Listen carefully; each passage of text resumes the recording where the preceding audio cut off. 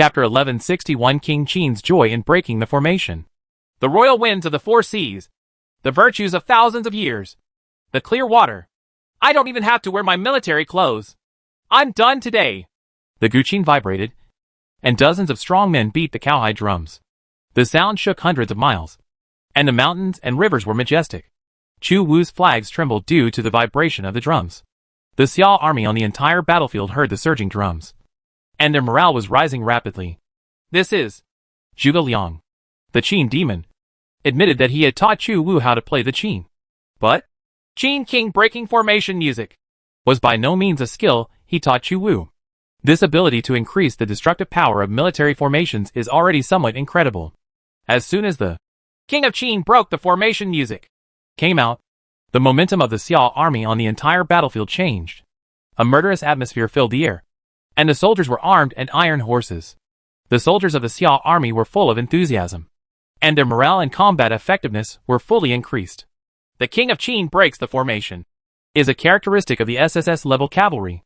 The leader's characteristic is an incentive type and can actively activate the effect of the King of Qin breaks the formation to increase the morale of the entire army on the battlefield by plus 30.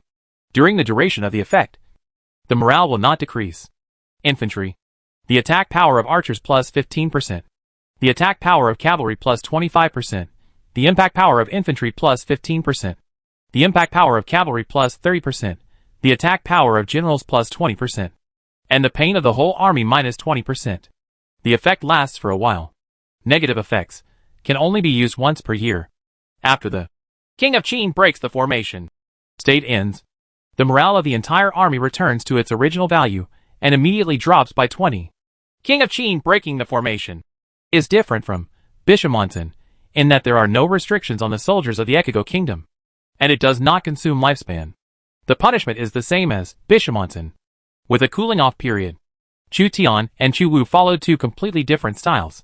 Chu Tian's sealing the wolf and Jishu and Sanwang white deer are permanent bonuses and can be used in most situations. Chu Wu, on the other hand, plays an explosive style and his performance is not stable. If breaking the cauldron and the King of Qin's breaking the formation are effective, then Chu Wu's army will be very terrifying and can surpass Chu Tian in a short time. Because King of Qin's breaking formation music is the same as breaking cauldron and boat. It is too powerful. Every time it is activated, the cooling off period is as long as 1 year. Therefore, under normal circumstances, Chu Wu will not use it easily. Otherwise it will still be in the cooling off period when the real crisis comes. Then you will regret it endlessly. Now faced with Yasuji Kensei's Bishamonten that he used his last life to activate, Chu did not hesitate to activate the effect of King Qin's formation breaking music. The entire Xiao army on the battlefield was affected by the music of King Qin breaking the formation. This power, the Bingzhou Wolf Cavalry commanded by Lu Lingqi, the Savalan Cavalry of the Royal Wild Boar, and the Guanning Cavalry of Zhu Dazhou, as Li Shimon's favorite cavalry units, receive a greater bonus from the Qin King's formation breaking music effect. It's incredible. The military spirit is available. Zhuge Liang also didn't know that Chu Wu had received the SSS level characteristic Qin King breaking formation joy given by Chu Tian, so he omitted this level. When the nearly 200,000 Xia troops on the eastern battlefield of Awaya City received the bonus of King of Qin's formation breaking music, their momentum was not inferior to that of Bishamonten. Bishamonten only affects the Ekigo army, while King of Qin's formation breaking music increases all Xia armies indiscriminately. This is also a common weakness of Japanese daimyo. Their characteristic effects often only affect the warriors of a certain family or a certain order. The characteristics of the Eastern Han dynasty are relatively tolerant, embracing all rivers, and being tolerant is great. The Yufei Legion and the East Palace Guards are on the same battlefield, and they are also boosted by the effect of King Qin's formation breaking music. This is how the same thing. Yufei discovered that the actual combat power of the already strong Beiwei army and Yuejia army on the battlefield had increased to another level. Beat the drums. The whole army is coming. Although Chu Wu did not expect to use the Qin King breaking formation music, and did not say low to Yufei in advance. Yufei assessed the situation and knew that it must be someone from the East Palace Guards on the same battlefield who had activated a powerful ability that greatly improved the strength of the military formation. With the ability to break formations, he pressed on all the troops, including the reserves, because no one knows how long the effect of King Qin's formation breaking music will last. During the duration of the effect, only by overwhelming all the troops can you make the most of the Qin King's formation breaking music. In Yufei's army, hundreds of war drums roared, and the momentum shook the heaven and the earth. The strong men in the army waved their drumsticks vigorously, beat the war drums, and sweated like rain. Army attack! Lu Su was affected by the war drums and felt full of blood reverberating in his chest. The effect of King Qin's formation breaking music also affected the generals. At this moment, all Xia Jun on the battlefield seemed to have only one thing left in their eyes, and that was fight. Fight. Fight. Why don't men take Wugou and collect the 50 states in Guanshan? Among the Huainan army, Wen Yang rushed out single-handedly, followed by the dark mass of Huainan soldiers. On the opposite side, Tokugawa Ieyasu, Hojo Shimasa, Takeda Tadayoshi and other Eastern Kingdom lords did not have the effect of Bishamonten. It was already difficult to contain the Huainan army. As a result, Yu Fei's general characteristics, coupled with Chu Wu's Qin King's joy of breaking the formation, breaking the balance of power. The Wei army carried a long axe on its back and attacked the Japanese defense line on foot. Behind the Wei army are 20,000 Yuejia troops. And further behind, there are hundreds of thousands of low-level soldiers. Tianji's Qi Jigong drew his dagger and engaged the enemy at hand-to-hand combat. Qi martial arts, belonging to all arms, fire extinguisher, can attack from a distance, and is also good at close combat. One side of the bamboo bundle was struck by Bei Weijuan's long axe. The powerful attack force caused the tomahawk to cut into the bamboo bundle, and splintered wood flew away. The lance of Shigeru hiding behind the bamboo bundles faced a group of dismounted heavy cavalry in iron armor. These sharp heavy cavalry could easily cut the lance of Shigeru used as cannon fodder. The 8th level Beiwei army was dismounted, and its attributes were somewhat reduced. However, the Qin King's breaking formation music brought the Beiwei army's combat power back up, and they could still hit the samurai of the Eastern Kingdom's daimyo head-on and kill an Shigeru instantly.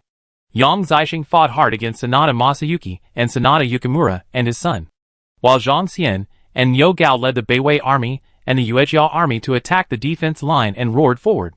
Yu Fei also died in person. The King of Qin's formation breaking music also added a 20% attack power bonus to military commanders, making Yu Fei more lethal. It was common to pick off samurai and a Shigeru.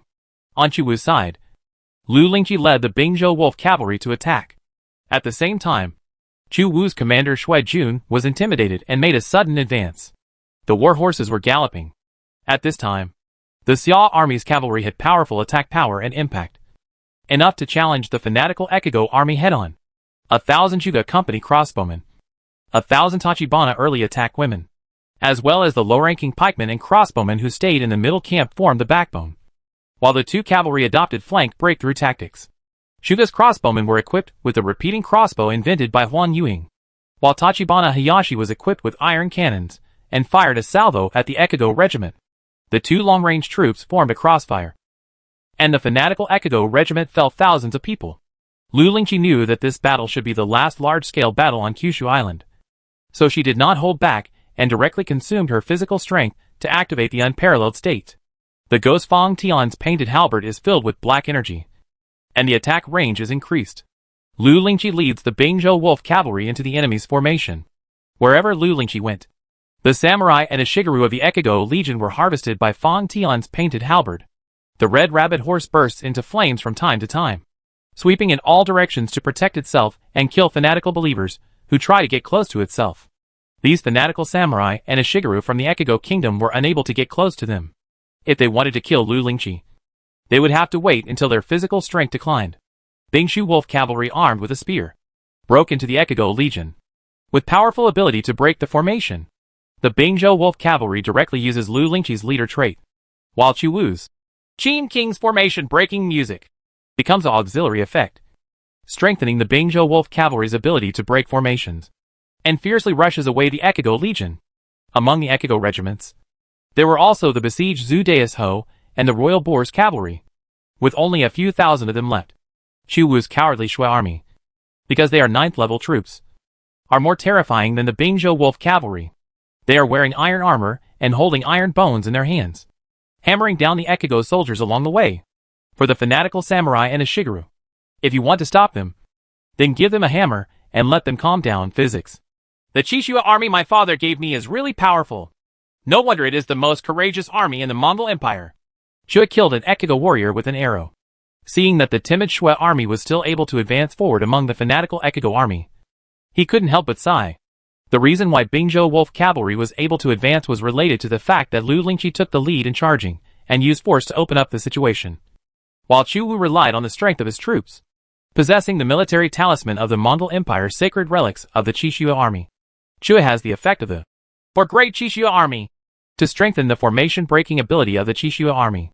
The Yoshi army and the Bingzhou wolf cavalry launched a large-scale attack from both sides. The Ekigo army was also hit by Zhuge Liannu and Tachibana Hayashi's volley from the front, causing the Ekigo army's momentum to be suppressed. Once the Ekigo regiment chased to the ground, they entered the cavalry's home field again. The fierce general of the Yasuji family, Hanjo Shijinaga, armed with a long black-tasseled spear and a sickle-shaped samurai helmet on his head, led a team of fanatical Ekigo cavalry. He tried to expel Lu Lingqi, who broke the formation, but was hit in the head by Lu Lingqi. Hanjo Shinshan used his spear to block Fang Tian's painted halberd. His arm sank, and his hand bones almost broke. At this time, Lu Lingqi was in the unparalleled state, and her attacks were wide open and closed. One blow made Binzwang Shinshan understand the gap between the two sides. Hanjo Shijinaga and his cavalry were defeated. Lu Lingqi's attacks were like a violent storm. After dozens of moves, Binzwang Fancheng fell to the ground. Lord Fancheng! One by one, the Yasuji family generals were killed in the Kyushu War, which affected the frenzied Ekigo regiment. How can this be? Daimyo such as Tokugawa Ieyasu, Date Masamune, and Hojo Ushimasa originally hoped to use Yasuji Kenshin's death to achieve breakthrough results. The scene in front of them took them by surprise. The Ekigo army under the protection of Bishamonten was actually suppressed in terms of momentum. The war drums of the Xiao army continued, and the effect of the King of Qin's formation breaking music launched later continued. The sound of the war drums frightened the great names of the Eastern Kingdom. Yasuji Kenshin witnessed the Ekigo Legion at its peak being forcibly defeated by the Tonomiya guards.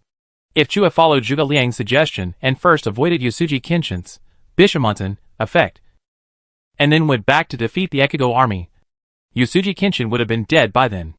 Even if the Ekigo army was defeated, it would not be his failure. At that time, the legend of Yasuji Kenshin once defeating the crown prince of the Daxia dynasty will spread in the world of lords. However, Chua did not give Yasuji Kenshin any face, and faced the enemy head-on, defeating the Ekigo army at its peak. I will never die with my eyes in peace.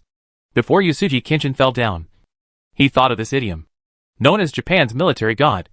He unleashed his most powerful force before his death, but was defeated by the enemy head-on. There is no better idiom to describe Yasuji Kenshin's mood at this time. Chapter 1162 The Great War ends. Su Lai quickly reorganized Jiang Xingmi's defeated soldiers, and regrouped about 20,000 people. He led the low-level soldiers, who had bonuses for foreign battles, and the bonus of Qin King breaking the formation. After Chu Wu and Lu Lingqi launched a surprise attack, Su Lai led the reorganized low-level infantry and archers to participate in the battle. The Ekigo army suffered heavy losses. With the death of its general Yasuji Kenshin, the effect of Bishamonten disappeared, and Su Li joined the battle. The Ekigo army was completely defeated.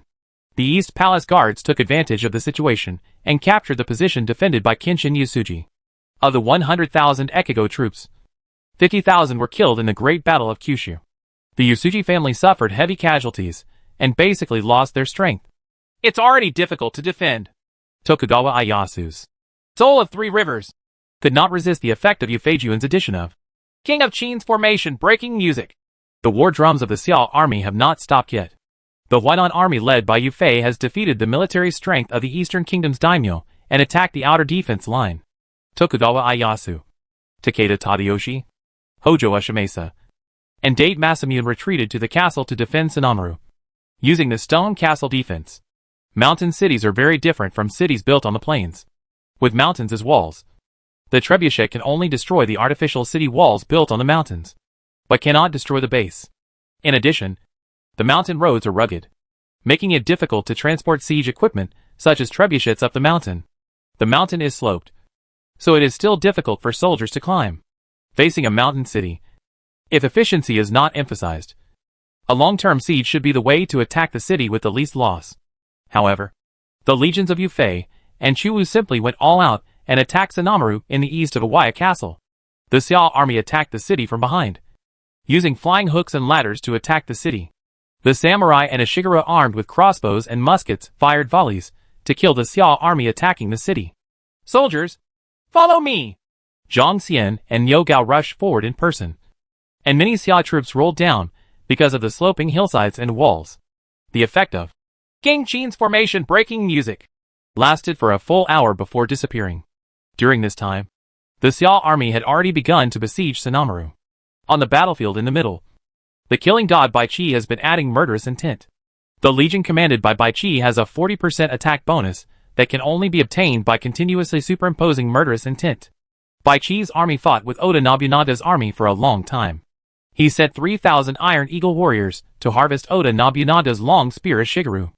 After defeating almost tens of thousands of Ashiguro, the 3,000 Iron Eagle warriors almost reached 40% attack bonus.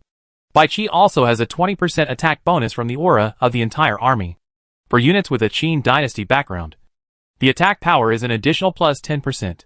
He also has a 20% attack bonus from the killing god, which is equivalent to plus 90% attack power.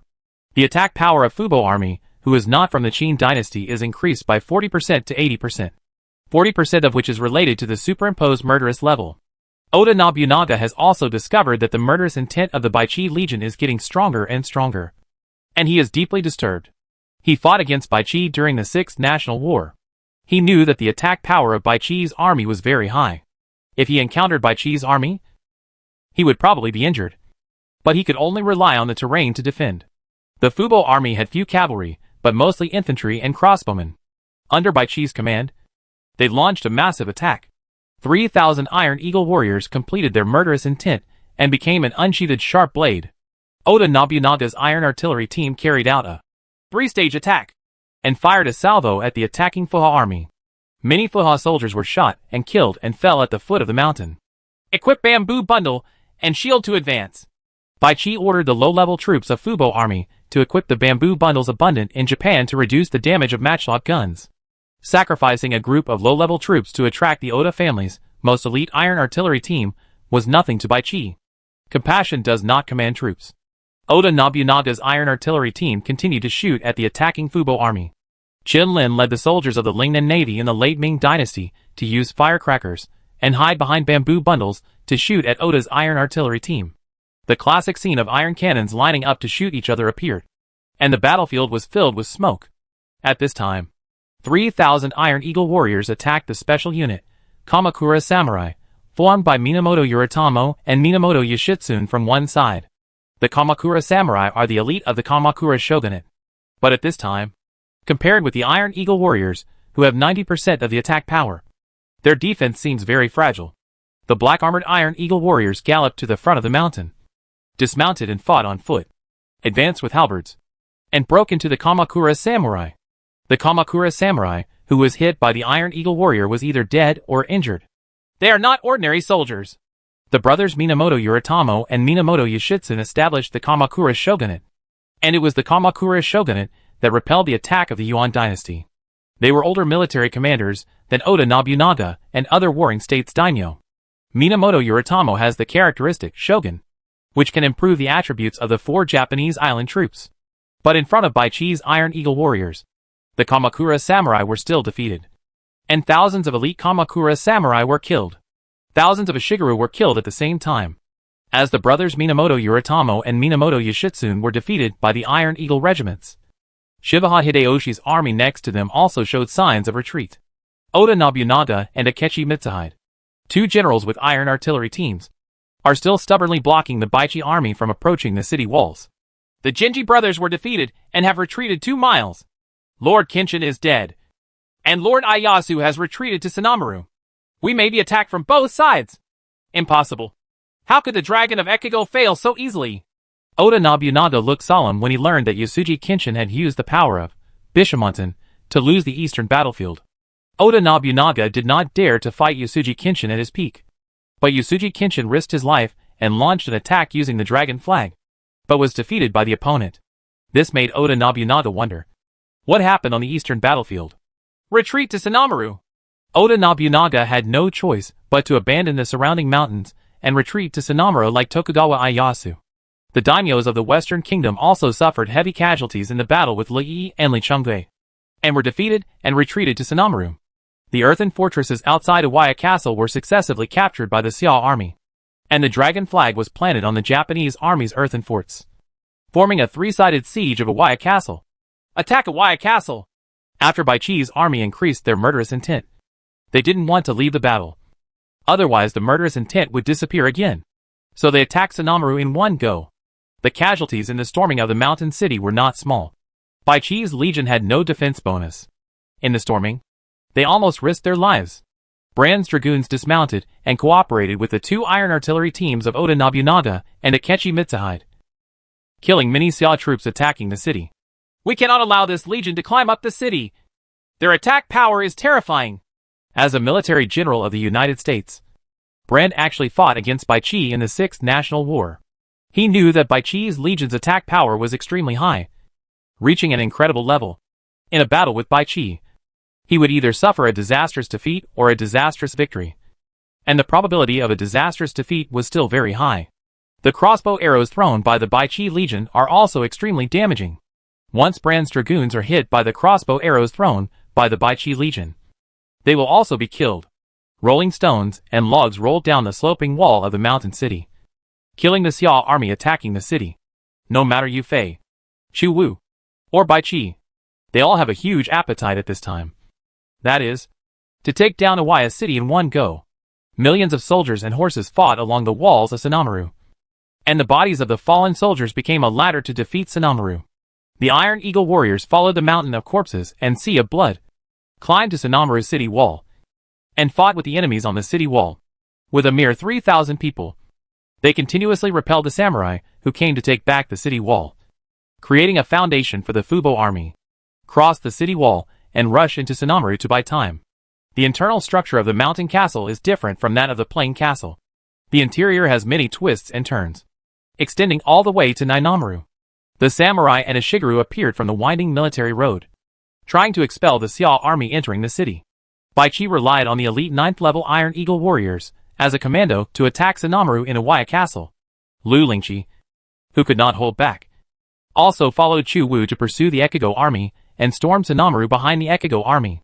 The mountain gate. Seal the door! Although there were tens of thousands of Ekigo Kingdom samurai and Ishiguro who had not entered Sanamaru, the situation was critical at this time. Tokugawa Ieyasu gave up these 10,000 friendly troops and tried his best to defend Sanamaru. Arrows rained down, and 2 or 3 meter long rolling logs fell from the mountain, rolling continuously, hitting the soldiers of the Ekigo Kingdom who were locked up outside the city, as well as the soldiers of the Xiao army who were chasing them. The Huainan army came to the city. Like Baichi, they suppressed the defenders with a large number of crossbowmen, then sent out endless low-level soldiers to consume the enemy army and find weaknesses, and then used elite soldiers and horses to seize the city in one go. The battle to the east was equally fierce. At least several thousand Xiao troops were killed by falling stones and logs. In the end, the Beiwei army stepped on the mountains of corpses, climbed up with flying hooks, and invaded Sanamaru. When the Beiwei army carrying battle axes and wearing iron armor appeared in front of the samurai and Ishiguro in the city, the samurai and Ishiguro couldn't help but be afraid. The defeat of the Ekigo army led to a decline in the morale of the Japanese army. The Kyushu War was still going on from early morning to nightfall. Lu Lingqi charged into Sanamaru and fought until her physical strength was exhausted. Countless samurai and Ishiguro fell under her Fontion-painted halberd. The stone wall of Sanamaru was even smashed by her Fontion-painted halberd. A crack. Yu Fei also went into battle with a gun in person and chased them all the way to the Nainamaru wall before reining in his troops. When the two sides stopped fighting, Sanamaru, which was easy to defend and difficult to attack, had been captured in advance. The Sanamaru has been defeated. If you stay behind the Nainamaru and Hanmara at this time, it may be a dead end. It is better to evacuate to Honshu Island. Tokugawa Ieyasu has already backed down. The Tokugawa family's Mikawa warriors suffered heavy losses in this battle, and they couldn't help but feel sorry for their losses. No daimyo's loss was not serious. Xia Jun's siege speed was too fast, beyond the imagination of the daimyo. In one day of fighting, there were at least 200,000 to 300,000 casualties. If we retreat, we may retreat again and again. Oda Nobunaga had to make a choice. In order to save the land, the daimyo of eastern and western countries finally joined forces and gave up the daimyo of Kyushu Island, which was like losing an arm. General, wait for the general situation of the world to change. Abandon Iwaya Castle. Oda Nobunaga finally decided to withdraw from the dangerous Iwaya Castle overnight and retreat to Honshu Island, while the Shimazu family returned to their own territory, Kagoshima. Kagoshima was the territory of the Satsuma samurai, and the Shimazu family was deeply popular in the local area. They can only place their hope on the Golden Family to defeat Emperor Xia. Chapter 1163 The Fall of Broken Lee City. The Japanese soldiers who gathered at Iwaya Castle retreated in two directions. One Japanese army retreated to Honshu Island, and ships were already in the Seto Inland Sea to meet them.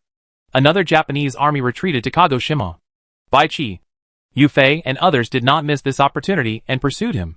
The two sides struggled for several days, and Xia's army captured several more cities, killing and capturing more than 100,000 people. The daimyo of Honshu and Shikoku fled back to their own territories and left the dangerous Kyushu Island. The four Shimazu brothers fled back to Kagoshima, hoping to stick to the base of the Satsuma samurai. Kagoshima was the sphere of influence of the Satsuma samurai. The troops are divided into three groups. One group takes the territory of the Ryuzuji family to the west. The other group takes the territory of the Otomo family to the east. And the other group takes the territory of the Shimazu family to the south. Baichi divided his troops in order to completely control the entire Kyushu Island. There are only three main daimyo left in Kyushu Island. Each daimyo has retainers under his command, and these retainers also have their own fiefdoms. However, except for the three daimyo who had tens of thousands of troops, the retainers had nothing to fear. Please let me deal with the Shimazu family, Chu Wu Mao then recommended himself. And if he wanted to fight, he would fight the toughest big name. The most tenacious force on Kyushu Island is the Satsuma samurai of Kagoshima in the south. Among all the Kyushu daimyo, the Shimazu family caused the greatest losses to the Xia army. Yufei, you accompany His Highness the Crown Prince to capture Kagoshima. I will go to the east to expel the retreating daimyo of Honshu Island, and Li will occupy the city to the west. Baichi agreed to Chu Wu's request and asked Yufei and Chu Wu to attack south. During the period of Kyushu Island's hegemony, Liu Bei's army launched a fierce attack on Sueya City in the eastern border of the Hejong region of Central Asia. The Tukishur cavalry in the city fought hard to resist, resulting in numerous casualties. Guan Yu and Zhang Fei attacked the city wall several times. If Sulu hadn't set up crossbows on the city wall to force Guan Yu and Zhang Fei back, Sueya City might have been captured. If we continue like this, there is no hope. Sulu's General Mo Dagon discovered that cavalry were coming to support Liu Bei from the direction of the Ili Valley. For the defenders, the pressure was mounting. General, Xia Jun is here to deliver a message. A Turkic cavalryman came to see Modagan holding an arrow with a message tied to it. Modagan read the contents of the letter and fell into silence. Outside the city, Liu Bei is in camp. Do the Turks really fight among themselves? When Liu Bei heard about Chen Shi's design, he couldn't help but murmur. Our strategy of increasing troops is enough to confuse the Turkic generals. Chen Shi knew what was going on. The Ili defenders did not support Liu Bei's army. Chen Shi moved Liu Bei's cavalry to the rear at night, and then pretended to have reinforcements coming to support during the day to put pressure on the defenders. Set up more suspicious soldiers to create the illusion that the city is surrounded on all sides. The next day, Xia Jun's banners were all outside Sueya City, and Xia Jun actually blocked all the city gates. Tokushi generals Mo Dagon and Dumozi were greatly frightened when they saw the densely packed banners and the Xia army. In the distance, there were billowing sand and dust, and countless smoke from cooking stoves. It seemed that there were at least hundreds of thousands of Xia troops surrounding Broken Lee City. Mo Dagon became distraught when he talked about it, and said to another general, Dumozi, Liu Bei said in the letter that if we don't surrender the city, then after the city is broken, we will massacre the city. Good. Dumozi also received a letter from Liu Beijun. Liu Beijun began to attack his heart. But Mo Dagon and Dumozi lacked brains, and were already on the verge of falling into the trap. The letter also said that if the city is dedicated before the Xia army captures it. Mo Dagon didn't say it clearly, But he also knew that the letter Dumosi received was almost the same as his own. If they surrendered the city before the Xia army broke through the city gate, they could become generals in the Xia dynasty, forget about the past, and get 10,000 taels of gold. Chen Shi's sugar-coated bullets made both Mo Dagon and Dumosi shaken. What are you doing? Why don't you hurry up and get in position to defend the city? Sulu saw Mo Dagon and Dumosi whispering to each other, so he shouted loudly. Mo Dagon said cautiously, Chief, the reinforcements from the Xia army are endless, but the Golden family has not sent any reinforcements. They completely regard us as abandoned children. We might as well dedicate Broken Leaf City to the great Xia dynasty. Maybe the leader can also be a Khan, or governor or something. Shut up. I have never heard of the great Xia dynasty canonizing a Khan. Almost all the territory was confiscated by the court. We surrendered to the great Xia dynasty, and were subject to various restrictions by the court. How can we enjoy being a local emperor in Suya City? Come on. Take them down. Sulu was also a heroic figure. He probably noticed that Mo Dagon and Dumosi were wavering. So he immediately scolded them, and ordered the guards to take them down. Chief, we are just trying to persuade you. We can't let you lead your brothers to defend the isolated city. If everyone is dead, what's the point of defending the city? The two military generals Mo Dagon and Dumosi seemed to have reached a consensus. At this time, they went to war. The Turkic cavalry under their command stood on their side, and were at war with Sulu's Turkic cavalry. Even the defenders on the city wall couldn't help but look at Sulu, Mo Dagon, Dumosi and others with fearful expressions on their faces. Suya City is at a critical juncture, and the top Turkic leaders on the defensive side suddenly have internal strife. This is not a good thing. On the contrary, you are doing the following. Sulu was furious when he saw two former subordinates drawing swords on him. Chief, the Xia army is attacking the city. At this time, Chen Shi, who noticed something strange in the defenders outside the city, immediately ordered an attack on the city, intensifying the conflicts within the Turks. The Turkic forces are very powerful, but the cohesion of the grassland tribes is worse than that of the Central Plains dynasties that have been divided from time to time. This is a breakthrough that can be exploited. We join forces to resist the Xia army. I can treat what happened today as if it never happened. Facing the wolf-like Liu Bei army, Sulu did not dare to relax. So he wanted to compromise with the two generals Mo Dagon and Dumosi, who were in charge of heavy troops. Chief, we can't believe that you will forget what happened today. Since you have turned against each other, I can only feel sorry for you. Brothers, taking Sulu will save our lives and the lives of everyone else. Mo Dagon drew his sword, and a fight broke out among the Turkic cavalry. At this time, Guan Yu, Zhang Fei, Guan Ping, Zhang Bao, Zhou Tsang, Qin Dao, and other generals attacked the walls of Suya City from all directions, and defeated the defenders. The first priority is to attack the city, and the first priority is to attack the heart. No matter how strong a fortress is, it is often broken from the inside. This is not outdated at any time. When Chen Shi saw all the fierce generals of his army ascending to the city, he knew that it was only a matter of time before he could capture Broken Leaf City. Liu Bei's words reminded Chen Shi that facing the Central Asian bull, Sulu, he had Broken Leaf City, and would suffer a bit in a head-to-head confrontation. Instead, the strategy of differentiation worked. Boom! The gate of Suya City was pushed open by the excited Zhang Fei, and Liu Bei rushed in with his cavalry. The Turkic cavalry in the city were divided into several groups. When Zhang Fei broke through a city gate, they were still fighting with each other. Liu Bei's cavalry wielded their shining sabers, and cut down the Turkic cavalry along the way from top to bottom. We have surrendered with the general. Don't kill us! When the Turkic cavalry from Mo Dagon and Dumosi saw that the cavalry entering the city did not know about the internal divisions of the Turks, they couldn't help shouting anxiously. As for their generals Mo Dagon and Dumosi, they are still fighting with their leader Sulu, and the two forces are attacking each other frantically. The cavalry around Sulu became less and less as the battle progressed. But one cavalry suddenly came and slashed with the Qinglong Yanyu sword. A ray of green light passed by and killed Sulu. Although Mo Dagon and Dumosi wanted to capture Sulu and surrender the city, they were horrified when they saw Guan Yu directly beheading Sulu, who was guarding Suya City. They already knew that the green-robed general was Guan Yu. The intention of Suya City to surrender is not unrelated to the bravery of Guan Yu and Zhang Fei. Liu Bei's army captured Suya City in one fell swoop. After Sulu was killed, the remaining tens of thousands of Turkic cavalry lost all fighting spirit and collapsed one after another. Sulu is actually dead. Chun Shi originally wanted to capture Sulu alive, but Guan Yu directly slashed Sulu with his sword, ending the hero's short life. Now Liu Beijun has captured alive generals from Turkic civilizations such as Mo Dagon and Dumozi. Suya City was completely occupied by the Xia army. Chapter 1164 The Failed Yaoyafu. The Kyushu conquest launched by the 860,000 Xia army has come to an end. The Liaodong and Goryeo regiments led by Li Yi and Li Chunggui defeated the Ryuzoji family's forces, invaded Heizan Kingdom, and captured several cities including Saga Castle. Bai Qi pursued to the east, invaded Bunzen Kingdom, and captured Kakura Castle. Then, Bai Qi personally took charge of Kakura Castle to prevent the daimyo of Honshu Island from supporting Kyushu Island again. Bai Qi also assigned Shoyu and Lu Sun to attack the Bungo Kingdom occupied by the Dao family.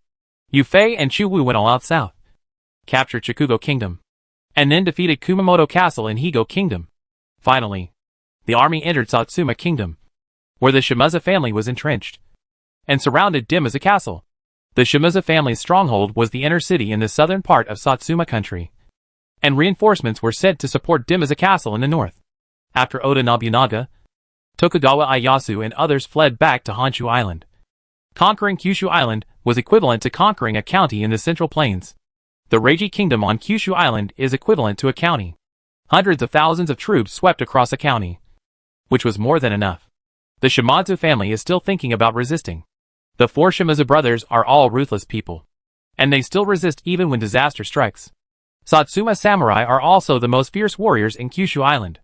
Shimazu Yoshihiro and Shimazu Yahisa led the Satsuma warriors of the Shimazu family to support Dimmaza Castle, hoping to defeat the invading Xia army in the popular and mountainous Satsuma country. Shimazu Yoshihiro also had other ideas. The tactic that our Shimazu family is best at is the Gyaoya ambush.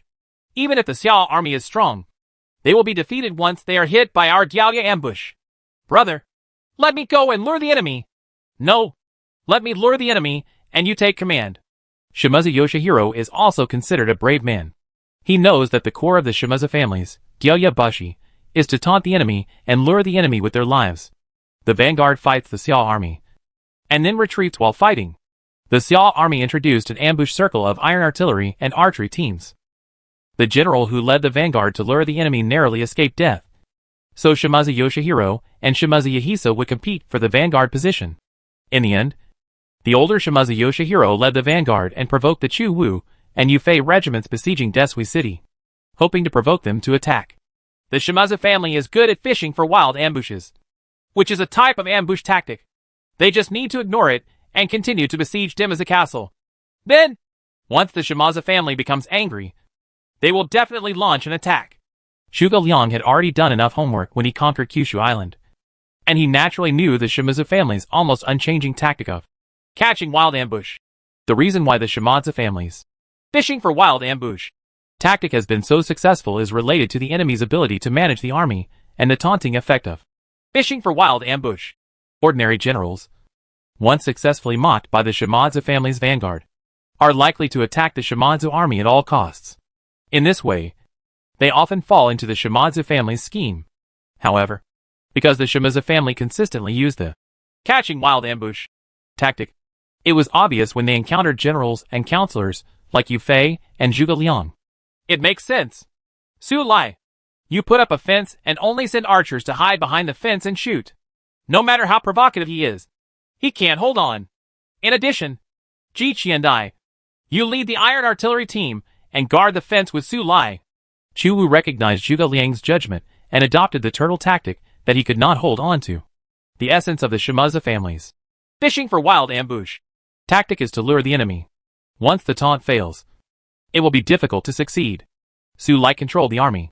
Once the Shimazu family's vanguard came to provoke, thousands of arrows were fired to drive back the small vanguard. Hateful! Shimazu Yoshihiro provoked him in every possible way. But Xia Jun just couldn't hold on. His vanguard couldn't even fight in close combat with Xia Jun. Nor could he activate the taunting effect. Yu Fei is attacking the city of Shui, and Shimazu Yoshihiro and Shimazu Yeji are worried. If the siege cannot be lifted, Izuka City will be captured no matter how popular the people are. And then the Xia army's goal will be the inner city of the Shimazu family's main city. Brother, let's work together to defeat Xia Jun. For today's plan, This is the only way. The furious Shimazu Yoshihiro and Shimazu Yahisa forced the situation and had to charge towards the fence set by Xia Jun. Lu Lingqi, Su Lai, Yang Xingmi, Zhu Dasho and other generals fought on foot, mainly infantry, against the fierce Satsuma warriors of the Shimazu family. After Chishua's army dismounted, he became a sharpshooter, and his arrows were all missed, taking the lives of many Satsuma warriors. Lu Lingqi once again became unparalleled among the Satsuma warriors, and restrained hundreds of Satsuma warriors. Yang Xingmi led the surviving Black Cloud Longsword army to avenge the Kyushu War, and took action with all his strength. Shimazu Yoshihiro and the Shimazu family held samurai swords for a long time, and achieved the goal of killing 100 people. However, the personal force of the Shimazu brothers was completely unable to save the crisis. Shuga's crossbowmen and Tachibana iron artillery team fired continuously, and the fierce Satsuma warriors were unable to withstand their attacks. The battle lasted for several hours, and Shimazu Yoshihiro and Shimazu Yahisa were repulsed. This time, Chu Wu followed Zhuge Liang's suggestion and did not pursue rashly. The purpose was to capture Desui City and use it as a stronghold to attack the inner city, which disgusted the Shimazu family.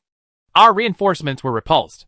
Yamada Yunabu, the elder of the Shimazu family and guard general, fell into despair when he saw the reinforcements being repulsed on the city wall of Dimazu Castle. He knew that the daimyo on Honshu Island and Shikoku Island could not bear the losses caused by the Great War of Kyushu, and had abandoned Kyushu Island and the Shimazu family on Kyushu Island. Yamada Yusen summoned his son. Come here. Take him out of the city and surrender to the Xiao army. Yamada Yunabu knew that the Shimazu family only had tens of thousands of troops left, and it was impossible to resist the hundreds of thousands of Xia troops sweeping across the entire Kyushu Island. If the troops are of equal strength, they can still defend by virtue of the geographical location. But this time, they were attacking not ordinary daimyo, but the Kyushu Crusade army, which was larger than any daimyo. Yamada Yunabu's son entered the Xia army camp as a hostage and surrendered to Yufei on behalf of the defender. Yufei has conquered several cities on Kyushu Island and has already dispatched troops step by step to take over Chushui City. Next, only the inner city of the Shimazu family is left, which is Kagoshima. If the Shimazu family is completely eliminated, then the entire Kyushu Island will become a county of the Dacia dynasty. March into the inner city. Yufei and Chu Wu captured Yamada Yunabu and set 3,000 soldiers to garrison Desui City, and then attacked the inner city non-stop in order to achieve hegemony over Kyushu as soon as possible. Shimazu Yoshihiro and Shimazu Yahisa still wanted to conduct a fishing wild ambush during the Xia army's march, but Zhuge Liang saw through it, and Yufei and Chu Wu responded to each other. Once the Shimazu family taunts one troop, another troop will respond and counter-encircle the Shimazu samurai. Shimazu Yoshihiro and Shimazu Yahisa suffered losses repeatedly, while Xia Jun advanced all the way and had reached the outskirts of the inner city. The four Shimazu brothers are plunged into an unprecedented crisis. Chapter 1165 Domination of Kyushu. In the inner city, the four Shimazu brothers argued over whether to resist. Yufei and Chu Wu's troops numbered at least hundreds of thousands of people.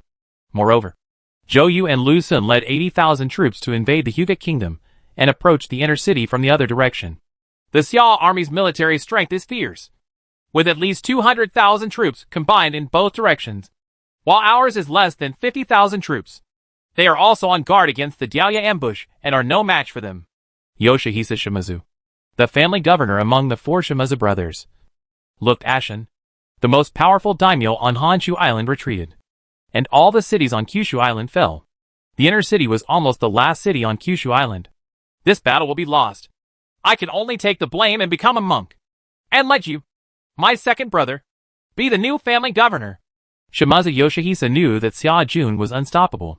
Shimazu Yoshihiro and the Shimazu family were silent for a while, and agreed with the family governor's idea. We will tolerate it for the time being, and when the power of the Dacia dynasty declines, we will return to the Satsuma kingdom. Encourage the retainers, samurai, and farmers to launch a campaign to take back what belongs to us, the country of Satsuma. After some planning, the three brothers decided that they must avoid it. At the port of Kagoshima, the Shimazu family ships have been prepared. The Satsuma samurai boarded the warship, while the ordinary Lightfoot was abandoned. Quickly, take the gold away. After Shimazu Yoshihiro took charge of the Shimazu family, he transferred the Shimazu family's gold and silver and took refuge in Shikoku Island. Throughout history, many heroes have been waiting for the right opportunity until the time comes.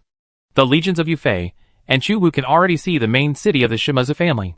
Both Yufei and Chuwu were now ready to storm the inner city. General, the outer resistance is extremely weak. Your Highness, the Shimazu family has seen that the situation is not good and has probably fled the city. So Satsuma warriors are also afraid? Chuwu heard that the Satsuma warriors were brave and good at fighting. However, even the Satsuma warriors did not dare to fight the Xiao army and instead fled to Shikoku Island. The Xiao army invaded the inner city without much hindrance. Some samurai who stayed in Satsuma tried to resist, but were ruthlessly suppressed by Yufei's army, and their blood flowed like rivers. Yufei attacked all the way to the castle tower and captured many prisoners. The conquest of Kyushu Island resulted in nearly 1 million Japanese casualties, leaving Kyushu Island with a population of less than 10 million. Withered with talent, finally captured the inner city and suppressed Kyushu Island. Chuwu basically participated in all the battles in the Kyushu conquest. After several battles, Chuwu's level rose, and the East Palace Guards also expanded significantly. Next, prepare the ships for an expedition to Shikoku Island. Chuwu was used to fighting, so he did not hesitate to issue orders. The ships will gather in Fuchi Castle and then conquer Shikoku Island and Honshu Island. Yufei agreed with Chuwu's idea. The Fubo army left Hakata Bay and entered the Seto Inland Sea. The teleportation array of Satsuma Kingdom is opened, directly connected to the Central Plains. Kyushu County is bounded by Fukuoka Castle in the north and Kagoshima in the south, effectively controlling the north and south of Kyushu County. The legions of Yufei and Chuwu rested in Kagoshima. A group of soldiers came out of the teleportation array, and they turned out to be a group that came directly from the Central Plains. Most likely, the Imperial Court heard that we captured Kyushu Island and sent people to reward us. Zhuge Liang quickly guessed who came to Kyushu Island. Huang Yuing asked Zhuge Liang, "Who do you think the court will send to reward him?" "Probably cabinet ministers." "I think the queen will come in person." "Impossible. Why don't you make a bet? If you lose, you can stay with me for a day." "Can." Zhuge Liang readily agreed to bet with Huang Yuing. For Zhuge Liang, it seems that no matter whether he wins or loses, he will not suffer. However, Huang Yuing knew the woman's thoughts better, and the queen actually came to Kyushu Island in person to inspect the soldiers and horses of the Eastern expedition. Zhuge Liang sighed. His Royal Highness performed so well that I even forgot that this was his first time in battle. The queen will definitely pay special attention to his highness's performance. This time I lost. Huang Yuing pouted. Who told you not to pay attention to what women are thinking? Zhuge Liang smiled bitterly and shook his head. I really don't have that much energy. Then since you lost, you can spare a day while the East Palace Guards are resting. I am willing to admit defeat. Zhuge Liang had no choice but to agree. Xiao Liang personally came to Kagoshima to inspect the soldiers and horses, and found that the architecture of Kagoshima was indeed different from that of the Central Plains. We finally captured this island. The Japanese daimyo lost hundreds of thousands in several battles on Kyushu Island. Their vitality must have been severely damaged. Even on Honshu Island, it would be difficult to organize such resistance. Xiao Liang felt extremely clear at this time. Several battles on Kyushu Island have severely weakened the vitality of the daimyo. Otherwise, these daimyo would not have given up on Kyushu Island and returned to Honshu Island for refuge. Chu Wu's performance was better than she expected. However, all this is due to Chu Tian's advanced deployment. It is obvious that Chu Tian's level is already very high, and he can capture the 4 Japanese islands without personally commanding the troops on the east route. Brother Chu Wu! Sun Shangxiang was originally holding Xiao Liang's hand, but after seeing Chu Wu, he immediately waved. But when Sun Shangxiang discovered that besides Lu Lingqi, who was serving as a bodyguard, there was also a fair-skinned female general beside Chu Wu, he couldn't help but look at Xiao Liang pitifully. I beg my mother to make the decision. Dot! Xiao Liang was also very depressed. His son was going to provoke so many female generals. He was exactly like his father. Queen Mother, there are more. Chu Wu didn't expect that Xiao Liang would arrive in person, so he quickly saluted. Sun Shangxiang was already angry, while Xiao Liang looked helpless. I have heard that you have made numerous military exploits in many wars. But as a normal person, you must keep yourself clean and keep the country as your top priority. Xiao Liang scolded Chu Wu a little, which made Sun Shangxiang a little satisfied. Kid, remember, you won't dare to do it next time. Your father is on the Western expedition, and the Golden family is very powerful. All the captured samurai and a Shigeru were sent to the Western expedition. They died during the Western expedition. It was their bad luck. They survived and were qualified to live. Xiao Liang's words directly determined the fate of more than 100,000 prisoners. These captives will be sent to fight the powerful Golden family before the survivors can come back alive. Mother, I can go to the West to help my father. My ability should be useful. Chu Wu is confident in his explosive ability. Chu Wu is an explosive general, not a regular general. Sometimes, he has more terrifying power than Chu Tian. Chu Wu's abilities were basically given by Chu Tian.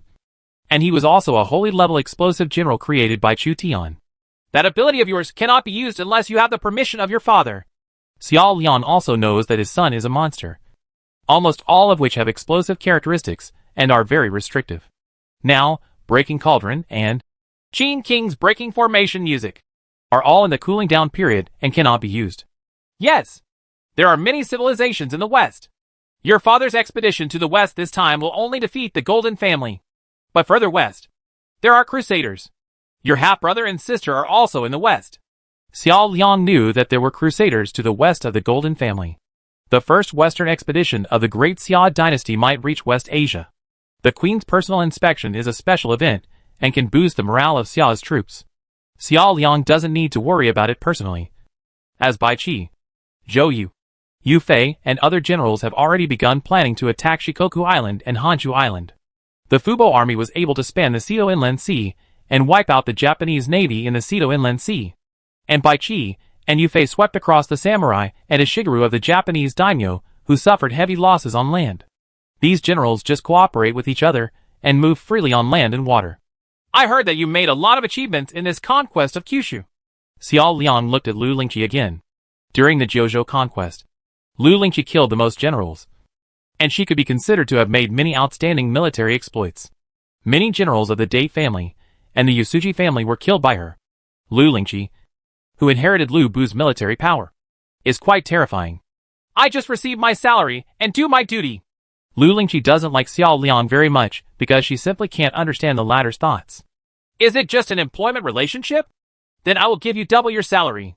From now on, you will stay in the harem and be responsible for protecting its safety. Aye. Lu Lingqi was briefly tested by Xiao Liang, but her thoughts were soon revealed, and she was completely seen through. In Xiao Liang's eyes, Lu Lingqi is just a simple girl with almost no scheming at all. Such people are more reassuring. Sun Shangxiang was almost as simple, but she and Lu Lingqi were tit for tat. Chu Wu suddenly saw a jade phoenix hanging on Sun Shangxiang's slender waist, and couldn't help but wonder, isn't this a token from my father to my mother? Sun Shangxiang saw Chu Wu's eyes finally falling on her, and said proudly, this is given to me by my mother. Dot. Chu Wu knew that he was doomed. So Xiao Liang gave such tokens to Sun Shangxiang to explain the identity of the crown princess. And she settled down. Sun Shangxiang secretly looked at Chu Wu and found that after Chu Wu's battlefield experience, his face was resolute and more attractive than before. Sun Shangxiang admires the generals on the battlefield. Sun Shangxiang wouldn't be so angry if Lu Lingqi and Tachibana Chiyo, who were behind Chu Wu, hadn't glanced at him from time to time. After Xiao Liang gave the order, all the 100,000 samurai and a Shigeru who were captured on Kyushu Island were transported to the Ili area to participate in the Western expedition as servants. No amount of troops for the Western expedition would be enough. Chapter 1166 New 10th Level Arms. Ding! Since Kyushu Island is occupied by you, your subordinate Himiko has activated the 10th level hidden unit Kyushu Miko. Kyushu Miko is a special unit of the Yamatai civilization that believes in ghosts and gods. Only girls from Kyushu Island with pure minds are eligible to change jobs. They are Kyushu Miko, so the number of Mikas is few, but they possess special abilities. Chu Tian, who was fighting in the Hejong area of Central Asia, received a prompt from the system. It seems that Kyushu Island has been completely occupied by the Xiao army. The eldest son Chu Wu did not disappoint Chu Tian, nor was it in vain that Chu Tian continued to invest resources in him. Throughout the dynasties, except for some rather bizarre emperors, a large amount of resources were allocated to the eldest son, the hidden military commander King Yamatai. Emahu, recruited by Chu Tian in the Fifth National War, has finally unlocked her arms. The ancient Chinese civilization also had hidden generals and hidden troops. But Chu Tian had never had the opportunity to encounter them. Instead, he plundered the hidden generals from other civilizations. As a hidden unit, the Kyushu Witch is a relatively metaphysical unit. Chu Tian quickly checked the Kyushu Witch panel. Military type, Kyushu Witch. Level, 10th level hidden arms. Auxiliary arms, longbowman. Basic attack power, 20. Basic defense power, 2. Comprehensive speed, 6. Skill 1, communicate between heaven and earth, can change the battlefield weather. The range is related to the number of Kyushu Witches. Cooling time, half a year. Skill 2, wind control arrow, bow skill. Bow range plus 30%. Bow damage plus 30%. Stamina consumption speed plus 20%. Effect lasts for a period of time. Can only be used once per battle. Skill 3, Kagura dance on the battlefield. The morale of all troops in your camp is restored by 10 points. And can only be used once per battle. Skill 4, prayer, each witch can bless 100 soldiers, making their defense plus 20% and pain minus 20%. The effect lasts for a period of time. It does not conflict with any general characteristics. It can only be used in one battle. 1. Characteristics, Yamatai Guard, when Himiko is the commander. Attack power plus 10. Bow and arrow damage plus 15%. Maximum number, 100 people. Military pay, 50 taels/month. Recruitment conditions, occupy Kyushu Island, level 10 barracks, girls from Kyushu Island. Each girl can only serve as a shrine maiden for 5 years. Recruitment time, 3 months, initial level, level 30. This is the second level 10 unit that Chu Tian obtained, which is different from 100 Cavalry, which is a 10th level auxiliary unit, while 100 Cavalry is a 10th level combat unit. The witch's weapon is a longbow, and she is considered a 10th level archer. Her basic attack power is at the bottom among the 10th level soldiers, with only 20 points, which is not even as good as the 7th level heavy cavalry. The witch's defense is even lower, only 2 points, which is equivalent to the level of the yellow turban soldier. In short, the Miko's body is delicate and easy to push down. The witch is originally positioned as an auxiliary unit, so melee units cannot get close to them. Otherwise it will be a one-sided massacre. Of course, the enemy may not be so cruel as to kidnap the witch. Himiko's witches can only recruit 100 people. With the prayer skill, they can provide assistance to a total of 10,000 soldiers in one battle. They can occasionally restore the morale of the entire army and change the weather on the battlefield. This should be a relatively rare auxiliary type of soldier. When I recruited Himiko, I won't lose any blood. Let me select suitable soldiers on Kyushu Island, and then send them to the 10th level barracks in Xia City for job transfer. Chu Tian couldn't wait to recruit the witches as soon as possible. His legion had limited room for improvement, and witches were a special means of improvement, so Chu Tian paid more attention to it. The charm effect of Himiko's general characteristic has little effect on commanders who have the ability to run an army, but it will cause some disturbance to the opponent. Report: a group of cavalry came from the Kazakh hills in the northern part of the Seljuk Empire, asking to see you. Chu Tian defeated the cities on both sides of the Sir Daria River. When approaching the royal city of the Seljuk Empire, a cavalry with a mysterious origin was approaching Chu Tian. Wei Qing, Huitsubing and the imperial cavalry immediately stepped forward to intercept, their horses galloping and the dust billowing. Two cavalry confront each other. Who is coming? Huitsubing held a red tassel gun and confronted the arriving cavalry. The cavalry in front of them did not carry the golden wolf and white deer flag of the golden family, so naturally they were not cavalry from the great Xia dynasty. Wei Qing looked at the costumes of this cavalry group and found that they looked more like Seljuk Turk cavalry. Many Seljuk cavalry are working for the golden family, and logically they should be enemies. However, there is something different about this cavalry. Their equipment is not neat and sophisticated, and looks shabby. A bearded cavalry leader, although only middle-aged, but with the vicissitudes of life, walked out. I am the Sultan of the Seljuk Empire. Huitsubing frowned. The Seljuk Empire was destroyed by Ajadai more than 10 years ago. How can there be a Seljuk Sultan? My name is Arp Arslan, the second-generation Seljuk Sultan. Ogdi destroyed my empire, but my resistance has never stopped. This time, I can help you defeat Ogdi.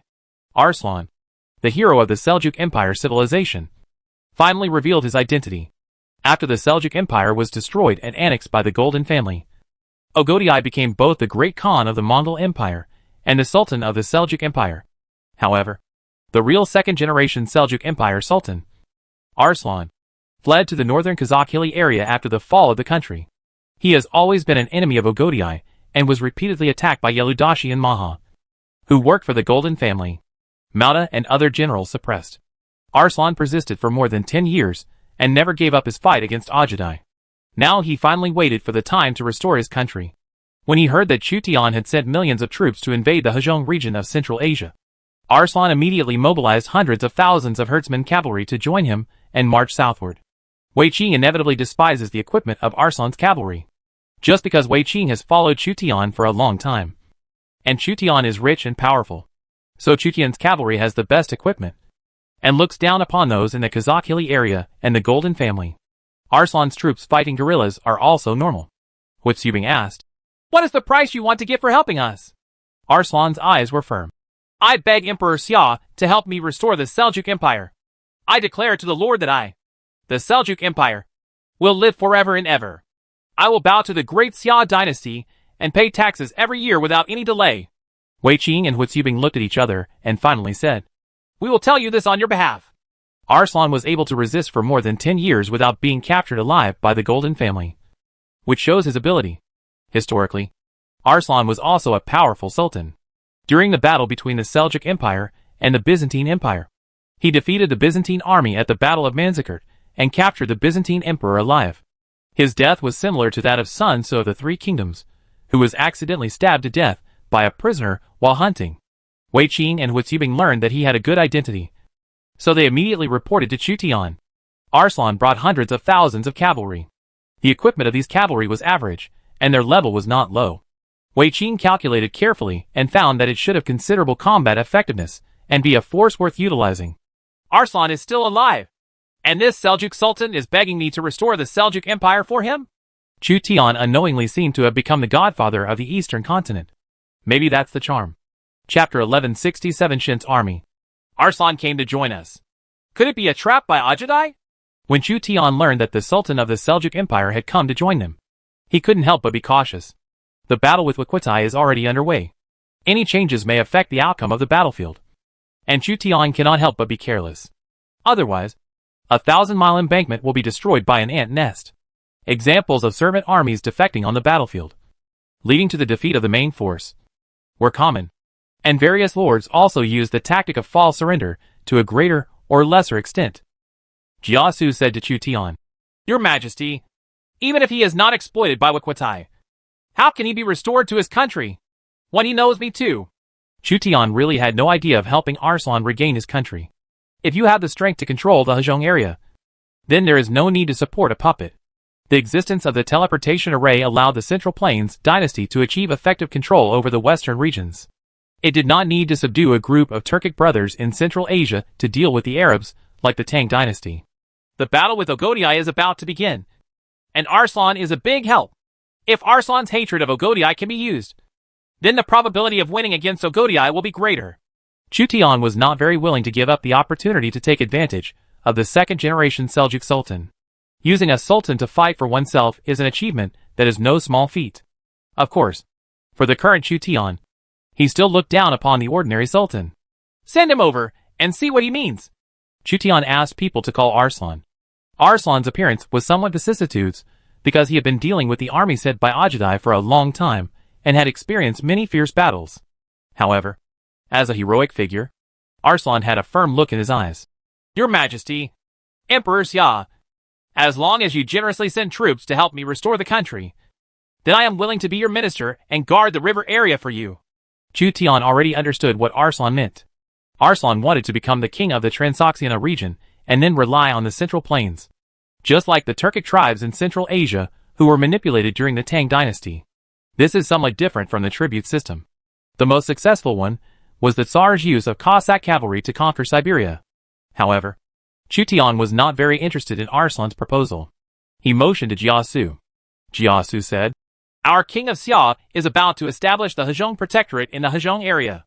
Therefore, the Seljuk Empire is only a part of the Hejong Protectorate. The reason why I make it clear to you is because our Majesty is wise and powerful and can tell you frankly, will not agree in advance and then burn bridges by crossing the river. There are so many nomadic tribes in the river area then it is difficult for you to deal with them. It is better to restore the Seljuk Empire and administer it on your behalf. Every year, part of the taxes collected from the tribes in the river area will be handed over to you. No need to say anything more. It is impossible for Chutian to agree to Arslan's request for restoration of the country. Arslan was too obsessed with the position of Sultan and was always thinking about restoring the glory of the Seljuk Empire. However, Chutian wanted to establish a Hajong protectorate to govern Central Asia. Arslan's face turned pale after being rejected by Chutian. Ogdi destroyed the Seljuk Empire and controlled the left and right sides of the Sir Darya River. Chutian wanted to defeat Ogdi and control the Sir Darya River himself. From this point of view, they both want to occupy larger territories. There is no difference. Arslan thought that Chutian would be willing to accept his flattery. But Chutian had no interest in the restoration of the Seljuk Empire. What Chutian wanted was his own interests. If you help me defeat Ogdi, then in return, while you are taking revenge, I can place your subordinates and they can all have a pasture. As for restoring the country, it is unrealistic. Chutian directly rejected Arslan's plan. According to Chutian's plan, even without Arslan, he could still have a showdown with Wakutai. Since Arslan took the initiative to come to the door, Chutian regarded it as employment. I'm sorry, but I can't agree. Arslan hoped to borrow troops from Chutian, but Chutian just wanted to use him to deal with Wakutai and slightly weaken Wakutai's power. Chutian watched Arslan leave. This man can be regarded as one of the heroes of Central Asian civilizations. Unfortunately, he encountered a world of great strife, with heroes from all civilizations emerging. Beware of this cavalry. If Arslan deals with Ogdi, let him do it. But Zhang Bin, what do you think? Chutian looked at the Loki counselor Zhang Bin. Zhang Bin has some ability to predict. Maybe he can see the results of Arslan's intervention. Zhang Bin replied, mostly because he wants to compete with the snipe, and the clam, and the fisherman will benefit. This person is very worried about the position of the Sultan. He must not give up if he cannot become the Sultan again. My judgment is almost the same as yours. Chutian learned that Arslan had spent more than 10 years fighting with Ogdi. Arslan must have a deep obsession. Damn it. The Golden family destroyed our Seljuk family. And Emperor Xia is unwilling to help us restore our country. We can only rely on our own strength to restore the Seljuk territory. Arslan came out of Chutian's camp and saw that Xia's army was strong. But he was unwilling to do so. Xia Jun's side was strong, but Arslan's side looked pitiful. The heavy cavalry of the Xia army were all equipped with sophisticated weapons and iron armor, while Arslan's cavalry had tattered equipment and looked like refugees. Lord Sultan, where should we go at this time? Follow the Xia army to take advantage, and see if there is a chance to recapture the royal city. Arslan ran into a wall here in Chutian, but he still wanted to take back the royal city of Seljuk and find an opportunity to respond. Arslan still firmly believes that he still has enough prestige in the original homeland of the Seljuk Empire to respond to all calls, as long as he takes back the royal city and raises his arms. Perhaps the nobles and civilians of the Seljuk Empire will fully support him. Wei Qing and Witsubing had already set their sights on Arslan's Seljuk cavalry. It seems that Emperor Xia and Arslan have a fundamental conflict of interest, and the two parties cannot reach a consensus. Wei Qing said to Witsubing, this is a quite powerful opponent, but unfortunately, they have different paths and cannot work together. You don't need him. You and I can defeat Ogdi together. Witsubing didn't care either. In the middle and upper reaches of the Sir Darya River, Ma Chao's Shiliang cavalry encountered a cavalry led by an eastern general under Ogdi's command. A group of Tang Dynasty heavy cavalry wearing Mingguang armor appeared and blocked Ma Chao from going north. This cavalry brought the Shiliang army represented by Ma Chao to a standstill. The armored cavalry of the Tang Dynasty, after the precipitation of the Wei, Jin, Southern and Northern dynasties, was quite terrifying, and even special units such as 100 cavalry, 1,000 cavalry, and 10,000 cavalry were born. Ma Chao reined in his horse and looked solemnly at the special troops appearing on the horizon. It is said that this is the Shen's army. The Shen's army was an elite group that transformed from the Northwest Frontier Army into the Emperor's Imperial Guard after the Anshur Rebellion in the Tang Dynasty. Later, it absorbed many vassal armies or frontier armies. The Shen's army in the early stage was quite powerful in combat. What Ma Chao meant was the Shen's army at its peak. Before the start of the first Western expedition, all the generals were already familiar with the generals under Wakutai's command. Therefore, even at a glance, Ma Chao recognized the origin of this cavalry. In the Fifth National War, the lords including Wakutai worked together to defeat Li Shimin and obtain the Tang dynasty's general recruitment order. Therefore, Wakutai had a cavalry of the Tang dynasty under his command, which was the Shen's army, and the lord will be Li Sheng. Ma Chao could see a Jinqiu general. Like Ma Chao, Li Sheng's clothing is more conspicuous, so that the enemy can tell at a glance whether he is the general or not. The advantage of this is that it can let the enemy know who is coming, causing panic among the enemy troops and making people frightened. At the same time, the disadvantage is that it is easy to become the target of enemy attacks.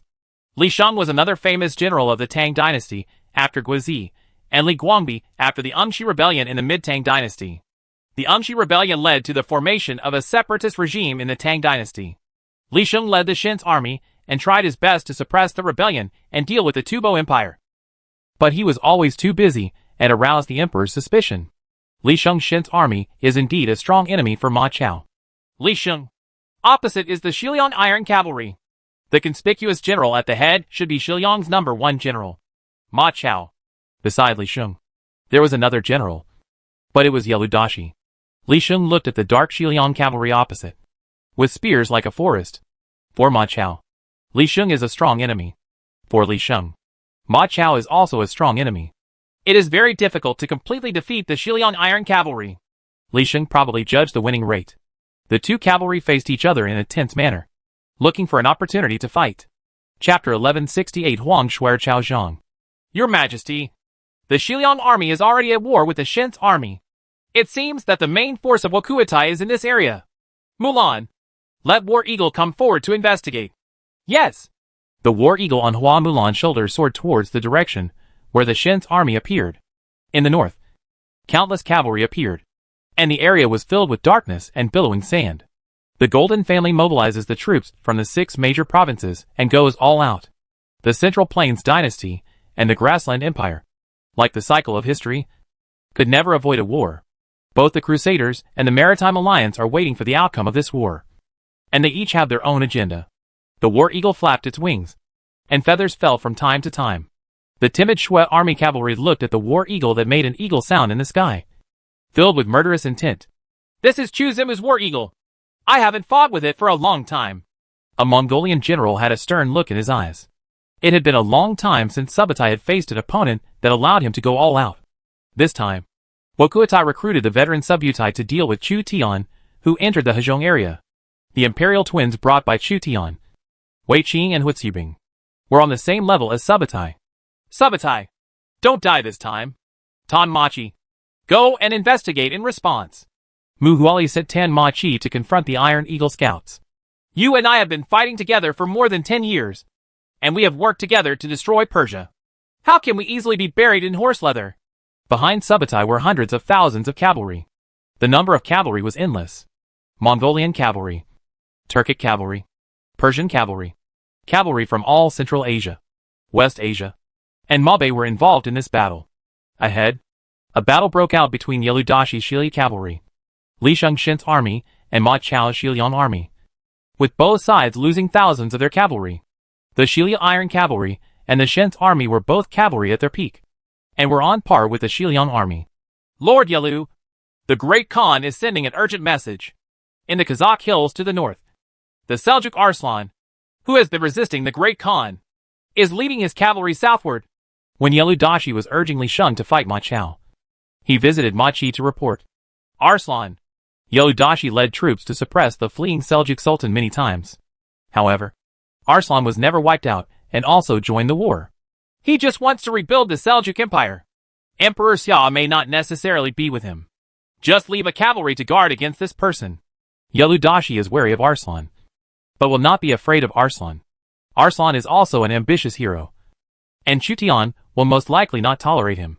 Chu Tian never granted land to those who surrendered to him, let alone rebuilt the Seljuk Empire. Order Li Sheng to withdraw his troops, and I will personally respond. Yelu Dashi brought a group of Khitan cavalry and a group of Turkic cavalry to meet Li Sheng Shen's army. Don't leave. Ma Chao used his spear to kill dozens of Shensu troops. His iron spear fell down. Even the high-ranking cavalry could not withstand Ma Chao's iron spear. Ma Chao's weapons were weighted, and their weight could inflict internal injuries on armored cavalry. Ma Chao saw Li Sheng leading the Shen's army retreating. So he came to pursue him, but was besieged by Yelu Dashi's cavalry. With a wave of the iron spear, a Khitan cavalry was hit, and his ribs were broken. Brother! The two brothers Ma Tai and Ma Shou had grown up at this time, and their strength was around 70, which was a little higher than the strength of ordinary 9th-level soldiers. The two brothers joined forces to kill several Khitan cavalry and reunited with Ma Chao. There is also a Ma family general, Ma Teng's nephew, and Ma Dai who killed Wei Yin in history. At this time, Ma Dai had also grown up. His upper limit of force was higher than Ma Tai and Ma Xiu, but lower than Ma Chao. He led a small team of Shiliang cavalry to advance suddenly, and made meritorious service in this battle. Han Sui and Ma Teng were both generals. After many battles, they became sworn brothers.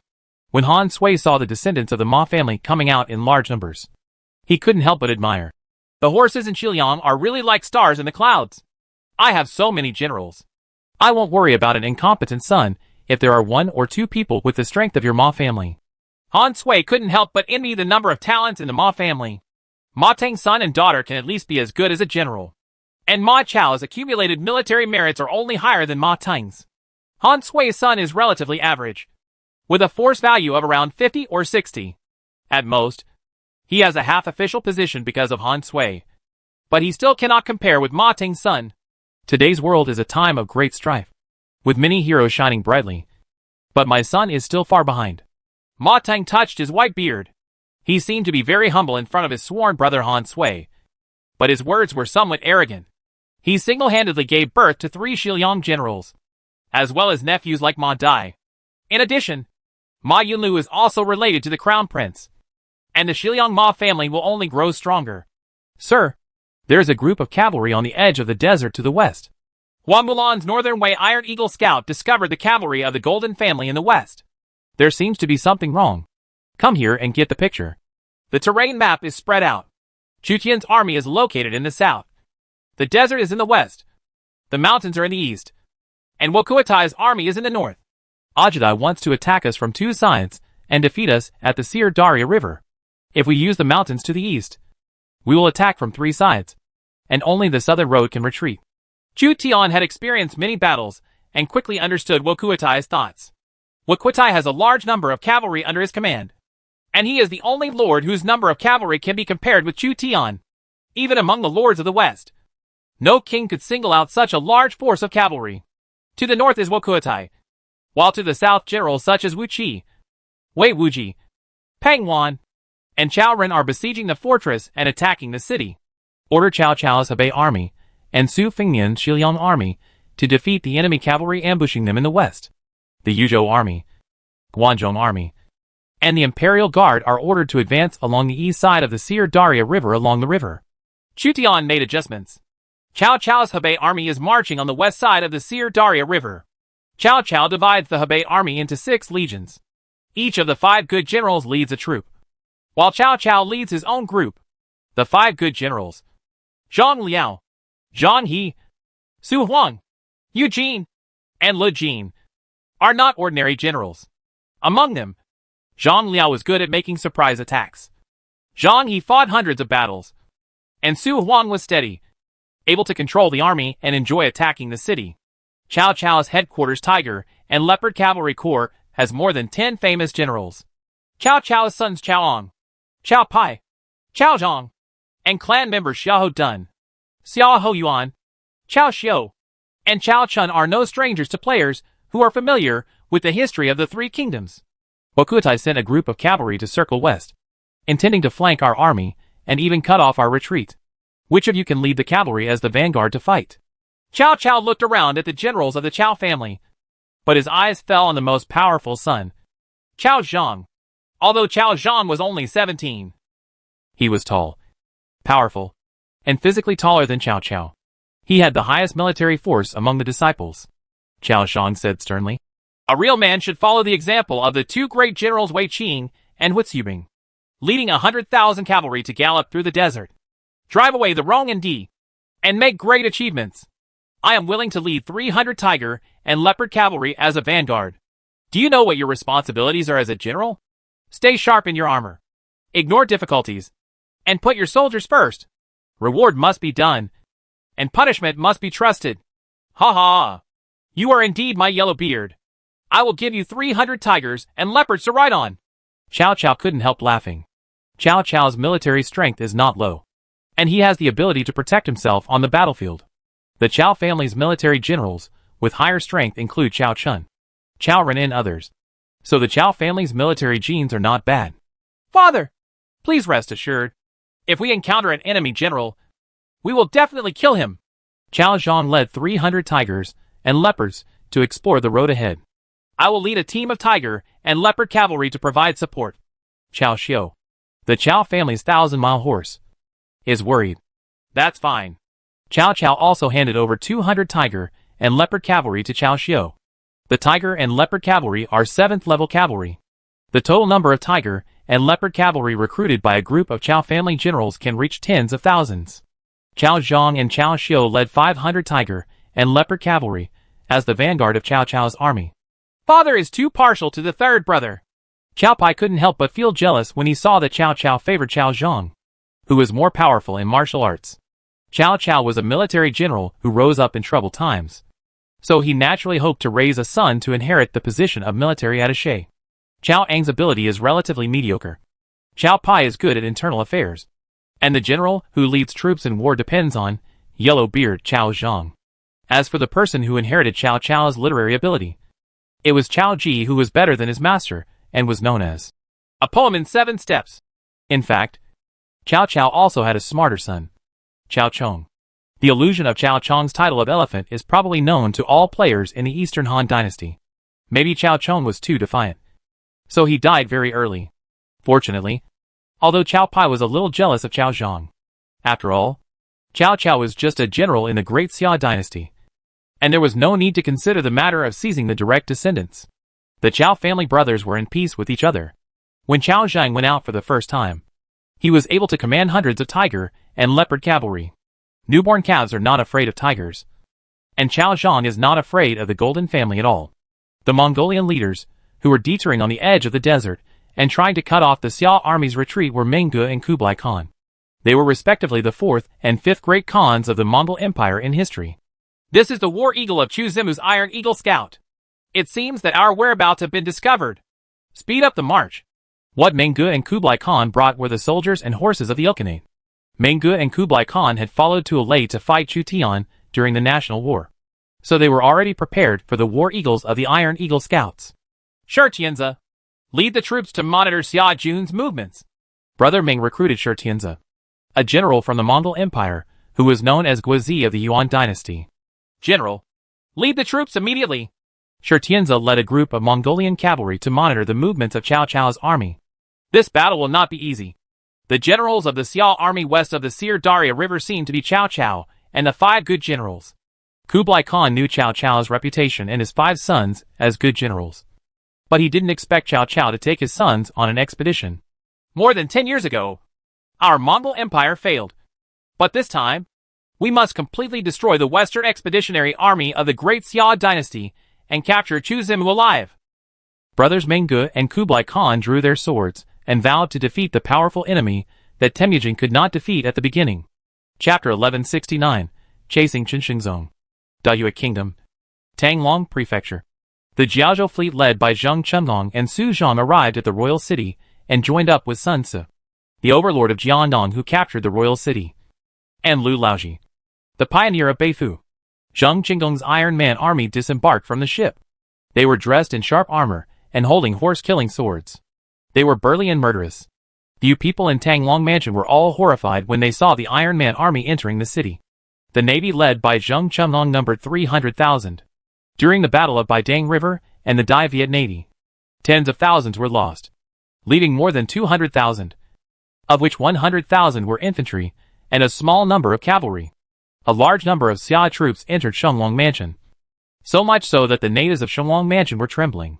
Sun Ce and Lu Laoji captured a civilized royal city with thousands of men, and it was a bit reluctant to control the entire Shenglong Mansion. Zheng Qinggong's army arrived, and Sun Ce and Lu Laoji had the strength, so they immediately organized an attack on Tan Hoa's city, where Qinshengzong of the Dayue Kingdom had taken refuge. In Tan Hoa's city, Qinshengzong, who fled from the desert, regarded the city as a temporary palace and issued the King Qin order, inviting generals and powerful men from all over the Dai Viet kingdom to come to Tan Hoa city to serve as King Qin. Currently, the imperial guards of the Dai Viet kingdom follow their king and guard Tan Hoa city. The number of imperial guards is less than 100,000. In the northern jungle, there are more than 100,000 soldiers and horses. In addition, there are also the Tianxia Qinhuang army. The number of people is unknown, but it should be no less than 200,000. However, Dai Viet's Tianxia Qinhuang army is nothing more than a temporary piece of country chickens and dogs. Thousands of soldiers from Jiangnan are enough to defeat them. Sun Ce summoned Lu Laoji, Zhou Tai, Yang Yuji, Zheng Chenggong, Su Zhang and other generals to decide to attack Jinhua city in advance before the arrival of the armies of Sun Jian, Wang Defa, Han Shizhong, Huang Zong and Xie Xian.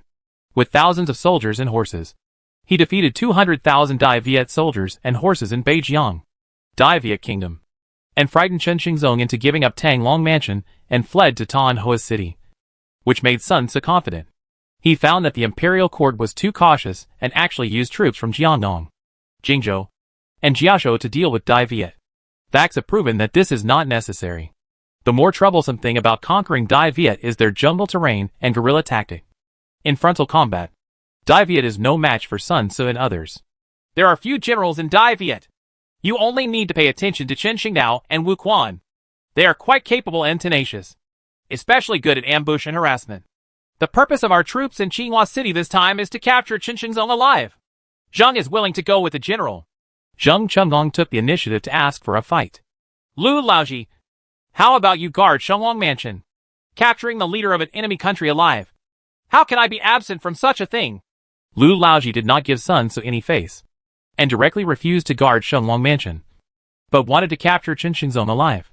Sun Ce knew that Lu Laoji was brave, but his character was simple and rough, and he didn't force himself. Su Zhang, a military general of the Southern Han dynasty, said, although the ability of the last general is not as good as that of the generals, he can guard Shenglong mansion. Generals, please attack Jinhua city with all your strength. Capture the enemy's leader alive, and confront Chaotian, Quebec. Then the Shenglong mansion and the navy will be left to you.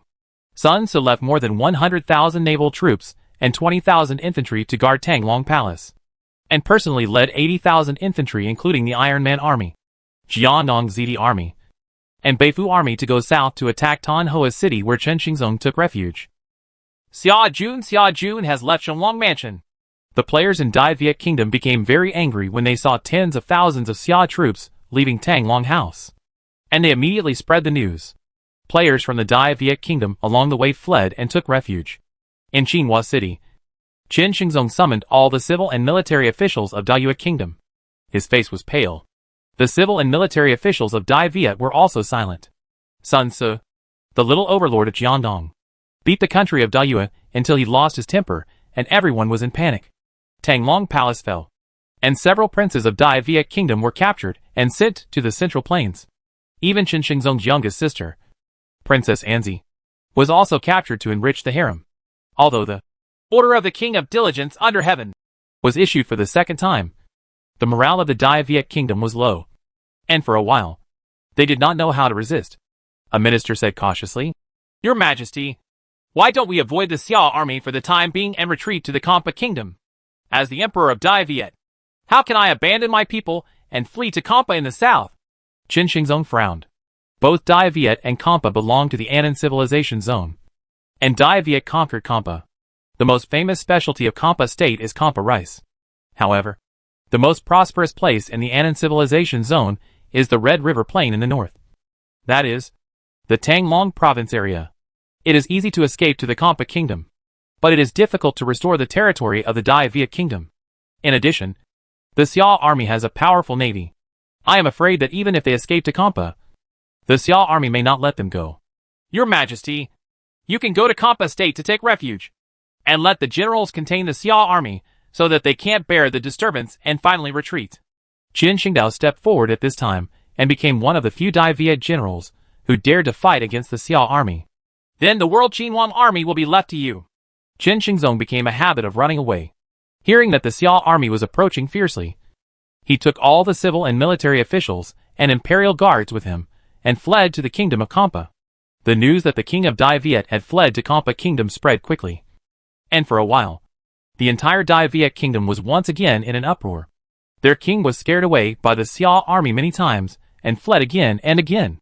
Qin Shizong left the famous General Qin Shingdao to take charge of the defense of Tan Hoa City, which could barely stabilize people's hearts.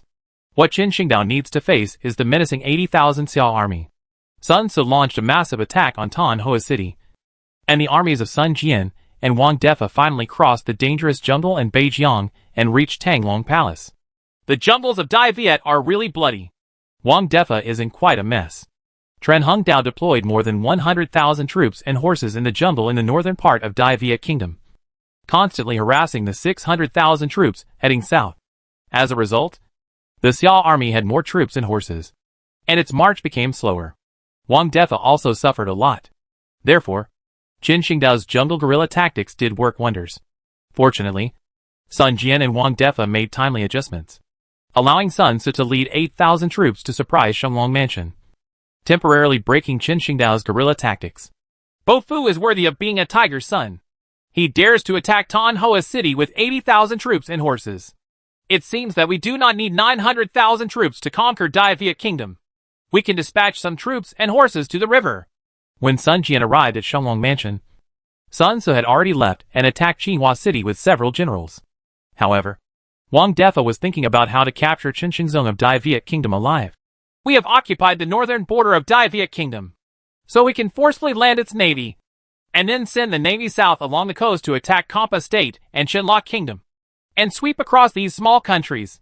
At this time, Chen Ping, the current military advisor of the Jiangdong army, said, in addition to a strong attack, you can also attack the heart.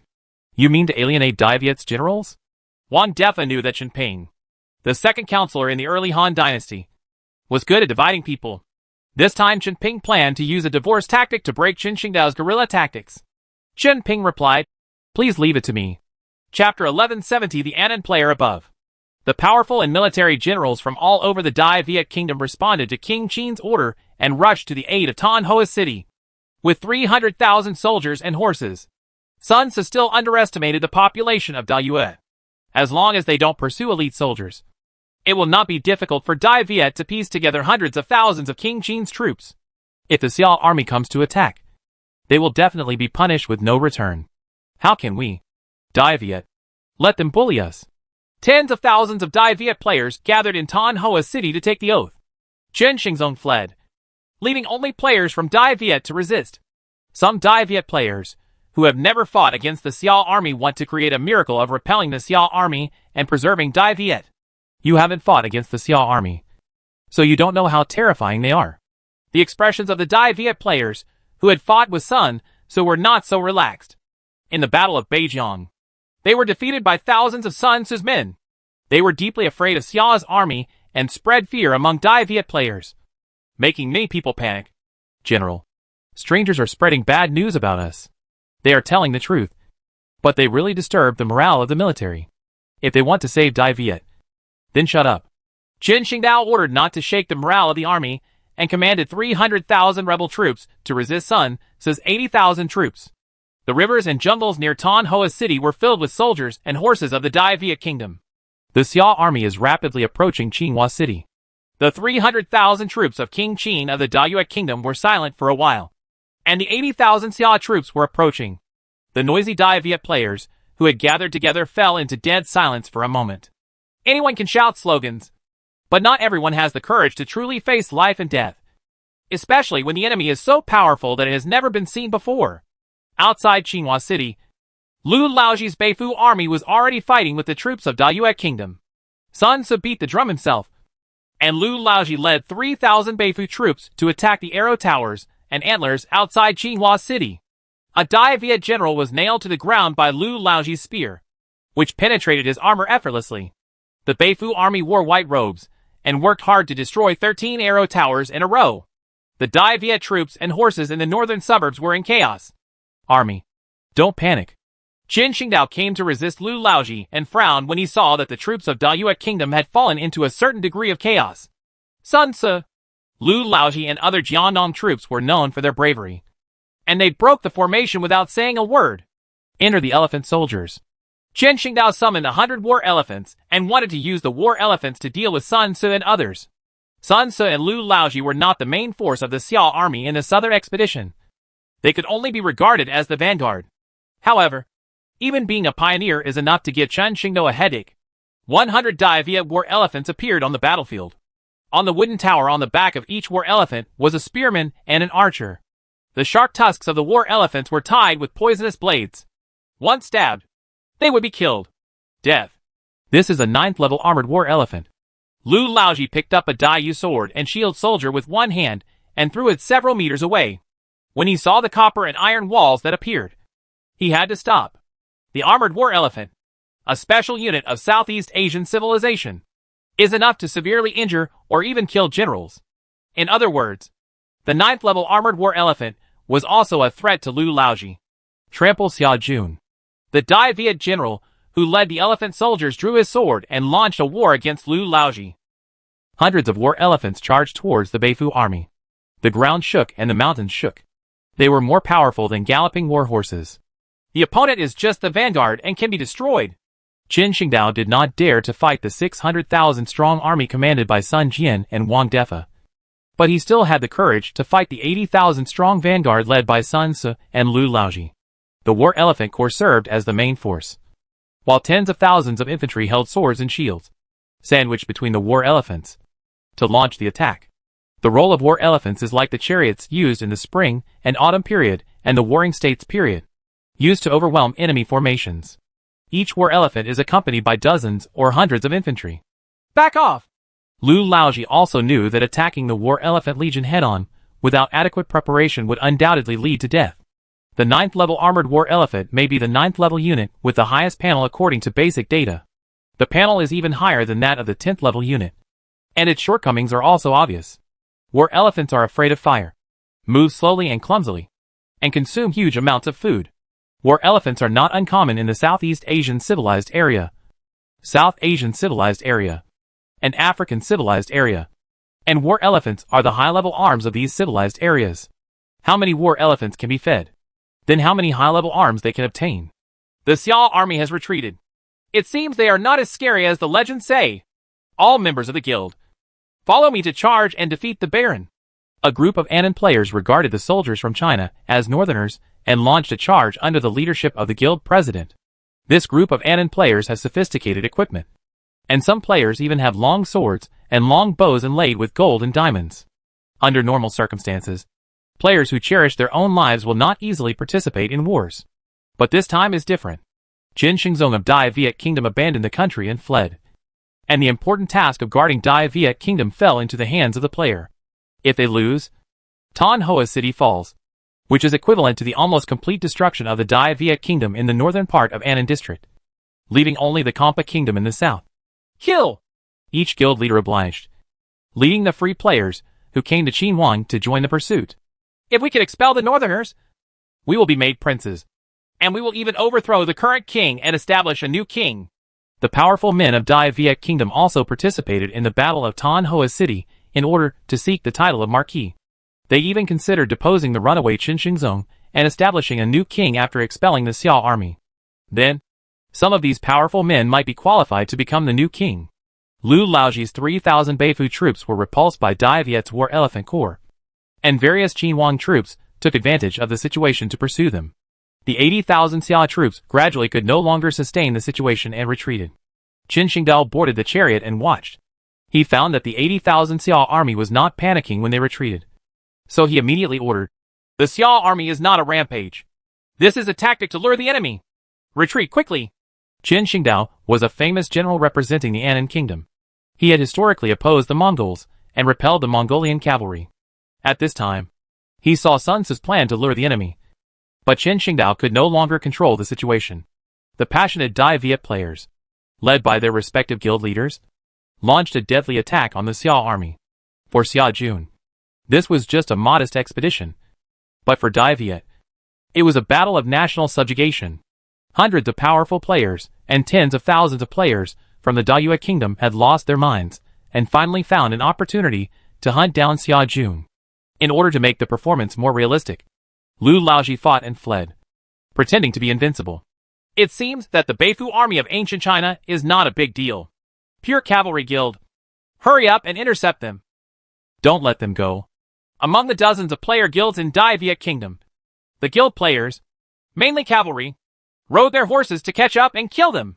The quality of war horses in Southeast Asia is generally low, but they are still war horses anyway. I shot an enemy soldier. The Dai Viet players shouted excitedly. Their blood surged up, and the hand holding the bow was trembling, and they were already a little out of control. In order to stimulate the King Qin army of Dai Viet Kingdom, Sun Ce put thousands of captives on the way to Tan Hoa City into the armor of the Xiao army and led the battle. Then when they retreated, these prisoners would become the rear troops and be attacked by the same troops of Dai Viet Kingdom. The killing of soldiers and horses. The Dai Viet players thought that they had killed a large number of Xia troops, which further stimulated them. The pursuit formation collapsed, and there was almost no formation at all. Kill. Tens of thousands of Dai Viet soldiers and horses followed Lu Lao, killing thousands of people, while our own side only lost more than 100 people. It can be said to be an unprecedented epic victory since the two countries started the war. The soldiers and horses of the Dai Viet Kingdom entered the terrain with mountains on the left and rivers on the right.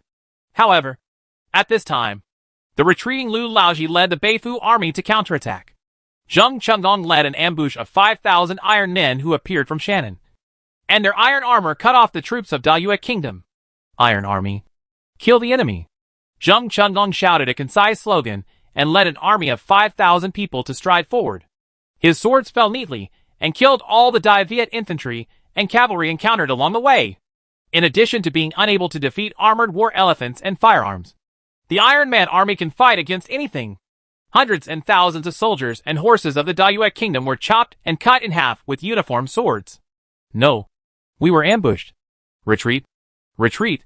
The Dai Viet players, who originally chased Lu Laoji and killed thousands of Xia troops, desperately found themselves surrounded by tens of thousands of people. To the west are hills. To the east are rivers. To the north are the Beifu army turning back to counterattack. And to the south are the ambushed Iron Man army. The Dai Viet players above quickly reacted, and they narrowly escaped death. After they were full of enthusiasm and found themselves in a desperate situation, they calmed down instantly, as if someone had poured cold water on them. The real war was more brutal than they imagined. One general success leads to thousands of bones being withered. They are not the protagonists on the battlefield. They are just cannon fodder. If you die in the main world, there will be no items to resurrect. On the battlefield, the price to pay for impulsiveness or misjudgment is death. Sun Ce, Zhou Tai, and Yang Yuji led the main force to join Lu Laoji and swept from north to south, while Zheng Chenggong's Iron Man army blocked the south and did not give these Dai Viet players a chance to retreat. Dai Viet Kingdom's ambush and harassment tactics caused Jiannong army to suffer a lot. This time, Sun Ce, Lu Laoji and others planned to teach the players of Dai Viet Kingdom a heavy lesson. Players from Dai Viet Kingdom saw several fierce generals joining forces to charge into the battle. One of them, the god of archery, carried 2 bags of arrows and hit the mark with every shot. The Beifu army and the Jiannong disciples' army joined the battle and defeated powerful enemies in a row. The space on the battlefield for tens of thousands of Dai Viet players was compressed, and they had to frantically attack Zheng Chenggong's Iron Man army ambushing in the south, trying to open a bloody path. The Iron Man soldiers are divided into 2 teams. One team goes north to kill the Dai Viet players, and the other team intercepts their reinforcements. Facing the cold horse-killing swords of the Iron Man army and the armored phalanx that looked like iron walls, Dai Viet players felt like they had entered a nightmare difficulty dungeon, and this dungeon could not be resurrected. Chapter 1171 Council Urchin Ping. The King of Dissension. Kill out! Otherwise we will all die here. No surrender. Tens of thousands of Dayue players were trapped in the siege of Sun Ce and Zheng Chenggong. Some of the more fierce players temporarily formed an assault formation to attack Zheng Chenggong's Iron Man army. The Iron Man army's swords were stained red with blood, but they were still unable to break out of the encirclement. Originally, the War Elephant Legion could drive away the Iron Man army, but the slow-moving war elephants fell behind. A group of Dai Viet tycoons were helpless in the face of Zheng Chenggong's Iron Man army crossing over. Ordinary arrows landed on the iron armor of the Iron Man army, making a sound of hitting the iron plates. and basically did no harm for low-level sword and shield soldiers. In front of Zheng Qinggong's Iron Man army, their shields were almost indistinguishable from pieces of paper. Heavy cavalry! Enter the heavy cavalry! The army of the king of Dai Viet Kingdom finally managed to piece together a heavy cavalry force, trying to use the impact of the heavy cavalry to open a gap and rescue the players who were stuck inside. However, Zheng Qinggong's Iron Man army was a special unit established to deal with the 8 Banners cavalry, and it had a certain restraint effect on the cavalry. The Iron Man army forms a sword formation and attacks the heavy cavalry head-on. Once the war horse subconsciously avoids the forest of knives, the Iron Man army in the back row will hold the big sword and chop off the horse's legs. The Dai Viet heavy cavalry that attacked the Iron Man army was almost completely wiped out, but they still failed to open a gap. Zheng Qinggong's Iron Man army is like the Great Wall of Steel. Unless it is a heavy cavalry of the same level, it is possible to overwhelm the formation of the Iron Man army. However, it is not a wise move to use heavy cavalry to attack the prepared Iron Man army. King Qin's army at the rear really went up and tried to rescue his comrades, who were trapped in the siege. But instead, they suffered heavy casualties. Surrender! We are willing to surrender! The players of the heavily encircled Dai Viet Kingdom could not bear the cruelty of the war, and surrendered one after another. In the Battle of Qinghua City, tens of thousands of players were killed, and tens of thousands were made prisoners. Sun Ce and Lu Laoji are both cruel people, and they can't tell the difference between strangers and NPC soldiers. As long as they are hostile soldiers, they will treat them equally. Taking advantage of the great victory, Sun Ce commanded 80,000 troops to attack Qinghua City. The morale of the more than 200,000 King Qin troops remaining in Qinghua City was low. Generals such as Sun Ce, Lu Laoji, and Zheng Qinggong captured Qinghua City in 3 days, killing tens of thousands of enemies. The rest of King Qin's army collapsed, and the general Qin Shengdao fled. Qin Shengdao found that he was unable to command the large and complex King Qin's army. The ambush of Dai Viet players directly accelerated the defeat of King Qin's army. After this battle, the entire northern border of Annan district fell under the control of the Xia army. During the Western Han dynasty, 3 counties, namely Jiaxi, Jiuzhen and Rainan, were established in Annan district, totaling 56 counties. Now the Xia army occupied Jiaxi County and part of Jiuzhen County, and the Kampa Kingdom belonged to Rainan County. Sun Ce and Lu Laoji seemed not to be satisfied yet, so they continued southward, intending to restore the entire Jiuzhen County and Rainan County, and completely restore the entire territory of Jiazhou. In the Battle of Tanhua City, the players who rashly intervened in the war suffered heavy casualties. For a time, the entire Dai Viet Kingdom was shaken, and they did not dare to have large-scale players intervene in the national war. Sun Ce and Lu Laoji relied on 2 battles to establish their prestige and went southward. They basically encountered no decent resistance and all surrendered. Sun Ce's troops moved south from the land, while Sun Jian prepared to lead the navy to go out to sea again, go down the river, and pursue Qin Shengzong all the way to the Kampa Kingdom. This is the real person who offends a strong man, and he will be punished no matter how far away he is. Even though Qin Shengzong fled to the Kampa Kingdom, Sun Jian and other generals did not give up the opportunity to destroy the enemy country, capture the enemy's leader alive, conquer Tian Ke, and make his name in history. In Baidang River, Dai Viet's naval general Wu Quan was still fighting tenaciously and elusively. Wu Quan used the hydrology and topography of the Beitung River to plot against the southern Han military general Su Zhang, burned Su Zhang's fleet, and dealt with the Xia army's navy in the countless tributaries of the Beitung River. If Sun Jian wanted to go to sea, he had to pass Wu Quan. This time, Chen Ping, the military advisor of the Jiangnan army, has begun to send his retainers to alienate and bribe the generals of Dai Viet on a large scale. Go here to conduct an expedition against the Kingdom of Kampa, the Kingdom of Chenla, the Kingdom of Malay, and the Kingdom of Siam. Sun Jian had to deal with more than just Dayue. But Dayue was the Southeast Asian kingdom with the strongest resistance. After pacifying Dai Viet, it was only a matter of time before he conquered other kingdoms. I don't know if the military advisor's attempt to alienate us will be successful. After all, it is related to whether we can safely go to sea and attack along the sea route. Sun Jian looked at Chen Ping. Chen Ping replied, Everyone in the world is bustling for profit. And the world is bustling for profit. As long as he is not die-hardly loyal, he can be bought as long as he pays a sufficient price. At the Baidang River, Wu Quan, the naval general of the Annan Kingdom, had heard that the Xia army's navy had arrived at Tanglong House. After supplies, they planned to go to sea again. So Wu Quan collected ships near the Baidang River basin and prepared to provide water to the Xia dynasty again. The division was severely damaged. Wu Quan believed that he could not defeat Xia Jun in a head-on battle. But what he was good at was setting traps. Quick! Be quick with your hands and feet! Wu Quan urged his navy soldiers to board the ship and prepare to carry out the fire attack plan, forced by the majesty established by Wu Quan in peacetime. The soldiers of the Dai Viet Navy had to sacrifice their lives for Wu Quan. After Qin Shizong fled to the Kampa Kingdom in the south with his imperial guards and hundreds of civil and military officials, Wu Quan had become the general of the Dai Viet Kingdom in the Baidang River area. He gathered a large number of defeated troops and had the navy of the Dai Viet Kingdom, which was quite large. To local princes, the feeling of establishing himself as king made Wu Quan unwilling to surrender to the Xia army.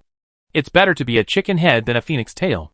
In private, Wu Quan, in order to win over his generals, assigned them the titles of general to conquer the north and general to Xinbei, targeting the northerners. One by one, the generals will lead the fleet to join Wu Quan and re-establish the Dai Viet Navy. Wu Quan rebuilt the navy with high spirits and summoned many generals to swear an oath. Rebuilding the navy was only his first step. Rebuilding the Dayue Kingdom was Wu Quan's goal. The generals of the Dai Viet Navy drank heavily and prepared to work together to achieve great things, plundering the grain transport ships of the Xian Navy until the Dai Viet Kingdom was rebuilt. Brothers, how can we tolerate the northerners going south and occupying my land? After drinking this glass of wine, things will happen in the future. Wu Quan, will definitely not forget you. Try. A group of military generals of the Dai Viet Navy have great ambitions. Snapped. The sound of breaking ceramic bowls was heard. A group of Dai Viet generals including Wu Quan fell on the boat, foaming at the mouth, and most of them were poisoned. Only a few naval officers survived, and these few people who survived were naturally the poisoners. General, I'm sorry.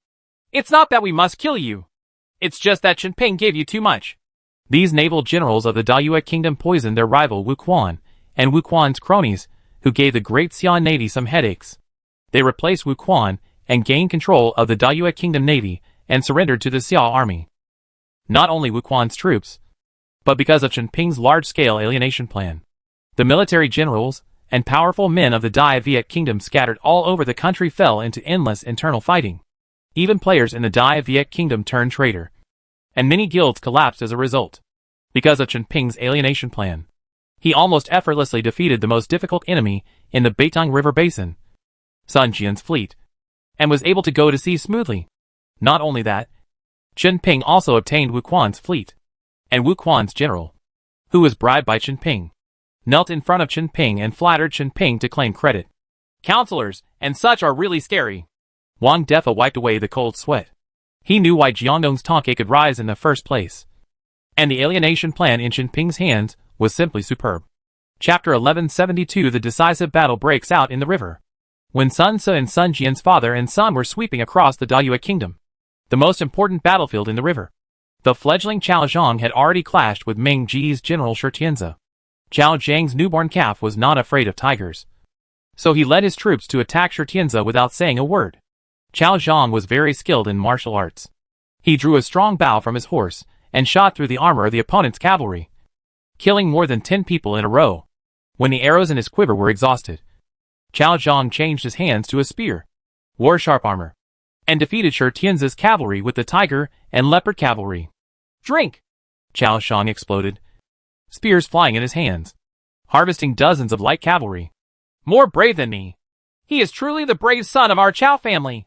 Chao Xiu, the Chao family's 1,000-mile horse, couldn't help but be dumbfounded when he saw Chao Zhang's superior force.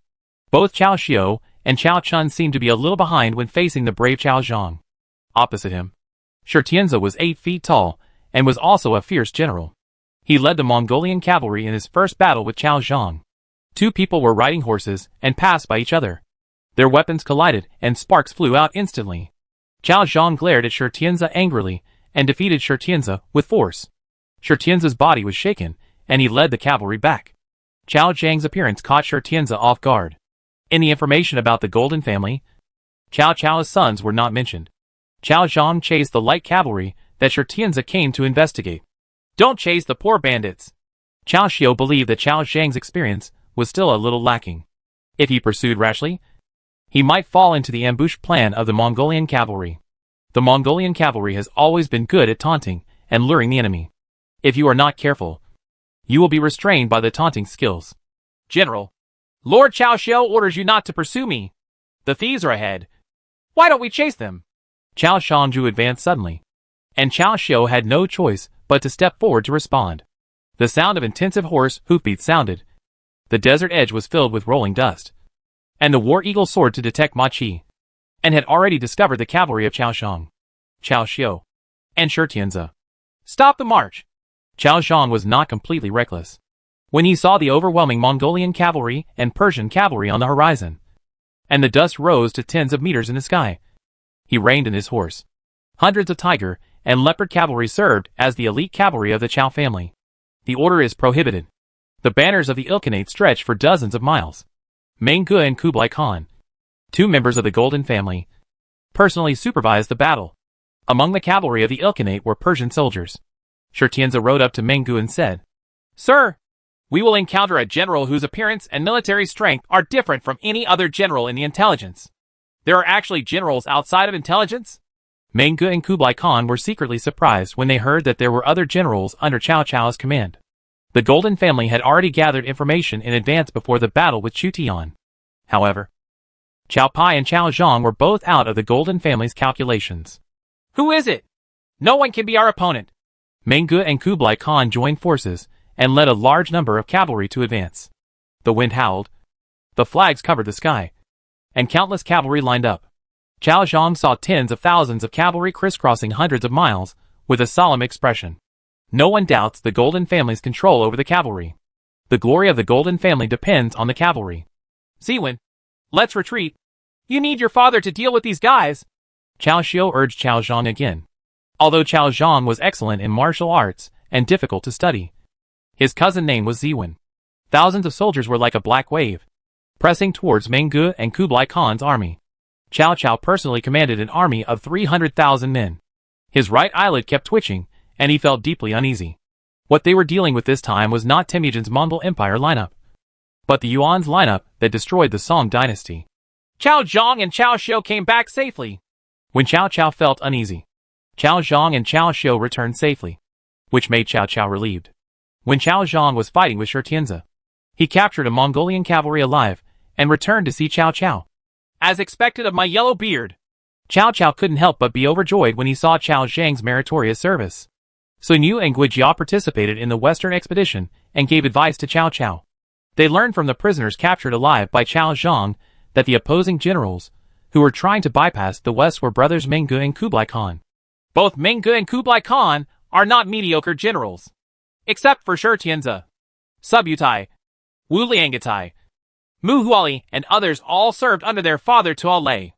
I didn't know that Wukuatai was leaving Tuolei. How many generals are deployed on the front? But we should be prepared for the worst. Sun Yu was worried that Subutai, Wu Liangatai and his son would serve under Meng Ge or Kublai Khan. Subutai and his son were famous cavalry generals who traveled thousands of miles. They were respectively the main force in Mongolia's Western expedition and the destruction of the Song dynasty. When Cao Cao heard that Subutai, Wu Liangatai and his son might be in the West, he looked solemn. Subutai was the general who fought against Wei Qing and with Xubing head-on. Guijia was no longer frivolous. Subutai will most likely be recruited by Wukuatai to deal with the two generals Wei Qing and with Xubing. However, we must cooperate closely with the Xiliang army and attack from both front and rear. Let the Xiliang army attack from the north in a roundabout way and cut off the tribes of Wukuatai and Meng Ge. Cao Cao finally made the decision to fight Meng Ge and Kublai Khan. The 5 good generals broke out of camp and marched in the direction of Meng Ge and Kublai Khan. Zhang Liao's Bingzhou Wolf cavalry, Zhang He's Euphorbia soldiers, and Yu Jin's Qinzhou army were all fierce and murderous. The Tiger and Leopard cavalry regiments of the Cao family and the Xiaohou family pressed the formation at the rear. Meng Ge and Kublai Khan divided their troops into 2 groups, trying to attack Cao Cao's 300,000 troops from the left and right. Zhang Liao, as a battle-hardened veteran, was deployed in the front, holding a halberd, with thousands of Bingzhou wolf riders behind him. After no longer serving as the defender of Hefei, Zhang Liao served as the commander of the army under Cao Cao and was awarded the title of Marquis for his meritorious service. The transfer away from Hefei left Zhang Liao without many lieutenants. Currently, the lieutenants are Hu Sanyang, Zhang Ba and Sun Guan. Zhang Ba and Sun Guan followed Chu Tian for a longer period of time and also participated in the Western expedition. Although their abilities were not high, they also made great achievements in battle. Hu Sanyang has noticed that the number of war eagles exploring Machi is increasing, indicating that a powerful enemy is approaching. Woo! The distant sound of horns echoed on the west side of the Sir Daria River, and groups of Mongolian cavalry and Persian cavalry appeared from the horizon. A black mass that was almost endless. The battle flag of the Grey Wolf and White Deer, symbolizing the Steppe Empire, was flapping in the strong wind. The Mongolian cavalry chose a favorable position for mounted shooting and charging. Kill! Shurtianza returned to Meng Ji's command and served as the commander of 10,000 men, leading tens of thousands of troops to attack. Bingzhou Wolf Cavalry, meet the enemy! Zhang Liao ordered to fight Shurtianza, who was good at attacking people's hearts. Even if we die in battle, there will still be tigers. Hu Sanyang drew her swords and prepared to fight to the death with Zhang Liao. Zhang Liao's son Zhang, who is about to grow up. So Hu Sanyang has no worries. Sun Guan, don't die this time. Zhang Ba, who was left with only one eye, said to Sun Guan, who shared life and death. Don't worry. We two brothers have been fighting for more than 20 years, going through life and death. But when did we die? Sun Guan took down a long spear and faced the mighty Mongolian and Persian cavalry. Kublai Khan and Meng Ge divided their forces as a surprise team. The contact battle between Cao Zhang and Zhang Liao broke out, which meant the decisive battle in the river began. Cao Cao's army seems to have begun to engage in battle, quickly entering the battlefield and flanking the Mongolian-Persian army. Xiliang army coach Su Fengnian felt the murderous intent. The Xiliang army was in front, and Cao Cao's army was behind. Meng Ge and Kublai Khan circled behind and were discovered by Iron Eagle scouts. The Xiliang army, led by Su Fengnian, quickly returned to the army and tried to join Cao Cao's army. Kublai Khan led the Persians to surrender and crossed the Xiliang army and Hebei army, giving Meng Ge a chance to defeat Cao Cao. To the east of the Sir Daria River, Chu Tian's Imperial Guards, Wang Jian's Guanzhong army, and Wei Qing's Yuzhou army began to engage in contact battles with Ajadai. The opponents of Subutai, Wu Liangatai and his son, are still Wei Qing and Huitsubing. There were too many troops on both sides, and the battle line alone stretched thousands of miles. In addition to the two major forces of the Daxia dynasty and the Golden family, the exiled Seljuk Empire Sultan Arslan led hundreds of thousands of Seljuk cavalry to camp on the edge of the battlefield, sitting on the mountain and watching the tigers fight. Many Seljuks learned that Arslan had returned and came to seek refuge. It's better to let them both lose. Arslan did not want either side to win. Chapter 1173. Li Mu and Lian Pe joined forces. Your Majesty, two generals, Wei Qing and Huitsubing, have already engaged Subutai. The Seljuk Arslan has stationed troops outside the battlefield. Do you want to send troops to defend Arslan? Don't pay attention to Arslan. He wants to restore the Seljuk Empire and will not help Ogodai. Chu Tian was not worried about Arslan's hundreds of thousands of Seljuk cavalry, and devoted all his energy to dealing with Ajadai. In the kingdom of Khwarezm, Li Mu's Monan army and the Tubo army of Luan Qinling jointly invaded the territory of Khwarezm, sharing each other's forces with Chu Tian. Samarkand was the royal city of the kingdom of Khwarezm. Tamerlane, who ruled India, was ordered to assemble here and prepare to attack along the Tian Shan mountains to cut off Chu Tian's retreat. The troops of the Golden family gathered in several large cities at the same time. The Indian army was mainly composed of low-level cannon fodder. Millions of soldiers and horses were gathered in Samarkand. Timur personally commanded the Indian army of 1 million. All the soldiers and horses rescued the siege of the city, and all the soldiers and horses attacked the Dewan kingdom, and completely destroyed the Xia army that attacked the Dewan kingdom. Tamerlane was in charge of a 1 million-strong army, and could not help but feel ambitious at this time. As long as his soldiers and horses can work wonders, he may be able to destroy all the Xia troops entering the Hezhong area. Brahmins, the Indian lords, joined forces with Timur. Whether it was to revive ancient India or to deal with China, Brahmins believed it was necessary to participate in this war. Timur commanded the cavalry, while the Brahmin and his most effective general Shivaji commanded the Indian war elephant army. A 1 million-strong army began to move northward and encountered the Monan army and the Tibetan army in northern Samarkand. Zhao Kuo led a small group of cavalry to scout ahead, climbed to a nearby hill, and secretly watched the endless Indian army moving north. 1,000-person phalanxes passed by one after another, and the armored war elephants made the ground tremble. The number of cavalry in the rear was also endless. Dozens of Indian princes went out to fight, and there were hundreds of thousands of cannon fodder soldiers transferred from lower castes. A terrible number of cavalry. Zhao Kuo witnessed the advance of millions of Indian troops, and was a little shocked. Indian civilization is the only civilization with a population comparable to that of the Central Plains. This expedition also has a million-level army. A Zhao Kuo cavalryman said to Zhao Kuo, "General, their infantry is in the front. The elephant soldiers are in the middle, and the cavalry is in the back. This seems to be a tactic commonly used by the Indians. They have always been like this. As long as the elephants destabilize the enemy's formation, the cavalry can break it." Zhao Kuo has been fighting for more than 10 years, and is well informed. He is not the stupid young man he was before. He has also discovered that Timur's army is divided into 3 parts. The infantry is at the front, which is basically a low-level unit used as cannon fodder. The most famous Indian war elephant corps is in the middle, and hundreds of thousands of Indian cavalry are at the rear. Indian infantry has never had a good reputation, and is positioned as cannon fodder, while the cavalry is the main force. Timur was riding on his horse, and suddenly looked at the hill where Zhao Kuo was. He seemed to have a premonition, and said to the 2 generals beside him, "You lead troops to search that mountain range. There may be an ambush." The 2 ancient Indian generals looked at each other, a little afraid of this new master. "Yes." Thousands of light cavalry quickly swept toward the hill where Zhao Kuo was. "Retreat quickly!" Zhao Kuo saw the Indian light cavalry driving forward, and knew that his position had been discovered. He was a little surprised in his heart. Timur's intuition was accurately terrifying. A dozen Zhao Bianchi, led by Zhao Kuo, retreated to the north. "Khan! There are indeed a dozen scout cavalry exploring the nearby mountains. It seems that a large army is nearby, so destroy them all." Not only was Timur not nervous, but he wanted to establish his authority in front of the Indian army, and better rule the Indian peninsula. The military order was transmitted to the ears of thousands of households through hundreds of cavalry.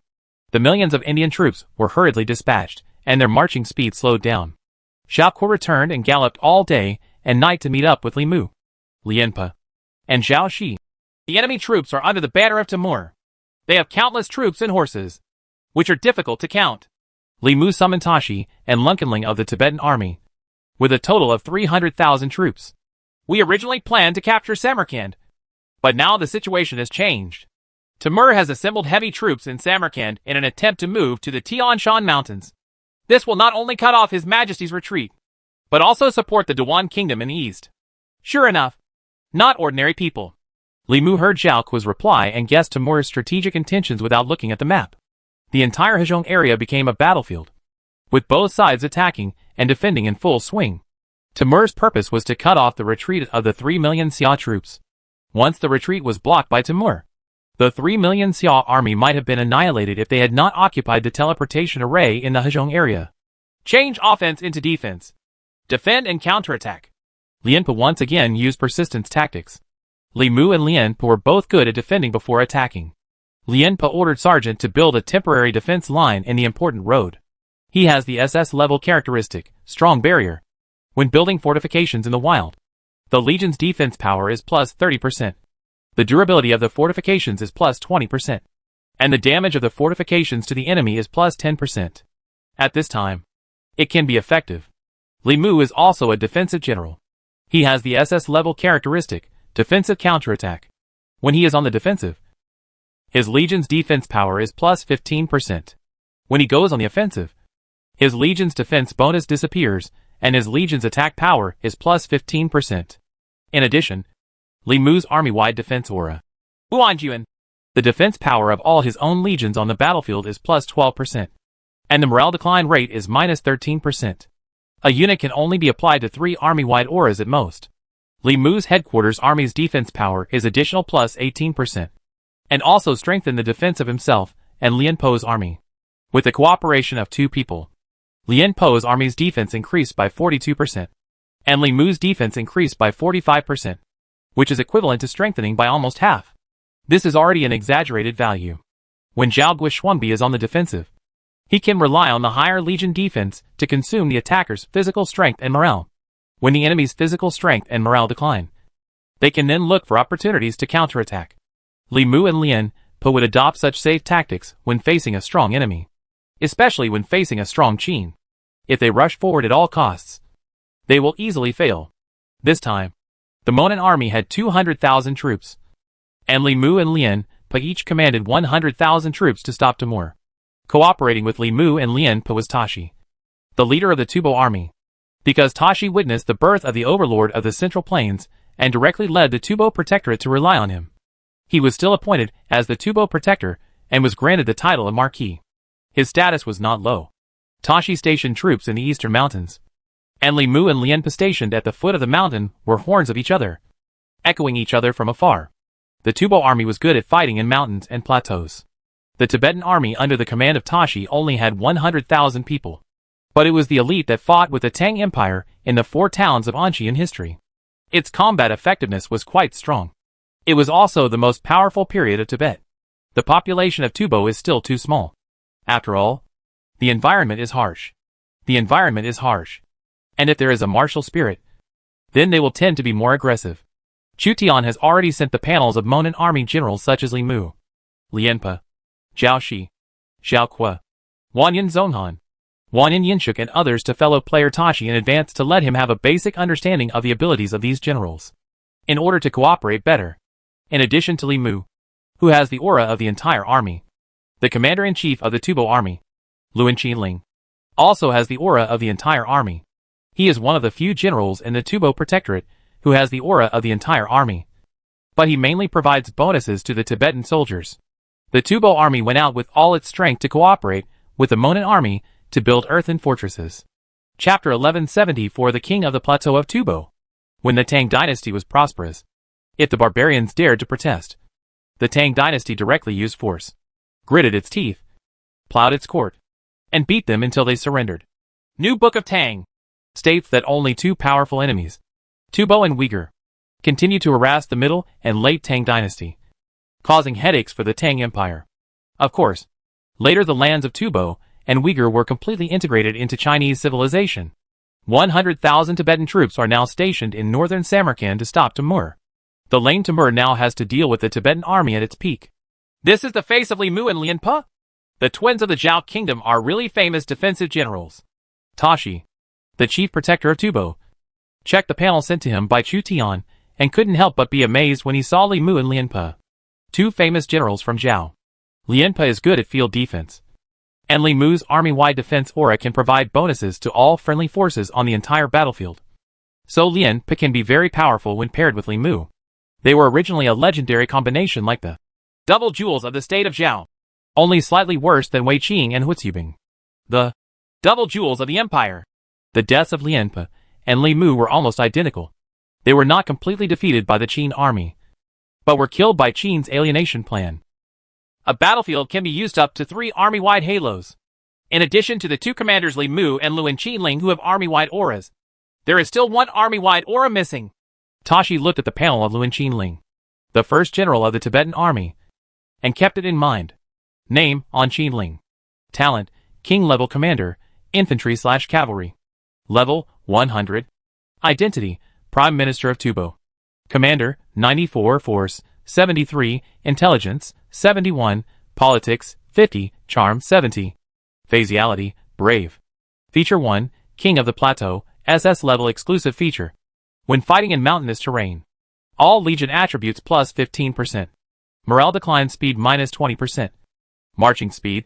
Battlefield movement speed plus 10%, when fighting on plateau. Not affected by hypoxia effect, negative effect caused by plateau terrain. All attributes of the Legion are additionally plus 15%. Marching speed is additionally plus 5%. Force march speed is additionally plus 10%. Characteristic 2, Prime Minister of Tubo, S-level trait. Whole army aura. All soldiers from the Tubo Protectorate on the battlefield have attack power plus 15%. Soldiers in other areas have attack power plus 3%. Characteristic 3, Condescending, S-level characteristic. Taking advantage of the terrain. When charging condescendingly, the morale of the Legion will immediately increase by 20 points, and the impact will be an additional 20%. After entering the plain, the King of the Plateau effect will still be active for a period of time. Function. Negative effect. After launching an attack, Soldiers cannot be ordered to retreat within a short period of time. Special arms, Weizong Siru, arms ranging from 5th to 7th level, including infantry and cavalry, with a maximum limit of 20,000. Characteristics, plateau adaptation, deadly combat. Regarding Qingling's army-wide aura, it has a greater effect on the troops of the Tubo Protectorate. However, it only has a 3% attack bonus on the Han soldiers in the Central Plains. The population of the Tubo Protectorate is not large, so the army-wide aura, the effect is greatly reduced. It is only S level. But Qinling is the king of the plateau. Fighting on the plateau, Qinling's legion can obtain high attributes and high mobility, which is a nightmare for enemy generals who attack the plateau. When fighting the Tibetan army, you must not attack the mountains they are defending. Otherwise the opponent will really be a tiger descending from the mountain. Tubo and Tang dynasty went to war. Probably like this. Tubo shouted to the Tang dynasty, "If you have the guts, come up." De Tang responded, "If you have the guts, come down." Of course, the practicality of features that only work on specific terrain will be greatly reduced, since Qinling is away from mountains and plateaus. Only the Tubo Prime Minister can play these three characteristics. Therefore, Qinling can easily be destroyed by other famous generals in plains and grasslands. The current Daxia dynasty has heroes such as Gao Xianji, the king of the mountains, Luan Qinling, the king of the plateau, Chen Ping, the king of alienation, and Zheng He, the navigation master. Basically, you can find corresponding famous generals in any terrain, except for the Desert King, king of the jungle. The special military unit of Qinling is the Weizong Siru, which are the warriors of the Tubo Protectorate. The Tubo army was composed of samurai and slaves. Samurai were military aristocrats. In essence, there was no difference between knights and followers in the West. Samurai and a shigeru in Japan. They were all a small number of elites. Leading most of the auxiliary soldiers were waving flags, shouting, and building fortifications.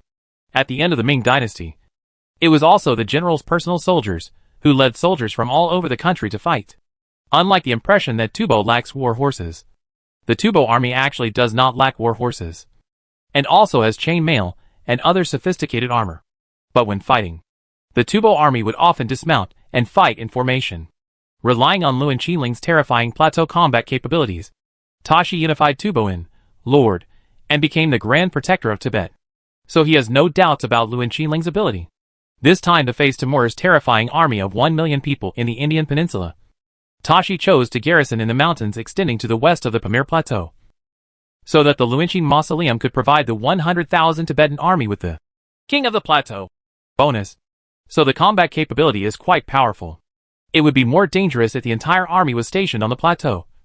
So Li Mu and Lianpa built earthen forts for defense at the foot of the mountain.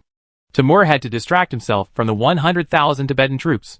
In the armies of Li Mu and Lianpa, there was also a Jurchen cavalry, led by Wanyan Zonghan and Deputy Wanyan Yinshuk. They were generals who surrendered to the imperial court and participated in the first western expedition of the Great Xia dynasty as a reserve force. The Jurchen cavalry's ability to charge into battle is exaggerated.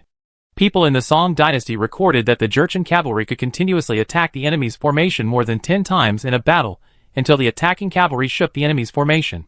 When the Jin kingdom was about to fall, monk Wanyan Chen used his loyal and filial army to advance suddenly and defeat the overwhelming Mongolian army, which shows the Jurchen cavalry's ability to charge into battle.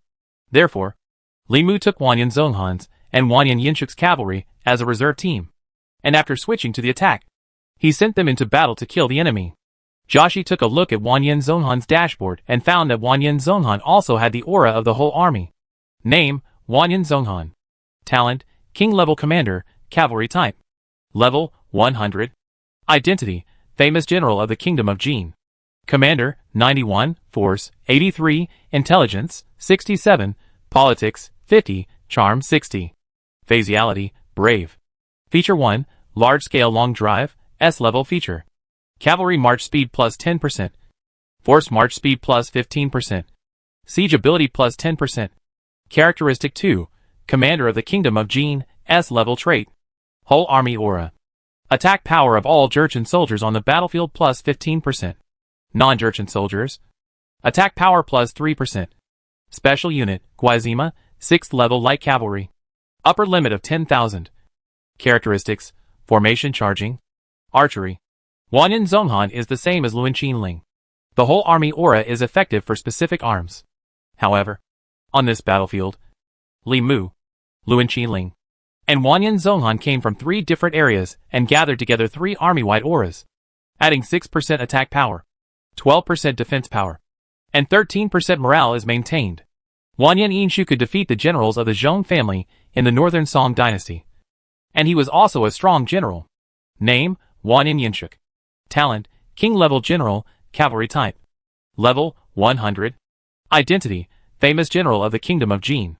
Commander, 87, Force, 93, Intelligence, 60, Politics, 30, Charm, 20. Phaseality, brave. Characteristic 1, 9 traps in the enemy formation, S-level characteristics. Cavalry impact plus 23%. Personal attack power plus 23%. After the cavalry starts charging into the formation, the morale will not decrease, but at the same time, it will gain negative effects. Before breaking the formation, or the strength of the troops, the charge cannot be stopped until the loss ratio is higher than 50%. Characteristic 2, Encirclement and Reinforcement, S-level trait. When besieging a city, the Legion fights near the city, and the Legion's attack power plus 23%. Special Unit, Kaizi Horse, 6th level light cavalry. Upper limit of 5,000. Wanyan Zonghan is a long-driving cavalry general, while Wanyan Yinshu is a formation-breaking general. You can't stop charging into the formation until half of the people die. This 9-trapped enemy formation is really ruthless. Tashi couldn't help but twitch at the corner of his eye when he saw Wanyan Yinshuk's S-level characteristic. 9 traps in the enemy formation. When the Jurchens were at their peak, they had the ability to break formations that astonished the people of Song dynasty. That's why there is a saying that Jurchens are invincible if they are not equal to 10,000. It was not until the emergence of Jin Wushu and Yu Fei in the southern Song dynasty that this concept was broken. After reading all the generals' panels, Tashi has basically mastered the characteristics and abilities of all the generals on this battlefield. Obviously, Wanyan Zonghan and Wanyan Yinshu can be classified as offensive generals, while Li Mu and Lian Pa are defensive and counterattack. The Tubo generals are good at fighting in mountains and plateaus. In addition to these generals, Zhao Shi and Xiao Kuo and his son also have fighting ability and are reserve generals. During the defensive phase, the 3 commanders Li Mu, Lian Pa, and Luan Qinling were enough to provide the general bonus for the 300,000 strong army. The other generals were used for counterattack or as reserve generals. The opponent is Timur, not an ordinary person. The West seems to have given Timur the title of the Whip of God. Tashi turned off the panel and prepared to face the lame Timur. Chapter 1175 Central Asian Hero. Lame Timur. Khan! There are at least 200,000 to 300,000 Xia troops ahead. In front of Timur, kneeling was an ancient Indian general. Timur's eyes flashed. As expected, the Xia army has already entered Khwarezm and wants to capture the royal city of Samarkand and prevent us from going north. As one of the most powerful military generals under Ajadai, Timur had considerable ruling power. This time he commanded a 1,000,000-strong army out of India and into Central Asia. His purpose was to cut off the Xia army's retreat route into the Hezhong area, and then all destroy 3 million troops. Li Mu, Lian Pa, and Luan Qinling blocked Timur's northward path with an army of 300,000. Khan! What should we do next? Defeat the enemy and continue heading north. Yes! The Khan has an order to attack the Xia army in front. The cavalry carrying orders galloped among the millions of Indian troops, passing Timur's military orders to all the soldiers and horses. We have just entered the Hezhong area. Have we already met the Xia army? It has been a long time since we have fought with the Xia army. The Brahmins, the lords of the Mughal Empire in India, couldn't help but sigh. The last time he fought against Chu Tian was already a thing of the past. In the Third National War, Indian civilization suffered heavy losses. After that, Indian civilization fell into a civil war that lasted for many years and was gradually conquered by the Golden Family. It did not have much fighting with the princes of the Han Empire. This time, the army from the Indian peninsula was dispatched in a mighty manner, with the momentum of sweeping across Central Asia. The battle for the river is no longer just a battle between the military forces of East Asia and Central Asia. The population of Central Asia is simply not enough, so that the military forces of South Asia and West Asia are also gradually involved in the competition between the 2 major forces. The Brahmins and a group of Indian princes somewhat miss fighting against the lords of the Han Empire. The battle for the Hejong area is no small matter. Losing the Hejong area, the Khorasan region, and the South Asian subcontinent are all within the attack range of the Hejong area. Brahmins knew what it meant to lose Transoxiana. They can temporarily succumb to the Golden Family. Because although the Golden Family officially implements a provincial system, it is still basically a feudal system. As long as the Indian princes claim vassalage and pay tribute from time to time, they can still remain semi-independent and be annexed by the Central Plains dynasty. It really became a province. Although Chutian also had great feudal princes, they were all virtual princes. No prince actually controlled the land. It was basically civil administration with generals running the army. It was essentially different from a semi-independent feudal state. When the lord of a feudal country can do whatever he wants in his own territory, it is very different from being a prince in name only. Some separatist princes were reluctant to surrender, mostly because they could not give up power. In history, Kublai Khan conquered Goryeo and forced the king of Goryeo to surrender and marry a princess of the Yuan dynasty. As a member of the suzerainty, the princess of the Yuan dynasty even dared to beat the king of Korea in front of the ministers of Korea. You can see the price of surrender. But it is better to surrender temporarily than to be completely engulfed and digested. The Brahmin looked to the north. In the mountains to the west of the Pamir Plateau, there were at least tens of thousands of Xia troops camping. And there were at least 100,000 Xia troops under the mountains. Maybe even 200,000 or 300,000. In the Great Xia dynasty, all the generals who were qualified to participate in the western expedition were not good people. In the Indian peninsula, military generals who are qualified to enter the Transoxiana region also have a certain command value or force value. Otherwise, they would really not be able to wade into the muddy waters of the Transoxiana region. There are many famous generals in the area of the river. They go up without any weight, just to die. Xia Jun's advance is really fast. They are obviously well prepared and have a strict military formation. They are not like ordinary armies. Nonsense. If they were ordinary soldiers and horses, how could they reach the river area? There's trouble this time. The Indian princes all realized that the Xia army deployed in front was difficult to deal with. But they had no choice. Millions of Indian troops gathered in the plains and foothills on the west side of the Pamir Plateau, and were blocked by Zhao's twin leaders Li Mu and Lianpe. Li Mu and Lianpe chose a hillside next to the mountain to conduct command. From a high position, they could have an overview of the overall situation. Tamerlane's army assembled most of the elites of the Indian peninsula. It stretched as far as the eye could see. The line could be hundreds of miles long, which was extremely long. Li Mu frowned slightly. Timur's troops are at least 3 or 4 times ours. Fortunately, the proportion of high-level troops may not be very high. Lianpe nodded. It seems this is a hard battle. Li Mu then looked at the mountains on the west side of the Pamir Plateau. This was equivalent to the Tibetan army's home ground, making full use of the terrain, which was very important in the decisive battle. The Tibetan army may have 2 completely different performances on the plateau terrain and on the grassland. The Tubo protector Tashi and the famous Tubo general Luan Qinling looked no less relaxed than Li Mu and Lianpe. Timur was a king during the period of Zhu Yuanzhang and Zhu Di. He captured the Chagatai Khanate in the Transoxiana region, defeated the Golden Horde, the Delhi Sultanate of India, the Mamluk dynasty of Egypt, and the Ottoman Empire of Asia Minor, and captured Sultan Lightning Ba of the Ottoman Empire. Yester-I has basically been defeated by Timur in everything except the Ming dynasty and Europe. His performance in the early stage was a bit unstable, but when the economy snowballed, he was basically invincible. Finally, Timur went on an expedition to the Ming dynasty, and the vanguard he sent had arrived in Ili.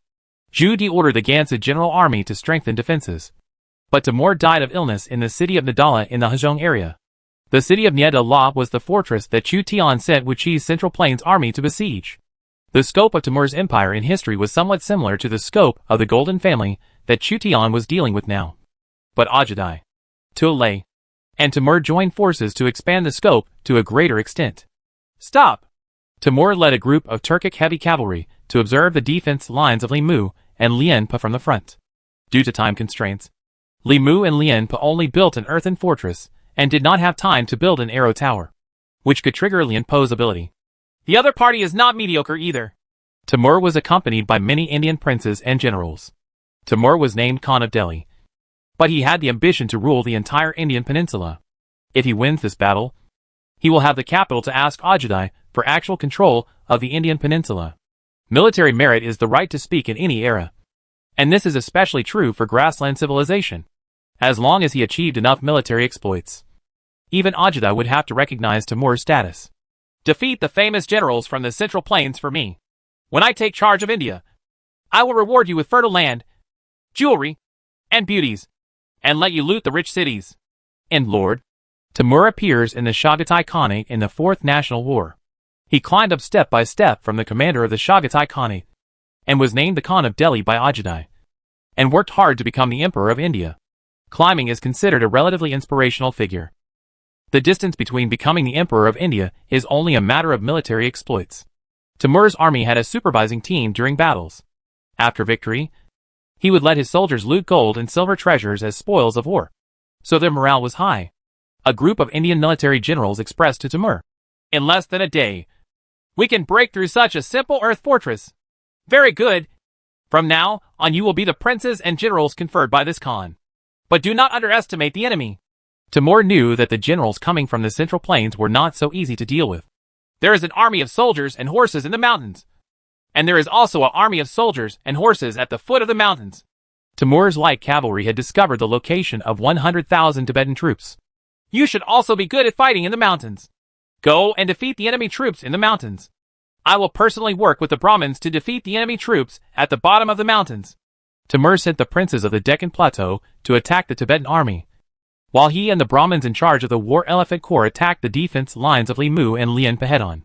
Before sending in the elite, Timur followed his usual tactics, and sent a large number of low-level infantry to consume the opponent's troops. You guys, come on!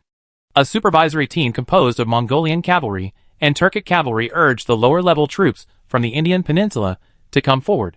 The status of lower castes in the Indian peninsula is not high, and in the eyes of the Mongols and Turks, they are also objects of slavery. Tamerlane used the ability of God's whip, like holding an invisible riding crop in his hand, whipping these cannon fodder forward to consume the enemy. The densely packed Indian lower caste infantry was forced to attack the defense lines of Limu and Lianpa, but they succumbed to the power of God's whip, and had to fight for Timur. War Elephant Legion. Break through the enemy's formation.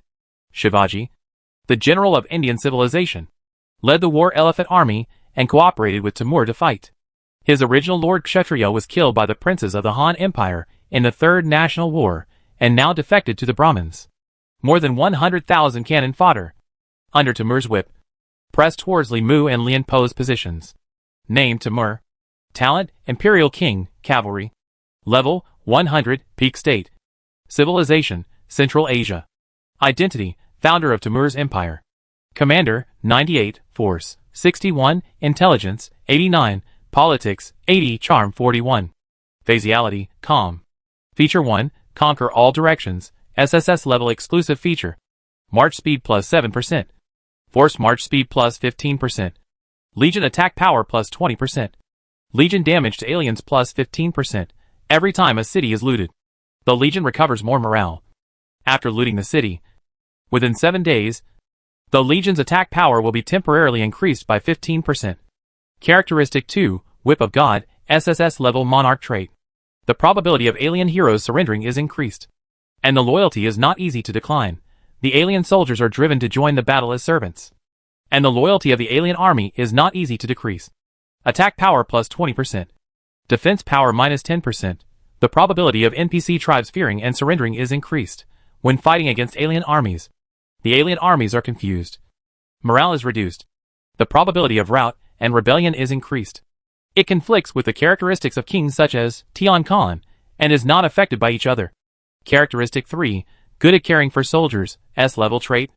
Legion attack power plus 10%. Lower probability of soldier betrayal. Characteristic 4, Massacre, negative characteristic. After looting or massacring a city, the people's support in the area will drop significantly. Special unit, Takhan heavy cavalry, Turkic noble cavalry. Characteristics, good at breaking formations. Extra morale recovery after looting. Asterisk the rising hero from the Transoxiana region of Central Asia in history. The representative hero of the Central Asian civilization in Lord. Calculated according to his peak state. Chapter 1176 The Battle of Pamir. This depressing feeling is very similar to that of Genghis Khan Temujin. Limu was condescending, looking at the Indian infantry all over the mountains and plains, and felt a familiar feeling. After Timur entered his peak period, he exerted the ability of God's whip. To enslave the servant army. Weaken the servant army's defense. Strengthen the servant army's attack power. And completely regarded the servant army as cannon fodder. The cheap servant army is worth the money as long as it can consume the enemy's physical strength and morale and create conditions for the Lord's elite army to defeat the enemy. Timur's first test was to use 200,000 cannon fodder. Only the populations of the two civilizations of ancient China and ancient India could achieve such a grand gesture. I'll leave it to you and Zhao Shi to observe the battlefield. If you don't do it yourself, your hands will always feel itchy. The veteran General Lien Pe saw that Timur ordered his servants to attack. So he planned to go to the front line in person to resist Timur's attack. Lien Pe's military strength is not low. And he is still proficient in bow and horse even when he is old. So he is more suitable for the front line than Li Mu. Be careful. Li Mu knew that someone needed to be on the front line to pay attention to the changes in the commander's flag and adjust the front line deployment in a timely manner. Lien Pe personally came to the front line to command, while Li Mu coordinated the overall situation. This is the second time that two people cooperate with each other after more than 10 years. The enemy is the founder of an empire, and one of the most difficult enemies in Central Asia. The sound of the horn echoed on the west side of the Pamir Plateau, and a large-scale battle broke out here. On one side are Zhao's twins Li Mu and Lien Pe, plus Zhao Shi, Zhao Kue and his son, Wanyan Zonghan. Wan and Inshu can be combined, general and deputy general, and the generals of the Tubo army, with a total of 300,000 troops and horses. And the other side, he was the founder of Timur's empire, plus hundreds of Indian military generals, with millions of soldiers and horses. Even though they knew that the numbers were several times different, Li Mu and Lien Pe still tried their best to buy time for Chu Tian to defeat Wokuotai of the Golden Family. Once Timur achieves his strategic goal, the situation of the Xia army entering the Hezhong area will be quite dangerous. 200,000 low-level caste infantry, led by hundreds of generals, stormed Li Mu and Lien Pe's earthen fortress. The huge war elephants were mixed with a large number of infantry, and their terrifying strength was enough to level the temporary earthen fortresses. Boom! The war elephant's thick limbs trampled it, and the ground trembled. Hundreds of war elephants are dispatched. Shivaji, the ancient Indian general, sat on an ironclad war elephant inlaid with gold, providing bonuses to the entire war elephant army. Shivaji, the founder of the Maratha alliance in the Deccan Plateau of the Indian Peninsula, late Ming dynasty and early Qing dynasty, resisted the powerful Mughal Empire in India and was an enemy of the imperial emperor. He was a general of light cavalry, elephant soldiers and navy. Shivaji has a high bonus against war elephants. At the same time, the war elephant legion he commands is far less afraid of fire than other war elephant legions. In the Third National War, Chu Tian once faced the Kshatriyas, the lords of the Mughal Empire in India. Shivaji was a general under the Kshatriyas at the time. Chu Tian used his SSS level trait, Tian Khan, and Yekaterina's SSS level trait, Ekaterina the Great. The two kingly traits put pressure on the war elephant legion, causing the war elephant legion to fall into unrest, and use fire camels to attack Shivaji's war elephant army, which finally led to the collapse of Shivaji's war elephant army. Ordinary fire attacks are not so easy to crack the war elephant army commanded by Shivaji. More than 10 years ago, we were defeated by the Han Empire. This time, the two armies encountered each other and were unprepared. How can we defeat my war elephant army? Moreover, our side has the characteristics of a king, but the other side does not. Shivaji was deeply ashamed of his defeat to Chu Tian and Ekaterina, and now he finally found a chance to take revenge. Shivaji also knew the reason for his failure. In this battle, Li Mu and Lien Pe's army should not have specially prepared measures to defeat the war elephant army. In addition, Chu Tian and Yekaterina were not here, and each of them had the characteristics of a king. Instead, they were Taimu, who was willing to endure hardships. Son. Huge war elephants appeared in the Indian army's phalanx of tens of thousands of people. The archers and spearmen on the elephants' backs looked ahead. They could see the Xia army's soldiers and horses in the farther direction, because both sides invested so many troops. As far as the eye could see, they were all their own soldiers and horses, with no end in sight. Zhao Shi's son, Zhao Kue, commanded from the front. He held a strong bow in his hand and shot an arrow outward. The arrow was inserted into the ground outside the earthen fort, an arrow's distance away. When the Indian legion crosses an arrow's distance, the archers can fire thousands of arrows to harvest the enemy. Li Mu and Lien Pe's 200,000 troops formed a formation behind the earthen fortress, and set up wooden fences and antlers to defend with all their strength. Superior! The Mongolian generals and Turkic generals supervising the battle drew their swords and pointed at Li Mu and Lien Po's defense line. Kill! 200,000 Indian infantry and war elephants quickened their pace and launched a charge. Many Indian infantry are only equipped with bronze or silver level weapons, wooden shields or leather shields. Their defense is not high. Only by crossing the range covered by arrow rain and engaging in melee combat can they have a chance of survival. Fire the arrow! Xiaoqui drew his sword and pointed at the endless Indian Mughal army. Tens of thousands of longbowmen bent their bows and nocked arrows, throwing them at the Indian Mughal army.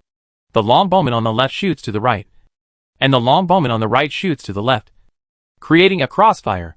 Tens of thousands of sharp arrows fell. 2 arrows hit a low-level infantryman almost at the same time. One of the arrows shot through the wooden shield, nailing the wooden shield and the hand holding the shield together, before the low-level infantryman had time to scream. The second arrow penetrated his throat, sealing it with 1 arrow. The low-level Indian light infantry suffered heavy casualties under the attack of arrows and relied entirely on human sea tactics to rush to the front. Or, it is also the mission of cannon fodder to consume the Xia army's well-made arrows and put Li Mu and Lien Po's army into a dilemma of lack of arrows. The armored war elephants were mixed in with the 200,000 cannon fodder, moving slowly towards the Xia army's earthen fortress, like a steel fortress on a cold weapon battlefield, with a suffocating sense of oppression. The armored war elephant, as a natural 9th-level soldier in Lords, has thick skin and thick flesh, and ordinary arrows cannot even cause effective damage to it. Although the movement speed of the war elephant was not fast, it gave Li Mu and Lien Po's Xia army an uneasy shock. The base level of the war elephant is too high, and there are only a few units that dare to challenge powerful generals head-on. It seems that the Indians regard war elephants as siege weapons. Li Mu was always commanding from a high place. He saw the huge war elephants moving and knew Timur's purpose of sending the war elephant army. Perhaps war elephants are of little use when attacking city walls that are more than 10 meters high. But when attacking low earthen fortresses or low walls, war elephants are natural siege weapons, capable of destroying simple earthen fortresses. Fire arrow team! Drive away the war elephant! Lien Po arrived at the front and tried to use fire arrows to frighten away the war elephants approaching the barrier. Thousands of archers began to equip themselves with fire arrows. It's useless. My war elephant army has fewer weaknesses. Shivaji, the Indian general, witnessed thousands of fire arrows falling. But his army of war elephants had become familiar with the battlefield and remained unmoved and would not be easily frightened away by the fire arrows. On the other side, Timur organized 100,000 Indian troops to attack the Tibetan army entrenched in the mountains on the west side of the Pamir Plateau with all their strength. The Tibetan army guarded the main road and used rolling stones and logs to knock down the Indian soldiers and horses who attacked the Tibetan army. Many Indian soldiers and horses were killed and injured. The Tubo army and the Monan army tried their best to use the terrain to consume Timur, waiting for opportunities. The Tubo army was on the plateau, even more powerful than a tiger, and would not leave this place easily, as long as they guard the nearby mountains and cooperate with Li Mu and Lien Po. Timur will definitely not dare to attack one of them with all his strength. This sense of oppression should be the characteristic of Timur's monarch. Tashi of the Tubo army was no stranger to the characteristics of monarchs, because Chu Tian also had the characteristics of monarchs, Tian Khan and Han Wu, which gave him a sense of oppression. The oppressive feeling of monarch characteristics he felt on the battlefield should come from Timur. Wait until the time is right before the tiger descends from the mountain. Timur wanted to lure the Tibetan army to leave the mountains, but the Tibetan army refused to leave. No one knew better than the Tibetan army themselves that they were located on a plateau and had a chance to win. Which army of the great Xia dynasty is this?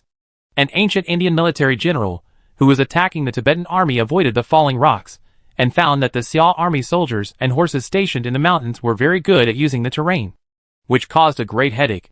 The troops will be increased to 200,000 or 300,000 until they are captured. Timur added more troops again, and was about to capture 100,000 Tibetan troops. During the large-scale attack on the Tibetan army, Shivaji's war elephant army was approaching the Xia army's defense line. Lien Po had already seen the huge body of this giant beast. War elephant. It's a really troublesome unit sometimes. Lien Po had a headache. Chapter 1177 Indian war elephants and Jurchen cavalry. Rows of spears thrust out, targeting the war elephant's eyes. An armored war elephant was hit in the eye by Lian Po's arrow and went into a violent state. It crashed into the earth barrier in front and the earth collapsed. The low-level infantry serving as cannon fodder poured in from the collapsed earth fortress and fought with the defenders in the rear. "Evict them and mend the fence," Lian Po asked Wanyan Yinshik to charge into the formation. And he suddenly attacked the Indian infantry. Wanyan's silver technique will not stop unless the enemy is defeated. A group of kidnapper horses equipped with iron bones used the impact of the horses and the weight of blunt weapons to hammer down these low-level Indian infantrymen who were regarded as cannon fodder by Timur. Wanyan Yinshu held an iron bone flower in his right hand, and with one hammer blow, the low-level infantry, who were transferred from lower-level castes, were instantly killed. These infantry are only the bottom first to third level troops. In addition, they lack sophisticated equipment. When encountering the elite kidnapper horses, it turns into a one-sided massacre behind the earthen ramparts. Wanyan's silver technique can bring out the amazing perseverance of the Jurchen cavalry. Teams of Jurchen cavalry take turns to attack the influx of low-level infantry. After stabbing out their spears or hammering down a group of low-level infantry, the cavalry at the front retreats to finally. The second row of Jurchen cavalry became the front row. The attacks were repeated in sequence to ensure that all the Jurchen cavalry would not run out of energy quickly. The Wanyan silver technique can repeatedly attack the enemy formation up to 9 times. This is a relatively exaggerated value, enough to shake or collapse the military formations of most legions. The thousands of low-level infantrymen who stormed the earthen fortress basically fell to the iron bones of Wanyan's silver-skilled cavalry, and their flesh and blood were mutilated. Making good use of the Jurchen cavalry is sometimes equivalent to a sharp blade. Li Mu and Lian Po's elite troops, Zhao Bianchi, had not yet been dispatched. "It's endless!" Zhao Kuo led thousands of ordinary heavy infantry to block the front, and found that the war elephants had destroyed many earth barriers, causing a large breach in the earth barrier defense line. The armored war elephant is equivalent to the steel behemoth in the cold weapon era, with the war elephant generals strengthening the war elephant legion, coupled with the massive infantry, archers, and cavalry cover. The armored war elephant becomes a formidable behemoth in this battle. Destroy the earthen fortress in front of you. The low earth barrier was broken open by the armored war elephant. The war elephant's clumsy and huge body blocked the gap and stepped into the Xiao army's position. The infantry of the Xiao army held torches and stabbed the war elephant's eyes with long spears, which was also its most vulnerable part. Behind the earthen fort, there are also vehicle forts built with chariots used to transport grain, grass, and weapons. Li Mu not only built a temporary earth fort, but also a cart rampart, which was most commonly used in ancient China. And the earth fort formed an effect similar to an inner and outer city wall. The chariots are connected with iron cables, and there are wooden stakes at the rear to resist the chariots to enhance the chariot's ability to withstand impacts. After the war elephants entered the fort, driven by the elephant slaves and the Indian soldiers on the elephants' backs, they began to ram into the military vehicles. A huge object weighing nearly 10,000 kilograms hit one of the chariots. The soldiers hiding behind the chariot clearly felt the chariot shaking violently. The iron cables connected to the left and right chariots were tight. This chariot was almost knocked away by the war elephant. The soldier sitting on the back of the elephant held a 4-meter-long spear and stabbed the Xiao army hiding behind the chariot from a high position. "Lance!" Behind the chariot, a row of equally long spears thrust out, specifically piercing the war elephant's eyes. Further back, the crossbowmen shot the pikemen sitting on the backs of the elephants. The latter was hit by dozens of arrows and turned into a hedgehog, rolling off the backs of the war elephants. The war elephant was stabbed in the eye and went into a frenzy, trampling and ramming the car barriers everywhere. The low-level Indian infantrymen who followed the war elephant corps were the first to be trampled by the war elephants. At least dozens of people died under the trampling of the war elephants and were directly trampled into pulp. The violent war elephants did not distinguish between friend and foe, and hit the car barriers from time to time, causing many wooden boards to break. After the war elephant loses control, it becomes an unstable factor that neither side can contain until the war elephant's physical strength is exhausted or it is killed. Let the war elephants wreak havoc on their defenses and exhaust their strength. Then our cavalry can move forward to harvest. Timur regarded the 9th level war elephant as a weapon for siege. The armored war elephant is like a moving car, invincible wherever it goes. In addition, the huge population of ancient India served as cannon fodder to cover the advance of the war elephants, preventing the enemy from concentrating on restraining the war elephants. This is a characteristic of ancient Indian civilization that has been used for thousands of years. However, I don't know who the generals are guarding the front. So it's better to be cautious and not commit all the troops. Chu Tian only began to divide his troops after entering the Hezhong area. So it was difficult for Timur to know who the general on the opposite side was. The Brahmin said, although the War Elephant Legion destroyed many earthen fortresses, the defense of the soldiers on the opposite side is very high, and it is difficult for low-level cannon fodder to kill them.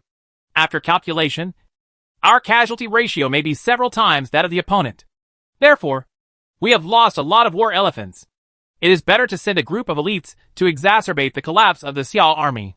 Use a large number of infantry and archers to cover the city cavalry and the feudal city cavalry, and attack their flanks. Timur mobilized a large number of light cavalry from various Indian princes. But the Mughal guardsmen, as heavy cavalry, and their own special units remained motionless. There were 100,000 archers on the left and right, covering the cavalry to break into the enemy's formation through the gap in the earth fortress destroyed by the war elephants. A dense rain of arrows covered the battlefield, and arrows rained down like rain. Shield array! Lien Po ordered people to wave flags, and there were shields lined up one after another, forming a tortoise-L wall with the chariots. Dense arrows were inserted into the shields, turning them into hedgehogs. The shield array once again strengthened the defense of Lien Po's army and blocked the enemy. Lien Po personally went into battle to kill the enemy, killing dozens of Indian infantry. From a bird's-eye view of the war eagle, Timur's million-strong army was like a black wave, continuously attacking the earthen and chariot ramparts of the Lien Po army. Between the earthen ramparts and the chariot ramparts, a large number of Indian infantry poured in. Lien Po and Wanyan Yinshuk were still trying to recapture the entire earth defense line, maintaining the battle line between the earth defenses and the vehicle barriers, rather than relying entirely on the vehicle barriers. Otherwise, if the car barrier is breached, it will be impossible to defend. Mughal food cavalry and feudal cavalry began to appear in India. They cooperated with the archers to carry out mounted shooting, moved on the battlefield, and attacked Wanyan's silver-skilled kidnapper horse cavalry. Wanyan Yinshu can immediately rush into the formation. After his characteristic 9 traps in the enemy formation is actively triggered, Guaizima's morale will not drop, but will continue to attack the enemy formation until the enemy collapses, or until more than half of his own army is lost. A troop of 10,000 light cavalry commanded by an Indian prince was attacked by Wanyan Yinshu's less than 4,000 cavalry. It was like being hit in the head and was instantly defeated. Wanyan Yinshu could hold the iron bone flower in his hand and hammer the breastplate of an Indian general with more than 80 points of strength. The latter's breastplate was dented, and with the sound of ribs breaking, the Indian general vomited blood. Blunt weapons rely on internal injuries caused by impact, not armor breaking.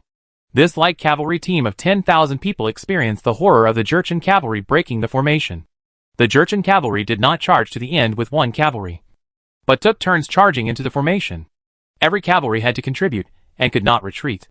Enemy troops are often unable to withstand the high-intensity impact of the Jurchen cavalry and will eventually collapse.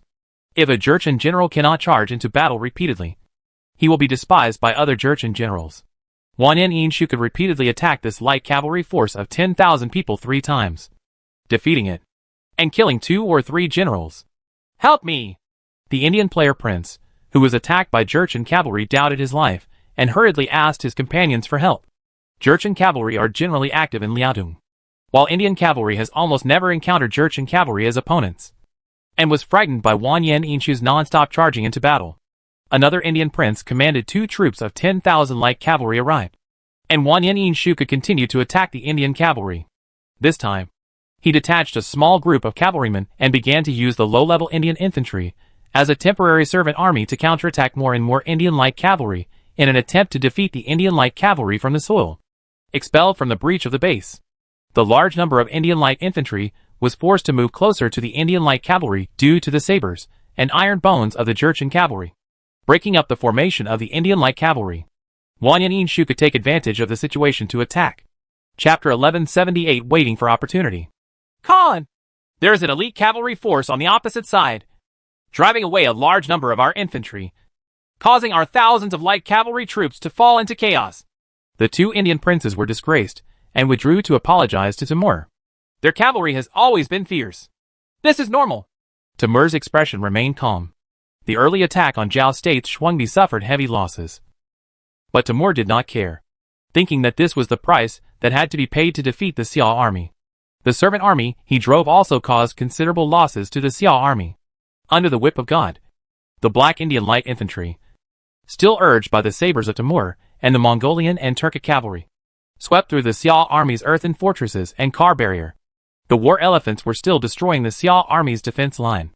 Under the pressure of millions of troops and the scattered war elephants, Lianpe was unable to organize an effective fire attack and could only use spears to attack the war elephants. The Tibetan army's attack and defense on the mountain were almost as brutal as Lianpe's side. The Tibetan army's tactics were even more cruel. Only when all the soldiers in the front group were killed would the rear group engage in battle with the enemy. This cruel tactic made the Tibetan army a nightmare for many enemies. The soldiers in the front team had almost no way out and could only keep fighting forward.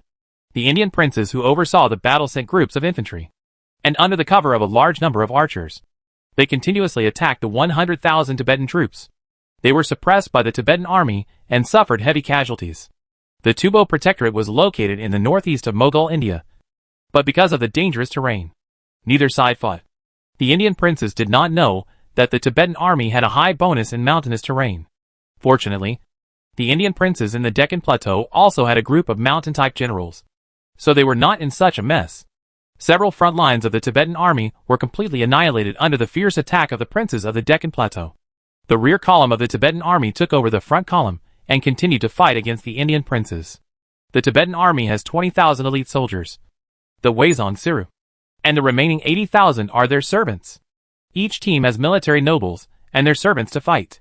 Protector Tashi looked at the Indian soldiers and horses gathered at the foot of the mountain and stretching to the sky. Fighting against a civilization with a huge population required the consumption of a large amount of troops. However, the Tubo army was not someone to be trifled with. They repelled more than a dozen attacks by the enemy in a row. Tens of thousands of Indian soldiers fell at the foot of the mountain. Just trap them! There's no need to attack them! The Indian princes were also frightened by the shocking losses, and finally had to abandon the mountains defended by the Tibetan army, and instead besieged the Tibetan army, and then concentrated on attacking Lianpe. The Tibetan army has been waiting for the right opportunity to attack with all its strength. When the Indian princes diverted their attention, the Huizong Siru began to gather under the command of Luan Qinling, preparing to descend from the mountains of the Pamir Plateau and descend the mountain with tigers. It's not time yet. Just wait. On Qinling's efforts to contain the already angry Tubo generals, being constantly attacked by Asen caused the anger level of the Tubo generals to rise. Many Tibetan military generals with reckless personalities could no longer hold themselves back. If no one stopped them, they would go down the mountain at all costs. There are still more than 10,000 people left in Huizong Siru, anxiously waiting for the opportunity. When Luan Qinling saw hundreds of war elephants crashing into the earthen fortress and many soldiers being trampled to death, he thought that the time was not yet ripe. Timur's elite troops never participated in the war. He obviously had a hand left, and would rather consume the troops of the Indian princes than use his own elite cavalry easily. In addition, Timur was stationed in the middle, and the Tibetan army descended from the mountain and might not be able to attack Timur's main tent. Timur is really cautious and seems to be more difficult to deal with than he was more than 10 years ago. The Tibetan army participated in the first Western expedition and collected a lot of intelligence about Timur. Timur ruled the Indian peninsula, which was different from what it was before, and grew to its peak state. If Timur had set up his camp near the mountains, perhaps the Tibetan army might have descended from the mountain with fierce tigers and be able to kill Timur in one fell swoop. The battle between Lianpe's army was extremely brutal, with thousands of soldiers killed. A violent armored war elephant finally knocked over a military chariot, so that the surrounding military chariots were also implicated, and several military chariots were mixed into a ball. Lianpe wore iron armor and personally held a gun to fight against the elephants. The furious war elephant roared, with a sharp knife tied to its tusks, and rushed past Lianpe, almost killing Lianpe. Lianpe retreated to one side. His war sword slashed through the armor, and the weapons caused sparks from friction. But it was difficult to break through the defense. The only way to attack such a giant beast is to attack its weak point. Lianpe kept avoiding the attacks of the armored war elephant and stabbed the elephant's eyes and nose with his war spear. Wanyan Zonghan also had to lead the kidnapping horse, and Wanyan Yinshik joined forces to expel the Indian cavalry with all their strength. Groups of Indian cavalry rushed in, but were driven away by Jurchen cavalry. The battle continued into the night, and both sides made a truce to rescue the wounded soldiers. Zhao Kuo led a group of Zhao Bianchi to inspect the camp during this battle. and he couldn't help but frown. The Xiao army lost 20,000 killed and 30,000 wounded. Zhao Shi also returned to the camp to redeploy. Today's strong attack by Timur has a bit of testing. But Timur has probably tested our strength. Tomorrow's battle will be unprecedentedly brutal. Kor must be careful. At present, Zhao Bianchi and Wei Zongxira have not yet used all their elite cavalry. And Timur has not yet used his elite cavalry. Li Mu, Lianpe, Wanyan Zonghan, Zhao Shi and other generals gathered around the fire. Li Mu threw a piece of firewood into the fire. Tomorrow, when the two sides fight fiercely, the Tubo army will condescendingly launch an assault. At that time, we will use elite side cavalry to attack Timur's main camp together with the Tibetan army. Zhao Shi looked at the fire. What are the chances of winning? He has a large number of troops. If he deploys them layer by layer, there is little chance of winning. But it can alleviate the urgent need. If our casualties are too heavy, we can consider temporarily retreating and joining Wuqi to secure our retreat. In addition, we can invade the western region of Dewan Kingdom. The army can also be used by us. Li Mu has not yet reached the end of the road. In the northwest is Wuqi, who is besieging the city of Mandala. In the northeast is Huan, who is attacking the Dewan Kingdom. And there is also the Mabe army, who has made a surprise attack on the important town in the central part of Khwarezm. Chu Tian's troops are divided into 5 groups. When necessary, the 5 groups of soldiers and horses can cooperate with each other. The next day, just as Zhao Shi had estimated, Timur attacked the Xiao army's fortress again. This time he replaced the fresh troops who had not gone into battle yesterday. Both morale and physical strength were above 90. And he launched a massive attack on Li Mu and Lianpo's camps. Timur began to send elite troops to participate in the attack. Wei Zongwu, gather under your command. Although Qinling did not find a chance yesterday, during the battle on the second day, he had already seen Li Mu and Lianpe using beacon fire as a signal, and immediately understood that Li Mu and Lianpe would cooperate with the Tibetan army to attack Timur's main army tent. As long as Timur is killed, perhaps millions of Indian armies will collapse because they are leaderless. Chapter 1179 Tubo descends the mountain. Their strength has been nearly explored. We must defeat them today. Tamerlane once again waved the whip of God and drove hundreds of thousands of Indian troops to attack. The soldiers and horses all over the mountains and plains once again overwhelmed the Lianpe army. The number of people was suffocating. This time, Timur began to exert all his strength. The terrifying war elephants went into battle again. 800 war elephants were thrown into the battlefield. The roaring war elephants once again crashed into wooden fences and earthen barriers. The sharp ivory blades tore through the armor and shields of the infantry and hit the chariots. Rows of Xia soldiers held up their spears, relying on car barriers and spears to try their best to block the advance of the war elephants. Lianpe tried his best to maintain the battle line, holding his sword in hand, pushing the 2 enemy soldiers to the edge of the earth barrier and killing them. Lianpe started the battle on the second day. His initial physical strength was only 70 points and had not fully recovered.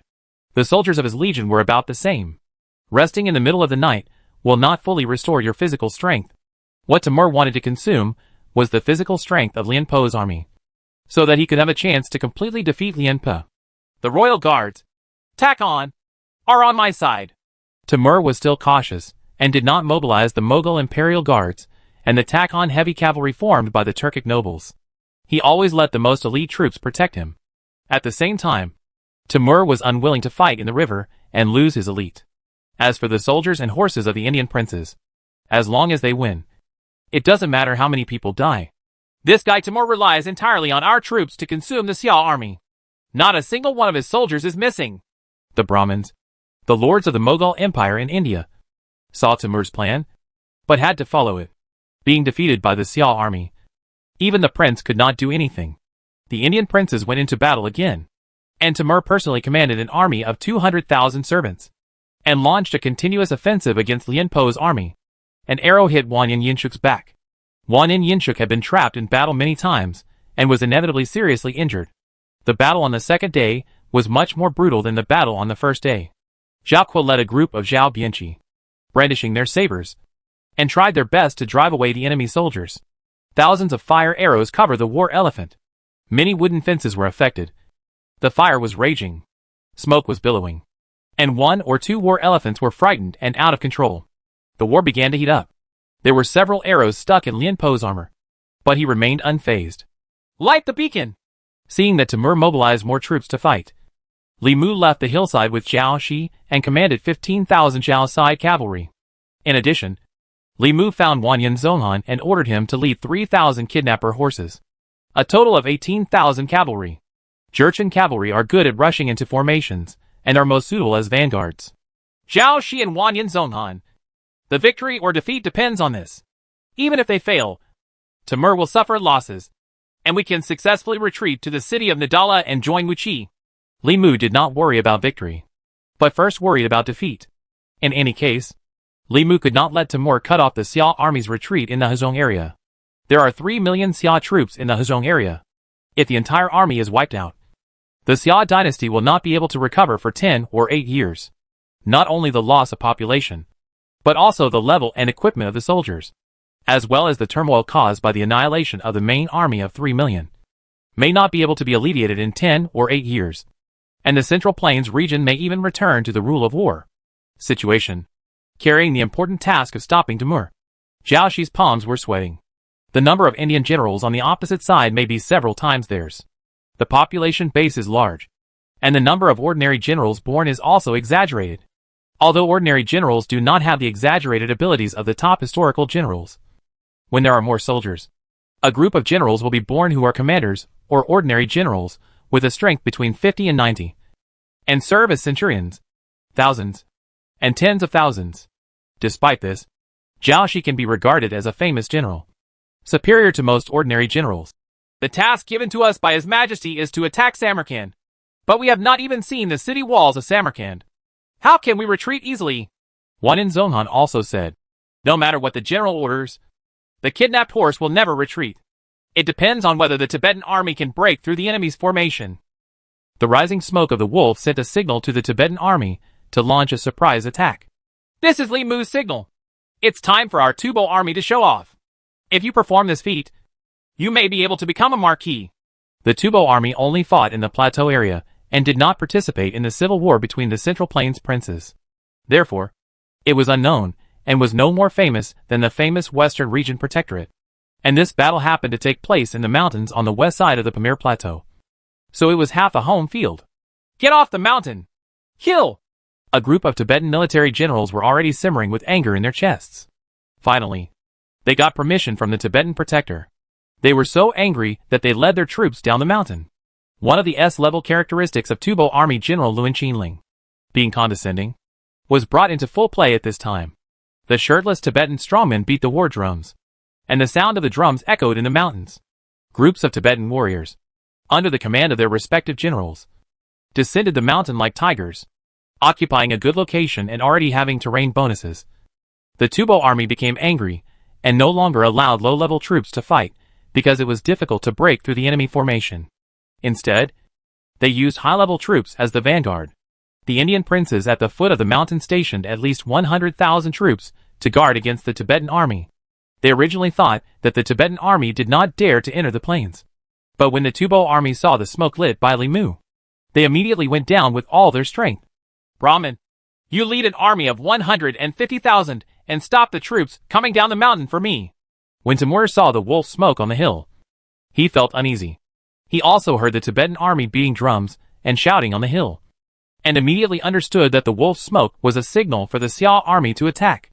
Yes! The Brahmins went to support with 150,000 troops. Kill! Kill! The Tibetan warriors from Weizong Sira lined up in formation, ran like flying in the mountains, broke into the camp of the Indian princes, defeated the enemy soldiers on the periphery, and killed all directions. The Tibetan warriors wore chainmail, and their weapons and armor absorbed both Central Asian and Central Plains styles, and were equally sophisticated. The low-level infantry of the Indian princes encountered the fierce Tibetan warriors. Basically, they were killed by the Tibetan warriors with 1 or 2 swords.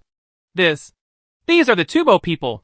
When the Tibetan army came down the mountain, the Indian princes finally realized that these soldiers were Tibetan soldiers living on the plateau. In the eyes of the Indian princes, these people were so vicious that they could not help but be frightened. Destroy them quickly. Our goal is Timur. The commander-in-chief, Luan Qinling, was worried that his reckless generals would be restrained by the Indian princes at the foot of the mountain.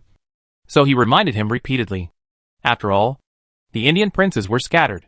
Without the troops of the Golden Family to sweep the Indian Peninsula and appoint Tamerlane as governor of the Indian Peninsula, it would be difficult for them to form an effective alliance. The key to this battle is to win over Timur. It was almost the same as what Luen Qinling had guessed. Sure enough, the Tibetan military generals had somewhat lost control after engaging the soldiers and horses of the Indian princes. The most elite Weizong Siru, under the personal control of Luen Qinling, did not forget the target of the raid and always followed Luen Qinling. 100,000 Tibetan troops broke out and quickly defeated the troops of the Indian princes at the foot of the mountain. On Qinling, there was no time to expand the results of the victory. He only killed thousands of people, causing the Indian princes to fall into chaos and go straight to Timur, India's war elephant. More than 10,000 Tibetan elites were clearing the way forward, but the Brahmins blocked the way with 300 war elephants and 150,000 troops. Brahmins also brought ancient Indian priests, true Brahmins, a special force from ancient India. The four major castes in ancient India, the Brahmins who communicate with gods, and the Kshatriyas who are in charge of soldiers and horses, are the masters of mankind. And Brahmins are also a special arm of ancient Indian civilization, a special auxiliary arm. Regarding the Tibetan warriors in Qinling, they faced the main force of Brahmins, bypassed the war elephant and advanced quickly. On Qinling took advantage of the superimposed effects of King of the Plateau, and, condescending, to avoid the war elephant, the lower castes come forward. The priest chants and provides bonuses. Brahmins sent thousands of low-ranking infantrymen, and ancient Indian priests began to pray to strengthen the abilities of these cannon fodder soldiers. The low-level soldiers with poor equipment are protected by a faint divine light, and their various abilities receive small bonuses. And their eyes are crazy. The Tibetan warriors have also felt the cannon fodder on the opposite side, and their morale seems to be rising. The priests of ancient India indeed have auxiliary abilities, but this time, we can only risk a battle. Tashi and Luen Qinling led the Tibetan army down the mountain and into the plains. They must fight to win the opportunity. Even if the Brahmin troops exert their strength, they must move forward. Soldiers, attack! Li Mu personally took the lead, together with Zhao Shi and Wanyan Zonghan, led 18,000 cavalry out of the camp. Raising dust, the Indian princes who were fighting with Lian Po were caught off guard by Li Mu, who suddenly dispatched, and many Indian cavalry were killed. Don't fall in love with war! Wanyan Zonghan shot a light cavalry with his own hands and drove the Jurchen cavalry to rush forward. Li Mu and Zhao Shi's elite light cavalry bent their bows and set arrows, and the Indian light cavalry fell in response. More than 10,000 fine cavalry were dispatched and quickly broke through the encirclement amid the panic of the Indian princes. The surrounding Indian princes and their troops retreated to make way for a passage. Kill Timur! Li Mu has only one goal, and that is the heroic Timur. It seems that the target is indeed me. However, my elite troops have not been used yet. Timur said Brahmins to stop the Tibetan army, and personally fought against Li Mu, who attacked. Li Mu is a powerful enemy. Forest guards, tack on! Prepare to meet the enemy. Timur is sitting on his throne, fearless in the face of danger. Behind him is the Indian peninsula with a population of hundreds of millions. It is no longer the thousands of households that followed Chagatai more than 10 years ago. The Mughal guardsmen and the Turkic tack-on, wearing iron armor and iron masks with only their eyes exposed, are armed with iron horses. A strong wind passed by, and Timur's battle flag was flapping. Timur watched as Li Mu's cavalry got closer and closer to him. Forest guards, come forward! Timur used the Mughal Imperial Guard cavalry in India. The armored Royal Guards cavalry lined up in dozens of rows. The tall war horses began to trot, and then gradually increased their speed, getting faster and faster. The earth was trembling. The Mughal Imperial Army was facing Wanyan Zonghan's kidnapping horse. Chapter 1180 Sushu. The Miracle of the Mabe Army. Damn it! If Iron Buddha II were here, how could it be? Wanyan Zonghan, the commander-in-chief of the Jin Kingdom, was surrounded by the iron wall of the Mughal Imperial Army. Everything he looked around was filled with costumes. This group of Mughal guardsmen belonged to the South Asian heavy armored cavalry during the Ming dynasty. Timur equipped them with sophisticated armor. Wanyan Zonghan's Guizima was not a heavy cavalry, and was intercepted by armored cavalry. It was difficult to defeat this group of armored cavalry. The Jin civilization also had special armored cavalry. The Iron Buddha and the Zhongxia army were all heavy armored cavalry that could rival the Mughal Guards army.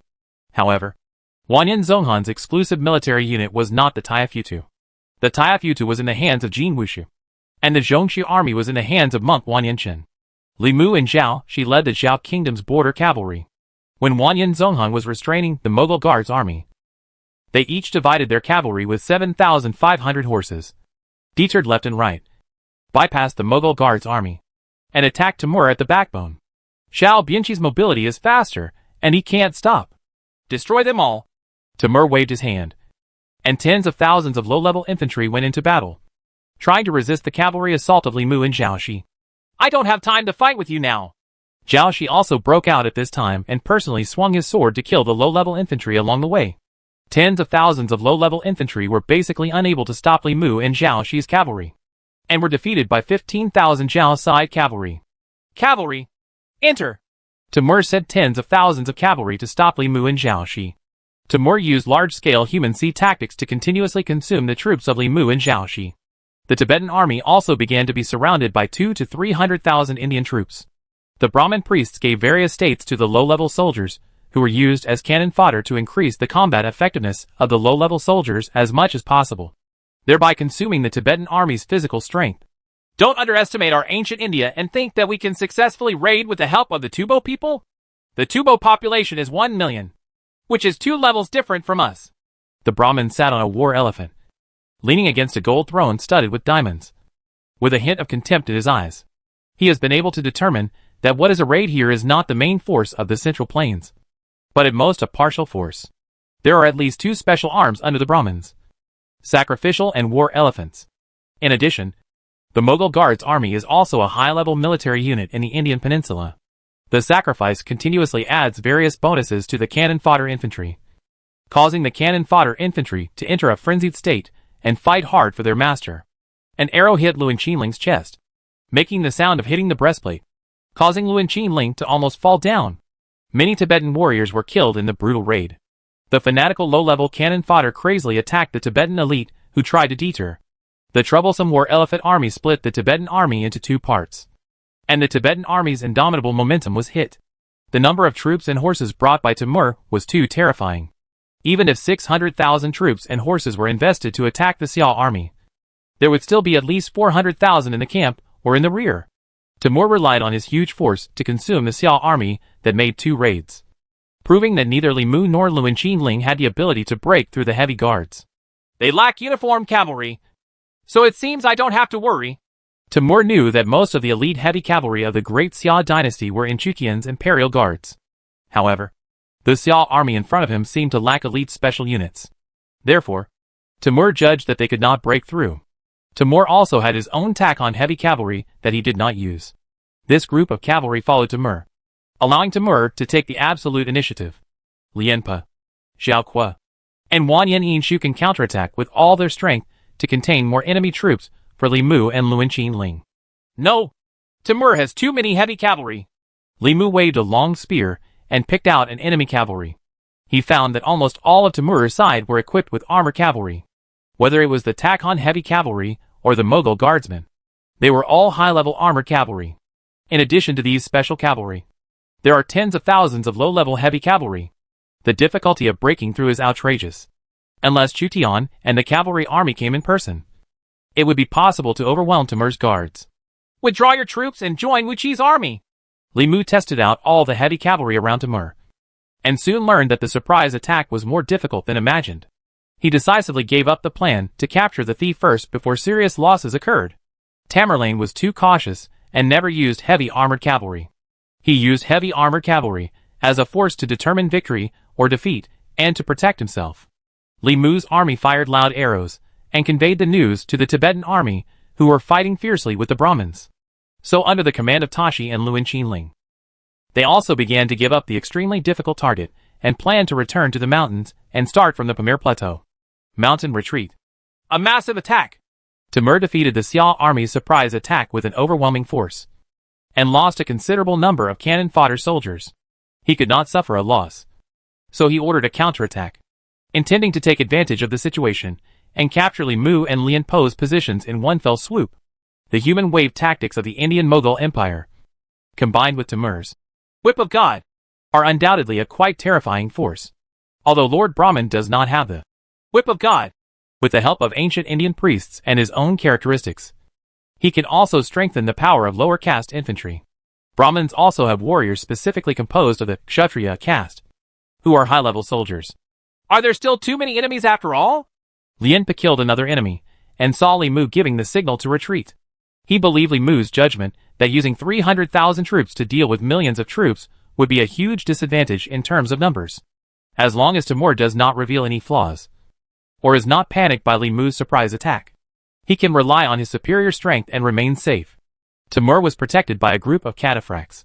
On the contrary, the Indian princes were suddenly attacked by Li Mu and Luan Qinling. In one battle, at least 100,000 soldiers and horses were killed or injured. Access Li Mu and prepare to go north to join Wu Qi. Wu Qi should have 300,000 people left. And Hua An side also has 200,000 to 300,000. Taken together, they are no less than Timur. Lien Pa is still holding on to the chariot base, because when making the plan, Li Mu did not consider victory but defeat first. So the failure of the raid would not put the Xiao army in a desperate situation. The stunned Indian princes were still a little disoriented, which gave Li Mu, Zhao Shi, and Luan Qinling time to retreat. If Timur and Brahman were not in charge of the overall situation, perhaps the millions of armies of these Indian princes would have collapsed.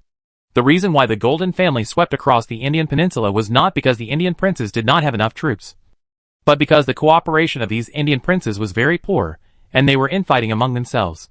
What a bunch of idiots! Timur saw that the legions of many princes were out of control, and only the Brahmins were more reliable. He believed that it was necessary to eradicate these princes after the Battle of the River, and replace them with his own generals to rule the entire Indian peninsula. Khan! There is a Xiao army coming from the west of the battlefield. When Tamerlane was about to take action personally, Tan Machi, who was at the outermost edge of the battlefield, received some unfavorable news for him. How many people are there? At least 100,000. How is it possible? The Xiao army appears on our west side and must cross the Red Desert, Kizilkum Desert, from the Sir Daria River. Timur felt incredible. 100,000 Central Plains troops crossing the Red Desert? Supplies are a big problem. Wait a minute. There are Mongolian cavalry in Mabe serving Emperor Xia. Could it be them? It was a matter of life and death, success or failure. So Timur could not help but concentrate all his attention and make judgments more quickly than usual. Among the soldiers and horses of the Daxia dynasty, the Mongolian cavalry was a force that should not be underestimated. Chu Tian completed the astonishing roundabout on the western Sichuan plateau, relying on the Mongolian cavalry with amazing endurance. The impact of the Mongolian war horse is not strong. However, the Mongolian horse's requirements for feed are not that demanding, and it is one of the best war horses for expeditions. Order! Withdraw the troops! Timur's expression changed. He had just ordered a counterattack, and then ordered a withdrawal of troops. This made the Indian princes confused, and their troops even more confused. In the middle of the kingdom of Khwarezm, the Mabe army commanded by Prince Yin crossed the Red Desert, performed a miracle, and suddenly appeared under the city of Bokhara, an important town in the middle of Khwarezm. The defenders of Bokhara thought that divine soldiers were coming from heaven. Under the strong attack of Prince Yin, they quickly surrendered the city. At this time, Su Shu, the temporary military advisor of the Monan army, ventured to Bokhara city with dozens of cavalry, found Prince Yin, and asked to go south. Before the battle between Li Mu and Timur, Su Shu had roughly guessed that there was a huge disparity in the strength of the two sides. If Timur was only a second-rate figure, he might have been able to defeat more with less.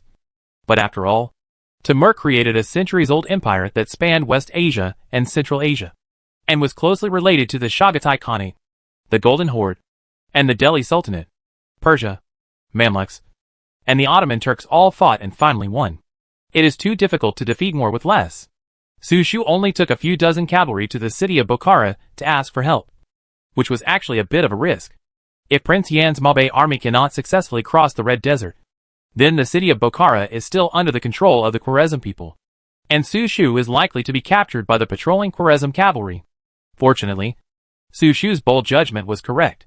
Prince Yan's Mabe army not only crossed the Red Desert as planned, but also captured the city of Bokhara at lightning speed. Prince Yan heard that Li Mu and Lien Pa were about to fight Timur's legion, and knowing the strength of Timur's legion, he immediately ordered the 3 generals of the Sui dynasty, Shirwan Sui, Han Qinhu, and He Ruobi to serve as vanguards and provide massive support. On the second day of the battle between Li Mu and Lianpe, Timur and the Indian princes, it was almost nightfall. The Mabe army created a miracle. They set out from the Sir Daria River, crossed the Red Desert, quickly captured the important town in the middle of Khwarazm, and quickly joined the Monan army. Such a miracle means that the Mabe army has not had a good day's rest from the time it set out until now. The pioneer general of the Mabe army, Shirwan Sui, is here. Han Qinhu, it's all your fault for holding back Shirwan Sui's cavalry in front. Hirobi, when the battle in the river is over, I will definitely beat you up. Han Qinhu and Hirobi, who are currently serving in the Mabe army, dislike each other. The emperor-level warrior Shirwan Sui had already arrived at the edge of the battlefield in advance, while the two were arguing over whose cavalry should take the official route. Sure, long live the Indian prince on the verge of breaking out, shooting out a stream of light, and sealing his throat with an arrow. Chapter 1181. The Uzbek Man. Shirwan Sui commanded 10,000 cavalry and defeated the surrounding Indian princes. The remaining princes retreated one after another under Timur's order. This battle had twists and turns. Li Mu, Lianpe, and Luan Qinling, who were organizing a retreat, saw the Mabe army coming to help, and turned back to counterattack, forcing Timur's army to retreat. Timur's face was not very good looking.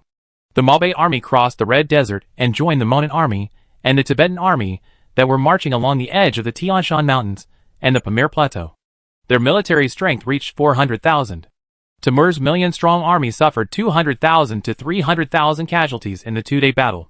Even though the losses were basically the soldiers and horses of the Indian princes, the morale of Timur's army also declined due to changes in offense and defense. After Shirwan Sui's cavalry arrived, Han Qinhu and Hirobi's cavalry also arrived one after another. Timur mobilized an army of 300,000 to resist the Mabe army and fight the three generals of the Sui dynasty. Timur's huge army was attacked from three sides. Its morale dropped even faster, and it had to retreat dozens of miles. Li Mu and Lianpe successfully joined the three generals of the Sui dynasty. Fortunately, we arrived in time. Otherwise, we would have been almost delayed. Su Shu appeared riding a war horse. He promptly invited the Mabe army to march eastward and join the Monan army, which relieved the Monan army's crisis facing Timur. This battle is too brutal. Prince Yan took Di Qing and Fan Zhongyan to the Pamir battlefield and found that the ground was full of smoke. The earth barriers collapsed, and the wooden fence turned into black charcoal. The total number of casualties on both sides exceeded 300,000, which was tragic. In contrast, the Mabe army's progress can be described as smooth. Request to join forces with Huan, who is attacking Dewan. If he captures Dewan, then come join us and capture Samarkand.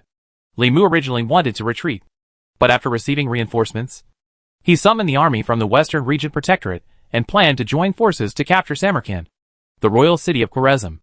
Samarkand is an extremely important city in the Transoxiana region. Timur's army was gathered here. Therefore, Li Mu called on as many troops as possible to capture Khwarazm and control the entire Transoxiana region. I don't know if the army of the Western Region Protectorate has captured Dayuan Kingdom. The battle in the western part of the Pamir Plateau was littered with corpses, and on the battlefield of the Dewan Kingdom, the poor Dewan Kingdom was once again affected by the flames of war. It is impossible to count how many times the Dewan Kingdom has faced disaster. Huan, the great protector of the western regions, and Uzbek Khan Shaibani fought in the Dayuan Kingdom. Huan successively captured 7 cities of the Dewan Kingdom, and Shaibani recaptured 3 more, and looted them with his troops.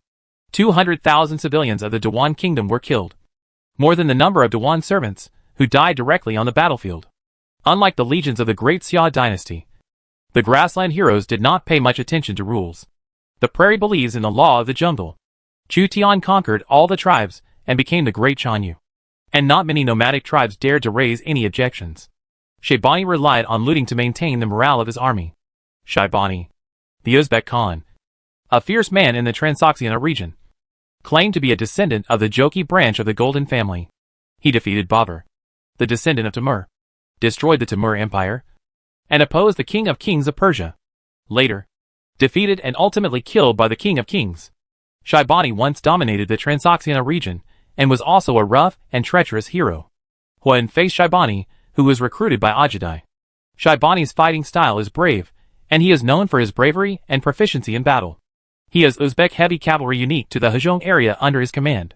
The Central Asian battlefield was like a duck to water for the heroes born in the Transoxian region such as Sulu, Shaybani, and Tamerlane. Huan suffered a lot under the attack of the mad dog like Shaybani. Huan counted the losses, and was a little depressed. The Western Region Protectorate had 400,000 soldiers and horses, of which 200,000 were guarding Ili and Luntai. Huan led 200,000 soldiers and horses to invade the Dayuan kingdom. In a recent battle, Huan had advanced to Guishan City, the royal city of Dayuan kingdom. The imperial general Shaybani asked his lieutenant to fight Huan, and then personally led the Uzbek heavy cavalry down the mountain. The pigs advanced suddenly, causing casualties to the Western Region Protectorate army. 20,000 people were forced to give up their plan to attack Guishan City and retreated to a nearby small town to rest. Huan once ruled the Dawan kingdom twice and still had some prestige in the Dawan kingdom, although King Makai of the Dayuan kingdom, who was supported by Huan, was killed. A group of Dayuan nobles heard about Huan's arrival and took refuge in Huan's account one after another to serve Huan. Please, Lord Protector, defeat Shaybani as soon as possible. If Shaybani is allowed to rule Dawan again, I am afraid that the population of Dawan will be less than 1 million. We are counting on the Great Protector for everything. A group of Dawan nobles, who had taken refuge in the Western Region Protectorate, complained to Huan about Shaybani's rule of Dawan, hoping that the war in Dawan could end as soon as possible. The population of Dawan has dropped from 3 million in the first year of the Lord's reign to only over 1 million now, and most people have been affected by the war and died. Zabani is a brave general, not just a reckless general. His cavalry is not low in combat effectiveness. It would be great if Huatsubing is there to compete with him. Huan's #1 general, Huatsubing, was wanted to leave by Chu Tian, and was beaten up by the Uzbek Hung Shaybani pig in Dayuan kingdom, which was quite depressing. A Dawan noble said, Zabani is indeed fierce. We in Dawan had an uprising in recent years. He defeated tens of thousands of people with thousands of cavalry and killed them all. Huan looked at Pang Tong, who was temporarily serving as the military advisor of the Western Region Protectorate. This was the counselor he asked Chu Tian for. So far, there is no pure counselor in the Western Region Protectorate. Pang Tong is known as Feng Chu. Although he looks a bit strange, Huan doesn't care. Military advisor. Shaybani is like a mad dog. If you are not careful, you will be defeated. What should you do? Pang Tong pondered for a long time. He also participated in the recent battle of Guishan City. He saw Shaybani's military use. Zabani's troops are brave and reckless. They can lure Shaybani to attack and then defeat them. A plan to lure the enemy? Huan thought for a moment. To deal with such fierce generals, the strategy of luring the enemy is often tried and tested. But to lure the enemy, it is best to find a suitable terrain. A group of military generals from the Western Region Protectorate tried hard to find a piece of terrain on the map of Dawan for a decisive battle with Shaybani.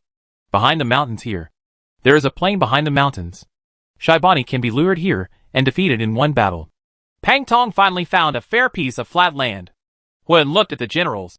Which of you can go ahead and lure Shaybani to attack? Chen Tang, the general of the Western Region Protectorate, said. The last general invites you to fight. Can. Huan knew that Chen Tang had characteristics similar to long drive, and was considered a half-marching general.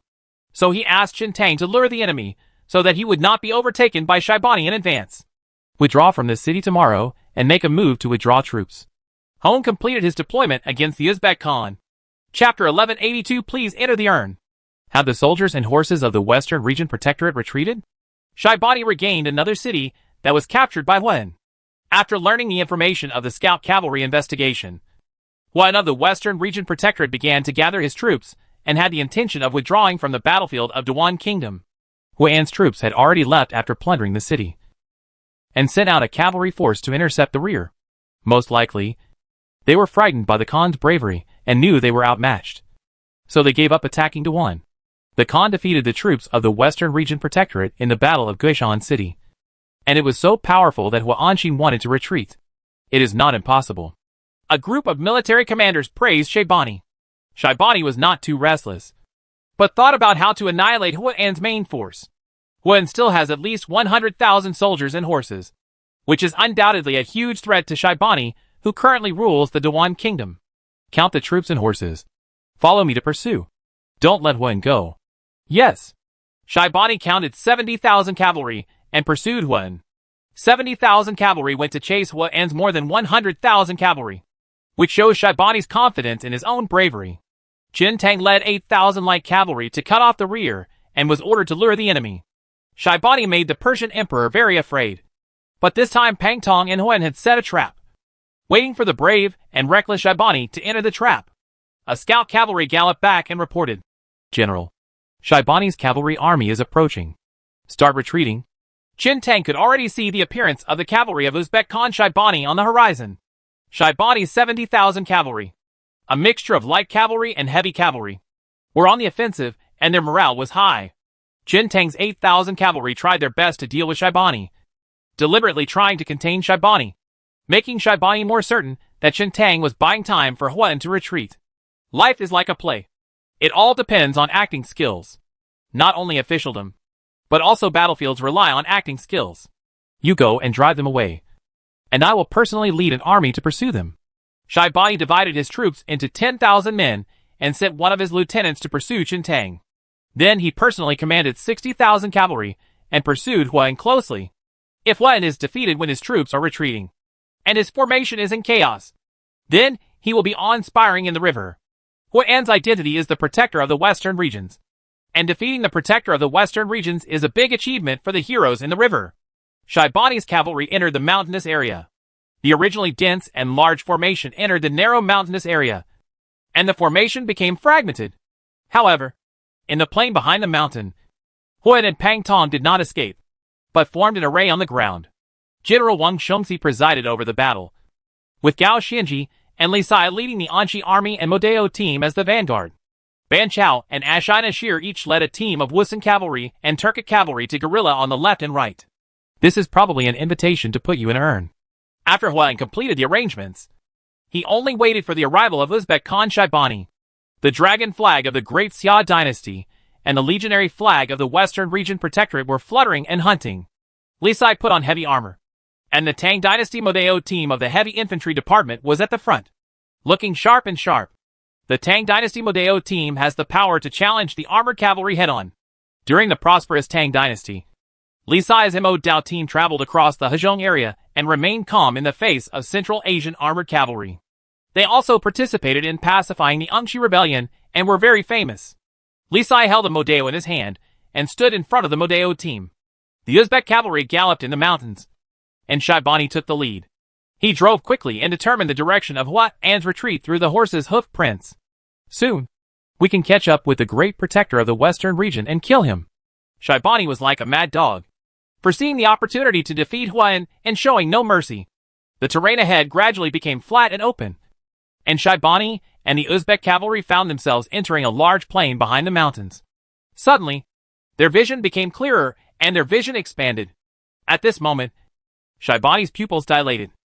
In front of Shaibani and the generals of the Uzbek civilization, it turned out to be the fleeing Western Region Army.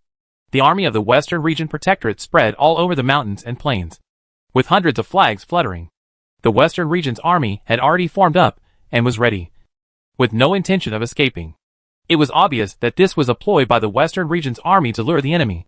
Realizing that they had made a mistake in judgment, the Uzbek generals and cavalry suddenly became panicked. Array up! Shaibani also suddenly understood that Huan was arrayed here with the purpose of fighting him to the death here. The Uzbek cavalry emerged from the rugged mountains and hurriedly assembled. However, the chaotic Uzbek cavalry had no time to quickly form a combat formation. At the same time, Huan, who is waiting for work, will not give Shaibani a chance to put into combat formation. Huan specially led Shaibani to the decisive battle site. After careful planning, he took advantage of the chaos of the Uzbek cavalry to launch an attack. The battle between the two armies was not a simple fight. With tens of thousands of troops without formation, their combat effectiveness was greatly reduced. The Uzbek cavalry was in chaos, and more Uzbek cavalry came out of the mountain pass, which only exacerbated the chaos. Ban Chao, Ashai Nashir, all cavalry are dispatched. Huan ordered that the light cavalry on the left and right wings immediately launch an attack, not giving Shaibani any chance at all. The forwards Gao Xianji and Li Sai also attacked aggressively. Kill! Li Sai roared loudly, with great energy, and led the 2,000 Mo Dao team to the front. Gao Xianji's 10,000 Anxi army is advancing behind Li Sai. As long as Li Sai defeats the enemy, Gao Xianji will advance triumphantly. The Western Region Army has launched an attack. The Uzbek cavalry was even more panicked.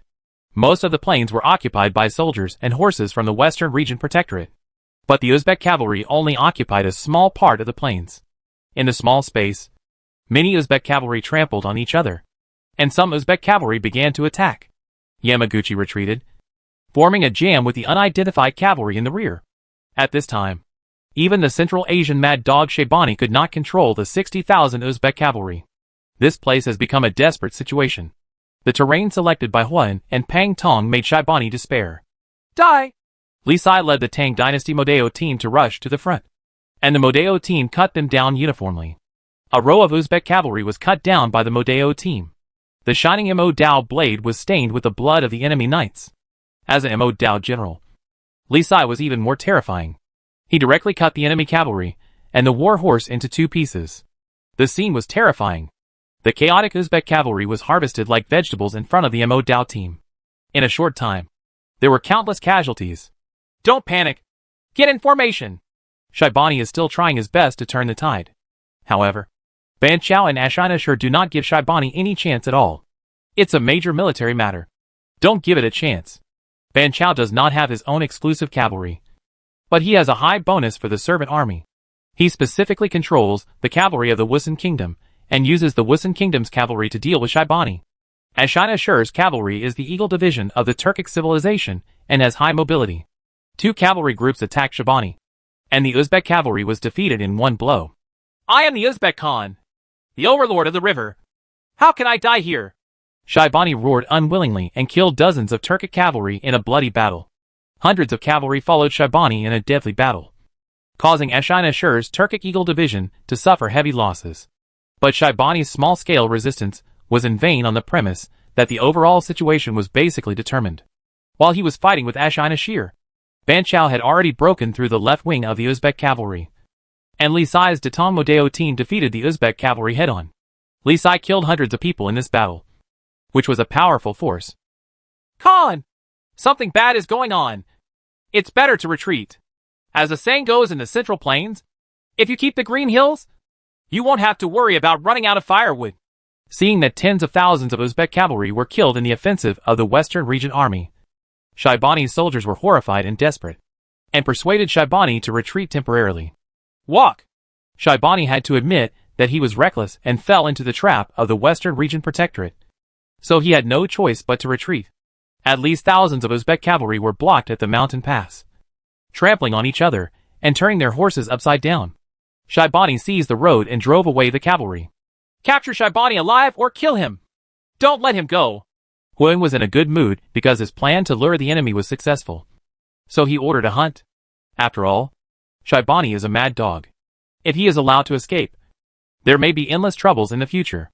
In the face of these grassland tyrants in the river area, they must be wiped out before they can integrate the river area into the empire's territory. Otherwise, they will try to restore their own empire with their own prestige and ability.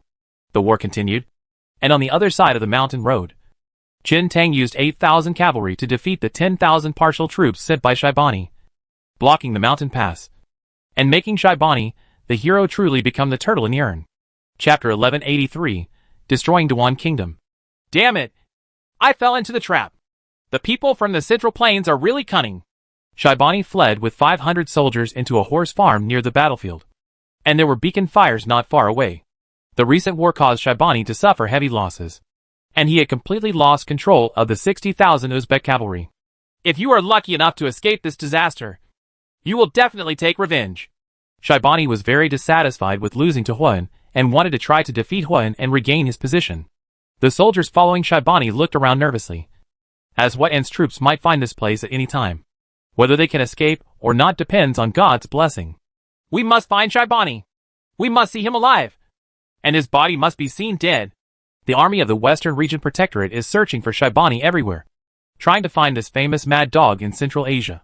General, there are horse hoof prints here. Explore carefully. Ban Chao sent out cavalry to search the racecourse. Shaybani, who was hiding in the racecourse, fell into panic and was soon discovered by Ban Chao's cavalry. Thousands of Xiao army cavalry surrounded the racecourse and formed an encirclement on Shaybani and 500 cavalrymen. Ban Chao got the news and came to supervise the battle in person. Break out! Shaibani led 500 soldiers to fight against the trapped beast. Faced with the heavy siege by the Western Region Protectorate's army, he still wanted to turn the tide. However, his opponents were Ban Chao and the Wusun cavalry. It was impossible for Shaibani to escape among the Wusun cavalry that was 10 times his own. Shaibani fought desperately, surrounded by Wusun cavalry. As long as the number of minions is large enough, powerful generals can be killed. Fire the arrow! Ban Chao waved his right hand, and thousands of arrows covered Shaibani and his soldiers. The sound of sabers hitting arrow clusters sounded. The soldiers around Shaibani were killed one after another, and Shaibani himself was scarred. Hateful! Shaibani roared unwillingly. The saber opened and closed in his hand, and he killed the Wusun cavalry in one blow. Blood splattered on his body. As the Uzbek Khan in the Hezhong area, Shaibani's aggressiveness exceeded Ban Chao's imagination. Even though he was trapped in a tight siege, he still killed hundreds of Wusun cavalry. Shaibani's armor was studded with 13 arrows, and blood flowed profusely. Shaibani was still struggling desperately, and even though he was seriously injured, he still beheaded a captain of 10,000 men from the Wusun kingdom. The Wusun soldiers were frightened and took 2 or 3 steps back. Who dares to step forward? Shaibani roared like a bloody war god, and the surrounding Wusun cavalry took another step back. What a brave man! Ban Chao couldn't help but sigh when he saw Shaibani's majestic figure and how he personally killed hundreds of Wusun cavalry. If he hadn't personally taken charge and strengthened this group of Wusun cavalry, maybe Shaibani, with hundreds of his own soldiers, would have been able to break through. Heavy cavalry! Ban Chao sent out a team of heavy cavalry. 300 heavy cavalry rushed towards the injured Shaibani, galloping with iron hooves. War! Shaibani took the last few cavalry to face the 300 heavy cavalry. The saber kills 2 or 3 heavy cavalry. Its durability decreases, and it is scrapped after curling the blade. Rows of heavy cavalry charged, and more than a dozen lances stabbed at Shaibani. Huan sent more than a dozen cavalry groups to chase the defeated Uzbek cavalry. The main force was cleaning the battlefield and captured more than 20,000 Uzbek cavalry. This is the cavalry in the river area, and it is also a servant army with high combat power. There are many reckless people in the river area, and there are also miracle workers. Huan breathed a sigh of relief after defeating Shaibani. The failure of Shaibani meant that the Dewan Kingdom was back under the control of the Western Region Protectorate. Players in the Eastern Han Dynasty have the impression that the Hezhong area is not large. But in fact, the actual area of the Hezhong area is 4 million square kilometers, which is almost half of the territory of China. The Transoxiana region was controlled by Persian civilization for most of the time, and was successively ruled by the Turkic Khanate, Turkish, Arab Empire, Tang Empire, Tubo Empire, Timurid Empire, and Uzbek Khanate. The only disadvantage of the Transoxiana region is that the population is too small, so it is rare for a Timurid Empire or an Uzbek Khanate to be born. Most of the time, the Transoxiana region is still surrendered to other empires. Master Protector, we captured a total of 27,500 cavalry, and killed almost the same number of enemy troops. As for our casualties, there are many, totaling more than 7,000 people. Gao Xianji counted the casualties and reported them to Huan. At the cost of 7,000 men. It was an epic victory to wipe out the 60,000 Uzbek cavalry of the brave and capable Shaibani. The terrain for the decisive battle was chosen appropriately, which made it even more powerful. Have you captured Shaibani alive? If you can't capture him alive, then kill him to avoid future troubles. What Huan is more concerned about is the life and death of Shaibani. After all, the area in the river is too vast, with plateaus, deserts, plains, lakes, hills, and other terrains.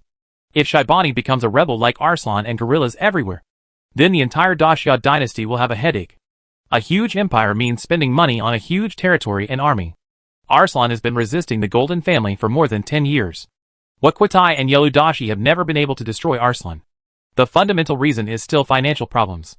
Therefore, Huan showed no mercy in dealing with these ambitious heroes to avoid endless troubles in the future.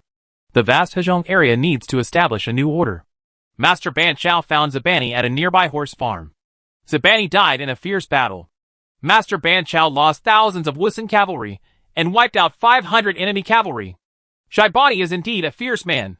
Before he died, he changed the casualties of my army from 7,000 to 8,000. Once such a person is ambitious, it will be difficult to control him. If he dies, He will die. After Huan confirmed that the powerful enemy Shaibani was killed in the battle, he completed the cleaning of the battlefield and then marched towards Guishan City. As soon as Shaibani died, the defenders of Guishan City offered little resistance and surrendered to Huan. Dawan Kingdom, which had been conquered twice by the Western Region Protectorate, was conquered by the Western Region Protectorate for the third time. The nobles and civilians of Guishan City were accustomed to frequent wars and changes in rulers, and had no objection to the Western Region Protectorate returning to rule the Dawan Kingdom. Huan ordered the execution of the puppet king supported by the Golden Family. However, this time, Huan did not establish a new king, which surprised many Dawan nobles. In the past, every empire that conquered Dawan had to symbolically support a king to ascend the throne and strengthen its control over Dawan. However, Huan already knew that Chu Tian planned to establish the Hezhong Protectorate, and the Dawan Kingdom was abolished and became the Dawan County of the Hezhong Protectorate. Our country of Dawan is going to be abolished. Does this mean we are going to become one of the empire's territories? The nobles of Dawan heard the news from Huan and knew that things were going to change. Dawan Kingdom was finally annexed and lost its nominal king. From now on, as a county-level unit, Dawan Kingdom will appoint officials from the Central Plains to manage the internal affairs of Dawan Kingdom. Huan cleans up the power of the Golden Family in Dawan Kingdom, and a letter of request for help from the Monan army arrives. They encountered Timur, who was even more troublesome than Shaibani. Timur was in charge of a 1,000,000-strong army, and he also had generals from the Indian Peninsula. It seems that just relying on the Monan army, the Mabe army, and the Tubo army was still a bit behind. You should count your troops immediately. Huan summoned the generals and worked non-stop. The Hezhong area is indeed huge, vast and sparsely populated, and Xia armies from all walks of life are either fighting or on the way to fight every day. Only by defeating the supporters of the Golden Family can the Hezhong area be completely digested. Gao Xianji asked, Sir, where will we march next? The royal city of Khwarezm, Samarkand, the plains of Eastern Europe, the Tsarist Empire, the city of Smolensk. Yekaterina assembled 700,000 troops in this fortress to defend on the outskirts of the city. The Emperor of the Holy Roman Empire, Hohenzollern, led the expedition in person, and the King of France, the King of Poland, the Archduke of Austria, and other lords all sent troops. The Poles, who had a grudge against Tsarist Russia, would not miss this opportunity. Ekaterina stood on the majestic city wall of Smolensk, still graceful, but with a bit of worry in her eyes. Before the cold winter arrives, it is too difficult to defend Moscow and St. Petersburg. Smolensk is the gateway to the west of Moscow. Once Smolensk is captured, Moscow will be threatened. As for St. Petersburg, it was attacked by the King of Sweden and the Grand Duke of Lithuania. The Crusaders wanted to carve up the territories of the Russian Empire. Damn it! Why hasn't winter come yet? Ekaterina punched the ancient city wall. She had no confidence in holding Smolensk before the cold winter came. Dmitri, 14th century Don hero, Grand Duke of Moscow, who resisted the Golden Horde. You will lead 150,000 troops to guard the crossing point 50 miles east of the city to prevent the German knights from flanking us and cut off our retreat to Moscow. The way. Ekaterina has been fighting for more than 20 years and has a clear understanding of the situation. She knows that Smolensk is difficult to defend and has reserved an escape route for herself. The biggest worry is not defeat. After defeat, you can retreat to Moscow and St. Petersburg and continue to hold on. If the whole army is annihilated, then that is the worst-case scenario. Your Majesty, the Holy Roman Empire's army has arrived about 30 miles southeast and is engaging in a contact battle with the Cossack cavalry. Catherine has just sent Dmitri, the Holy Roman Empire army, and there are only 30 miles left from the city of Smolensk. Sophia said, barracks in Moscow, St. Petersburg and other cities are constantly transferring young men into various branches of the army. If winter comes, they can get millions of soldiers. Persevere until winter, and things will surely turn around for you. Yes. To the southeast of Smolensk, the boundless Holy Roman Empire army appeared. The battle flags of the Teutonic Knights were ringing, and special units such as Blackshirt Knights and two-handed swordsmen stretched endlessly, filled with murderous intent. Yermak, the leader of the Cossack cavalry, who was conducting reconnaissance nearby, was attacked by a group of German knights. After a period of fighting, Yermak was defeated and retreated to Smolensk. It's better to be careful and don't pursue too deeply. The generals of the Holy Roman Empire did not take the opportunity to pursue, but stopped. Chapter 1184 Emperor Level Charlie the Hammer. Your Majesty, I was defeated by the Teutonic Knights, so I returned to Smolensk. Please punish me. The Cossack General Yermak knelt in front of Catherine. Extremely pious, the Cossack cavalry was a sharp sword in the hands of the Tsar, and many Cossack generals and cavalry enthusiastically supported the Tsar. They have more than 1 million troops. It's not your fault that you were defeated by them. Ekaterina's tone was calm, and there was no sign of excitement or nervousness. As a Tsar, one should always maintain grace. As the Crusaders pressed on, Catherine was the last person in the Russian Empire to panic.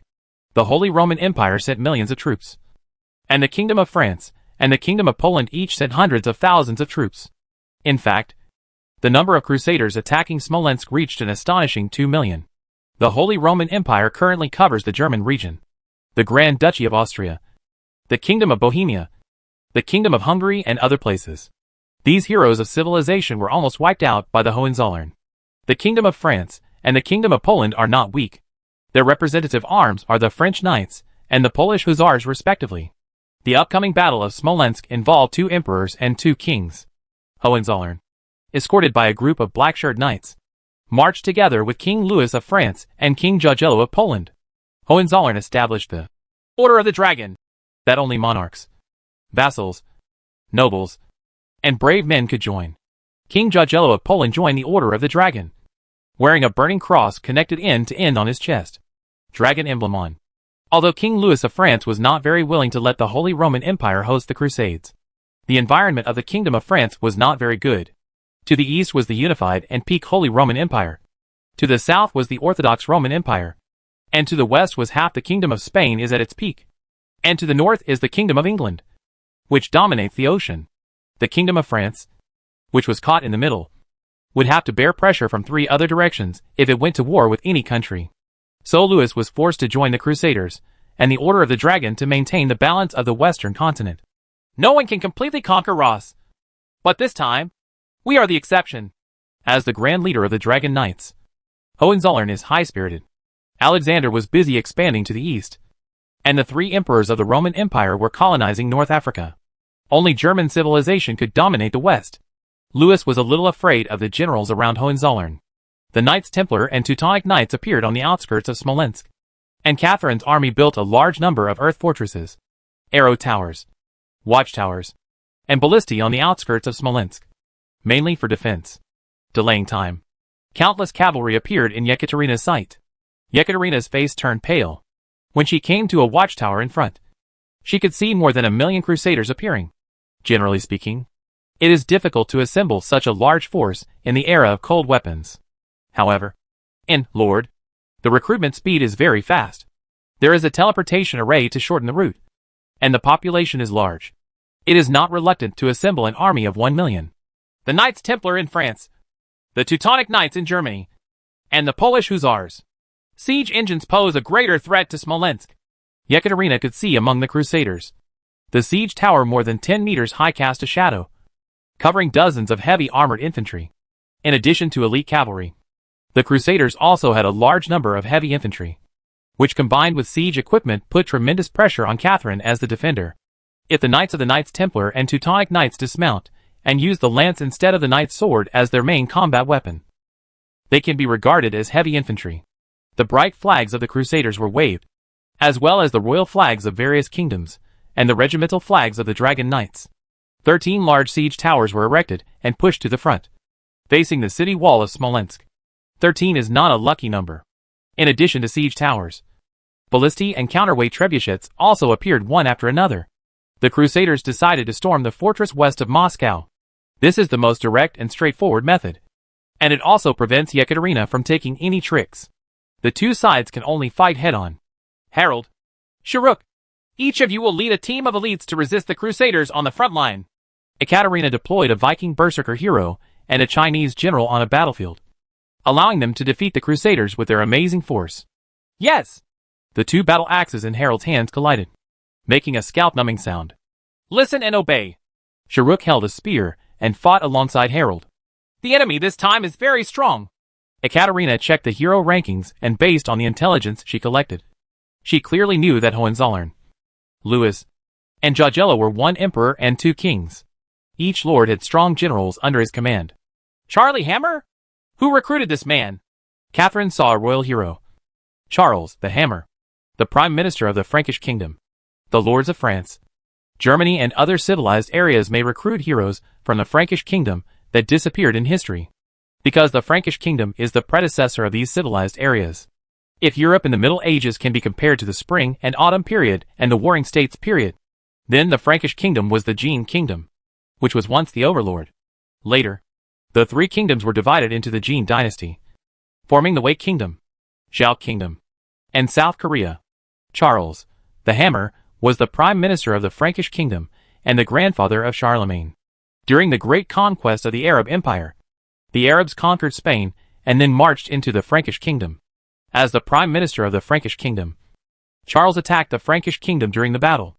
The incoming Arab cavalry was driven back, and the leader of the Arab army was killed, thus changing the fate of Europe. Otherwise, Europe's beliefs might have changed. This was a big man who had epic victories and changed the history of a continent.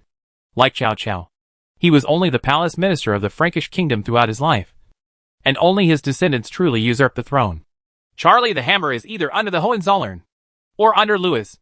Louis also has the Paladin Roland. Ekaterina knew she had no advantage. Hohenzollern is looking for the first batch of candidates to attack Smolensk. Dozens of court generals stood in front of the Hohenzollern. Among them were the leaders of the Teutonic Knights, the Knights of the Sword, the Black Shirt Knights, and many princes of the Holy Roman Empire. A military general said, "Please let me lead the troops and defeat the Russians." Charlie Hammer, take Smolensk as soon as possible and God will bless you. Definitely lives up to expectations. There was something resolute in Hammer Charlie's eyes. The Holy Roman Empire sent 200,000 troops, while the Kingdom of France and the Kingdom of Poland each sent 100,000 troops to launch a test attack on Smolensk. Charles the Hammer rode a war horse and led an army of 200,000 people from the Holy Roman Empire to slowly move towards Smolensk. The Kingdom of France sent the commander-in-chief of the 100 Years' War, the Eagle of Brittany, Bertrand du Guesclin. Poland, the kingdom sent Jan Sobieski, the Lion of Lixton, who was not a good person. In less than 3 days, we can have tea in Smolensk. There are only a few months left in the cold winter. It's better to push forward as soon as possible. I don't want to repeat Napoleon's failure. All-out attack. The Crusaders' trebuchets and ballistae began to bombard the earthen fortresses and arrow towers on the outskirts of Smolensk. The 200,000 soldiers and horses behind Charlie Hammer launched attacks one after another. Xiao Luqi, a fierce general from the 5 dynasties and 10 kingdoms, led a group of cavalry and looked to the southeast. The army of the Holy Roman Empire was coming overwhelmingly, carrying the flag of the Holy Roman Empire. The Teutonic Knights and the Black Shirt Knights were still waiting for the opportunity. It was the infantry, two-handed swordsmen, and archers who launched the attack. The boulder thrown by the trebuchet fell next to Shuruchi, and a Cossack cavalry was instantly killed by the boulder. "They're using trebuchets!" The Cossack cavalry couldn't help but exclaimed. The trebuchet bombarded with all its strength, and dense stones were thrown high into the sky. War! Xiao Riki shook his spear. As a fierce general who served in Eastern Europe, he faced generals from the 3 major civilizations. Chapter 1185, Charlie Hammer's Ability. The spear was drawn on a German two-handed swordsman. The iron-canned, unparalleled two-handed swordsman was knocked away and knocked down his companions behind him. Shuruchi rode on horseback to disperse a small group of two-handed swordsmen, killing enemy soldiers along the way from time to time. The German two-handed swordsman, a special unit of the Holy Roman Empire, had strong assault capabilities and could slash the flanks of Tsarist Russia's pike phalanx, causing heavy losses to the Tsarist Russian pikemen who rarely encountered such weapons. The two-handed swordsman relied on his sophisticated combat skills to cut off the spears and break through the spear phalanx. The fierce General Xiao Luqi came specifically to deal with this group of German two-handed swordsmen. The spear whirled in his hands, stabbing or picking, killing dozens of two-handed swordsmen in a row. "Kill him!" An elite imperial centurion led dozens of German two-handed swordsmen to besiege Shuruk, hoping to use the combat power of a special unit to kill one of the opponent's generals. Because of the national war, many lords had generals from other civilizations under their command. So this group of German two-handed swordsmen were not surprised to see Shuruchi appearing in the Tsarist Russian army. When the two armies are fighting, it's just life and death. "Get away!" Shuruchi swept his spear, and a strong wind swept out. causing dozens of German two-handed swordsmen to feel pain in their cheeks. The two-handed swordsman at the front even took 2 or 3 steps back. Xia Riki began to charge forward and pierced the breastplate of the Imperial Centurion with one shot. Boyar's heavy cavalry followed Sharuk and attacked the two-handed swordsman. From time to time, stones thrown by trebuchets would fall, killing or injuring Boyar's heavy cavalry. Thousands of arrows were fired together, and the arrows hit the iron armor and made a clanging sound. 400,000 crusaders are trying to attack the villages and streets outside Smolensk with great momentum. The siege tower was advancing slowly, casting shadows in the direction of the defenders, making the defenders feel heavy. Crossbowmen equipped with steel crossbows stood on the towering siege tower, condescending, shooting arrows like rain, shooting the soldiers in the Tsarist Russian army formation, suppressing the Tsarist Russian army below. The generals of the Tsarist Russian army had consciously gone to destroy the siege tower without Catherine's order. The siege tower's suppressive effect on the defending side is too strong, and no one can trust the opponent's crossbowmen constantly firing arrows above their heads. Harold held 2 axes and cut the two-handed swordsman, foot knights, and spearmen he met head-on. The Viking battle axe was stained with the blood of the enemy soldiers. He led the Varangian guards to fight to the front of one of the siege towers, killing hundreds of soldiers protecting the siege tower, and then directly burned the siege tower with a fire. The fire began to spread, and some of Harold's Varangian guards were stimulated by the battlefield and passively entered a violent state. After going berserk, the Viking berserker's veins bulged, his eyes were red, and his strength rose to a level equivalent to a 9th-level soldier. He hit and charged fiercely, slashing and killing all enemies he saw, even friendly troops. No exception. Try to suppress the bloody nature. Harold tried his best to suppress his violent desire. Now was not the time. Otherwise he would die here. The Russian army built at least dozens of arrow towers, and continuously fired crossbow arrows to harvest enemy soldiers near the bottom of the arrow towers. Boom! A huge boulder filled with flames hit the arrow tower. A corner of the arrow tower collapsed and the rocks fell. Yekaterina witnessed the tragic battlefield and remained unmoved. The war has not stopped, and such scenes are commonplace. The siege tower was burning, and black smoke rose tens of meters. The fireballs thrown by the trebuchets caused damage to many farmhouses and warehouses on the outskirts of Smolensk, and black smoke billowed. The armies of both sides were in close combat, and Catherine's army was at a numerical disadvantage. Hammer Charlie's SSS level characteristic. Matt Hammer has high defense, 30%, and formation maintenance bonus, 30%, against the heavy infantry legion. It has high attack, 20%, and high attack power against the heavy cavalry legion. The impact bonus, 20%, is a rare infantry/cavalry dual army feature that provides different bonuses for different arms. This is also the unique feature of Hammer Charlie. This means that Hammer Charlie can command both heavy infantry and heavy cavalry on the same battlefield, which is very practical. The Hussars and Boyar heavy cavalry, who served Catherine, could not attack the heavy infantry regiments of Charles the Hammer. Charles's heavy infantry regiment was as solid as a rock and could not be shaken. One heavy infantry stood next to another, forming a dense copper wall and iron wall, waving long axes, long swords, and long spears as they advanced step by step. Defense-type buildings continued to fire arrows, and heavy infantry among Charles's legions fell. The heavy infantry in the rear row quickly filled the vacancies in the front row and continued to maintain a strict formation. As expected of Matt the Hammer, his heavy infantry legion is advancing steadily. King Louis of France was also a player, so he knew that Charles the Hammer was a legendary figure. The establishment of the feudal system in the Middle Ages was closely related to Charlie the Hammer, and he also defeated the Arabs' conquest of the Frankish kingdom. Roland, if Matt Hammer can break through the Russian defense line, then you will lead the Templar Knights and capture as many Russian generals and elite soldiers as possible. Louis coveted Catherine's elite soldiers and generals, and wanted to strengthen himself by conquering Tsarist Russia. The power of the Tsarist Russian Empire has retreated in a circle, breaking through Moscow and forcing the Tsarist Russian Empire to surrender. This is what Napoleon even dreamed of.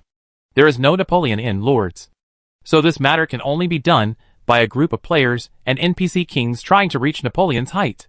Behind Paladin Roland are members of the Knights Templar, with cross flags and cross shields, which are sacred and stern. Some of the Knights Templar's plate armor also has a faint flow of holy light, which enhances the armor's protective power and restores the temple, part of the physical strength of the knights. The 3 major knights in Europe are special arms, and each knight has special abilities. The three major lords of the West all focused their attention on Charles the Hammer's Heavy Infantry Regiment. Charlie Hammer's Heavy Infantry Regiment is just a 4th-level ordinary heavy infantry, with the general's high defense and formation maintenance bonus. It can break through part of the Tsarist Russian army's defense line. The German double swordsmen took advantage of the moment when Tsarist Russia's front army began to retreat, holding long swords comparable to sabers in both hands, and cut into the Tsarist Russian army, resulting in a larger rout. The fierce General Sharuk, the Berserker Harold, and the Glacier hero, Alexander Nevsky, Russian military general in the 13th century, defeated the Knights of the Sword, a branch of the Teutonic Knights who invaded Russia. But they were defeated by the Mongolians at their peak. The empire surrendered and helped the Mongol Empire collect taxes in the Rus area, including generals, attack Hammer Charlie with all their strength, hoping to break Hammer Charlie's legion defense. Carucci rode his horse into Charlie's legion from the corner, defeated several rows of heavy infantry, and then reined in his horse and walked away. The heavy cavalry under Carucci also followed suit, cutting across Charlie's legions from the corners, like peeling potatoes, weakening Charlie the Hammer's troops piece by piece. It was not reckless generals, like Sharuk, who provided bonuses for boys' heavy cavalry and Cossack cavalry, but Ekaterina herself, who provided bonuses for these cavalry. Ekaterina became the self-proclaimed Tsar, and she also had many SSS-level characteristics. The combat power of the Legion was not inferior to that of Charlie the Hammer. Charlie Hammer also realized that Ekaterina was difficult to deal with. After all, Ekaterina single-handedly created a large empire and allowed 3 Western lords to join forces to have the courage to challenge the L-level copy to attack Moscow. Carucci's heavy cavalry continued to weaken Charles's legion, so much so that at least 1,000 of Charles the Hammer's heavy infantry fell under the lances of the heavy cavalry, and the phalanx seemed to shrink by a small circle. Knights of the Sword, drive them away and provide cover. Hohenzollern saw that Carucci's heavy cavalry had seriously interfered with Charlie the Hammer's advance, so he sent the Knights of the Sword, directly under the command of Charlie Hammer, to attack Charuk. After the formation was completed, the German knights immediately launched a charge. The Knights of the Sword are wearing plate armor, holding lances, and the white cloaks on their shoulders are fluttering like a white wave. Sharuk roared angrily, holding a spear in his hand, and fell into a hand-to-hand combat with the German knight. The advance of the heavy infantry caused the heavy cavalry to also start fighting and fighting. Shaluki's spear danced wildly. The air waves swirled, and hundreds of cavalry were knocked away and penetrated, destroying a squad of the Knights of the Sword with one person. The infantry of the Tsarist Russian army dug a shallow trench with a slope in front of the earthen fortress and inserted sharp wooden stakes into the soil. A detachment of well-equipped cavalry and musketeers formed up behind the stakes, ready to shoot. Seeing the arrival of the German knights, the most elite Tsarist guards in the Russian Empire fell silent. They were no strangers to the German knights. Await orders! Adjutant Sophia replaced Catherine at the front and gave orders, while the musketeers of the Tsarist guard began the tedious loading steps. The loading steps of the matchlock gun are so complicated that it takes 2 to 3 minutes to fire a salvo. Therefore, special means such as 3-stage firing and quantitative black powder are used to increase the output speed.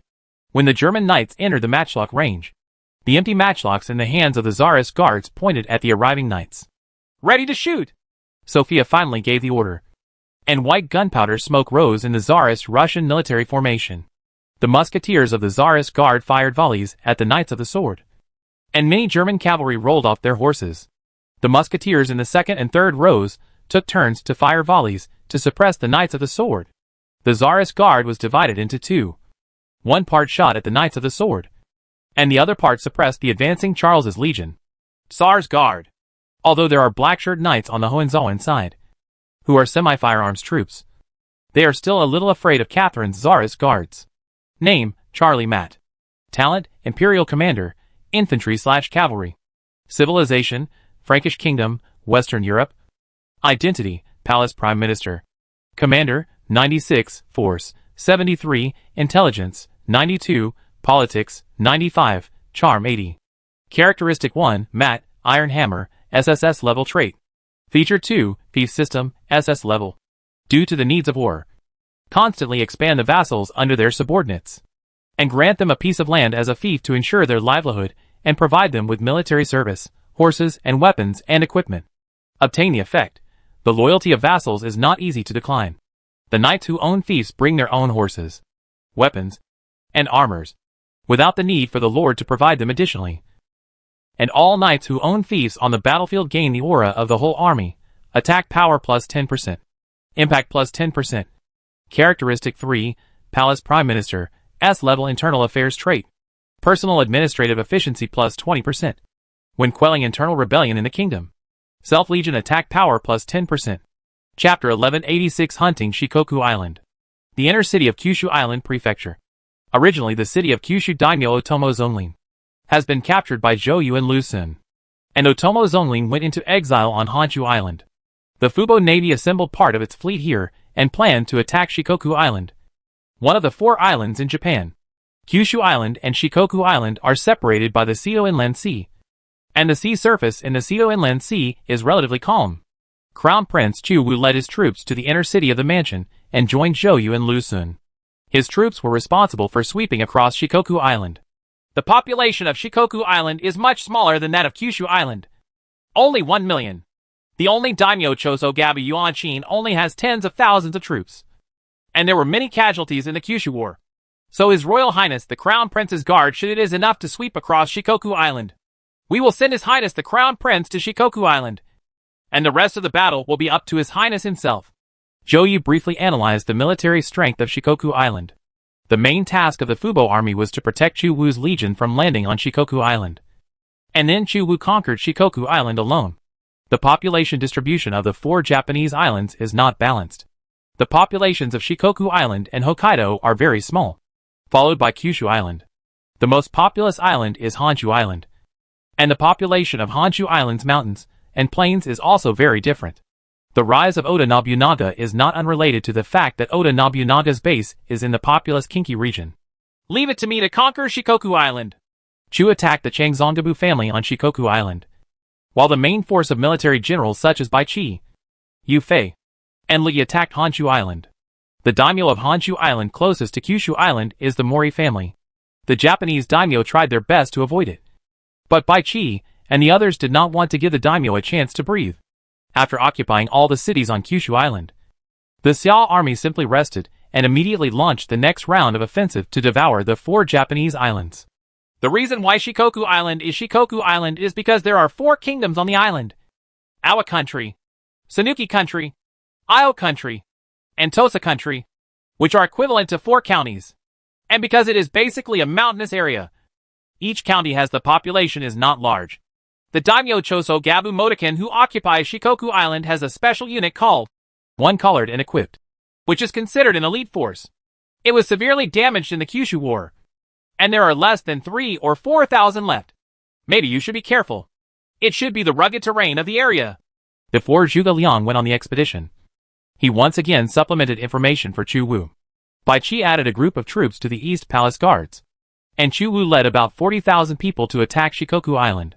For Chu, it shouldn't be difficult for 40,000 people to conquer Shikoku Island, which has a population of only about 1 million. Try to complete the expedition against the 4 Japanese islands before the cold winter arrives. Otherwise it will be more difficult to supply in the cold winter. Chu Wu was counting the time. Except for the Xiao army on the southern expedition, the Xiao army on the east and west routes tried their best to avoid delaying the war until the cold winter. The generals of the East Palace Guards boarded the ship one after another and were escorted by the Fubo army. The Fubo army has controlled the entire Seto Inland Sea. This is the advantage of a strong navy. It occupies control of the sea, is in the initiative, and can come and go freely. Not long ago, a small-scale naval battle broke out between the Fubo army and the Japanese navy. The Japanese Anjai ship was severely punished by the Daifuku ship. After that, the Japanese navy could basically only use the tortuous coastline for guerrilla warfare and harassment, and did not dare to continue head-on confrontation with the Fubo army. Brother Chu Wu, in 1 or 2 years, I will go on an expedition with you. Sun Shangxiang followed him to Fu Inai City and originally wanted to go to Shikoku Island together, but was forcibly driven away by Chu Wu. So much so that Sun Shangxiang protested, thinking that her archery skills were still superior to Chu Wu's. Chu Wu only thought that Sun Shangxiang said this deliberately, and wanted to join the team going to Shikoku Island. He did not think that Sun Shangxiang's archery skills could surpass his. The upper limit of Chu Wu's force exceeds 90. And in the entire Daxia dynasty, how many female generals can exceed 90? Probably no more than 20 people. I didn't lie to you. Sun Xiangxiang bared her teeth and was very dissatisfied that Chu Wu looked down on her. But she was still coaxed and deceived by Chu Wu into driving back to the Central Plains. Xiangxiang finally went back. Chu Wu breathed a sigh of relief. Behind Sun Xiangxiang were Jiang's forces, and Chu Wu had to take her feelings into consideration. Being in a high position does not mean that there are no constraints at all. On the contrary, rulers must try their best to maintain the original order. They are often forced to make compromises, and are not completely able to act according to their own wishes. Snort! Lu Lingqi, as the leader of the East Palace Guards, saw this and couldn't help but snorted, feeling a little dissatisfied. The 40,000 Togia guards, escorted by 400 large and small warships, headed for Shikoku Island. On Shikoku Island, the main city of Chasagabu, Oka Toyo Castle, the governor of the family, Chasagabu Jin Shan, summoned many family elders, and the atmosphere was solemn. After the Xia army achieved hegemony over Kyushu, they gathered forces in Fu Inai City, mostly for the purpose of conquering Shikoku Island. The four countries have a small population and weak military strength. How can they resist the Heavenly Master? My lord, maybe we can use mountain roads and mountain cities to put up more resistance. When their army supplies are exhausted, they may retreat in the face of difficulties. This is the only plan for today. There is nothing we can do about it. Although he dominates Shikoku Island, the Shikoku Island Inn, Lord, only has a population of 1 million. Without the help of the daimyo of Honshu Island, it would be impossible to fight head-on with the crusade from the Central Plains. The strength of the daimyo of Shikoku Island is far behind that of the daimyo of Kyushu Island, even further than that of the daimyo of Honshu Island, and a little better than that of Hokkaido. The only thing we can rely on is the mountains. After some serious consideration, Changzong's troops, from the family governor to the retainers, finally came to a unanimous conclusion: fighting head-on is not an opponent in any case, and can only rely on mountainous terrain and mountain cities to consume Xia's army and make them lose weight. The expeditionary army of the Central Plains dynasty retreated due to lack of food. Despite this, Chosong Gabu Yuanqi notified various city lords and retainers to remind them that the Xia army might attack Shikoku Island, so that they could be on alert in advance. Once Xia Jun lands on Shikoku Island, immediately inform other daimyo and prepare. Changzong's troops can still use tens of thousands of troops as mobile troops to support the city lords who surrender to Changzong's troops at any time. May Amaterasu protect you. Chosongabu Yuanqing could only pray. The Tonamiya guards on their expedition to Shikoku Island were on their way, and Cho once again set a new record for the distance of his expedition. Accumulating military exploits is crucial to consolidating the position of the East Palace. Lu Lingqi became seasick again and persisted with amazing perseverance.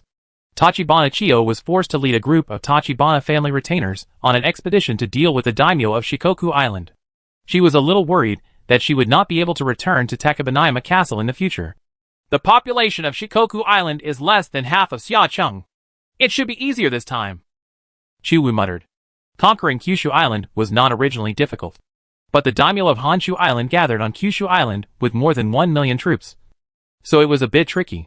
Once these daimyo are separated, it is easy to be defeated individually. After all, their forces are too scattered. Each city has tens of thousands to hundreds of people, which is extremely unbalanced. The city lords and samurai along the coast of Shikoku Island received a warning from Motochika Chasagabe in advance, and sent villagers from Ishigaru or fishing villages to patrol the coast, and ordered them to report immediately if Xia Jun's fleet was discovered. In the southern part of Io country, Chua's fleet plans to land in the territory of the Saionji family. The Saionji family is a daimyo on Shikoku Island. In fact, the population they rule includes villagers. I don't know if there are more than 100,000 people. They surrendered to Chozongabe Motokan. Dealing with a daimyo of this caliber is no different from bullying a dish. In a fishing village under the jurisdiction of the Saionji family, local fishermen who went out to sea were horrified to find that a huge fleet appeared on the sea level. The dozens of meters long Dafu ship filled the sails and covered the sea with mighty force. Monster! What kind of monster? This is a navy from the Central Plains. Damn it! You shouldn't go to sea at this time. There are players among the fishermen, and they can tell that this is a big fortune ship unique to the Central Plains. With pale faces, the fishing boats turned around and fled, trying to go ashore to avoid the Xia Army Navy. Lu Meng, the naval general responsible for escorting Chu Wu's troops, remained unmoved. with tens of thousands of troops mobilized. It is basically difficult to hide their whereabouts. Even if they are noticed by the daimyo of Shikoku Island, it probably won't matter because the strength of Shikoku Island is too weak. Lu Meng escorted him to a fishing village on the coast. The Dafu boat could not approach the fishing village. Otherwise it might run aground.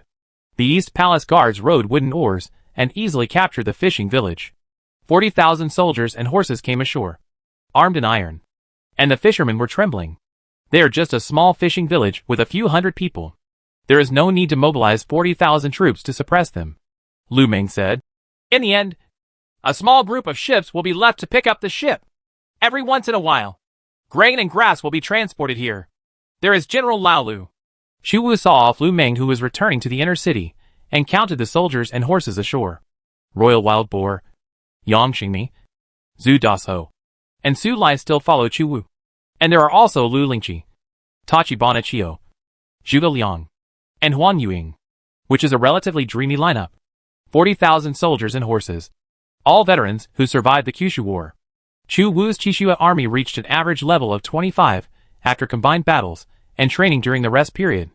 The city in the north is Kuro's Castle, the headquarters of the Saionji family, and there is a Mori Castle in the south. The number of garrison guards in each city is estimated to be only 1 or 2,000. Therefore, the troops were divided into two groups, advancing along the north, and advance along the south and capture the entire Shikoku Island as soon as possible. After Xu Wu landed ashore, he immediately divided his troops. If the opponent is a strong enemy, it may be more risky to divide the troops. But this time it is obvious that they are coming to Shikoku Island for hunting, and they should capture Shikoku Island as quickly as possible. The terrain of the island is often mountainous in the middle, and the coast is relatively flat. So the two armies can just sweep across the entire island and finally converge.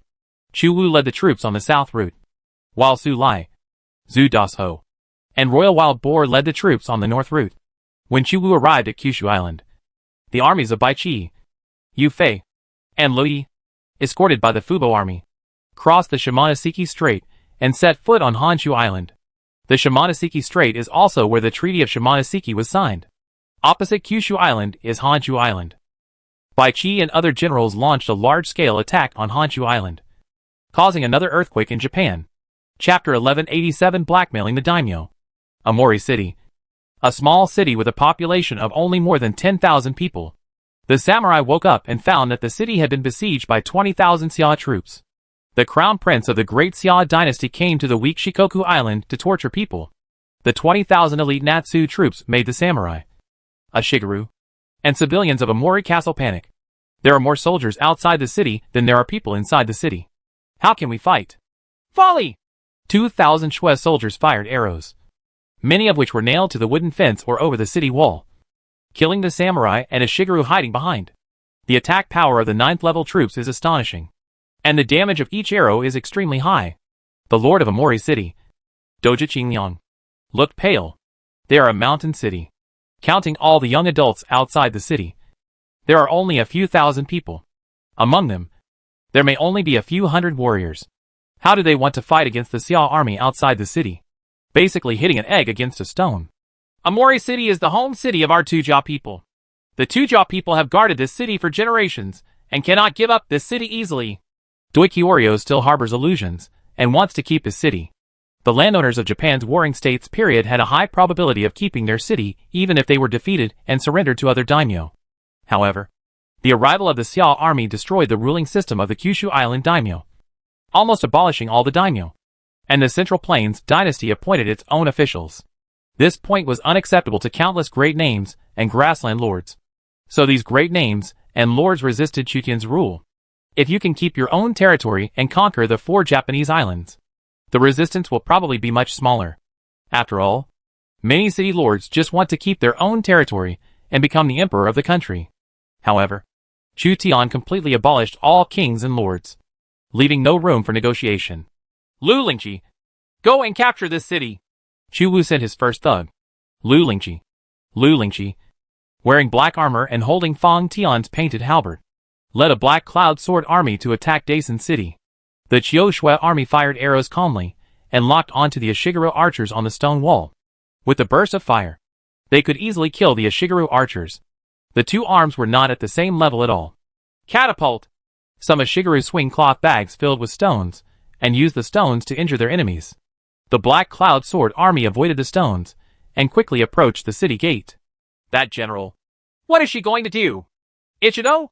Doi Qingyang saw a general rushing out from Xiao's army, and didn't know what his intentions were. The Black Cloud Long Sword Army filled the trenches ahead, and set up ladders, to give Lu Lingqi an opportunity to advance. Lu Lingqi rushed to the front, taking the lead, climbing the city wall and climbing with flying hooks. Dozens of Shigeru archers shot arrows at Lu Lingqi at the same time. But these arrows were knocked away by Lu Lingqi's one-handed halberd. Force her back! Some Shigeru threw stones below, trying to force this unkind general back. A stone hit Lu Lingqi's armor. Lu Lingqi groaned, strode into the city wall first, and Fang Tian drew a halberd to repel several spear Shigeru who came forward. The spear Shigeru is equivalent to the second-level light infantry in the Central Plains, and is only slightly better than the temporarily recruited local warriors. The fragile bamboo armor and leather armor are like paper in front of Lu Lingqi's attack power. Amidst the shouts of killing, a group of Black Cloud Long Sword Army braved the attack of the defenders, and began to climb the city wall to kill the defenders. The Black Cloud Long Sword Army is a high-level light infantry, so only samurai can barely fight. And even the samurai are being killed by more and more Black Cloud Long Sword Army, and the sword energy of the Black Cloud Long Sword Army. A samurai was knocked away by Lu Lingqi's punch, and the fist even dented the samurai's breastplate. The impact caused the samurai to take a few steps back, and hit the wooden fence behind him, causing the wooden fence to shake violently. The enemy force is too strong. Retreat to Hanmaru. Dozens of the samurai who fought with Lu Lingqi were killed, and the remaining samurai retreated to the inner city with the Shigeru. Lu Lingqi fought her way through the winding passage between Nainamaru and Hanmaru, and reached the wooden gate of Hanmaru. Quick! Close the door! Don't let them come in! Several samurai urged dozens of Shigeru to push the heavy wooden gate together, trying to seal the gate of Hanmaru, and wait for reinforcements from Chisuga's troops. However, the defenders of Daisen City did not expect that Lu Lingqi and the Heiyun Long Sword Army would advance so fast, and seemed to be in a hurry. Lu Lingqi pushed the wooden door on the left end, with her own strength, forced a dozen Shigeru between the wooden door and the city wall. These Shigeru were seriously injured. The gate could not be closed, and the Black Cloud Sword Army took advantage of the opportunity to attack the main pill. After hundreds of samurai and Shigeru were killed, Amori Castle fell without holding on for a day. Our resistance is meaningless.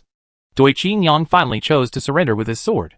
Chu Wu only sent a small team and had already breached Hanmaru. If the army pressed forward, the entire city might be razed to the ground. Detain them all! The Black Cloud Long Sword Army captured all the Doi clan and their retainers alive, and the city lord Doi Qingyang also became a prisoner. Chu Wu led Yang Xingmi, Tachibana Chio and other generals into the city. These surrendered samurai and Ishiguro looked at them in awe. The army coming from the Central Plains brought unprecedented fear. Take away all the Doi clan's food.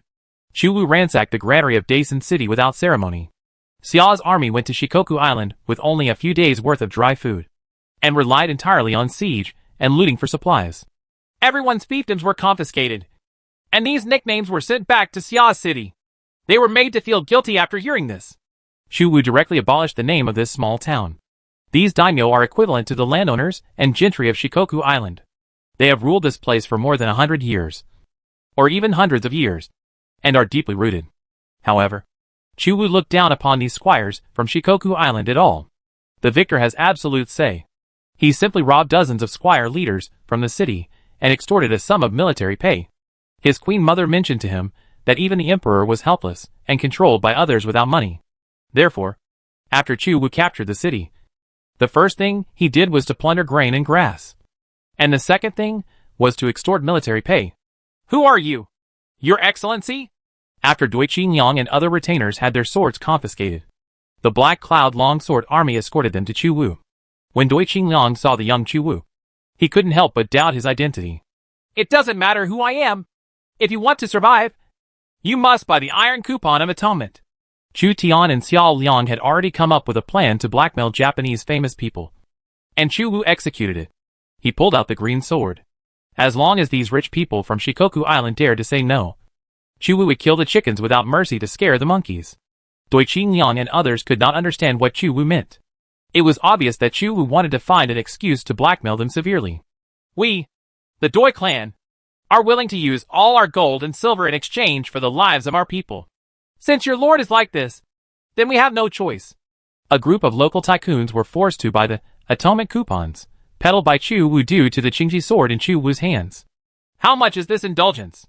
The indulgence of a lord with a territory of 1 million dan is 1 million taels of silver. The indulgence of a lord with 100,000 dan is 100,000 taels of silver. The indulgence of a lord of 10,000 dan is 1,000 taels of silver. The indulgence of a lord of 1,000 dan is 1 million taels of silver. 1,000 taels of silver. The indulgences for each family member, depending on their status, range from as little as 10 taels of silver to as many as 10,000 taels of silver. Sir Mi Zhu, I will leave the statistics to you. Chu Wu ordered Mi Zhu to go down. Mi Zhu was an old minister who had followed Chu Tian for a long time, and even Chu Wu respected him. Mi Zhu has always been responsible for trade with Japan. So Mi Zhu is also responsible for extracting gold and silver from Japanese daimyo. Your Highness, there is no need to be polite. I will leave this matter to you. Mi Zhu was extremely wealthy and often donated millions of taels of silver for military supplies. It was easy for him to sell indulgences. Confiscating land is a long-term income, while extorting daimyo can obtain military pay faster and make up for the losses of the Daxia dynasty as soon as possible. Chu Wu nodded. In addition to the indulgence coupons, if we find other names to legitimately loot the property of these big names, the Ministry of Revenue should be a little tight at this time. Mi Zhu replied, Your Highness, please rest assured. From what I can see, we can at least loot hundreds of millions of silver taels from the 4 Japanese islands. Take a break for the time being and move on to the next city tomorrow. Chu Wu only left 200 soldiers to suppress the city. If the city dares to resist, the army will turn around and raze the city to the ground. Chu Wu's soldiers were divided into 2 groups. Although each group only had 20,000 soldiers and horses, Chu Wu's army came to Shikoku Island, obviously to fry fish. The city lords of the entire Shikoku Island were uneasy, except for Chongzong, who still has a lot of troops. The other city lords' troops were unable to withstand the army and fell one after another. Each captured daimyo was forced to buy indulgence coupons, and Mi Zhu found other excuses to extort gold and silver, causing these daimyo, who had ruled the place for hundreds of years, to go bankrupt and completely lose their status. Chapter 1188 Burning Tosa Shrine. Lord, the Xia army has indeed attacked Shikoku Island. They have captured Amori Castle, Nakamura Castle and other cities, and are approaching our main city. Xia's army is divided into 2 groups. The northern group's troops are sweeping across Kuro's city and Tangju City. All cities are in danger. It is rumored that the great Xia dynasty was selling indulgence coupons on a large scale, confiscating land, detaining daimyo who could not pay, and all the city lords were bankrupted. Call all the soldiers and horses immediately, and gather them in Okafeng City. Don't be defeated one by one. The lord of Oka Toyo Castle, Nagaso-gabe Motokin, broke out in a cold sweat. Chu Wu and Su Lai each led a team of soldiers and horses, advancing crazily along the 2 mountain roads in the north and south. The small towns on Shikoku Island could not reach tens of thousands of elite troops to attack, and they fell one after another. What frightened Chongzong of Yuan Qin and these retainers the most was the measures taken by the Daxia dynasty, which not only confiscated the territory, but also blackmailed various daimyo and samurai, causing them to go bankrupt. The daimyo became commoners, and the samurai became rogues. It was difficult for the daimyo to stand high in front of the tenant farmers. If you don't want to lose your land, gold and silver, then the city lords of all cities must bring their troops to assemble in Okafeng City. Xia Jun's actions further strengthened Chongzong's determination to resist. The Hanmaru, Nainamaru, and Sanamaru of Oka Toyo Castle are all closed and heavily guarded, with watchmen patrolling the streets. Half of Shikoku Island had been captured, and it took Chu Wu and Su Lai no more than a day to capture a city. More than a dozen small city lords arrived at Gangfeng City, and each of them looked unhappy. It could even be said that they were quite ugly. On the way to Oka Toyo Castle, they learned that the lords and samurai of Amori Castle and Kuro's Castle were not only imprisoned by their subordinates, but also had their lands confiscated and their fortunes ruined. The original stable order of the entire Shikoku Island completely crushed. Chasagabu Motokin received the castle lords of Shikoku Island at the castle tower in a solemn atmosphere, as if they were facing a formidable enemy. They were indeed facing a formidable enemy. A city lord said, Lord, We should ask for reinforcements from the daimyo of Honshu Island. The population of Honshu Island is dozens of times ours. Only daimyos such as Oda, Takeda, and Tokugawa can save us from the fire. Another city lord said, for the sake of justice and land, we can humbly ask Oda Nobunaga for help. At least Oda Nobunaga will not go so far and want to take away all the land. And he will not force us to by the so-called atonement. They took the initiative to call us. So why are we the ones guilty? All the city lords nodded. The Xiao army took the initiative to attack the 4 Japanese islands, but instead asked the Japanese lords to bear the cost of the war. The Yuan-chin of our department, Chang Zong, said in a deep voice, it is a sin to be weak and defecate. So the winner is the king and the loser is the bandit. The winner is the king and the loser is the bandit. The city lords were speechless. The daimyo of Honshu Island cannot protect themselves. Okatoyo Castle has Nainamaru and Sanamaru, as well as defensive means such as arrow towers, stones, kerosene, trenches, horse barriers, fences, and parapets. It also has the largest population. Everyone. With our troops gathered in this city, there is still a slight possibility that we can defend our territory. With a population of 100,000 and a population of 100,000. Chasagabu Motoken controlled the Shikoku Island with a population of 1 million. He was still a promising daimyo. He knew that no one could rely on him at this time, and could only rely on Shikoku Island's own military strength to defend the city. A samurai rushed into the meeting of the city lords in a hurry. My lord! The vanguard of the Xiao army has arrived at Tosa's shrine. They burned the shrine and threatened that if Okatoyo Castle does not surrender, the fate will be the same as Tosa's shrine. What? The Yuan-chin of the Chungzong division and a dozen small city lords stood up one after another. Xia Jun was aggressive and did not follow the rules of the 4 Japanese islands. He directly burned the ancient Tosa shrine to demonstrate to the city lords of Shikoku Island. Okatoyo Castle is the headquarters of Kosoga's tribe. It has assembled the main force of Shikoku Island. Attacking Okatoyo Castle may cause the Xiao army to lose more than 1,000 people and waste some time. The Xiao army began to intimidate, intending to use conquer Shikoku Island faster. After hearing that the Xiao army's pioneers burned down the 1,000-year-old shrine, Chosugabu Motoken and other castle lords immediately came to the top of the castle tower and looked to the west where Tosa shrine was. Sure enough, there was fire to the west, and thick smoke from when the shrine was burned was rising. This is Xia Jun's warning. Many city lords were sweating profusely. Perhaps this will be a hard fight. Changzong Gabi Yuan-chin fell into silence. At Tosa shrine, Yang Xingmi, the pioneer military commander, ordered the shrine to be burned down to demonstrate against Okatoyo Castle. The Black Cloud Longsword Army holds torches, and the firelight is reflected on the armor of the Black Cloud Longsword Army. All of them are evil. The ancient Tosa shrine was burned down, and the smoke billowed so thickly that the black smoke from the burning Tosa shrine could be seen in Okafio Castle to the east. Yang Xingmi's threats were more or less effective. Both the daimyo and the samurai in Okafing City were in panic, and their morale was low. Enter Okatoyo Castle! Yang Xingmi led the Black Cloud Longsword Army, and after setting fire to the Tosa shrine, they immediately marched towards Okatoyo Castle, with the Tosa shrine reduced to ashes as the background.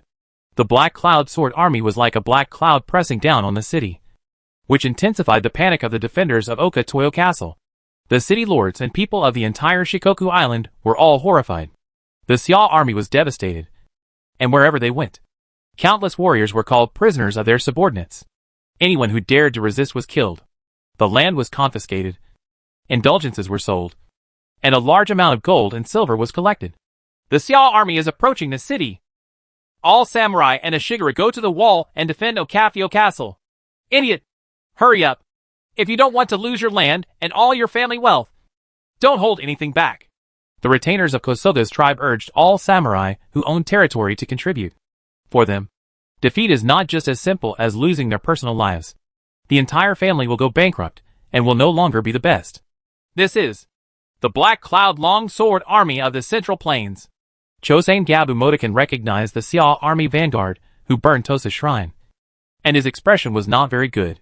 Chutian recruited Yang Xingmi and Yang Xingmi's special unit, the Black Cloud Longsword Army, during the National War. As enemies, the Japanese daimyo were no strangers to this. At this time, the Black Cloud Longsword Army appeared at the foot of Gangfeng City, and they are about to attack Okafio Castle. I wonder if I am capable of defeating the Black Cloud Longsword army with my defensive skills. The palms of Changsongdabu Motoken's hands were sweating. The special military unit of Chosongdabu is one with one command. But Chosongdabu Yuanqin has no confidence at all. Yang Xingmi arrived at Gangfeng City and had already begun to build siege equipment and was waiting for Chu Wu's arrival. If we capture Okafeng Castle before His Highness the Crown Prince arrives, we will achieve great success. The Black Cloud Longsword army will obey the order and attack Okafeng Castle immediately tomorrow. We must capture this city as soon as possible. Chapter 1189 The Panic Lords. Satsuma Tohi was the four powerful feudal lords that promoted the Meiji Restoration: Satsuma Domain, Choshu Domain, Tosa Domain, and Hizen Domain. Satsuma Kingdom and Hizen Kingdom on Kyushu Island have been conquered. Choshu Kingdom is under the control of the Maori family. Baichi is attacking, and Tosa Kingdom is under attack by Chu. As long as Okafio Castle is captured, Tosa Kingdom can basically be suppressed. Yang Xingmi couldn't wait to capture Okafeng Castle and ordered the Black Cloud Longsword army to attack the city, where the main force of Shikoku Island was entrenched. The burning of Tosa Shrine made the Black Cloud Longsword army even more famous. Guard Tosa. Chosagabu Motoken led the city lords and samurai of Shikoku Island to fight against trap beasts. Thousands of the last Shikoku Island samurai are trying their best to defend Okatoyo Castle. Once defeated, they will lose all the land in Tosa Kingdom and become prisoners of their subordinates. For the daimyo and the samurai, this was a matter of samurai's face. And losing face was sometimes a severe punishment. Fire the arrow! Fire the arrow! Chosugabu Motoken drew his sword and pointed it directly at the Black Cloud Longsword army assembled below on the wall of Sanamaru. Yang Xingmi drove away more than 1,000 captured Ishigaru and used them as cannon fodder to consume the arrows of the defenders of Okafeng City. In front of these Ishigaru were the defenders of Okatoyo Castle, and behind them were the Black Cloud Longsword army supervising the battle. They were caught in the middle, in a dilemma, and had to bite the bullet and attack Okatoyo Castle.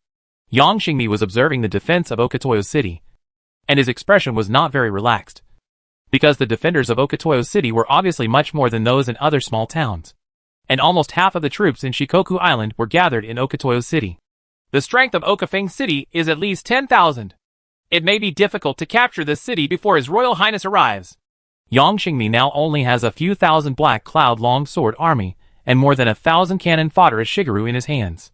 It is not easy to capture Okafeng Castle defended by tens of thousands of troops. The Ishigaru holding spears and Naginata rushed forward, but were quickly repelled by the nervous Okafio Castle defenders, with corpses scattered all over the city. After testing the strength of Gangfeng City, Yang Xingmi ordered the withdrawal of troops, gave up the attack, and waited for Chu Wu to come and join him. After Chu Wu's more than 10,000 men arrived, they closely joined Yang Xing's 20,000 troops to confront the garrison of Gangfeng City. Chu Wu did not punish Yang Xingmi for setting fire to the Tosa Shrine. Chu really didn't care that a 1,000-year-old shrine was burned down. He was more concerned about taking over Tosa Kingdom as soon as possible and completing the Tosa Kingdom strategy. Most of Tosa country is mountainous and its resources are poor. The amount of silver obtained by raiding Tosa country is not too much. Yang Xingmi's behavior made the people of Tosa country panic and fearful. But it was not without gain. Your Highness, there are about 20,000 to 30,000 defenders in the city. They should be the main force of Shikoku Island.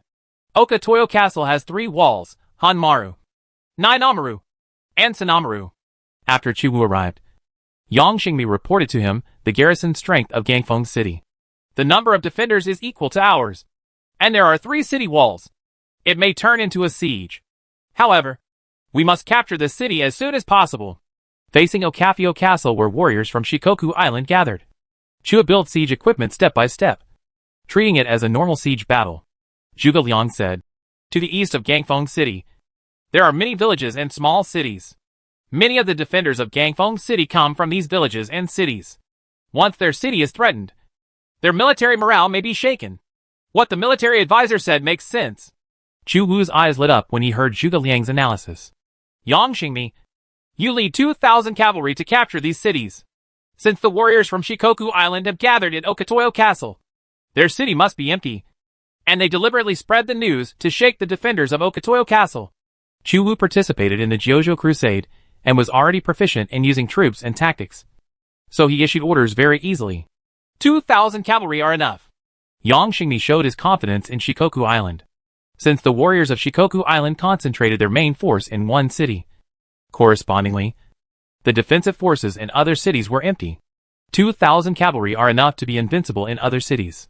Chu Wu, on the other hand, continued to besiege Gangfeng City and made a strong attack posture. At the same time, Chu Wu captured alive the warriors who came out of the city for reconnaissance, and deliberately let out the news, allowing several warriors to bring the news of the Xia army's division back to the city, causing another round of panic within Okafeng City. Attacking the city is the next step. Attacking the heart is the top step. Every city lord and warrior has more or less his own fiefdom or fiefdom. Their territory is about to be plundered by Xia's army, but he is besieged in the city and is helpless. He can't help but feel a little desperate. Angry. A city lord could no longer bear it anymore and took dozens of warriors with him, planning to return to his own territory to protect the land he had ruled for generations. Idiot! The enemy is pressing down on us. If we unite, we will survive. If we divide, we will die. As long as we preserve our strength, we still have a chance to regain these lands. On the contrary, once we disperse our forces, we will be defeated one by one, leaving both the people and the land empty. Choso Gabu Motokan still has some sense. He clearly knows that the population of Shikoku Island is not large, and the troops are already stretched thin. If the troops are dispersed, the fate of Oka Toyo Castle will be no different from that of the small city that was easily wiped out by Chu Wu. Chu Wu and Yang Xingmi did not attack the city immediately, which was related to the gathering of samurai on Shikoku Island. The city lord, who wanted to leave, was kicked over by Motochika Chozongabe. After being injured, he finally regained consciousness. Damn it! We still have family members in the territory. All the cities in Shikoku Island have fallen, and only Oka Toyo Castle is left, which cannot sustain it for several months. A group of city lords and warriors complained to Chosugabu Motokan. The scheming tactics of Chu Wu and Zhuge Liang reduced the morale of these warriors. Many family members of the warriors still stayed in the territory. Chu Wu sent partial troops to attack the territory of these warriors, which led to disunity. At least the morale of these warriors did decline. Chong Zongdabu Yuanqin tried his best to suppress and appease everyone's emotions. His home city is Oka Toyo Castle, so he is not as excited as other samurai. If the time comes and Shikoku Island can be recaptured, I guarantee that you can still take over the territory you once had. As for your family, for the sake of justice, I will give it up for the time being. Xia Jun will not do anything to them. Chosugabu Motokan temporarily calmed the excited samurai. Outside the city, shadows of siege towers and trebuchets have appeared, in addition to the fighting infantry and cavalry. The Chu army also has craftsmen accompanying the army. They have many architectural drawings. As long as they have enough raw materials, they can quickly manufacture siege equipment. 20,000 Xia troops occupied the castle town below the mountain city and camped on the spot. As long as the siege towers, trebuchets, rams, carts and other weapons were completed, the Xia troops might try to attack by force. The samurai of Oka Fengcheng temporarily calmed down, but their morale was still low. First, the Tosa shrine was burned, and various cities fell one after another. On the entire Shikoku Island, basically only Oka Toyo Castle was left capable of resisting the Xia army. Lu Lingqi requested to fight, but this time Chu Wu refused. The reason is also very simple. Okafio Castle is a mountain city with 3 layers of walls, defended by 20,000 to 30,000 people, and special troops with 1 command in all. The vanguard general may die in battle. Although Lu Lingqi has extraordinary martial arts, she will eventually encounter a tiger if she climbs a lot of mountains. She always goes out and climbs first, and there will always be times when she overturns. Chu Wu attracted the attention of the main force of Shikoku Island, and Su Lai and Yang Xingmi attacked the city on Shikoku Island unscrupulously, except for a few die-hard warriors who vowed to defend the city to the death. Most warriors surrendered without a fight in the face of the large army. Su Lai's troops on the northern route relied on plundered grain and grass for supplies, and even forced local Ishigaru to transport grain. Honshu Island, Nagato country. Bai Qi led an army to fight against the Maori family's samurai, killing 30,000 Maori family soldiers in one battle. Rivers of blood flowed, and the battlefield was littered with Maori family flags and curled samurai swords. The most famous Maori family in the Western Kingdom, because of participating in the Battle of Jinko Fortress, the Battle of Iwaya Castle, the Battle of Fukuoka Castle, the Battle of Kyushu, and the Battle of Nagato Province. They lost a lot of soldiers and horses in each battle, and their vitality was seriously damaged. He had to give up the Nagato kingdom and give it to Baichi. Baichi wiped the blood-stained sword blade with a cloth and pushed the long sword into the scabbard. Continue to attack the Maori family's territory and bring the entire Western Kingdom into our territory. The Maori family's army was defeated by Baichi, retreated back, and rested. In the battle between the Maori family General Yoshikawa Motoharu and Baichi's army, his arm was cut off by the 9th level Iron Eagle warrior. Another Maori general, Kobayakawa Takakage, was responsible for advising on the rear and escaped. Baichi from the Central Plains is called the God of Killing, and he is indeed worthy of his name. His legion's attack power is extremely amazing. Our samurai and Ashigaru have been defeated repeatedly under his attack, and we can no longer confront him head-on. As a daimyo with a population of millions and lords, the Maori family is larger than the daimyo of Shikoku Island and Kyushu Island. However, it was still defeated by the offensive of the Baichi Legion. Although Yoshikawa Motoharu hated Shiroichi deeply because of his injuries in this battle, he still knew the gap between the two sides. A single daimyo could not defend the Western Kingdom at all. The princes of Kyushu Island and Shikoku Island are gone, and we can only ask for help from Oda, Tokugawa, Takeda, Yusuji, Hojo, and other daimyo. If they sit back and watch our Maori family be destroyed, the next one to be destroyed will be Oda Nobunaga. After Yoshikawa Motoharu bandaged his wound, his reason told him that fighting with Baichi again would only wipe out the last samurai of the Maori family. At this time, he could only look for Oda Nobunaga and the daimyo of the Eastern Kingdom. The daimyos of the Western Kingdom, the Shimazu clan and the Otomo clan, existed in name only. The Mori and Nagasan tribes were severely damaged and were about to be destroyed. Only Oda Nobunaga and the daimyos of the Eastern Kingdom remained. Send out the aliens! Yoshikawa Motoharu sent players to Azuchi Castle, where Oda Nobunaga lived, to request support.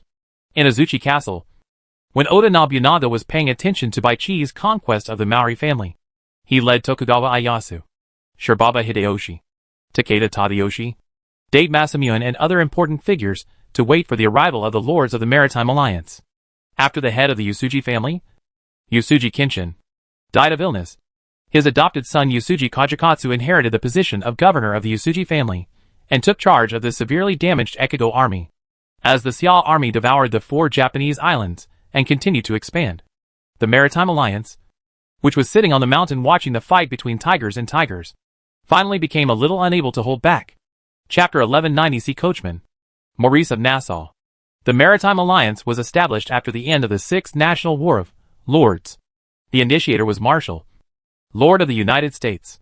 In the Sixth National War, Chutian obtained the Saint-level commander Baichi, and Constantine obtained the Saint-level commander Hannibal, which caused panic in many civilizations.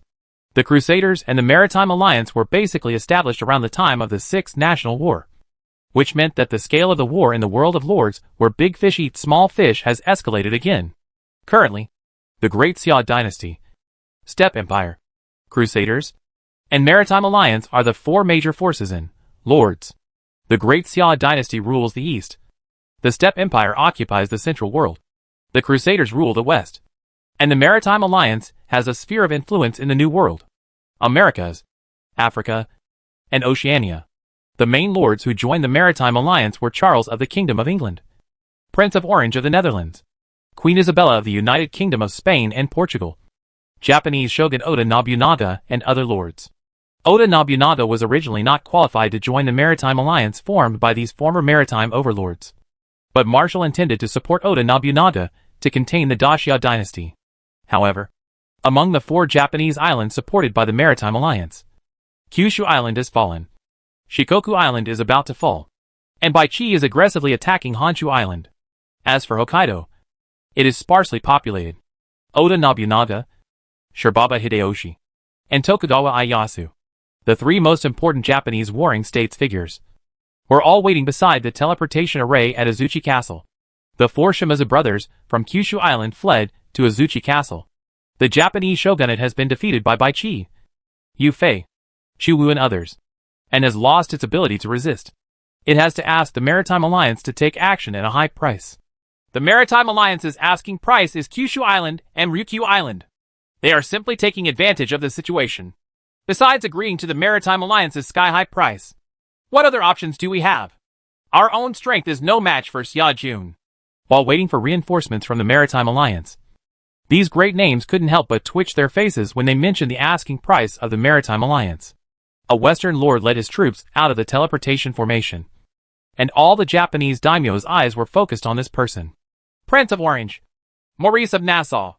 The arriving Western lord got straight to the point and explained his identity. Regent of the United Provinces of the Netherlands, Maurice of Nassau. Takeda Tadayoshi, who was born as a player, is no stranger to this person.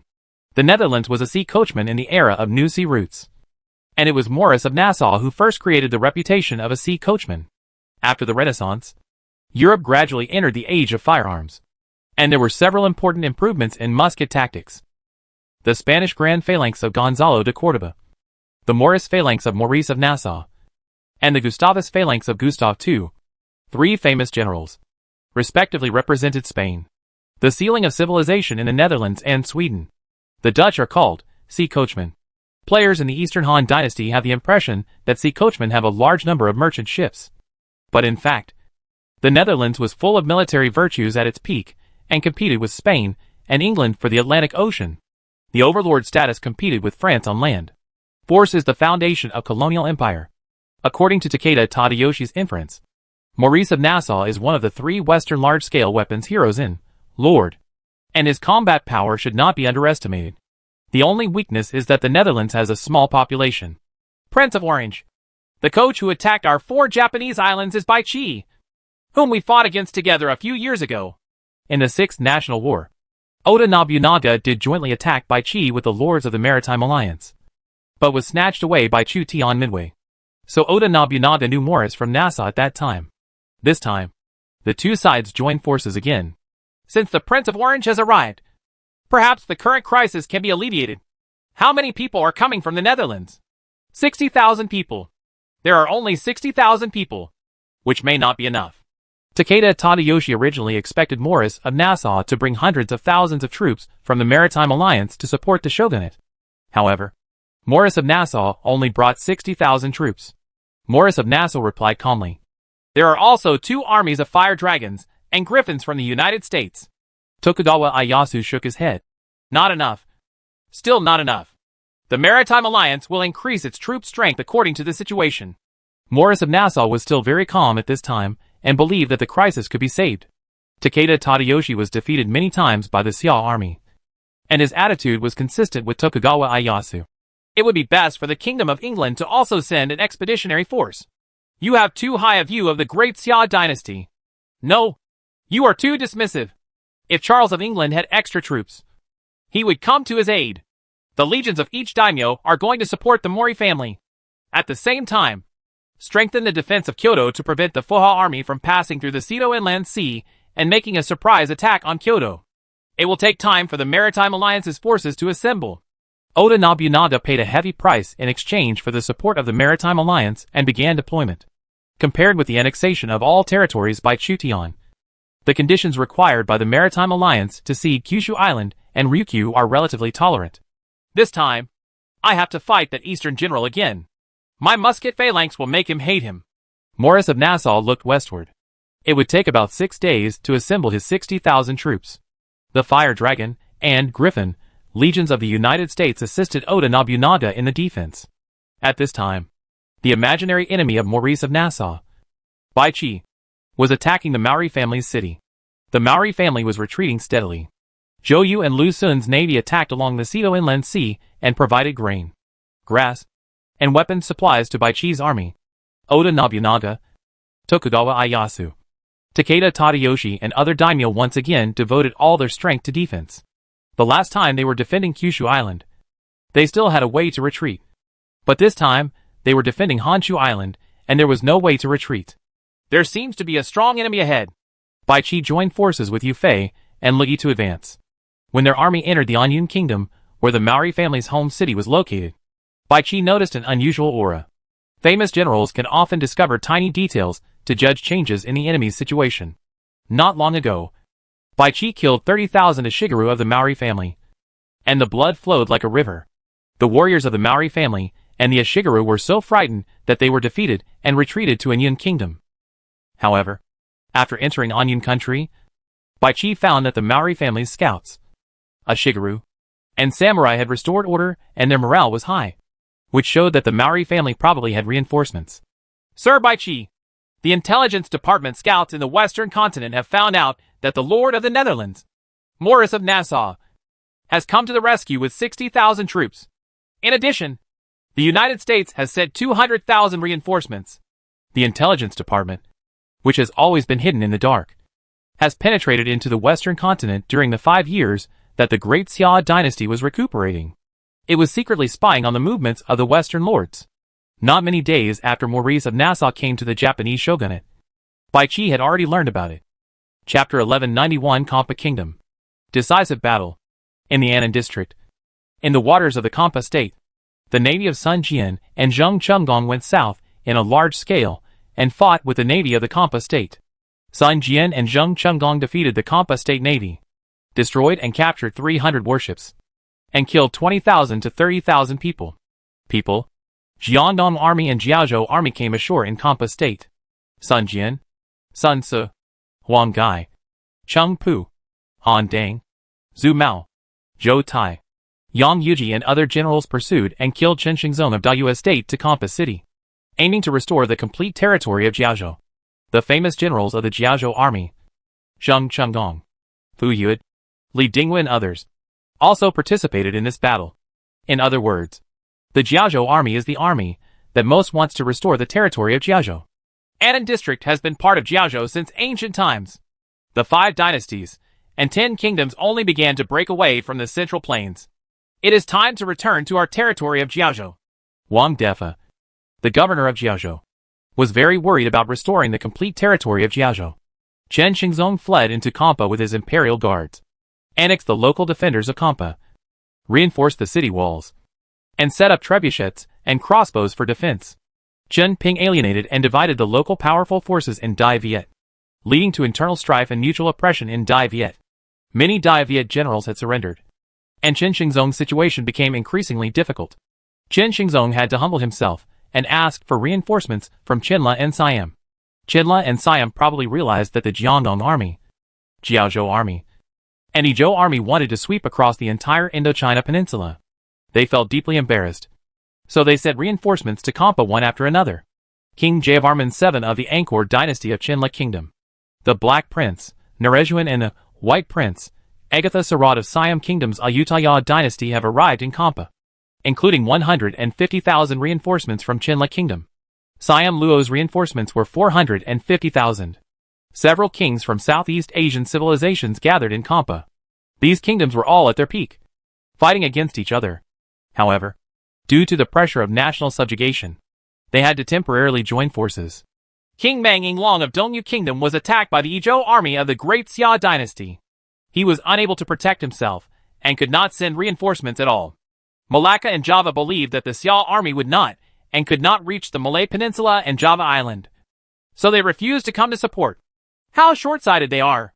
When Chen Xingzong heard that the Kingdom of Malacca and the Kingdom of Java had not sent reinforcements, he couldn't help but became furious and slapped the dining table suddenly. The maids around him were startled.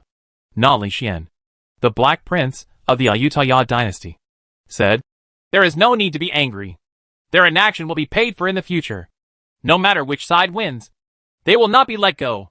White Prince, Agatha Sarad said, "The Xia army has landed on the coast near Kampa. There are about 300,000 Xia troops staying in Tanglong Palace, and 500,000 Xia troops going south to Kampa. And we are waiting for.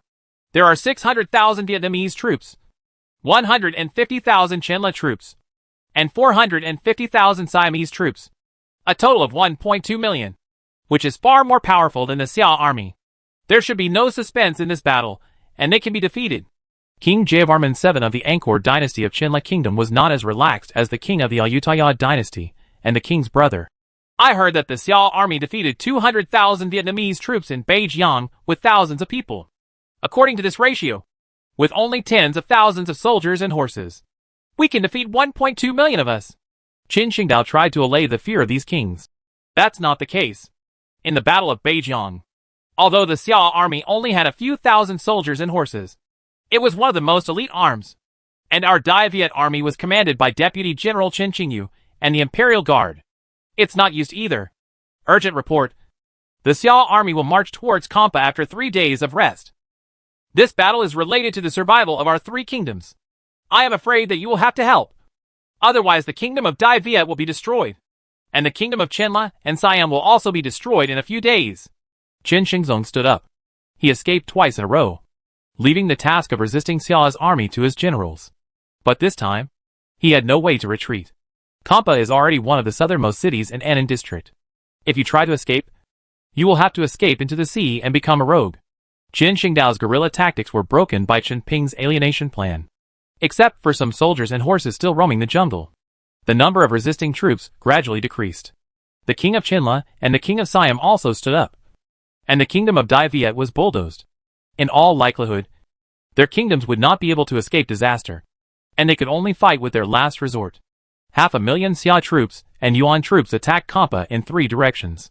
Zheng Chumgong led a navy of 150,000 to seize the waterway and attack the north of Kampa.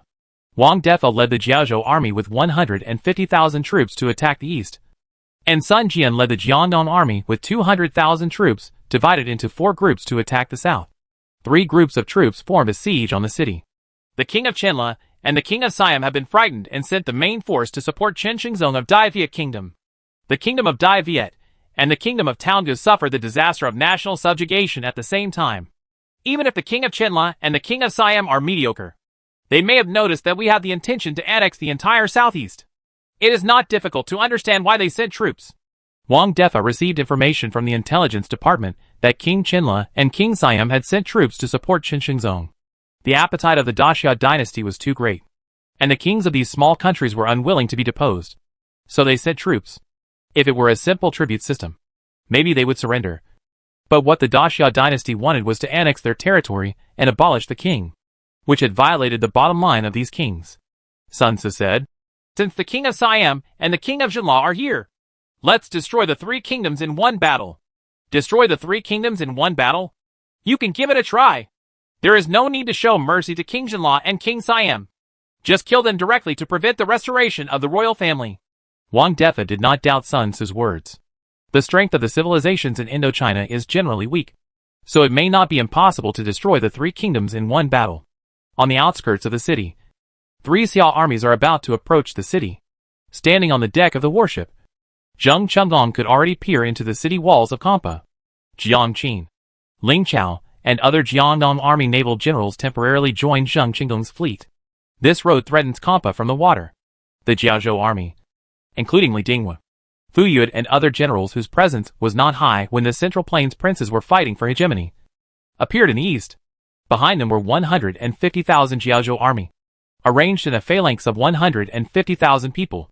And they were ruthless. The Jiangdong army was divided into 4 legions. Sun Jian, Xie Xian, Wei Rui, and Xiang Yin each led a legion and took turns attacking the city from the south. The 3 kings of Indochina climbed to the city and looked at it. The dragon flag of the great Xia dynasty had appeared outside the city, making a hunting sound. If we fail in this battle, our 3 kingdoms will all perish. So we can only fight to the death. If we just defend it, the food and grass in the city will not be enough to support an army of 1.2 million. Then I will let my king's war elephant go out of the south gate and fight behind the city. As long as one of the soldiers and horses is defeated, most of the Xiao armies on the other 2 sides will collapse without a fight. 2 royal families from the Ayutthaya dynasty of Siam came out of the south city gate to confront Jiangdong's army. Siam's war elephant corps can only be effective on flat terrain, and its role in defending cities is limited. The food and fodder that Kampa had hastily prepared was not enough to sustain a 1,000,000-strong army. The Chenla kingdom defended the north of the city, while the Dai Viet kingdom guarded the east of the city. The 2 brothers, the Black Prince and the White Prince of Siam, are warriors and should not fail easily. But just in case, Qin Shengdao, you will lead 100,000 troops to help the kingdom of Siam and defend the east wall alone. Qin Shizong sent his first general Qin Shengdao to assist Siam's 450,000-strong army. As for Qin Shizong, after realizing that there was no way out, he had no choice but to climb the city wall himself and work with the defenders to protect the city.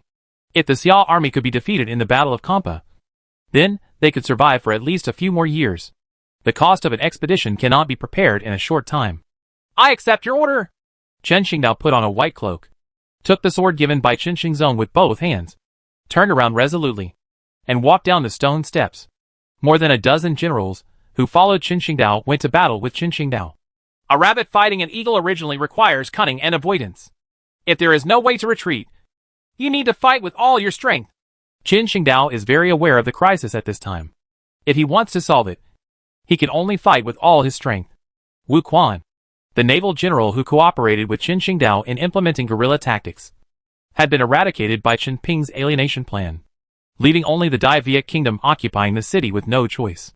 Chen Xingdao mounted his war horse and led 100,000 Dayu's soldiers and horses out of the city. They were at odds with Siam's 450,000 troops and faced off against the 200,000 Jiangnan army on the opposite side. 550,000 versus 200,000. Chen Xingdao had an absolute numerical advantage. Siam also had a huge war elephant army, but Chen Xingdao could feel the murderous intent of Jiangdong's army. The Jiangnan army is a veteran of hundreds of battles, who survived the separatist era of the Central Plains. Their elite level is awe-inspiring. The Jiangnan army was organized and surrendered, and even Chu Tian had to pay attention to the Jiangsu forces. Therefore, Sun Jian and Sun Ce, father and son, led the Jiangnan army in Dayue Kingdom, as if they were in an uninhabited country. The king of Siam brought thousands of 9th-level war elephants to support Kampa. This was an army with extremely explosive power. 2 Siamese royal families sit on white war elephants with gorgeous armor to show their royal power. Thousands of war elephants, one after another, 4 meters high, like a copper wall, giving people a suffocating sense of oppression. The backbone of the Jiangnan army is the military chariot often used in the Central Plains. The famous Nanliang General Wei Rui personally commanded the backbone troops. His crossbowmen were all equipped with divine arm bows and prepared rockets. The left army of Jiangnan army is Sun Ce, and the right army is Xie. As for Xiang Yin and Long Jie, they serve as reserve and guerrilla forces. With more than 1 million troops suddenly gathered in Kampa, the supply of food and grass must be insufficient. Instead, they will actively choose to attack in one direction and defend in other directions. They have no retreat. What needs to be paid attention to in this battle is the Kingdom of Siam, which has an astonishing number of war elephants. It is up to Wei Rui to crack the war elephant army. Chen Ping, the military advisor of the Jiangnan army, observed the 550,000 strong army on the opposite side and reminded commanders such as Sun Jian, Sun Ce, Xie, and Wei Rui. The Kingdom of Siam has a larger army of war elephants than the Kingdom of Dai Viet. Sure enough, just as Chen Ping expected, the 3 countries in the Indochina Peninsula hurriedly formed a coalition, and there was no time to deliver food and grass. The Xia army was already approaching the city, and they could only bite the bullet and go to war. The south side is responsible for attacking, while the north and east sides are responsible for defense. Attack!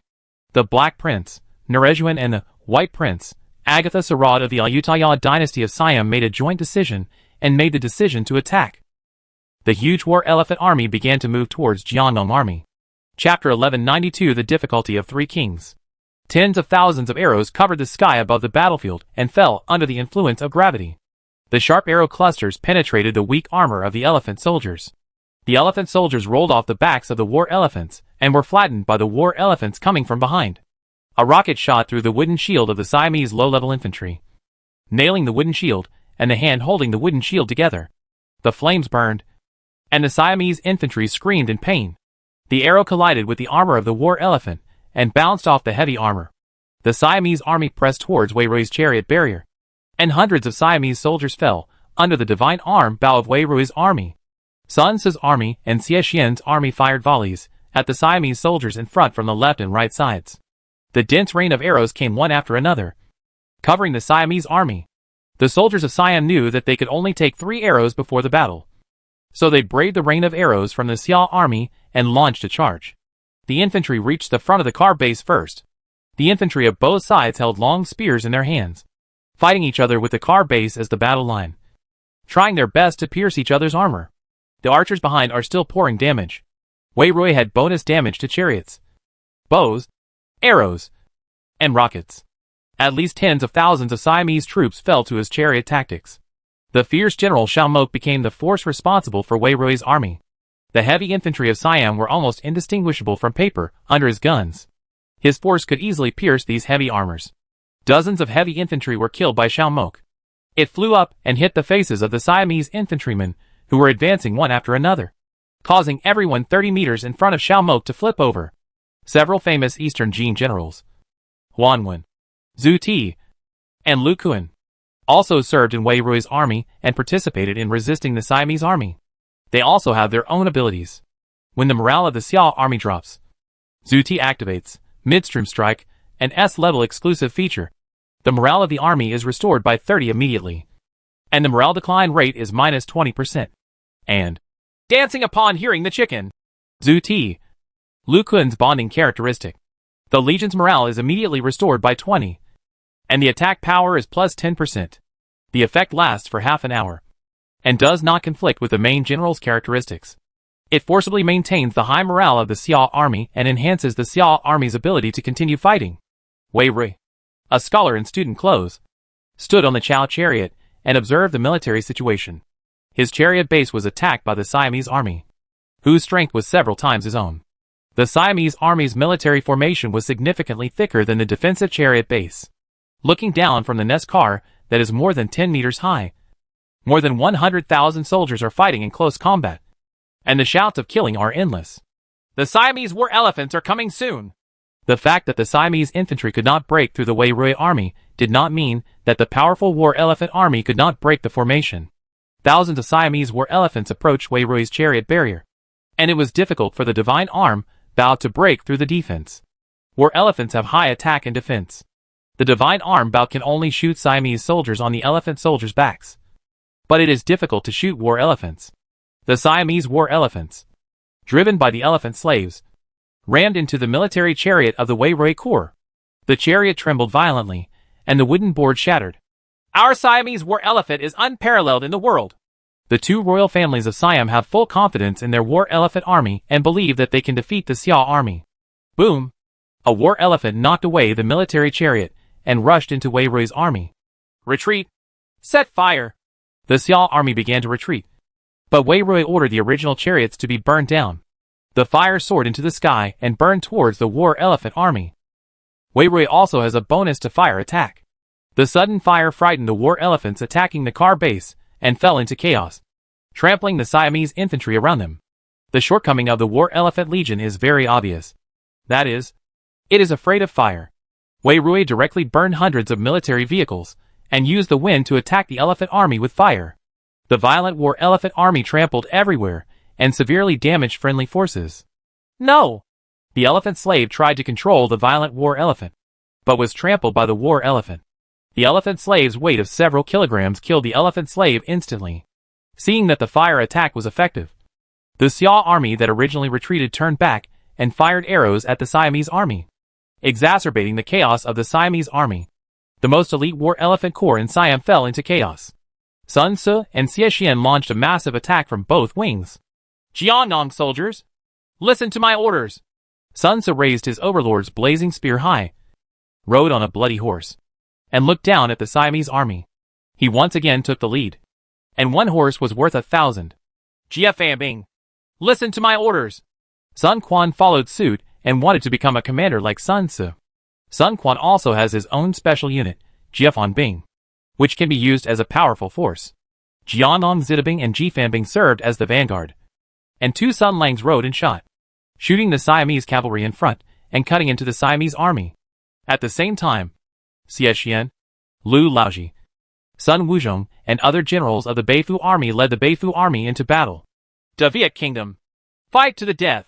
Qin Xingdao of Dayuet Kingdom was sweating profusely, gritted his teeth, and personally led the troops to resist the Xiao army. The Kingdom of Siam seems to have a large number of soldiers and horses, as well as a huge war elephant army. However, in the decisive battle of occupying the city, the war elephant army fell into chaos due to Wei Rui's fire attack. Now it is the Xiao army that takes the lead. Tren Hung Dao was loyal to the Dai Viet Kingdom, and despite the difficult situation, he still tried to turn the tide and preserve the Dai Viet Kingdom and the royal family.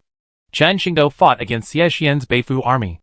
Iron Man army, follow me to break the formation. Zheng Chunggong led the navy to attack from the north. The Iron Man army with heavy armor and swords came ashore and approached the city wall. Jiang Qin, Ling Chao, Ling Tong, Pan Zhang and other naval generals temporarily served under Zheng Chunggong to strengthen the Iron Man army. In the eyes of the city defenders, the Iron Man army armed to the teeth was undoubtedly a nightmare. And the rain of arrows did not do much harm to the Iron Man army at all. A group of tin cans climbed up the ladder and stormed the north of the city. The soldiers of the Qinla kingdom who defended the northern city of Kampa had never seen an unfamiliar Iron Man army before. And they suddenly fell into panic. Qin Shengzong, who was occupying the east side of the city, was defending the Jiaozhou army that was attacking the east side. Two generals of the Jiaozhou army, Li Dingwen and Fu Yue, led troops to attack the city. Fu Yue, a general under Zhu Yuanzhang in the early Ming dynasty, had great military exploits. Li Dingwen was one of the generals of the peasant uprising army in the late Ming dynasty. He later surrendered to the southern Ming dynasty and defeated the Qing army twice. He was also a brave general. Under the command of the old master Wang Defa, the two generals stormed the east side of the city. Li Dingwen suddenly attacked the tens of thousands of Dayue soldiers and horses deployed outside the city, and defeated them with thousands of cavalry. The troops of the Dai Viet kingdom retreated into the city. But Li Dingwen pursued fiercely and began to attack the city wall frantically. The trebuchets and crossbows were roaring, and Li Dingwen once stormed the city wall, killing and wounding hundreds of people. "We can't let them enter the city!" Dozens of Dai Viet generals led their own troops to attack, and only then did Li Dingwen be temporarily suppressed. "Be sure to capture Kampa!" Wang Defa ordered a strong attack, and Fu Yue took over from Li Dingwen. The two took turns leading troops to attack Kampa. 3 armies of soldiers and horses attacked together, and the occupied city was like a small boat in the ocean, which could capsize at any time. However, the 1.2 million troops were suppressed by the 500,000 army, and they clung to the occupied city for friction. The teleportation array in the city has been disabled, and none of the 3 kings may be able to escape. Chapter 1193 Kill the 2 kings of Siam. Be sure to defend Kampa. Qin Shengzong personally led troops to defend the city. The imperial guards of the Dai Viet kingdom held shields and lined up on the city wall.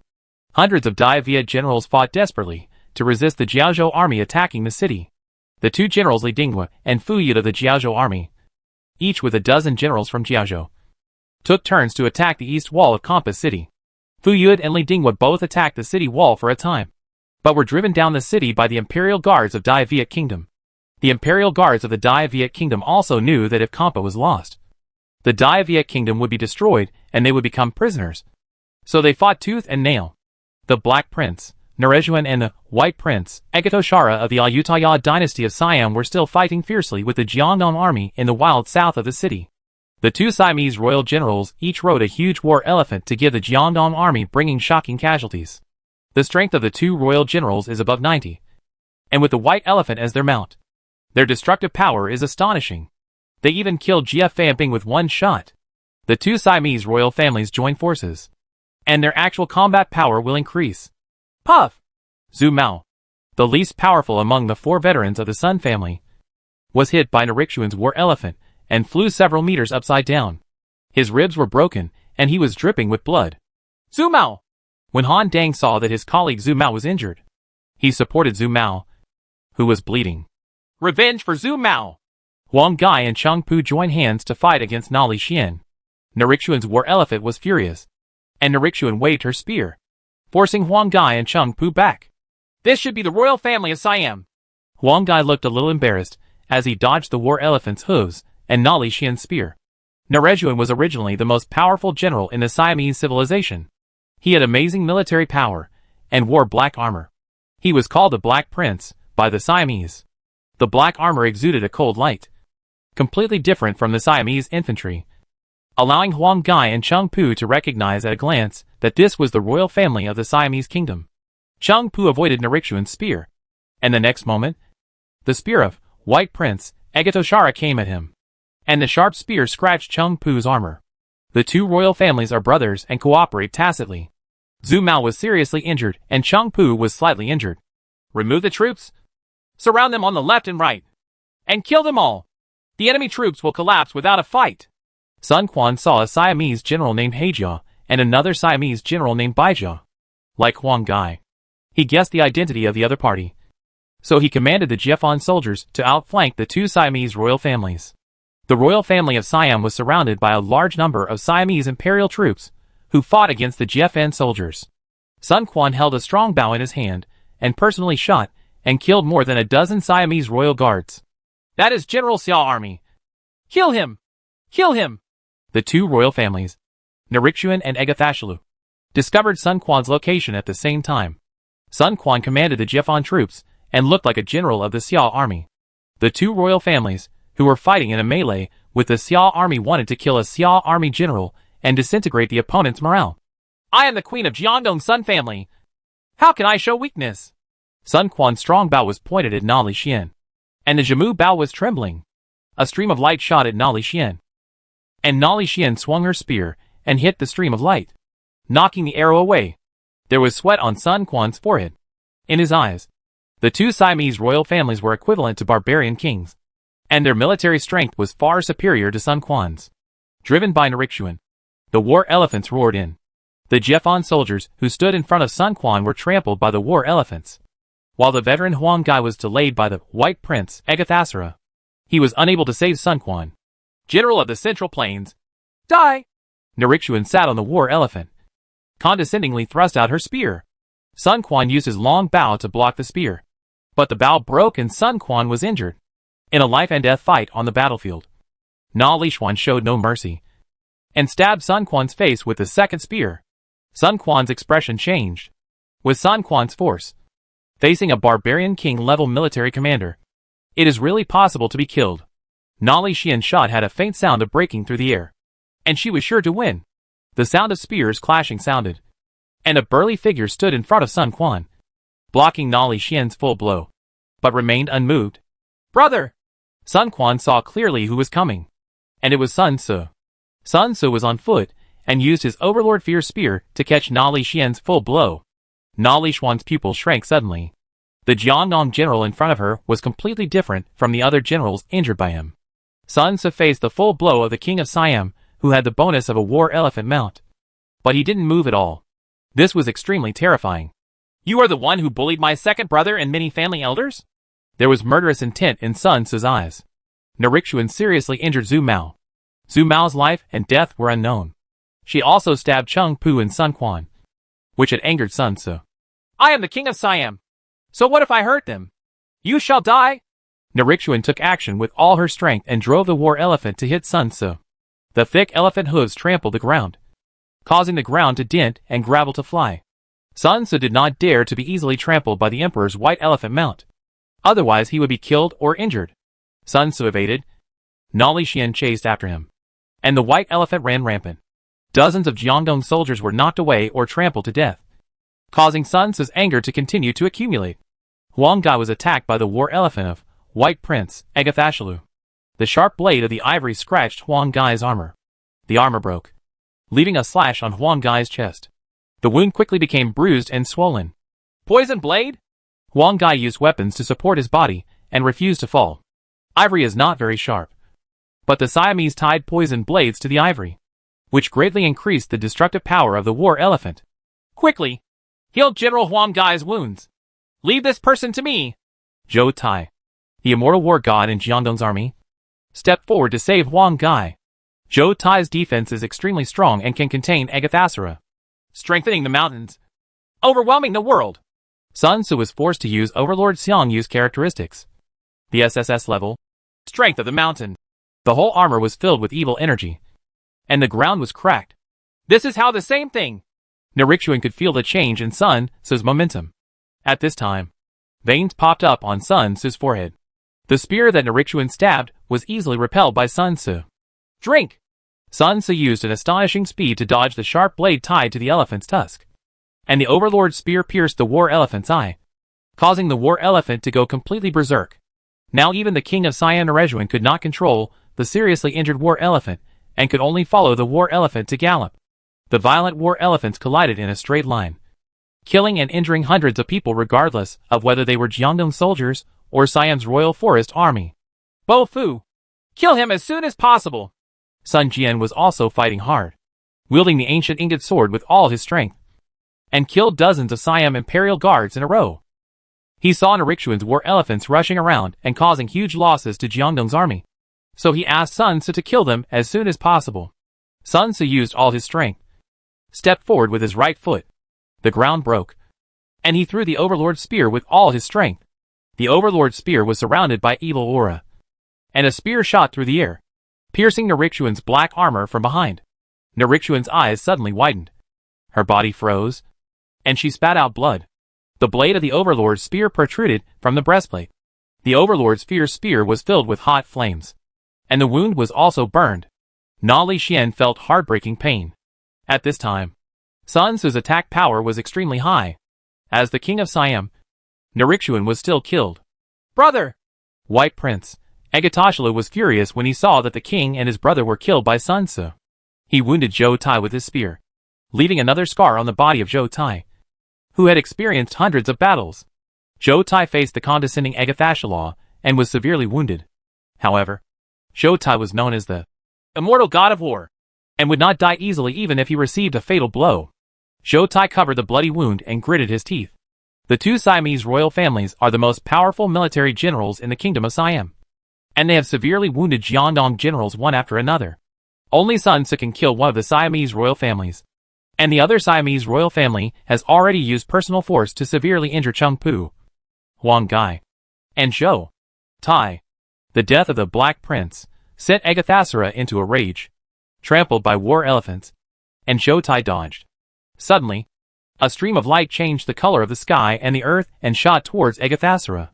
This arrow came so fast that Agatoshala could only turn sideways. The armor-piercing arrow hit Agatosala's shoulder.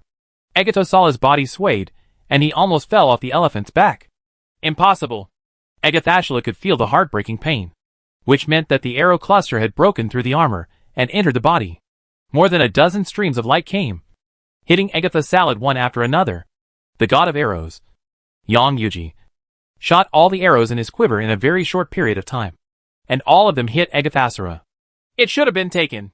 Yang Yuji put down the long bow, and with all his strength, Yang Yuji almost broke the long bow, and cracks appeared in the bow body.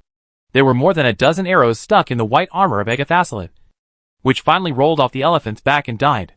Yang Yuji was one of the most skilled archery generals in ancient China. His shots were always on target. As long as he entered Yang Yuji's shooting range, he was basically unavoidable.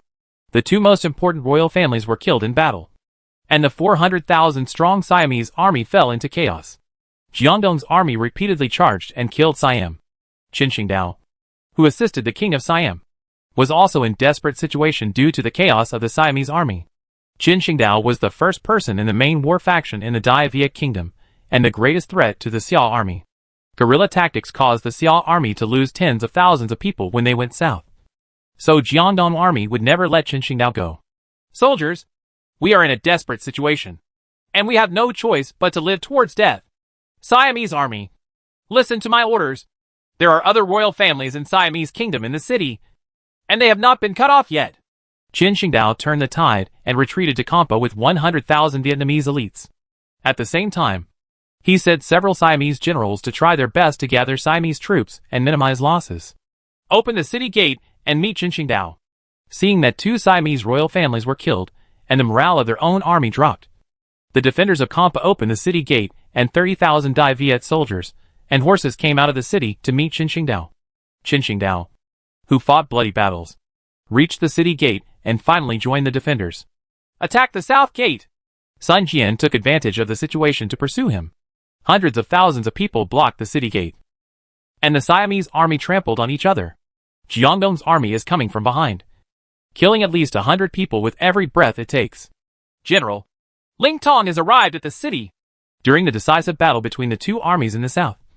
In the north, the fledgling Jiangdong general Ling Tong, with the assistance of Zheng Qinggong's special unit, Iron Man Army, climbed the city wall first, killed hundreds of Jinla soldiers, and walked on the city wall littered with corpses with his sword. The soldiers of the Jinla kingdom stepped back in fear. Chapter 1194 Destroy the three kingdoms in one battle. Those who surrender will not be killed. Ling Tong held his sword and forced back thousands of Jinla soldiers. With a clang, the scimitar in the hand of a Jinla soldier fell to the ground, and Ling Tong was frightened. Ling Tong's deterrent power was not only his own force, but also the Iron Army behind Ling Tong. The swords of the soldiers of the Jinla Kingdom hit the iron armor of the Iron Man army, leaving only white marks and limited damage, making the soldiers of the Jinla Kingdom doubt their lives. The Iron Man army can only be killed by knocking down the Iron Man army with stones, and would during the siege.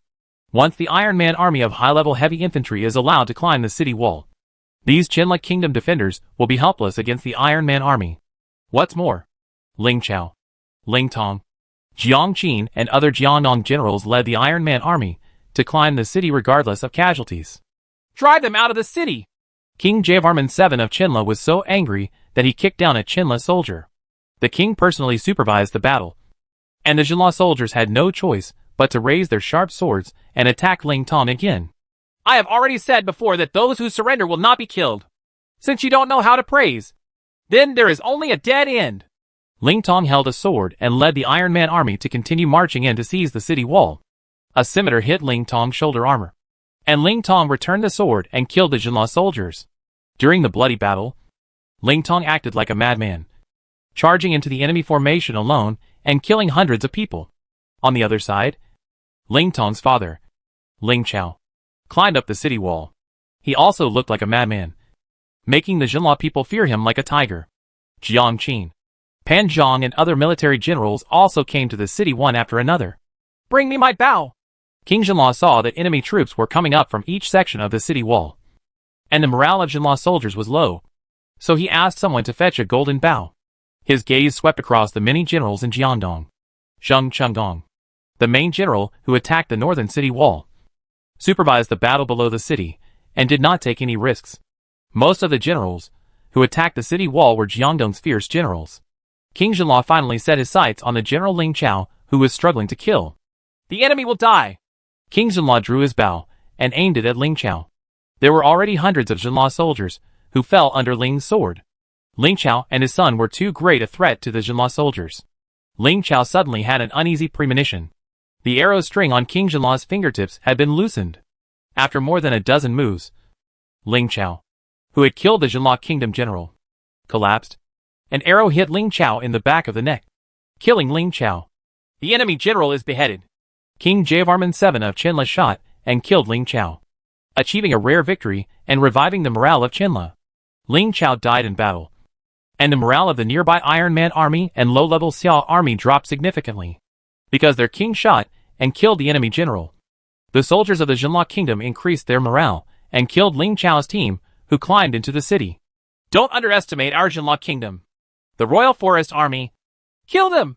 King Jinla sent the generals of the Royal Guards to lead the Royal Guards of the Jinla Kingdom up the city from various stone steps. Taking advantage of the rising morale, they launched a massive counterattack. Father! Because Ling Chao was killed, Ling Tong glared and went to kill King Jinla crazily. Protect the general! The Iron Man army was worried that the hysterical Ling Tong would be killed in the chaos like Ling Chao, so they hurried to follow. Ling Tong pushed forward crazily, and the Iron Man army, which was armed to the teeth, followed Ling Tong. The Iron Man army waved their horse-killing swords, took a step forward, and slashed down rows of horse-killing swords in neat rows, killing the Jinla soldiers.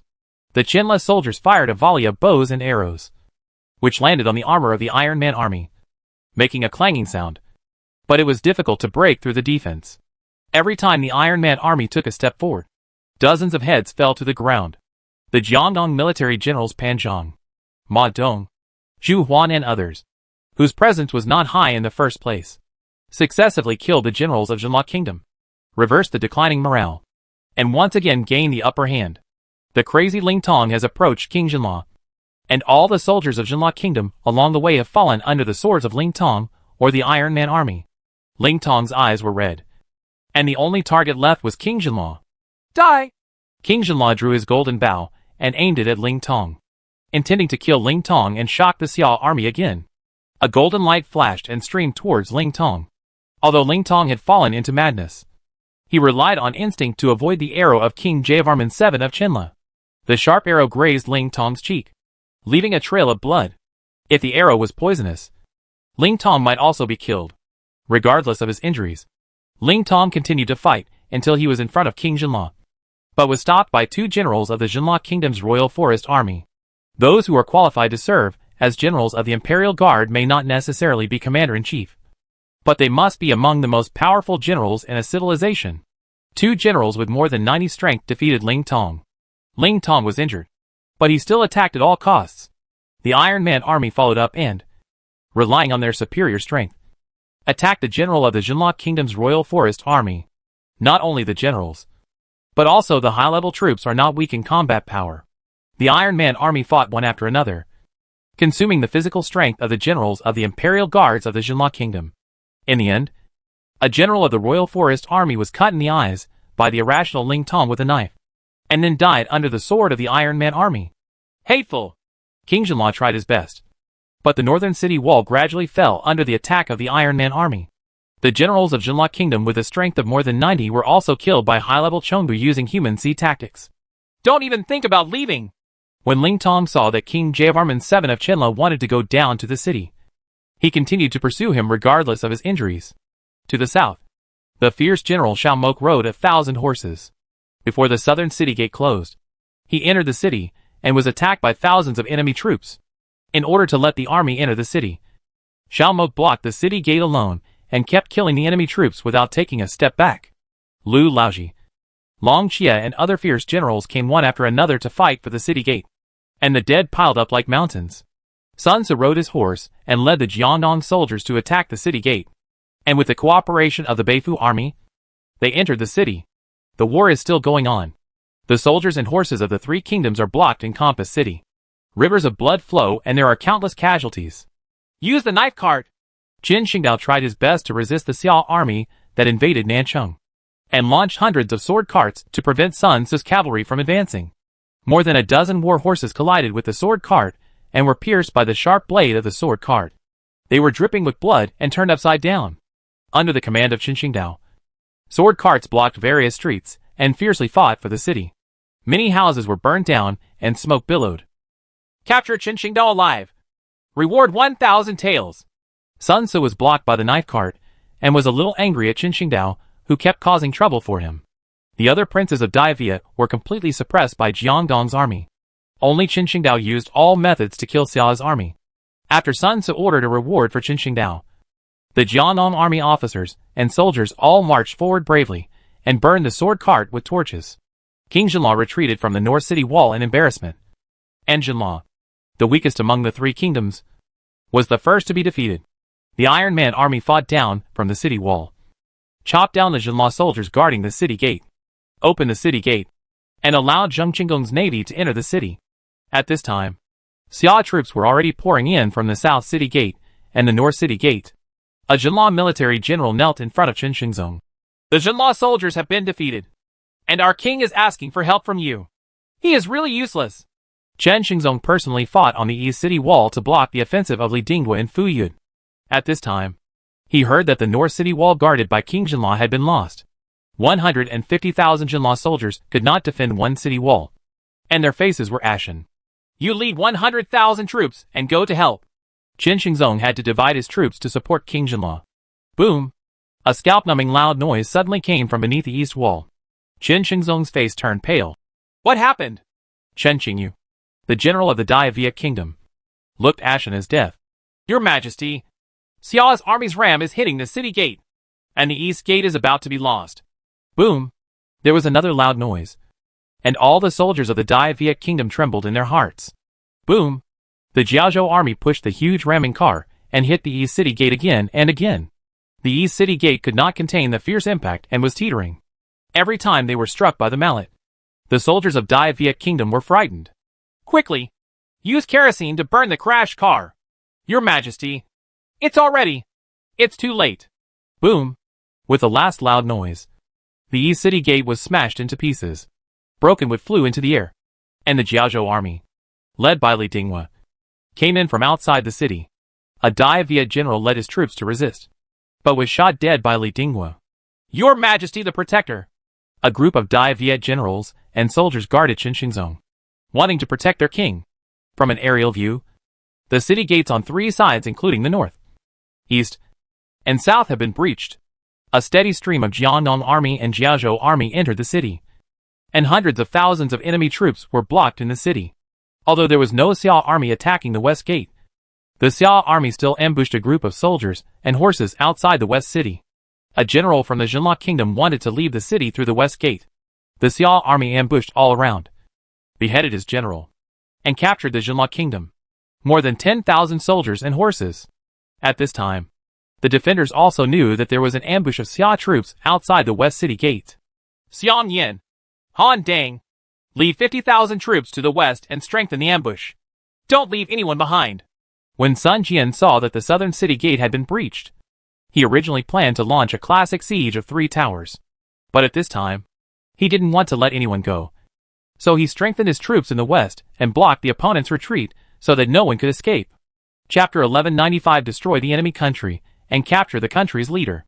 The Battle of Kampa lasted from early morning to late at night.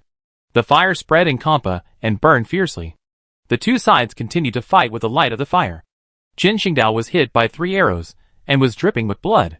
He was still resisting desperately.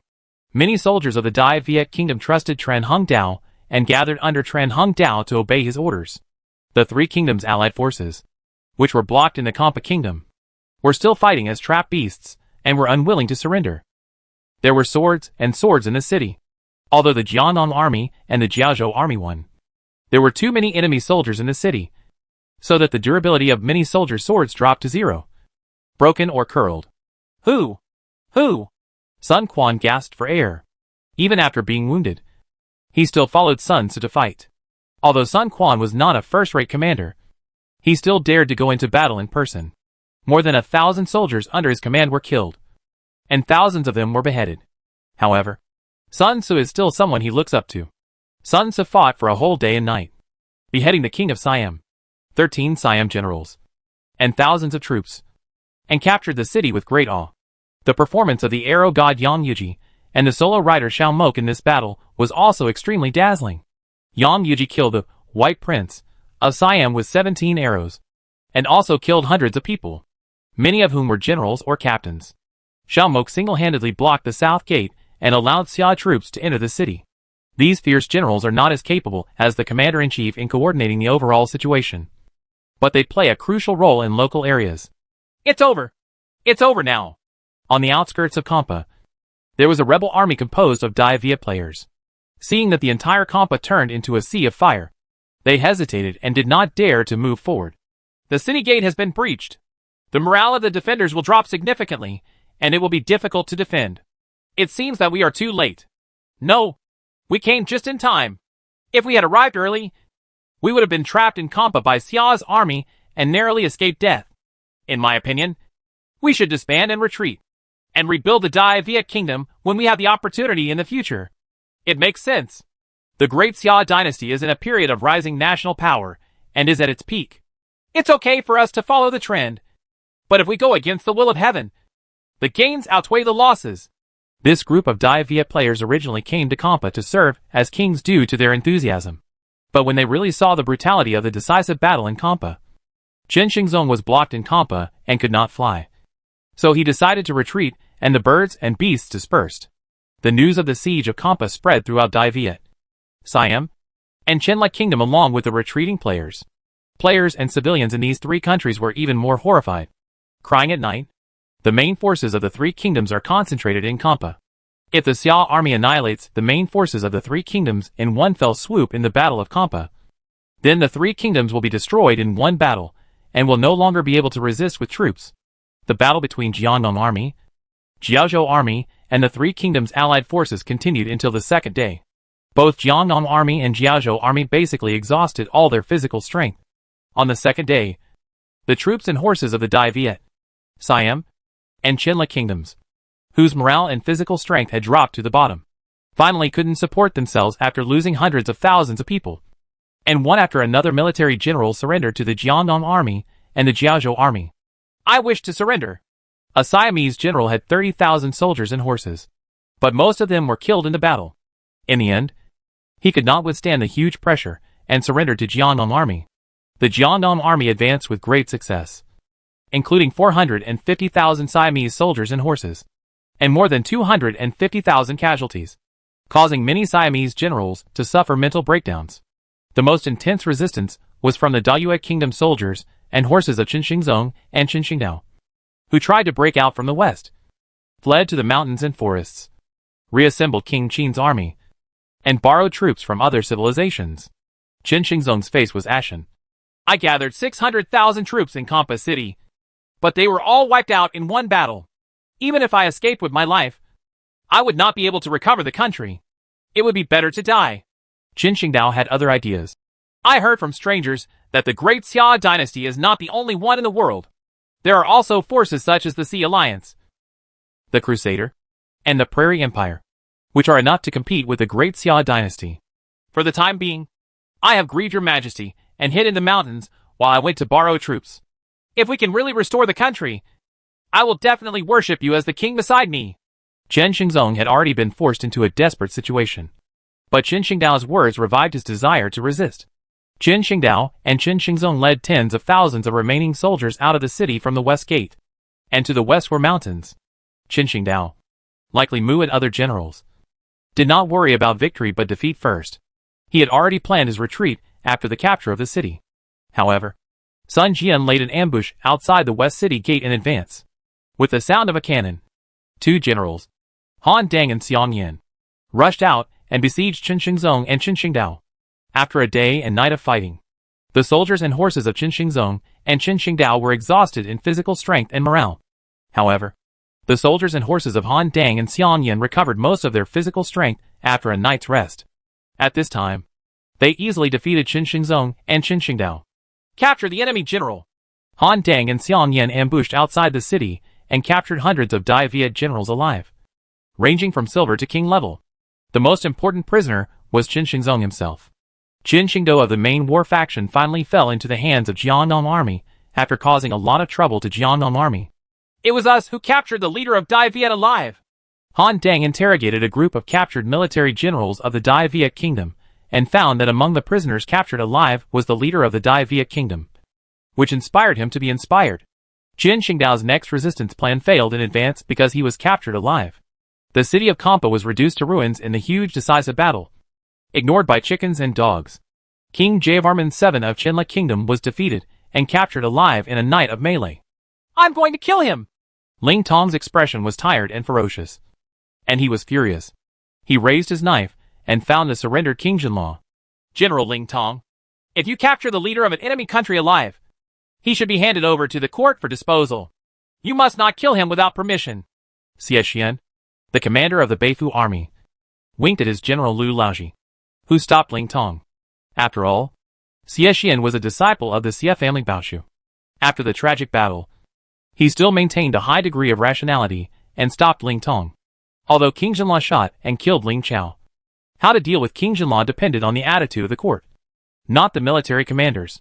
Sun Jian, the coach of Jiannong army, is visiting the injuries of the veterans. The 4 veterans of the Sun family suffered heavy losses in this battle. Zhu Mao was hit by a war elephant. Although he barely saved his life, he was almost turned into a cripple and could no longer follow Sun Jian in the battle.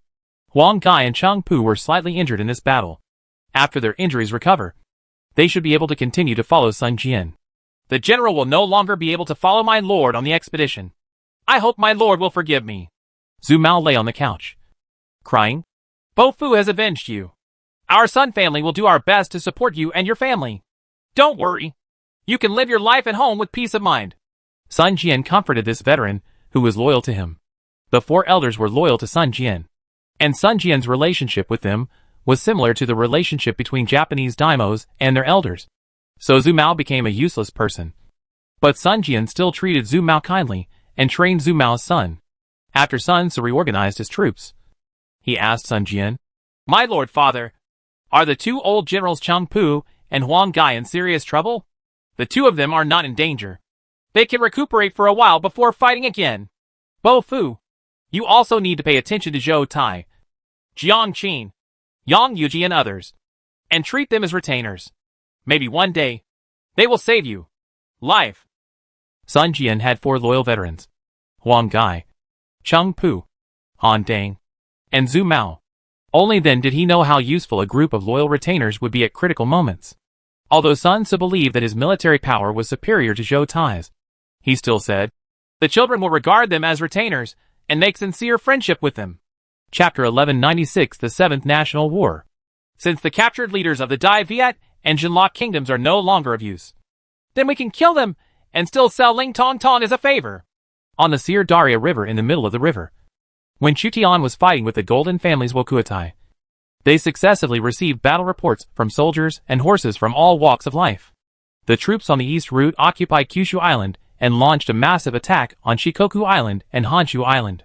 The soldiers and horses on the southern route, Jiangnan Army and Jiaozhou Army, destroyed the three kingdoms in one battle, killed 400,000 enemies, killed the two kings of Siam, and captured the two kings of Dai Viet and Jinla. The fate of the two kings is entirely in Chu Tian's hands. King Jinla shot Ling Chao, and Ling Tong desperately asked the court to avenge his father. Chu Tian simply followed the trend, agreed to Ling Tong's request, and asked Ling Tong to personally kill King Jinla. As for Chen Xingzong and Chen Xingdao, who had always been against the empire, Chu Tian also ordered their executions, completely destroying the ruling order of Dai Viet Kingdom. The territory of Dai Viet Kingdom can be divided into 3 counties, which were merged into the territory of Jiaozhou and governed by the governor of Jiaozhou. As for the territories of Siam Kingdom and Chenla Kingdom, the Nansha Protectorate was established, and Siam County and Chenla County were established. Chu Tian restored the true territory of Jiaozhou and established a new protectorate of Nansha, turning Siam and Chenla into one county. Bijou army was still conquering the Tongda Kingdom. According to Chu Tian's plan, the Tongda Kingdom, Malacca, Java Kingdom, and Luzon Kingdom will also be incorporated into the Nansha Protectorate. The imperial court will appoint the general protector and the governors and county magistrates of each county to completely rule these places. As well as every year, a large amount of taxes, grain and grass can be obtained from it, while progress was made on the east and south roads. The war in the Hezhong area continued and was extremely anxious.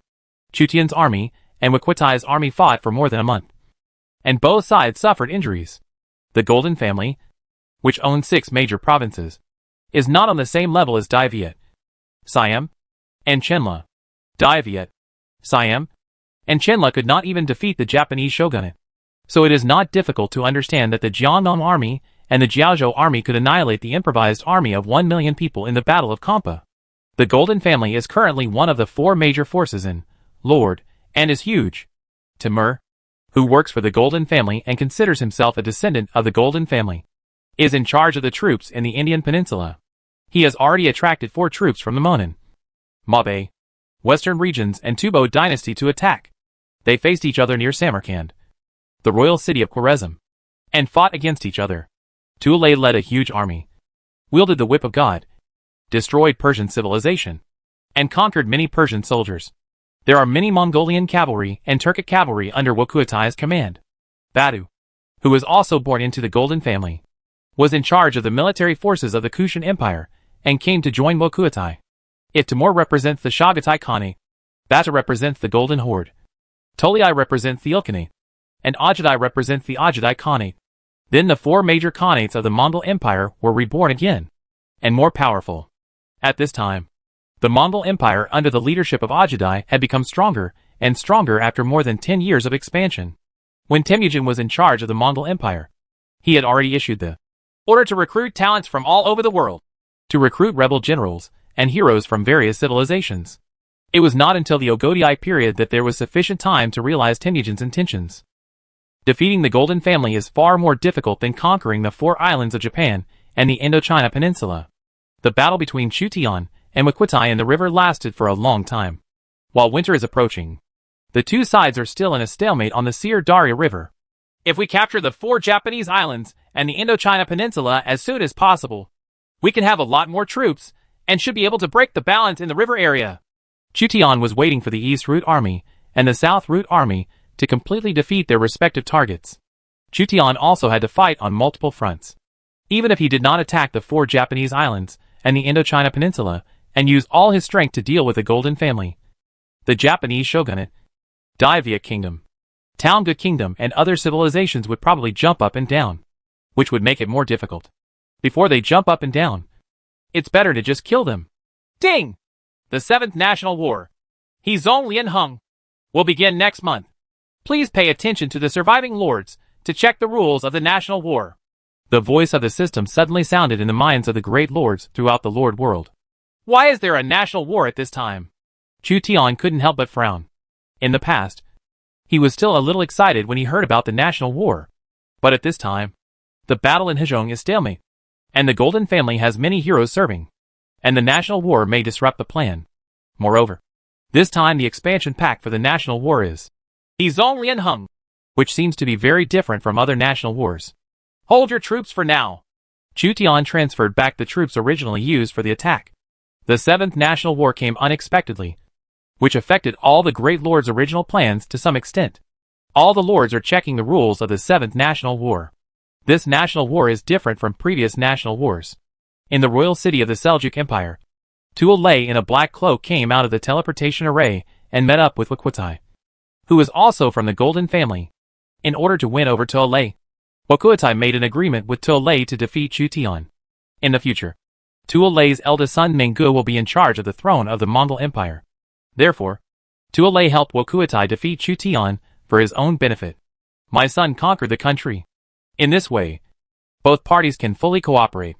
Nurhasai, Murongba, Wan Yanaguda and other heroes, as well as a group of rebel generals from various civilizations, appeared in the Seljuk Empire.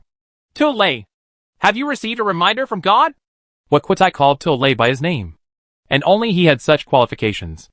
Of course. 5 years ago, we failed to capture the Holy Commander by Qi. This time, if there is an opportunity, we cannot miss it. Yes, we must gather all possible forces to defeat Chu Zimu. If Father Khan could have endured for more than 10 years, endured hardships, and had our current territory and power, then it would be easy for him to defeat Chu Zimu. Wakutai and Tuol Lei are still worried about Temujin's defeat at the hands of the expeditionary force of the Han Empire's princes more than 10 years ago. At that time, the population under Temujin's rule was too small, so he rushed to challenge the hugely populated Central Plains. But naturally he was defeated. Later, Temujin participated in the battle between Attila and the Western Lords, and was eventually intercepted and killed by Catherine. He was defeated and died. Wakutai and Tuol Lei tried their best to take revenge on Chu Tian, and in this national war, they will do their best to compete with Chu Tian for the spot of the Holy Commander. The 7th National War is happening at this time. West Asia, Jerusalem, and the 3 Roman emperors, Constantine, Caesar, and Pompey, have advanced to the vicinity of this city. Constantine had mixed feelings after reading the rules of the 7th National War. The 7th National War is in the main world, and the rules have changed, which will undoubtedly escalate the war in the entire main world again. And the reward is a holy level recruitment order that is coveted by all lords. Chapter 1197 Rules. Vertical and horizontal combination. Chu Tian carefully read the rules of the 7th National War. This time, just like the 4th National War, the battlefield was in the main world, and the rules were also very different from the past. First, the qualifications to participate in the National War. Lords whose territory has a population greater than 5 million will participate in this national war as an alliance. Second, the National War battlefield, the main world. Third, alliance rules. Before the national war begins, the lords who are qualified to participate in the national war voluntarily form an alliance and register with the system. The lords of the alliance are not limited to the same civilization. Fourth, the rules for obtaining points. Lords of the same alliance can obtain points by attacking the cities and armies of other alliances. Specific points table. Capture a royal city to earn 500,000 points. Capture a huge city to gain 200,000 points. Capture a large city to gain 100,000 points. Capture a medium city to gain 20,000 points. Capture a small city to gain 20,000 points. 10,000 points can be obtained. After the city is lost, the points gained disappear. Killing level 1 to 4 troops can earn 1 to 4 points. Killing level 5 to 6 arms can earn 5 to 10 points. Killing level 7 to 9 arms can earn 20 to 80 points. Killing level 10 troops can earn 300 points. Killing a saint level hero will earn you 500,000 points. Killing an emperor level hero will earn you 100,000 points. Killing a king level hero will earn you 20,000 points. Killing heroes of other levels will earn you fewer points. Different alliances cannot maliciously brush each other's cities. Otherwise all points will be cancelled. Fifth, lords in an alliance are not allowed to attack each other. Otherwise the popularity of the power will drop by 100%. But they are allowed to do nothing. Sixth, for the first ranked alliance, all lords will receive points times 2. For the second ranked alliance, All lords will receive points times 1.8 for the third-ranked alliance. All lords will receive points times 1.5 for the fourth-ranked alliance. All lords will receive points times 1.2. 7th. Based on calculations based on the alliance ranking and the alliance's internal ranking. The first lord of the alliance ranked first will definitely obtain the Holy Level Recruitment Order. The second-ranked alliance and the first lord may obtain the Holy Level Recruitment Order. 8th. Points will be officially calculated starting from the first day of the next month. 9th. Reward settlement time, 1 year. Chu Tian now probably understands the meaning of the theme of the 7th National War. Unite vertically and horizontally. In the past, national wars basically relied on the personal abilities of each lord.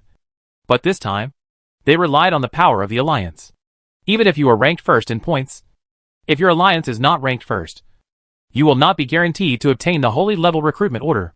In addition, the league ranking will determine the final points. If the lord gets 1 million points, and the alliance ranks first, then the actual total points is 2 million, and the alliance ranks fourth. The actual total points is only 1.2 million. This means that if you want to get good things in this national war, you must consider forming an alliance. However, the matter of forming an alliance stumped Chu Tian. Chu Tian fought fiercely with various civilizations, and had just violently defeated the neighboring Japanese shogunate, destroying the Great Viet Kingdom. Siam and Chenla were on the verge of destruction, and various small countries were trembling. As for the Western lords, the relationship between Chu Tian and them was extremely bad. Both Alexander and Constantine regarded Chu Tian as a powerful enemy in the East, and it was impossible for them to cooperate with them. In particular, the lord who ranks first in the alliance can get the best rewards. With the arrogance of Alexander and Constantine, it is impossible for them to cooperate with Chu Tian and then give the best rewards to Chu Tian. This is also the subtlety of the joint vertical and horizontal strategy of the 7th National War. When a powerful lord forms an alliance, it is easy to be ranked first. However, when a group of powerful lords form an alliance, only one can be ranked first in the alliance. If you work alone, you can firmly occupy the first position internally, but it will be difficult for the alliance to rank first. The ideal situation is for a powerful suzerain country to form an alliance with a group of subordinates. However, the tribute system has been destroyed by Chu Tian, so Chu Tian is out of tune with the surrounding small countries, and it is impossible for Chu Tian to join forces with them again. Only Ekaterina can be trusted. She is fighting against the Crusaders and can gain a lot of points, which will be included in the alliance points. At present, Chu Tian basically only considers Ekaterina. Ekaterina single-handedly held back the Crusaders of Hohenzollern, Gustav, Louis and others, which is evident to the fighting nation. If they form an alliance with her, then their combined points will definitely be high. As for other civilizations, it is basically impossible for powerful lords such as Alexander, Constantine, and Marshal to cooperate with Chu Tian. Even if some weak lords come to seek refuge, Chu Tian suspects that they just want a free ride and cannot contribute many points at all. The points contributed by Ekaterina alone are estimated to be several times more than those of these little lords combined. The Egyptian and Persian civilizations were originally potential targets, but unfortunately they were destroyed by the Roman Empire and the Ilkhanate. Chu Tian, which is located in the east, is beyond reach. It wants to support Egypt and Persia through the Golden Family, but the gain outweighs the loss. Will Alexander and the others join forces with Marshal? If they form an alliance with Marshal, the number one position within the alliance may be given to Marshal. Will Alexander, Constantine, Caesar and others be willing? Chu Tian is judging the main competitors and their choices. If the Crusaders and the Maritime Alliance join forces to form a larger alliance, Chu Tian believes that he is not the opponent of these lords combined. However, if the strong form alliances and powerful lords huddle together, the average reward is not high, because the rewards of the second-ranked alliance and the first lord are better than the rewards of the first-ranked alliance and the second lord. How the other lords weighed the situation was their business. Chu Tian immediately sent someone to ask Ekaterina for an alliance. On the outskirts of the ancient city of Jerusalem, Constantine, Caesar, and Pompey commanded the Roman legions. Together with King Charles of England and Queen Isabella of Spain, they formed the Eastern Crusade and marched to the city. The Arab Empire currently controls Jerusalem. The 7th National War broke out suddenly, causing Constantine, Caesar, Pompey, Charles, and Isabella to temporarily give up attacking Jerusalem. It would be a huge disadvantage to capture Jerusalem in advance before the points are officially calculated. Constantine was well aware of the gains and losses involved. Although the Arab Empire had the holy commander Khalid, Constantine also had the holy commander Hannibal. In addition, Constantine also had famous Roman generals such as Scipio the Great, Scipio the Younger, and Marius. He was not very worried about reinforcements from the Arab Empire. Should we maintain our current alliance or form a new one? Pompey secretly observed the reactions of the other lords. According to the rules of this national war, for Teuton, who has no friends, only Ekaterina is reliable. But for the Western lords, they have many choices. Charles of England joined both the Crusaders and the Maritime League. At this time, he had to reconsider which camp he was on. Or, the Crusaders and Maritime Alliance merge. There are also many lords within the Crusaders who can be divided. At this time, the Western lords had many choices. Constantine said, "None of us is choose him as opponent. Only by forming an alliance can we surpass him in total points. It is best to continue to maintain the crusade. As for the number one within the crusade, let's see who will do more in the next year." Charlie's expression was not very good. "Constantine, within the Crusaders, it is very likely that you or Alexander will win the first place. You just want to get our help and let the Crusaders come to the front. Do you have any better choice? The great Xia dynasty swept through the surrounding small countries. Only by maintaining the scale of the crusade can it withstand the whip of God from the east." Constantine's words silenced Charles of England and Isabella of Spain. Constantine's point of view does have some truth. If the Crusaders are maintained, Rome or Macedonia may benefit. But after disbanding and participating in national wars, Teuton will most likely benefit. Taking into account the interests of Rome, Caesar believed that it was necessary to let Rome take the lead in the crusade. To maintain the crusade, everyone depends on their military merits. Unfortunately, I still choose the Maritime Alliance. The Maritime Alliance is willing to give me more benefits. Charles of England sided with the Maritime League. The Kingdom of England is located on the edge of the western continent, surrounded by the sea, and its relationship with the United States will become closer. Meanwhile, Charles of England glances at Queen Isabella of Spain.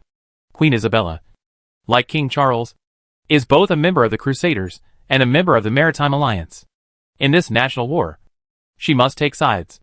Her alignment with Charles of England may determine the ranking of the Crusaders, the Maritime Alliance, and even the ranking of all alliances in the entire main world. Joining the Maritime Alliance means that the total points of the Maritime Alliance will increase. Joining the Crusaders means that the total points of the Crusaders will increase. Isabella was in a dilemma. "I haven't decided yet. It is better to merge the Maritime Alliance into the Crusaders. We will definitely surpass the great Xia dynasty. There will be no accidents." With sharp eyes, Constantine attempted to merge the powerful Maritime Alliance into the Crusaders. The Maritime Alliance has the most powerful navy in the world of lords and spans the 4 seas. So it is called the Maritime Alliance. The merger of the Maritime Alliance and the Crusaders will create a terrifying force. Charlie shook his head. "Marshall wants the position of First Alliance and First Lord, and he will not be willing to be inferior to others. His ambition is no different from Chuzimu's." Constantine also knew that Marshall, as a player, dominated the American civilization zone, and the competition within the Crusaders was extremely fierce. Inside the Crusaders, Alexander, Constantine, Caesar, Hohenzollern, Gustavus, and Louis were all on the hill. "Inform Alexander and Hohenzollern and ask for their opinions." Constantine sent an envoy from Rome, fearing that Alexander and Hohenzollern would fight among themselves at a critical moment. After conquering Armenia and other small kingdoms, Alexander went south to attack Damascus and received Constantine's envoy. Chapter 1198 Golden Family. Conference of Kings. "I already understand what Constantine means. Let him rest assured that I will not quit the crusade. Quitting the crusade is equivalent to giving up the number 1 position to Chuzimu. Stop attacking Damascus." Alexander summoned his general Seleucus to give orders to the entire army. The mighty Macedonian army of hundreds of thousands stopped. Their companions' cavalry were arrogant, and their silver-shield soldiers were sharp. Alexander the Great could already see the ancient city walls of Damascus. There was no point in attacking Damascus at this time. So Alexander decided to postpone the attack on Damascus. Many kings and emperors deliberately postponed the war to the next month. "Even if I fail to rank first among the Crusaders, the Crusaders' total points must exceed that of the great Xia dynasty. And we cannot let saint-level heroes fall into the hands of Chuzimu again." From beginning to end, Alexander regarded Chu Tian as his biggest opponent. Belisarius rode his horse to Alexander and said, "King, Hulagu of the Golden family has sent a cavalry and is monitoring our cavalry." Alexander disagreed. "It is normal for the Golden family's tall minds to leave Hulagu to defend Persia and to be wary of us. Besides, I have the idea of conquering Persia, as long as the time is right." After the start of the Seventh National War, various lords chose to take sides, and some weak lords had to rely on the four major forces. The king of the Kingdom of Malacca asked Chu Tian to join the National War Alliance to avoid being annexed by the Great Xia dynasty in the future. However, the help of the Kingdom of Malacca in the National War is really limited. Chu Tian intends to annex Malacca and will probably turn against him in the future, so he simply rejected the requests of these small countries. Ekaterina readily agreed to the alliance's request. Ekaterina's strength is equivalent to dozens of small countries. Coupled with Chu Tian's power, Chu Tian believes that he has the ability to compete for first place. According to what he learned, the Crusaders and the Maritime Alliance had not merged, which meant that Marshall also wanted to compete for first place. Temporarily stop fighting with Wakutai and rest for more than 10 days. Chu Tian knew that Wakutai was not willing to continue fighting before he could gain military exploits. The battle that lasted for more than a month made both sides extremely exhausted, and conquering the Golden family was more difficult than imagined. The Golden family under the leadership of Ajadai has a huge population of the Kushan Empire, the Indian Mughal Empire, and the Persian Empire. It is no longer a simple nomadic empire, but a blend of an agricultural empire and a nomadic empire. Your Majesty has an order. Withdraw your troops and hold tight, and fight again next month. Send orders to the 5 good generals to build a fortress and defend. Cao Cao, who was still fighting Meng Ge and Kublai Khan, went on the defensive. Although Cao Cao didn't know what happened, Cao Cao believed that Chu Tian would not order to hold on for no reason. Sure enough, Meng Ge and Kublai Khan also received Tuolei's order, immediately withdrew their troops and joined Tuolei. "Father Khan, why did you suddenly order us to withdraw our troops?" Meng Ge and Kublai Khan met Tuolei, who had experienced hundreds of battles and destroyed the Persian civilization. Tuolei, the most powerful military leader among Genghis Khan's sons, often slaughtered cities and made the Persians change their minds. "Everything happens for a reason. Let's fight again in the next month. My child understands. The Great Khan will convene a meeting of kings to discuss a decisive battle with the Xia army." A meeting of kings. Meng Ge and Kublai Khan shook their bodies. The nomadic empire's ability to centralize power is weak, and the assembly of kings has a huge voice. Ajadai convened a meeting of kings, obviously wanting to concentrate all power. The meeting of kings was held on the outskirts of the royal city of the Seljuk Empire. Ajadai sat in the main seat and looked down at the heroes. On the left are the princes and generals of the Tolai faction, and on the right are the princes and generals of the Agadai faction. In the Mongol Empire, the right is respected. The Tolai faction has several sons, Meng Ge, Kublai Khan, and Ali Buj, who hold high positions, and each of them has military capabilities. Dozens of Mongolian generals such as Subutai, Wuliangatai, Zibi, Mawali, etc., almost all came out. They had fought with Chu Tian and were considered old rivals. Nurhasai, Wan Inaguda, Murongba, Tuoba Tao, and other grassland lords obtained the land of Tuolei and worked for Tuolei.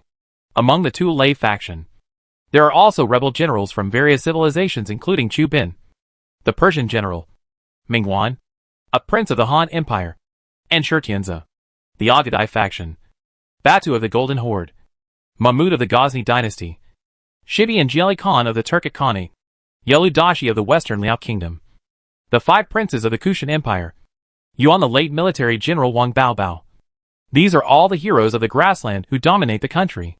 Wokuatai's eyes swept over the generals of the Tuolei faction, and found that after the Tuolei faction absorbed many rebel generals, they became stronger and stronger, competing with the Wokuatai faction in a separate battle, and even faintly suppressed the Wokuatai faction.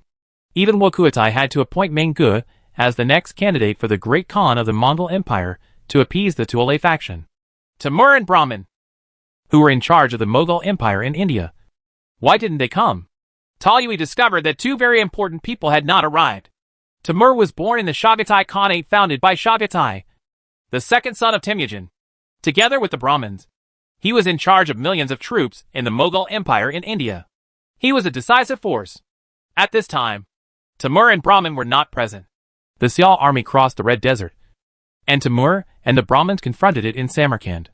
If the Sial army did not relieve the siege, he would not be able to come to the meeting of kings. Timur should be able to distinguish clearly at this time, which is more serious. Ajudai was not worried about Timur. Chutian is the sharp sword hanging above their heads. Without taking away the sharp sword, Timur would not dare to betray. Timur, the Khan of Delhi, and Brahman, the Khan of Deccan, are so late. Please forgive me. The great Khan, a bumpy step hero, and an Indian prince dressed as a priest finally appeared at the meeting of kings of the Seljuk Empire. Ogdi looked at Timur with sharp eyes. Timur, what was the result of your million-strong army? There were hundreds of thousands of casualties, and bloodshed for thousands of miles. The Sial army stopped attacking Samarkand, so they were able to come to participate in the meeting of kings as ordered. Give me a seat. Ajudai frowned slightly when he heard that Timur's war was not going well. Timur is considered one of the strongest grassland heroes. Only Temujin can suppress Timur. So Ogdi took the risk of appointing Timur as Governor-General of the Mughal Empire of India. Timur and the Brahmins held back the Monan army, the Mabe army, the Tubo army, and the Western Region army. A total of 4 troops, which was considered their best effort. Tamerlane and the Brahmins took their seats. In the Assembly of Kings, there were all powerful figures, and there was no simple figure. Most of the people Chutian recruited were loyal generals, such as Yu Fei, Li Mu, Wang Jian, Xueragui and others. The Golden Family is just the opposite, except for the loyal elders left behind by Temujin. None of them, including Tamerlane, Yeludashi, Nur Hasai, and Murong Ba, are simple characters with high ambitions. Wakuatai also knew that these people had ambitions, and that the current Mongol Empire might fall apart at any time. However, in order to defeat Chutian, he had to reuse these heroes. It is precisely because of the joining of these heroes that the Golden Family can regain its glory. Zabani and Sulu, the 2 generals, have been killed in the battle. Dewan Kingdom and Suaya City have been lost. Chu Zimu swept through the 2 major provinces of Seljuk and Khwarezm at the same time. Ajudai mentioned 2 Central Asian heroes, Shaibani, the Uzbek Khan, and Sulu, the leader of Tukashi, both of whom were among the most important figures in the river area, had been defeated and died. Chu Zimu, the expressions of Nurachi, Wan Inaguda, Tuoba Tao, and Murong Ba changed. The 4 heroes from the east were actually losers in the competition among the heroes, and were taken in by Tuolei. When they heard this familiar name, they couldn't help but tremble. It was because they were defeated by Chutian that they fled to West Asia to graze their cattle. So they have this name that they will never forget. Chu Zimu. Mingguan also has a seat among the kings. Behind him are 2 powerful generals, Su De and Chang Yuchen. Therefore, no one in the Tuolei faction dares to underestimate Mingguan. This name made him feel a little nostalgic. Wakuatai asked people to spread out a 10-meter-long picture. Chu Zimu's army can be roughly divided into 3 parts. The main force is facing the Sir Darya River with Bin Khan. A partial force along the way is besieging the city of Nadara, and a partial force is besieging Samarkand. If you are defensive, you will be passive everywhere. You should attack with all your strength. Use a force of troops and horses to cross the desert. Drive straight along the Chu River. Attack the Ili Valley, and cut off the Sial army's retreat. Dozens of princes were all looking at the map. Wakuatai's appetite was still the same as before, trying to wipe out the main force of the Sial army. In Chukin's camp, a terrain map was also spread out in front of Chutian. Wakuatai wanted to annihilate his main force. So why didn't he want to eat the Golden Family's army? Since the Dai Viet kingdom has been destroyed, we can transfer 100,000 city defense troops from the Central Plains to Tang Long Palace to suppress sporadic rebellions. Transfer the Jingzhou army to the Ili Valley. Chutian began to mobilize the Jingzhou army.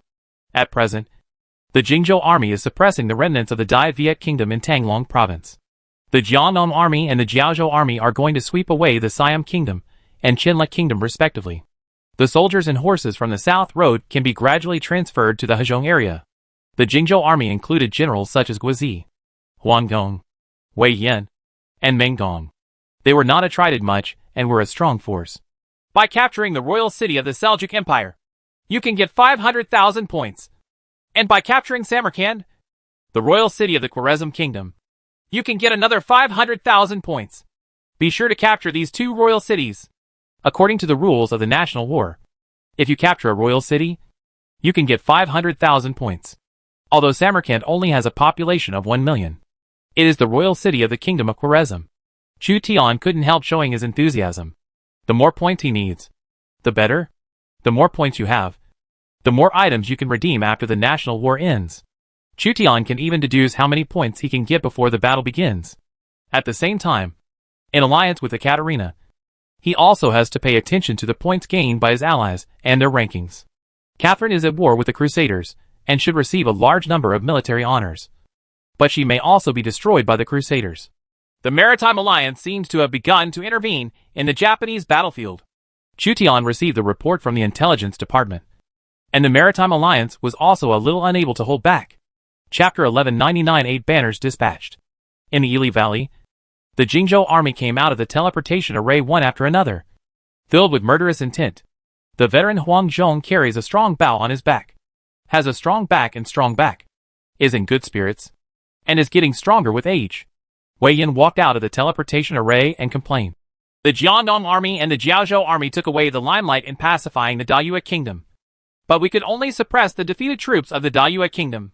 Wei Yan's aggressiveness was higher than that of ordinary generals, and his desire for military success was even greater than that of Huang Zhong. At the same time, during the Three Kingdoms period, Wei Yin was regarded as the first general of Shu Han under the 5 Tiger generals, guarding Hanzhong to resist Chao's army. In most games, Wei Yan's loyalty declines very quickly. In Lords, it corresponds to a higher ambition value. However, the Daxia dynasty was full of talents, and they were not worried that no one could suppress Wei Yan. The Transoxiana area is H.L. General Kai Mao of the Jingzhou army was also ordered to come to the Ili Valley. He was not a general of the same level as Wei Yan and Huang Zhong, and he was also timid. He knew the number of heroes in the river area, at least dozens of them. These heroes are at least king-level generals.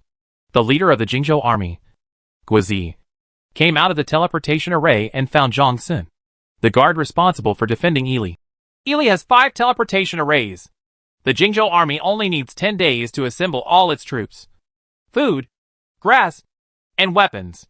Chu Tian left top defender Zhang Sun to defend Ili in order to prevent being cut off by tow mines. Groups of infantry and cavalry arrived from Jingzhou, and Song dynasty generals such as Han Shizhong, Wu Jie, Xiao Bin, Pan Mei, and Song Jiang also officially participated in the Western expedition. Chu Tian began to mobilize his army and make arrangements. And the Golden family also sent out surprise troops to cut off the Xia army's retreat. During the brief truce, the two sides mobilized their troops. In the Seljuk city, Nurhaci summoned Dorgan, Azig and other 8 banners generals, and was ordered to attack Ili. Nurachi was assisted by Wan Yanaguda, who was also a Jurchen lord, and Tuoba Xianbei leader Tuoba Tao. Tuolei personally came to see off this cavalry. I gave you the land, population, cattle and sheep, so that you could recruit troops and become kings and hegemons. Now I need you to repay my generosity. Defeat Chu Zimu, and in the future Liaodong. The Hatao is your pasture. Nurachi, Wan Inaguda, and Tuoba Tao were all steppe heroes who were no less important than Tuolei. Please rest assured, Great Khan, we will definitely capture Ili when we go to Ili. Cut off Chu's plan to retreat, and cooperate with the Great Khan to completely destroy the Xiao army. I will leave Ili to you. Yes.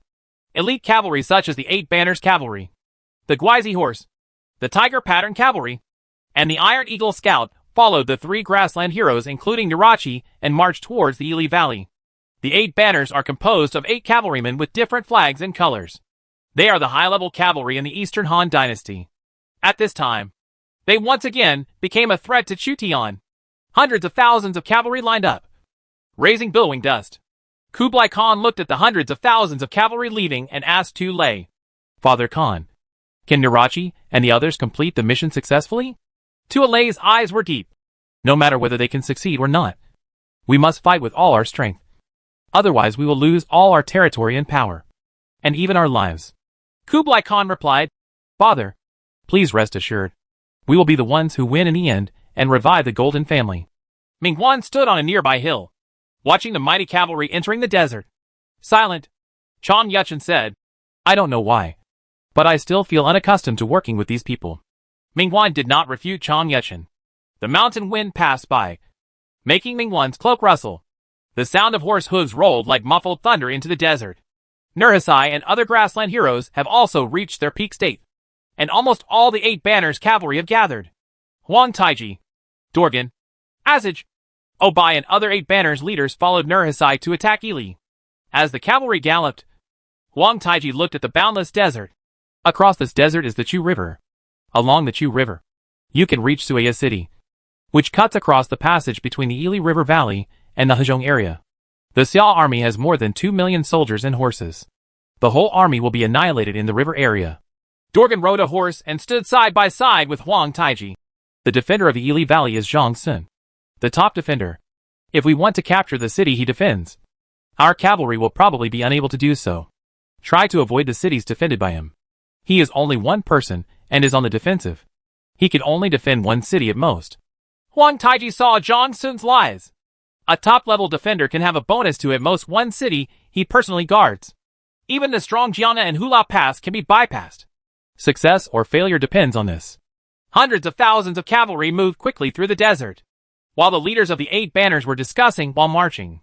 Tuoba Tao led Erzurong, Shi Kansheng and other military generals, and led 2 elite Tiger Pattern cavalry and Iron Eagle scouts, as well as a group of low-level cavalry as the vanguard. War Eagles soar in the sky. Tuoba Tao has the same special troops as Hua Mulan and can explore 100 miles in radius. Chief, no Xia army ambush was found in the desert. There is no Xia army in the Chu River area. We were driven out of the Hatao last time. This time, we are fighting Chu Zimu's army again. We must not lose easily. Tuoba Tao's expedition recruited as many as 100,000 cavalry and stretched for dozens of miles, according to the time estimated by Tuo Lei and Wikwatai. When Huang Taiji, Tuoba Tao, and other heroes led the troops to invade Ili and carry out destruction, the national war just started, and the points were calculated. There is also a royal city in the Ili Valley. It was originally the royal city of Wusun Kingdom and Shagatai Khanate. The Grassland Alliance formed by Toliai and Wokuatai also wanted to compete for the first power. The national war is still divided into 4 major forces: the Daxia Dynasty, the Grassland Alliance, the Maritime Alliance, and the Crusaders. These 4 major forces are all qualified to compete for the first force, and they are evenly matched. In addition to the 4 major forces, there are also civilizations such as the Kingdom of Malacca and the Amazon Empire. However, the influence of these forces is too small, and they are basically at the bottom. In the Kingdom of Spain, Queen Isabella must make a choice. The Maritime Alliance and the Crusaders have made final invitations to her. Whether you join the Great Xia Dynasty, the Maritime Alliance, or the Crusaders, there is nothing wrong with it. However, for the benefit of the kingdom, it is better to join the Maritime Alliance. Queen Isabella had an invincible fleet and finally decided to join the Maritime Alliance led by Marshall. All forces are waiting for the national war to begin, and then launch a larger-scale conquest plan. While plundering land and attacking cities, they can also gain points. Shutian's only ally, Catherine, abandoned the fortress west of Moscow and began to retreat toward Moscow. Ekaterina already had a premonition that winter was coming. Moscow in the cold winter will be a nightmare for the Crusaders. Catherine was not worried about the fall of the western fortress, but tried her best to save Moscow. Chapter 1200 Winter is coming. Ding!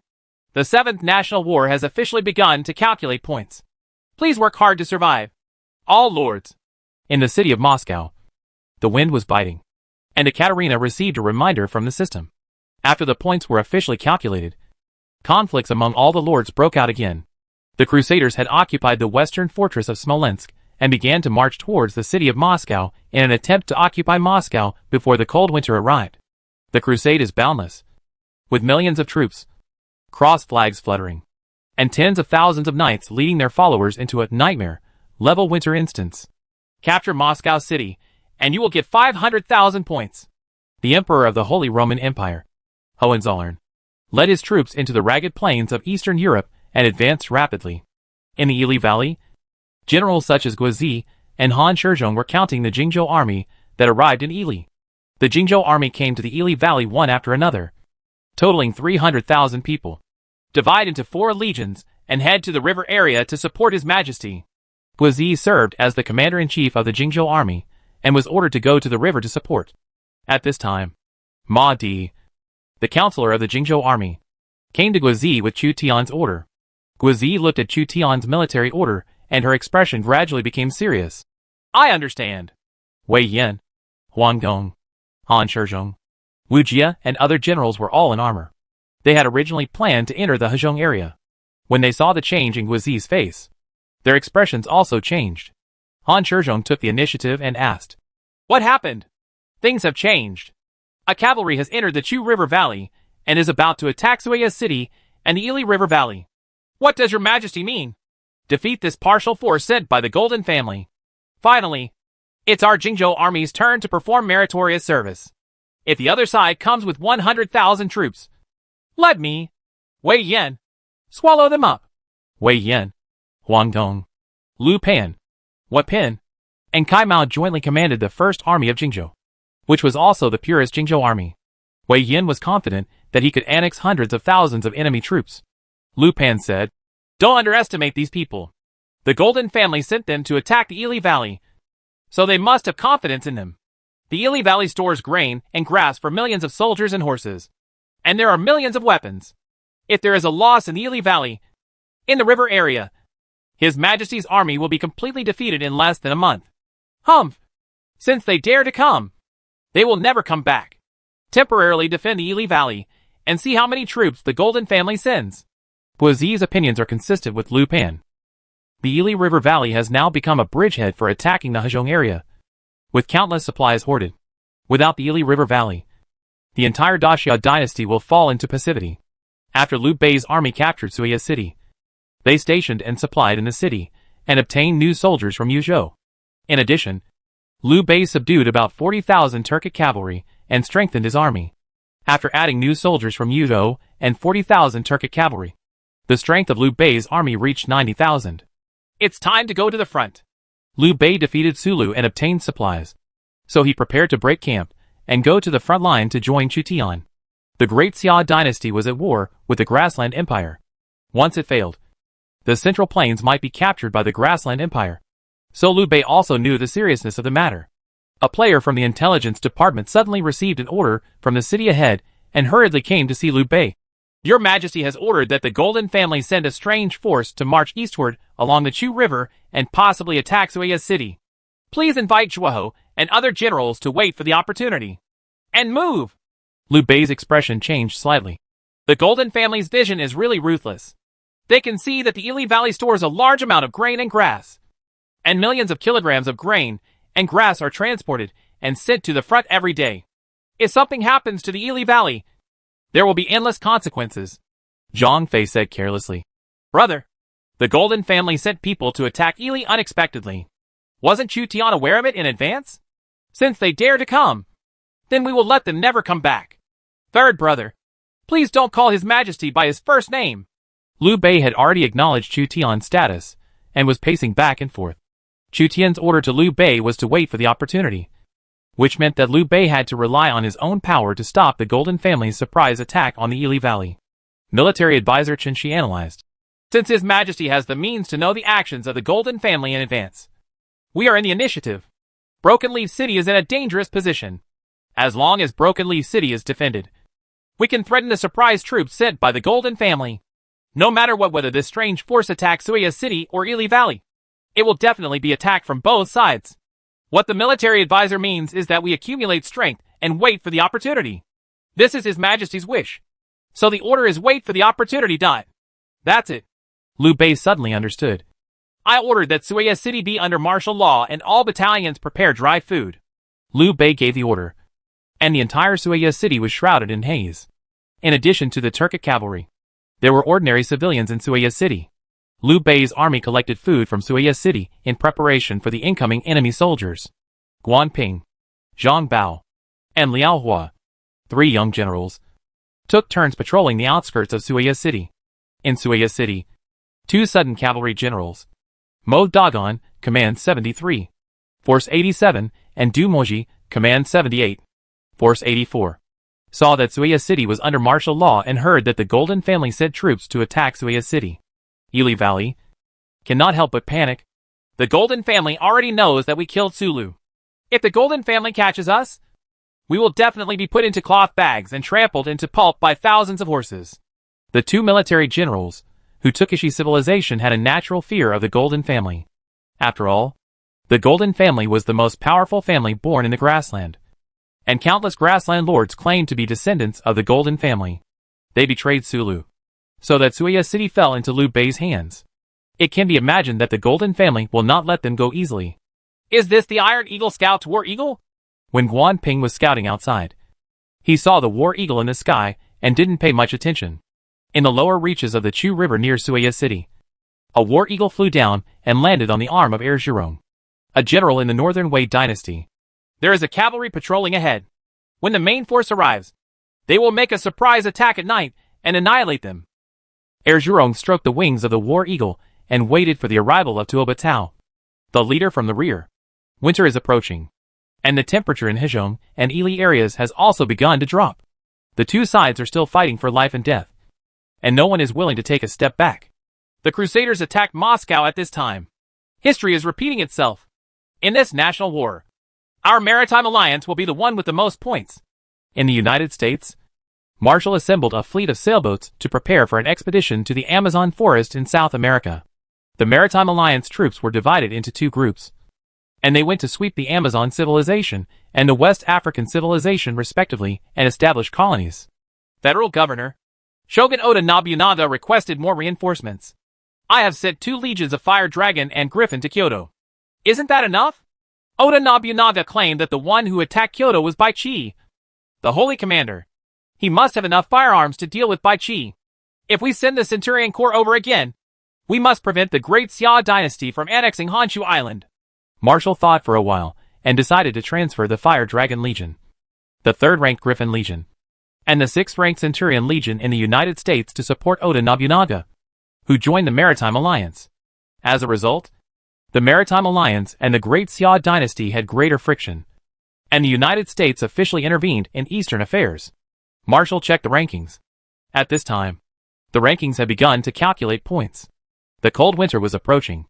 Instead of armistice, various civilizations broke out into decisive battles to completely resolve the hatred between civilizations.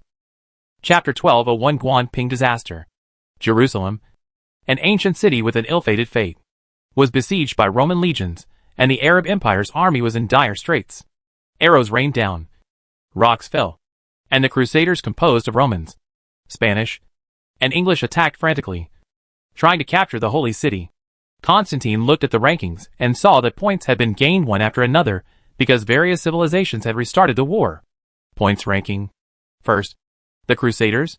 Total points, 51,000. Second, Dacia dynasty. Total points, 30,000. Third, Maritime Alliance. Total points, 28,000. Fourth, Arab League. Total points, 27,000. Fifth, Grassland Empire. Total points, 11,000. Sixth, Songhai Empire. Total points, 6,000. The total points between the Dacia dynasty and the Prairie Empire are only this few, which shows that they haven't fought yet. Constantine saw that the points of the Prairie Empire were only 11,000, and deduced the actions between Chu Tian and the Golden family. The Dacia dynasty's points currently mainly come from the southern route of soldiers and horses sweeping away the cities that Dayue Kingdom has not yet surrendered. Alexander should have already begun to attack Damascus at this time, trying to leave the Bactrian dynasty behind.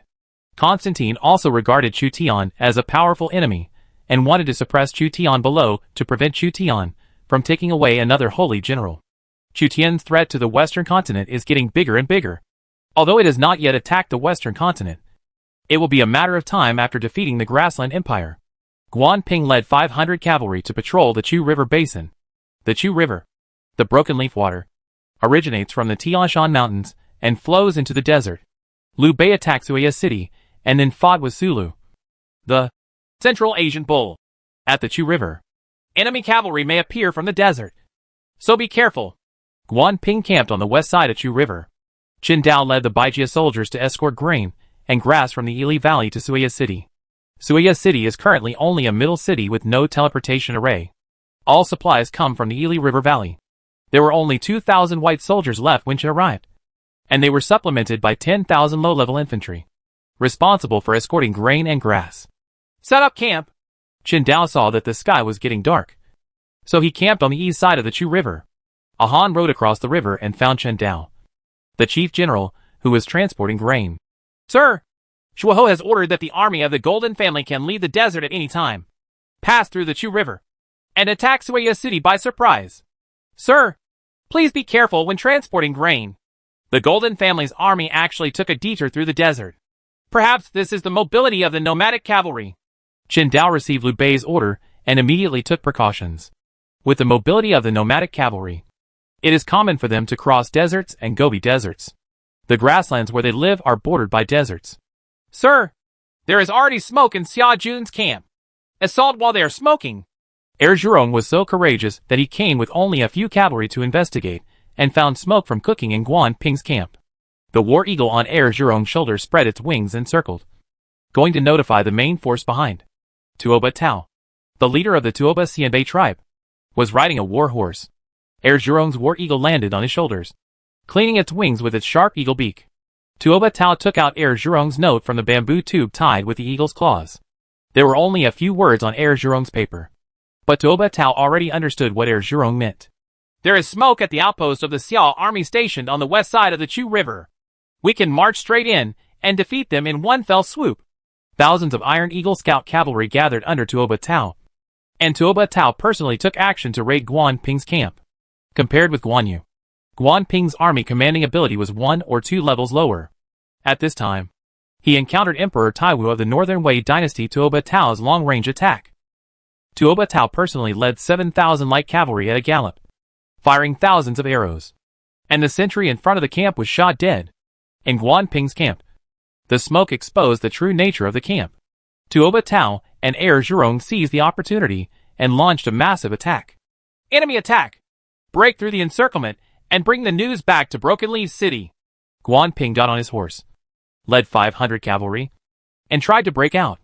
With a flash of sword light, an Iron Eagle Scout cavalry was beheaded by Guan Ping. The 6th level Iron Eagle Scout was no match for Guan Ping when fighting alone. Is this the Iron Eagle Scout? Guan Ping had the impression that the Iron Eagle Scouts should be members of his own camp. However, among the cavalry that attacked Broken Leaf City, there were also Iron Eagle Scouts.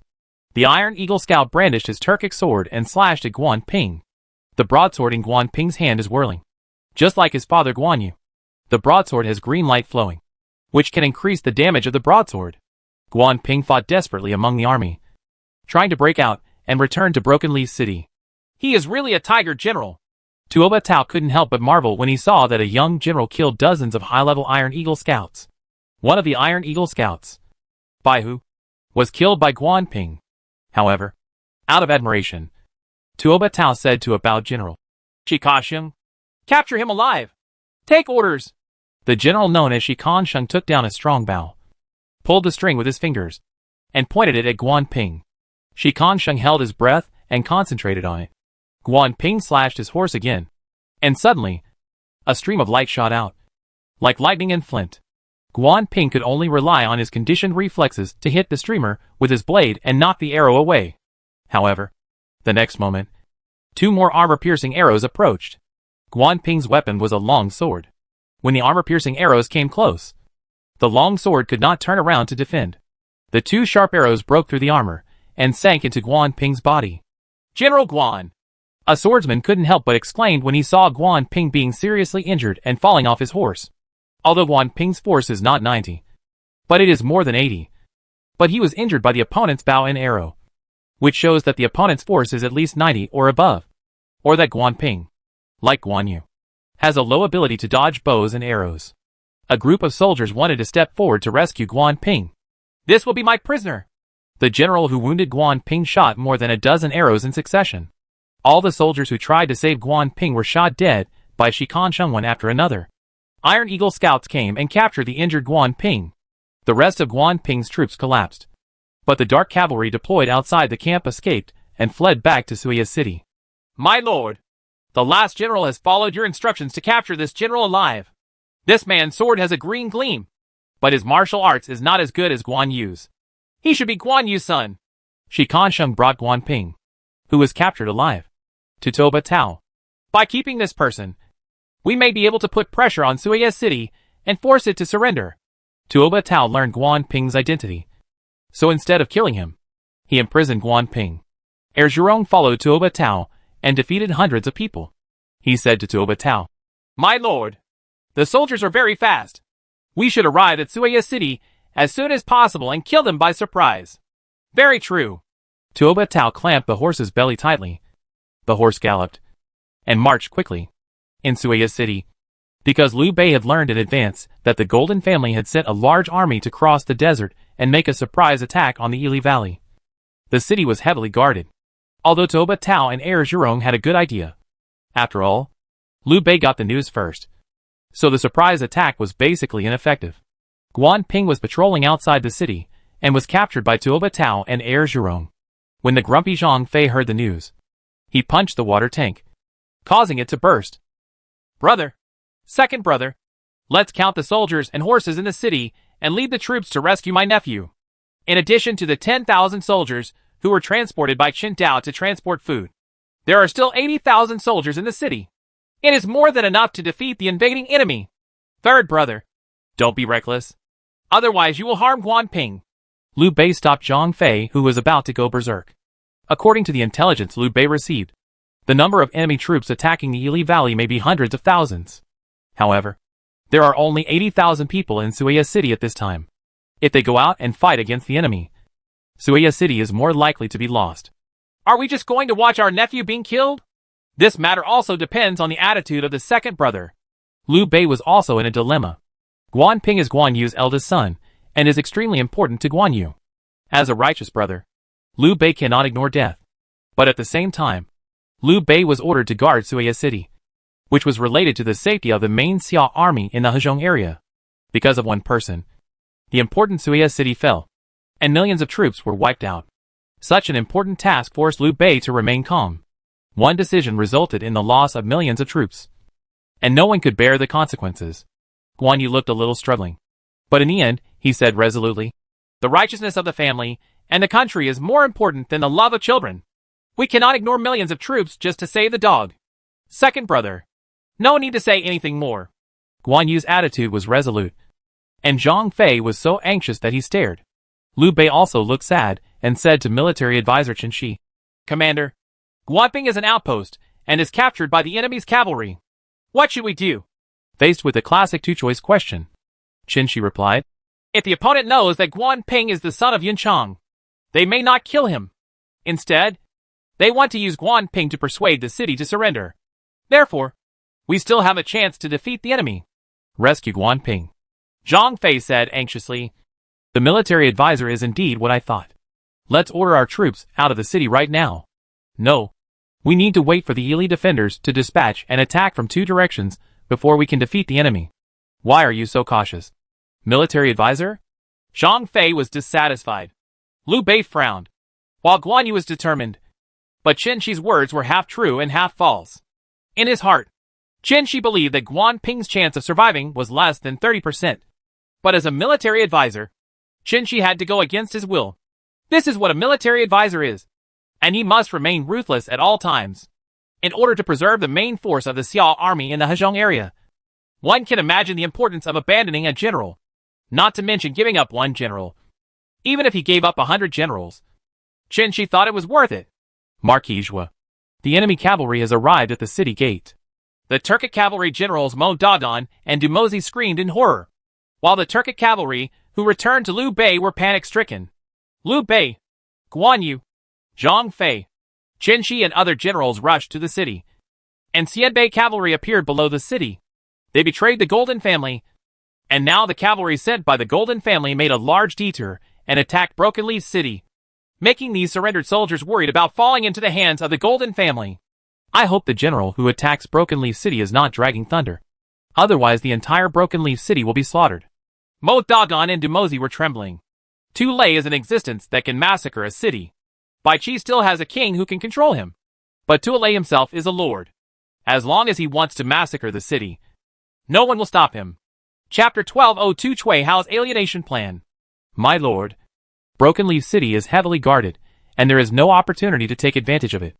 The cavalry commander Heir Zhurong observed the heavily guarded Suya city. The gates of Suya city were closed tightly, and the defenders on the city wall were wearing sharp armor. Dozens of 8-oxen crossbows and thousands of divine armed bows were aimed at Tuoba Tao, Heir Zhurong and other generals. As long as the Xianbei people dare to attack the city, they will definitely be fired upon by powerful crossbows. Heir Zhurong didn't think that he could capture the heavily defended Suya city with thousands of men. It seems that a fish slipped through the net and escaped into Broken Leaf City. But the reaction speed of the defender was too fast. Or are these Xia army generals born out of worries? Tuoba Tao frowned. His long-distance driving tactics only defeated Guanping as a reconnaissance outpost. But his plan to surprise Suya city failed because Liu Bei had been prepared, which made him a little puzzled. Tuoba Tao thought that the leader of Suya city was a top-notch general, who could organize defense in a very short period of time. Take Guanping to persuade him to surrender, or lure Guan Yu out of the city to pursue us and capture him. Tuoba Tao sent Shi Kansheng. Shi Kansheng brought the injured Guanping to Suya city. Where is Guan Yu? Guanping has been captured by us. If he doesn't surrender the city, his head will fall to the ground. On the walls of Suya city, the defenders' heads surged, and their morale dropped because of Guanping's capture. Morale has generally dropped by 10 points. Sure enough, special events have had a huge impact on the situation. As a player's counselor, Qin Shi has some special counselor skills and can check his own morale. Guanping is captured. This is a special event and will affect morale. However, if a general is captured, the impact is far less than if the main general is captured. If Liu Bei is captured, it is estimated that the morale of Suya city will directly drop by 30 to 80 points, causing the defenders to collapse. Therefore, the importance of capturing the king first is evident. Guan Yu stood on the city wall and raised his eyebrows when he saw his eldest son Guanping fainting. Because Guan Yu's face was red, it was difficult to see his anger. But the city bricks under Guan Yu's hands had been shattered, showing his anger. Yuan Chang, the more this happens, the more patience you need. They are just trying to lure the general out of the city by provoking him. If the general falls into the trap, not only will he not be able to save Guanping, but he will also involve Xuanda and Ida. Qin Shi held down the angry Guan Yu. Only with the presence of military advisors can the three brothers Liu, Guan, and Zhang not make mistakes easily. Qin Shi has already seen Tuoba Tao's intention. Tuoba Tao is a conspiracy. If Guan Yu pays too much attention to family ties, he will fall into Tuoba Tao's scheme. Tuoba Tao has Imperial Counselor Cui Hao under his command, who is not easy to deal with. Generally speaking, emperors with the posthumous title of WU are not easy to deal with. Liu Bei knew that he had a heavy responsibility and the importance of Suya city. Second brother, don't worry. When the Ili defenders arrive, we will defeat the enemy cavalry, and we will be able to rescue our nephew. Guan Yu's chest heaved, and he finally said, when the reinforcements arrive, please let me be the vanguard to defeat the enemy. Second brother, I have wronged you. All officers and soldiers must not go to war. Liu Bei gritted his teeth and ordered to hold on. Shi Kansheng provoked outside the city and tried to lure Guan Yu out.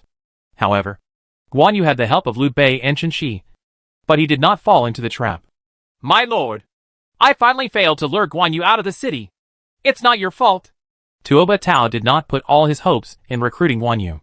Guan Yu was famous for his loyalty and was devoted to Liu Bei. Basically, Liu Bei's attitude was Guan Yu's. Therefore, if you want to conquer Guan Yu, you must first conquer Liu Bei.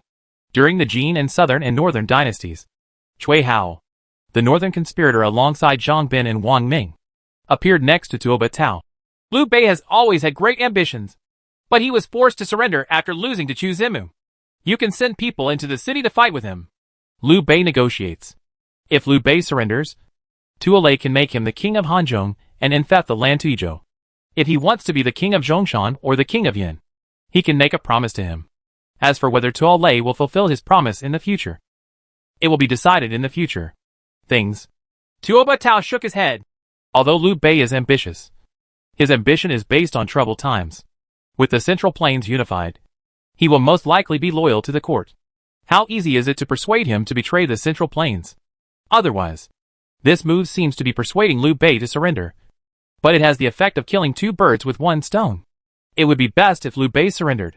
Even if Liu Bei does not surrender, he will talk to our envoys in secret.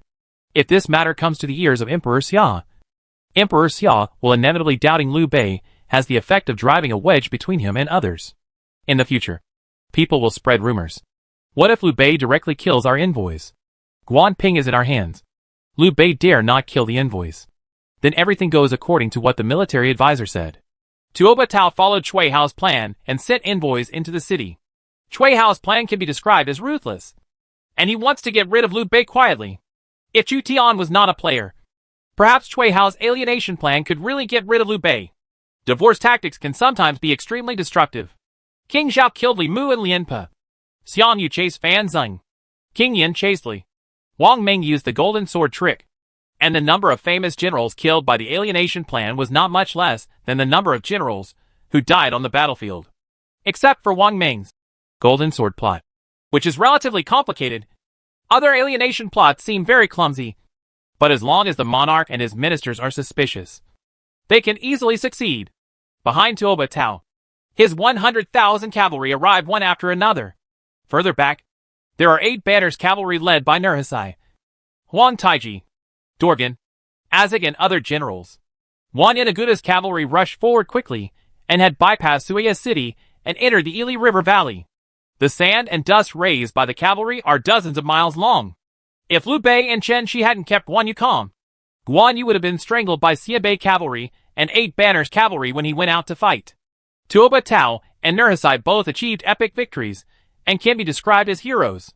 Tuoba Tao sent envoys to persuade Liu Bei to surrender, but Liu Bei refused. However, because Guan Ping was in the hands of Tuoba Tao, Liu Bei did exactly what Cui Hao expected and did not dare to kill the envoys sent by Tuoba Tao. But the envoy was punched by Zhang Fei and almost died. Chen Shi couldn't help but wonder after Tuoba Tao's envoy left. Liu Bei is indeed ambitious and unyielding, but he will not betray China. Tuoba Tao's attempt to recruit Liu Bei to surrender for To Lei is tantamount to wishful thinking. No, this is a rift. Chen Shi suddenly understood. Guan Yu and Zhang Fei's loyalty to Liu Bei was higher than that of their monarchs and ministers. Zhang Fei even dared to call Chu Tian directly by his name. Coupled with Liu Bei's indomitable perseverance, the king who controlled Liu Bei would be very afraid. So far, Guan Yu and Zhang Fei have not pledged allegiance to Chu Tian because they only recognize Liu Bei. To say that Chu Tian has a broad mind and doesn't care at all is not necessarily true. After all, Liu Bei had not taken refuge with Chu Tian for a long time.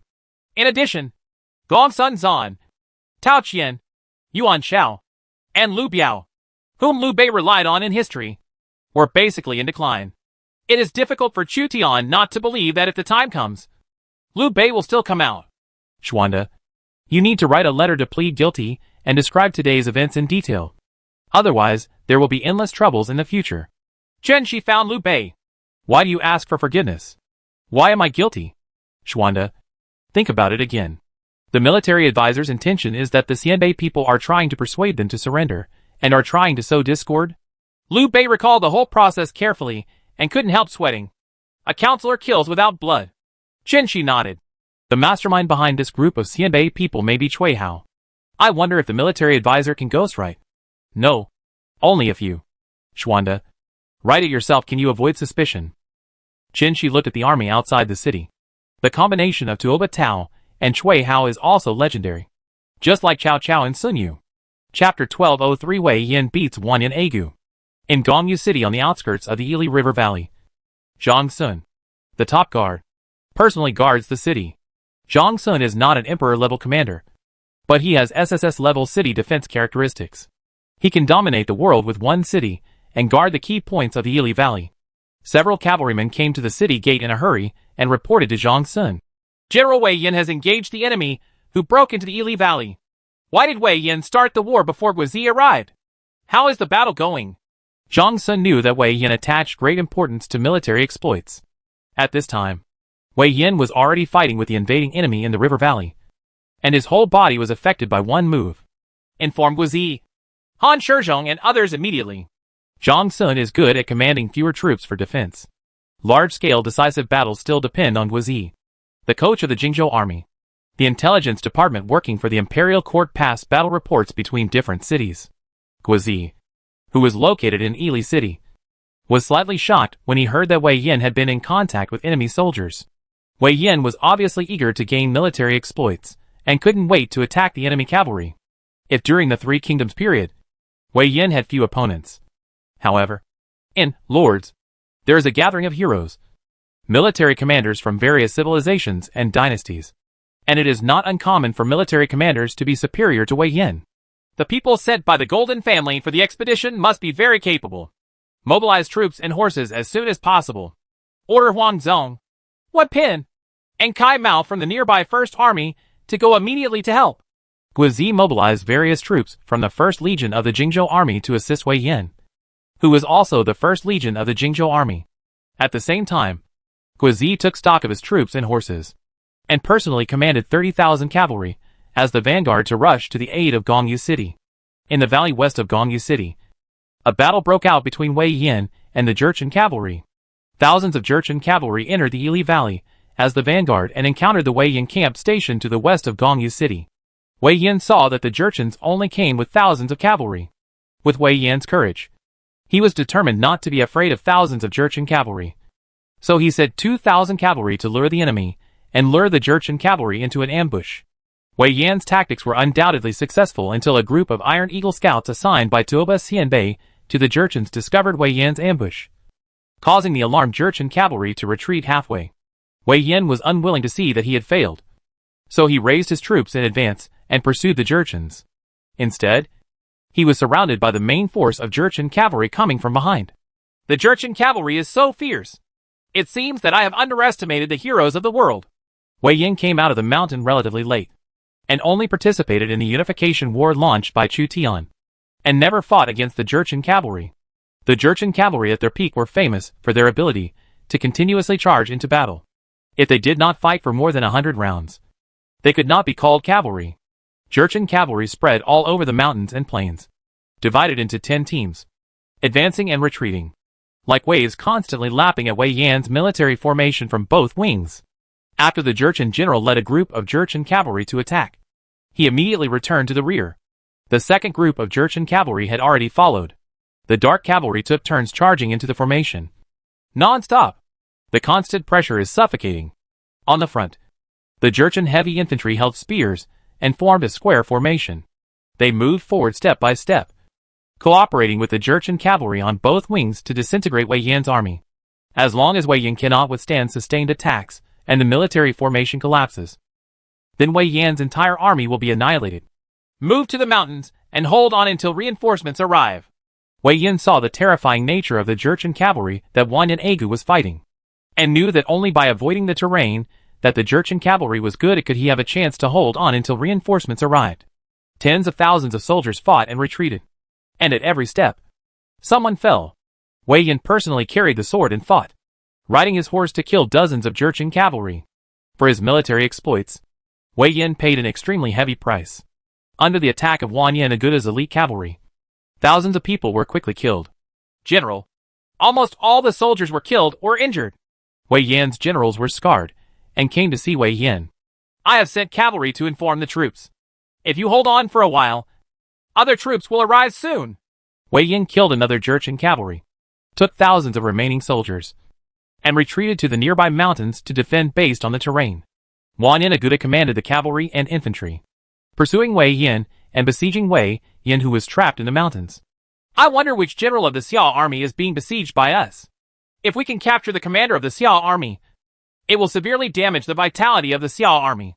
Wanyan Lushi, go and kill the enemy general.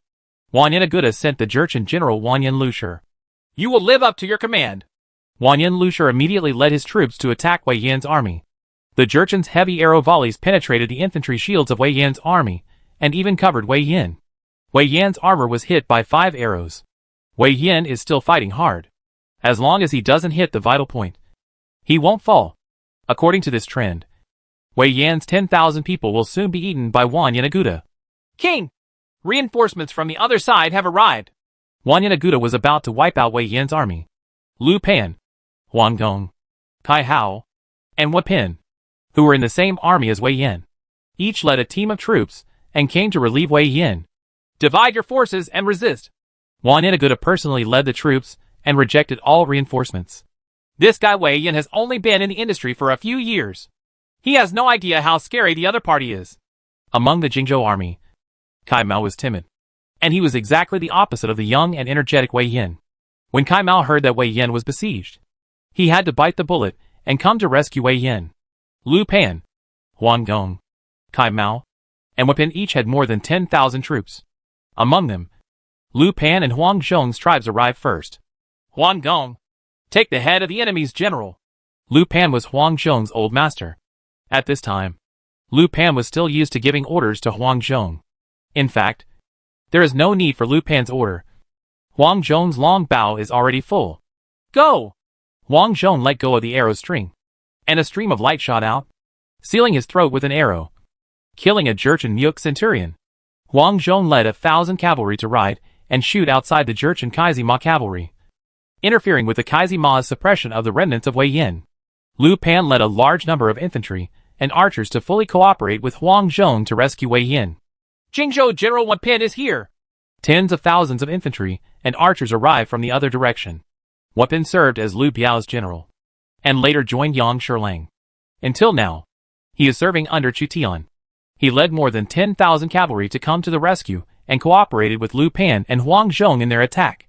It seems that I have to bite the bullet. Seeing that the generals of the Jingzhou First Legion were attacking the Jurchen cavalry, Kai Mao could only bring his own soldiers into battle. Otherwise, when the Battle of the Ili River is over, the generals who did not contribute may be punished. A group of Jingzhou military generals had joined forces to fight when the Han Empire was divided. So cooperation at this time was not unfamiliar. Huang Zhong was galloping alone, constantly bending his bow and setting arrows. And soon, he emptied his 2 quivers.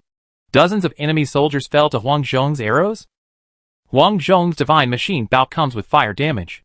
The enemy generals or soldiers shot by Huang Zhong will have their wounds burned by the flames, and they will all be killed.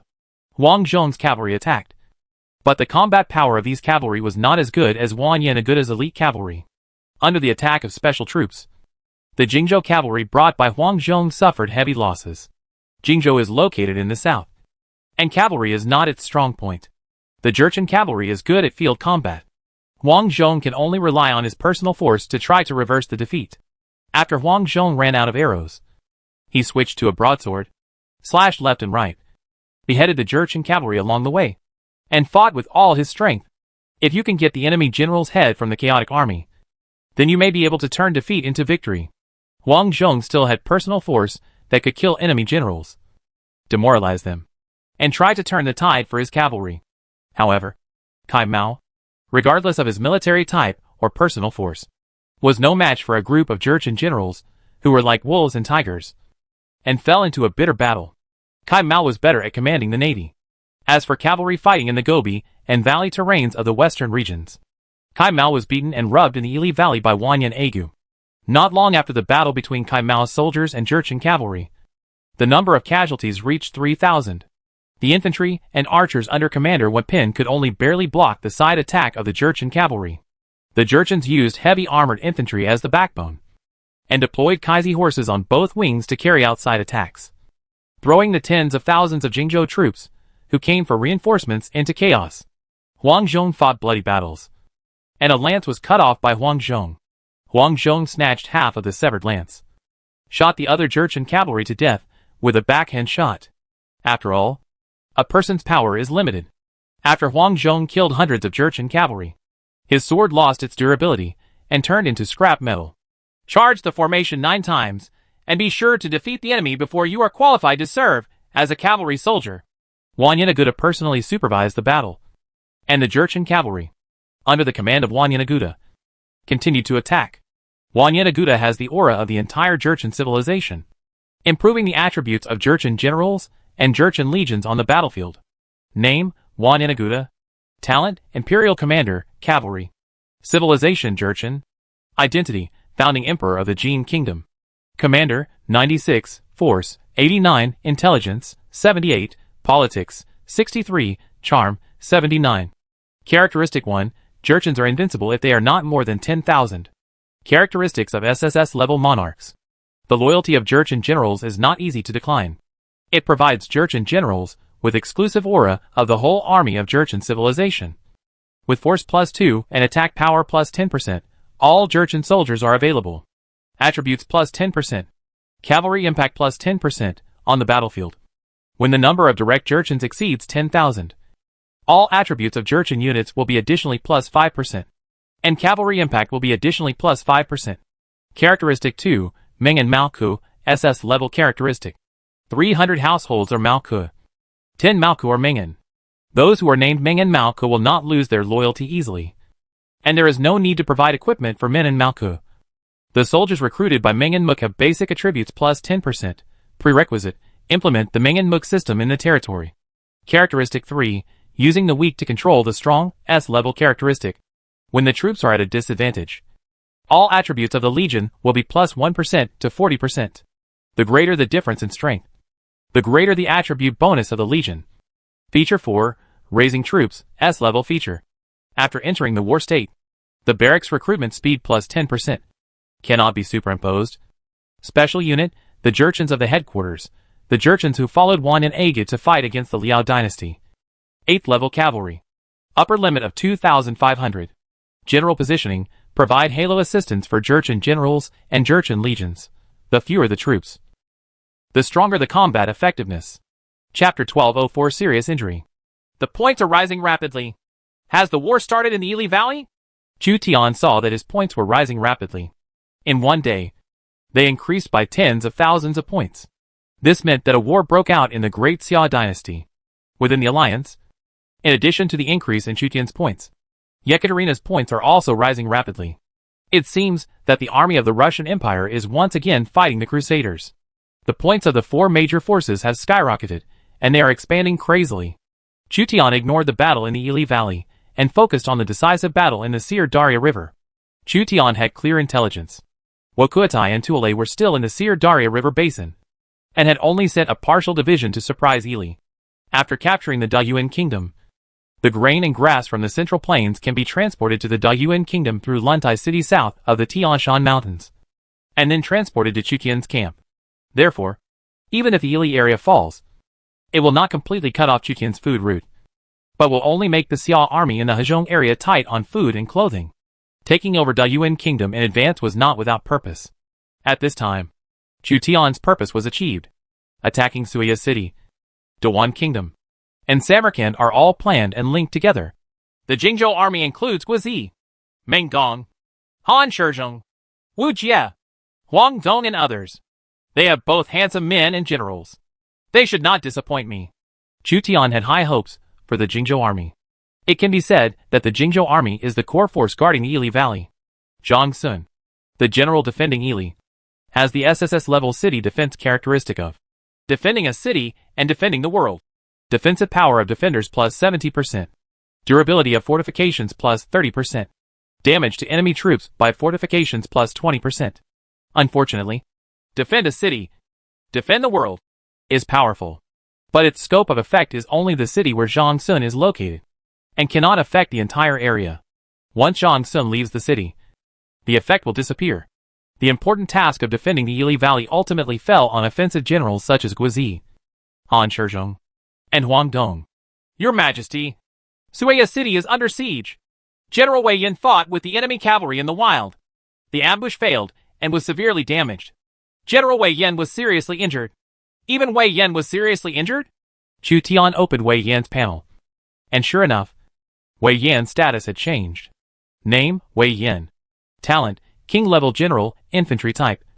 Identity, prefect of Hanzhong, Shuhan dynasty. Status, seriously injured, ability reduced by 60%. Loyalty, : the general is not nearby. Commander, 86, Force, 92, Intelligence, 69, Politics, 46, Charm, 39. Characteristic 1, good at raising soldiers, S-level trait. Legion attack power plus 10%. When morale is low, the negative effect caused by reduced morale is minus 25%. Characteristic 2, brave strategy, S-level trait. Legion attack power plus 10%. Personal attack power plus 20%. Characteristic 3, arrogance, negative trait. Bad relationship with other generals. An emphasis on fame. Wei Yan's status became seriously injured. From these changes, Chu Tian could imagine the brutality of the battle in the Ili Valley. In addition to Wei Yan, who was seriously injured, other generals who participated in the Battle of Ili Valley were also injured, such as Kai Mao. Name, Kai Mao. Talent, Diamond Level Commander, Crossbow System / Navy System. Identity: in the late Eastern Han Dynasty. Liu Biao's confidant. Status: slightly injured, ability reduced by 20%. Loyalty: : the general is not nearby. Commander: 80, Force, 68, Intelligence, 81, Politics, 73, Charm 59. Characteristic 1, Navy Training, A-level characteristic. When training a Navy, the experience gained by the Navy will be an additional plus 7%. Feature 2, Fire Arrow, A-level feature. Fire Arrow damage plus 11%. Characteristic 3, Leveling Thieves, B-level trait. Legion's damage to rogue bandits plus 5%. Increased recruitment probability. Kai Mao suffered minor injuries, and should recover soon. Chu Tian turned off the panel. Wei Yin was an okay second-rate general, but his negative effect was arrogance, which caused him to be seriously injured in the battle in the Ili Valley. The Jingzhou army also included Kai Mao, Wan Bin and other generals, who were originally Liu Biao or Yang Shilang.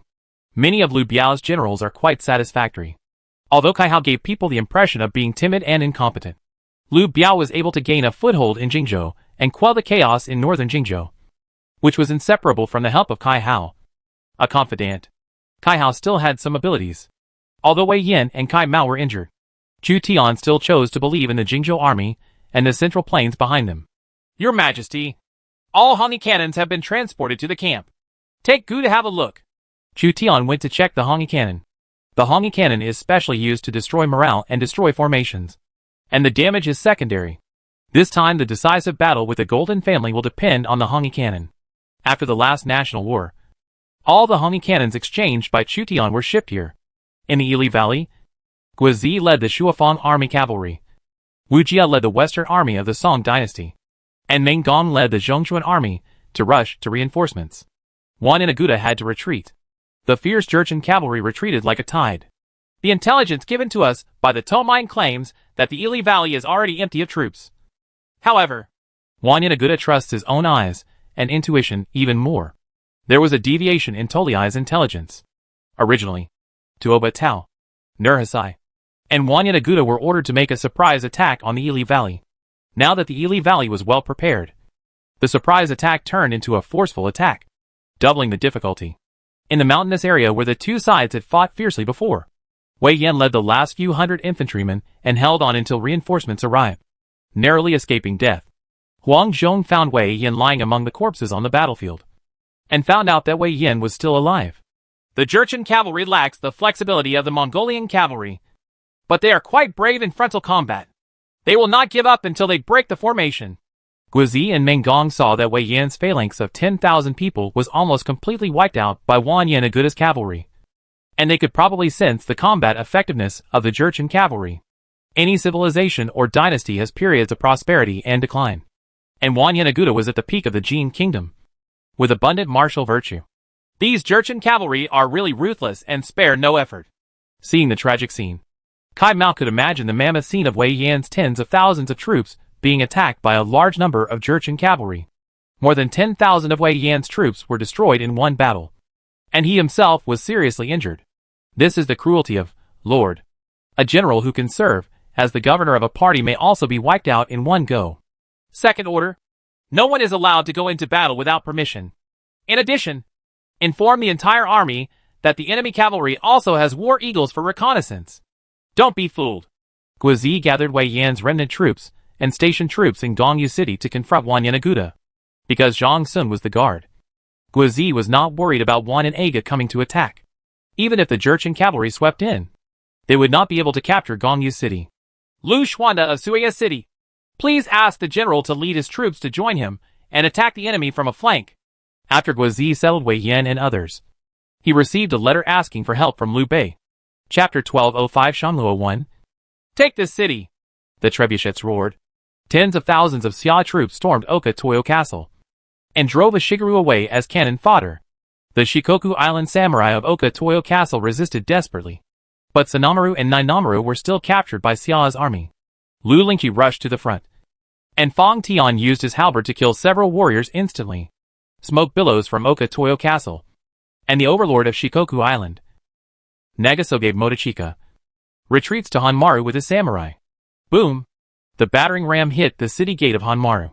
The city gate was quickly shattered in front of the heavy battering ram. Lord Xia! The Xia army is about to attack!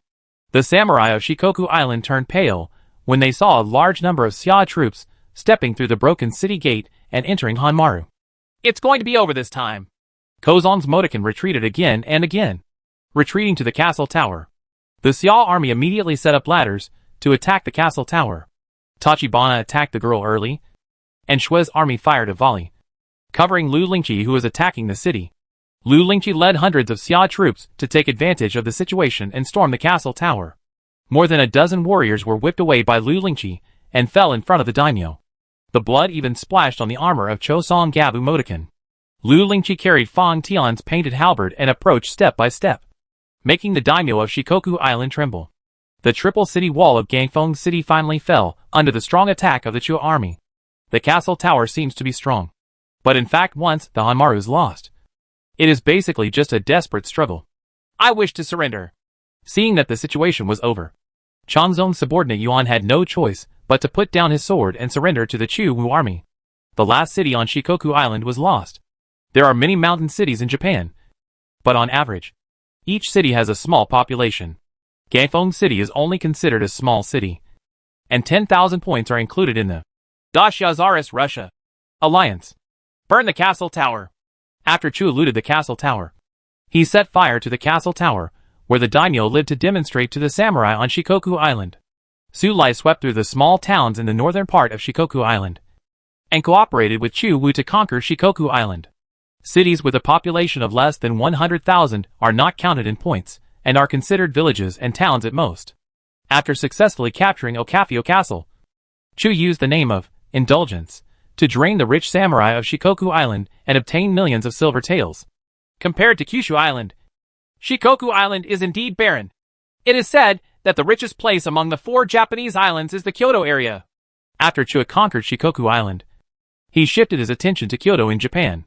Kyoto is the core area of the 4 Japanese islands, and Gyeonggi is also the most densely populated place. By looting the local area, the silver gain may reach tens of millions. The only goal in conquest is profit. It was also gold and silver that drove the Mongol Empire to expand. Oda Nobunaga has gathered a large number of troops in Kyoto. If he wants to attack Kyoto, he needs to suppress Ishiyama Honganji before he can advance to Kyoto. Ishiyama Honganji Temple? Now Oda Nobunaga has stationed 100,000 troops in Shirshan to defend the south of Kyoto. The commander-in-chief is Mitsuhide Akechi. Generals Baichi and Yufei are at war with Maori, Oda, and the Maritime Alliance in Anyun Kingdom. If we march to Kyoto, His Highness may need more troops. More troops. Zhuge Liang's tactics are still conservative, believing that he must be 90% sure before he can march into Kyoto. Kyoto is equivalent to a royal city. Capturing Kyoto on the 4 Japanese islands not only means the fall of Japanese civilization, but also earns 500,000 points. The old ministers in Kyoto have considerable wealth. Perhaps the samurai would still give these ministers face. But Chu Wu made up his mind to plunder these ministers. Chu Wu agreed with Zhuge Liang's idea. Request a team of reinforcements from General Baichi. Before marching to Kyoto, we made a surprise attack on Ishiyama Imperial Palace and defeated Akechi Mitsuhide. Zhuge Liang discovered that Chu Wu was as crazy as Chu Tian. He only had 40,000 people, but he was eager to march into Kyoto. Attacking the Ishiyama Imperial Palace on Honshu Island was equivalent to sending a signal to the Japanese daimyo to go to Luo. The action of the warring states' daimyos leading troops to invade Kyoto was called Shanlua, which was equivalent to the attempt to conquer the Central Plains during the spring and autumn period. Chu Wu, as the Prince of the Central Plains, attempted to occupy Kyoto and realize Shanlua in another sense. Since Chu likes to take the wrong approach, Zhuge Liang can only provide full assistance. The intelligence department reported that Mitsuhide Akechi, the commander of the regiment under Oda Nobunaga, has an iron artillery team. In addition, Oda Nobunaga once again hired miscellaneous people from the Kii Peninsula. Congratulations to Suzuki Shijide for assisting Mitsuhide Akechi in the defense of Ishiyama Imperial Palace. The combined strength of these troops may exceed 100,000. If you want to surprise Ishiyama Imperial Palace, you can disembark from Watanabezu. Before beige comes, we can mobilize tens of thousands of Shikoku Island Ishigaru to cooperate with us in going to Luo. Shu had the idea of the captured Shikoku Island samurai and Ishigaru. and wanted to use them as cannon fodder to deal with Akechi Mitsuhide, who was defending the Ishiyama Imperial Palace. It is normal to use the servant army. Chu decided to surprise Kyoto and complete Shangluo while Baichi was containing the Maritime Alliance.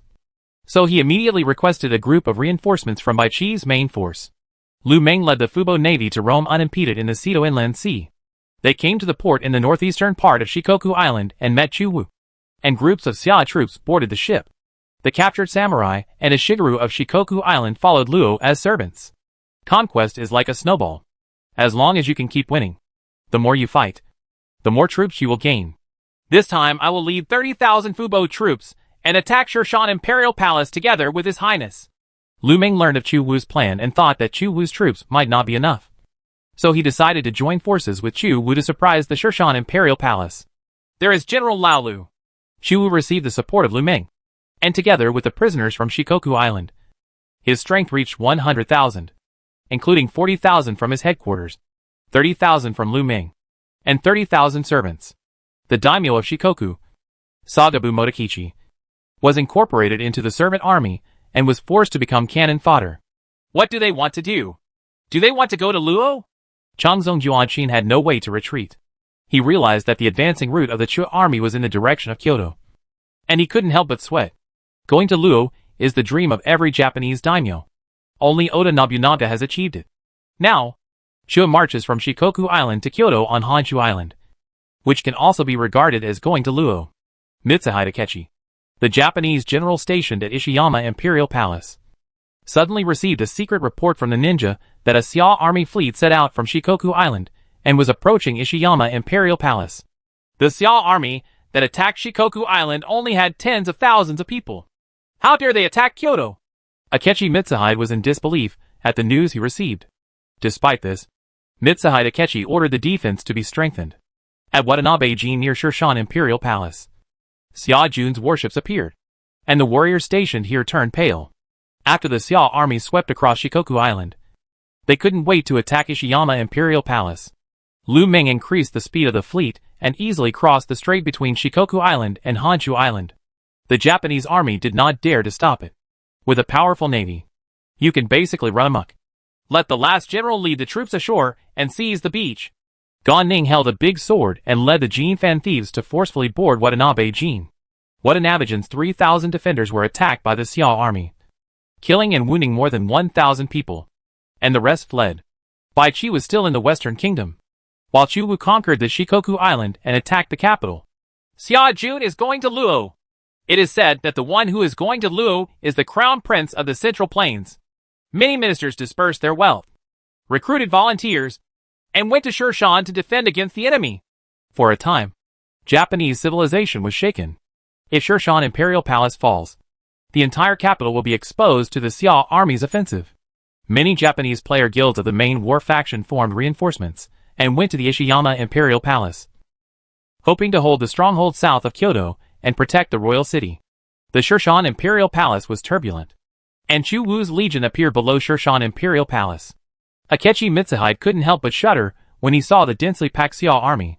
The leader of the Zaga clan, Suzuki Shichide, led mercenaries from the Ki Peninsula to participate in the Ishiyama Imperial Palace battle.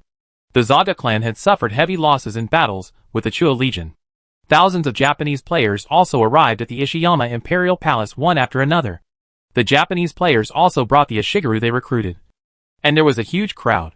Chuo waited for the arrival of more Japanese reinforcements. Tachibana Chiyo was puzzled. Why not capture Ishiyama Imperial Palace as soon as possible? The reinforcements from Kyoto arrived at Ishiyama Imperial Palace, defeated all enemy forces in one fell swoop, and then captured Kyoto. Chuo's appetite is greater than Tachibana Chiyo imagined, and he plans to get rid of it once and for all. Chapter 1206 Shangluo 2. We cannot let the troops from the Central Plains go to Luo. Otherwise we will lose face. Ishiyama Imperial Palace is the southern stronghold of Kyoto, and this city must be defended. I heard that the Xia army that attacked Shirshan Imperial Palace only numbered tens of thousands. A group of Japanese players gathered at Shirshan Imperial Palace, trying to prevent the Crown Prince of the Central Plains from going to Luo. Chu Wu planned to go to Luo as the Prince of the Central Plains, which undoubtedly stung the pride of Japanese players. Once Kyoto falls, It will be equivalent to the apparent demise of Japanese civilization, which is unacceptable to the players of the Japanese war faction. The ministers and daimyos spent money to call on strangers, warriors, ronin, and common people to come to Shirshan Imperial Palace to resist Chu Wu in Shengluo. The number of Japanese troops at Ishiyama Imperial Palace gradually increased from 100,000 to 200,000 to 300,000. Many samurai and daimyo who stayed in Kyoto also led troops to support Ishiyama Imperial Palace. At the Ishiyama Imperial Palace, the commander-in-chief Mitsuhide Akechi looked at the Xia army camped outside the city with a gloomy expression. Xia's army was divided into two groups. One directly attacked Honshu Island from Kyushu Island. The main general was Bai Qi, who was the main force in the crusade against Japan. He was fighting in the Maori family's territory. They also attacked Shikoku Island all the way, and then marched from Shikoku Island to Kyoto and directly attacked Oriji, Tian Nobunaga's territory. Akechi Mitsuhide was not sure of stopping the crown prince of the great Xia dynasty. As the general who conquered Shikoku Island, Chu Wu had already gained a certain reputation and became the new overlord of Shikoku Island. He was called the Young Dragon of the Heaven, the son of the people in the world, and the second in the world by the Japanese. As a general under Oda Nobunaga, Akechi Mitsuhide couldn't help but feel nervous when he heard about Chua's background. With 40,000 people, Chua wiped out all the daimyo in Shikoku Island in just 1 month. The daimyo Choso Gabu Motoken, who dominated Shikoku Island, was incorporated into the servant army and was forced to serve the Xia army. All the daimyo, they either die or surrender, lose their fortune, and are forced to sell their lives. Chu's reputation has surpassed Akechi Mitsuhide. When the Xia army arrived at the Shirshan Imperial Palace, they suddenly camped outside the city and built siege equipment. They were not in a hurry to attack the city. This made Mitsuhide Akechi very puzzled. The number of Japanese troops was increasing, but the number of Xia troops was almost stable. It seemed that the Japanese army was gaining more and more advantages. And even the defenders of Kyoto came to Ishiyama Imperial Palace. Players, officials, warriors, and civilians throughout Japan all focused their attention on Chu Wu. A partial army, Oda Nobunaga, Tokugawa Ieyasu, Muri Teramoto, and other great names, as well as the Prince of Orange of the Netherlands, confronted by Qi and Yun Kingdom. They simply did not dare to send the main force back to stop Chua, so they could only rely on the troops originally stationed in Shirshan. Mitsuhide Akechi of the Imperial Palace and reinforcements arriving from Kyoto and Ki Peninsula stopped Chua. Why doesn't Kuki Yoshitaka, the commander of the Ki Kingdom Navy, send troops to prevent the Xia army from landing? Akechi Mitsuhide couldn't help but feel angry when he thought that the Japanese Navy allowed the Chua Corps to land at Watanabetsu. Kuki Yoshitaka, a pirate family in the Ki Kingdom, is also one of the few pirate daimyo in the Japanese Warring States period.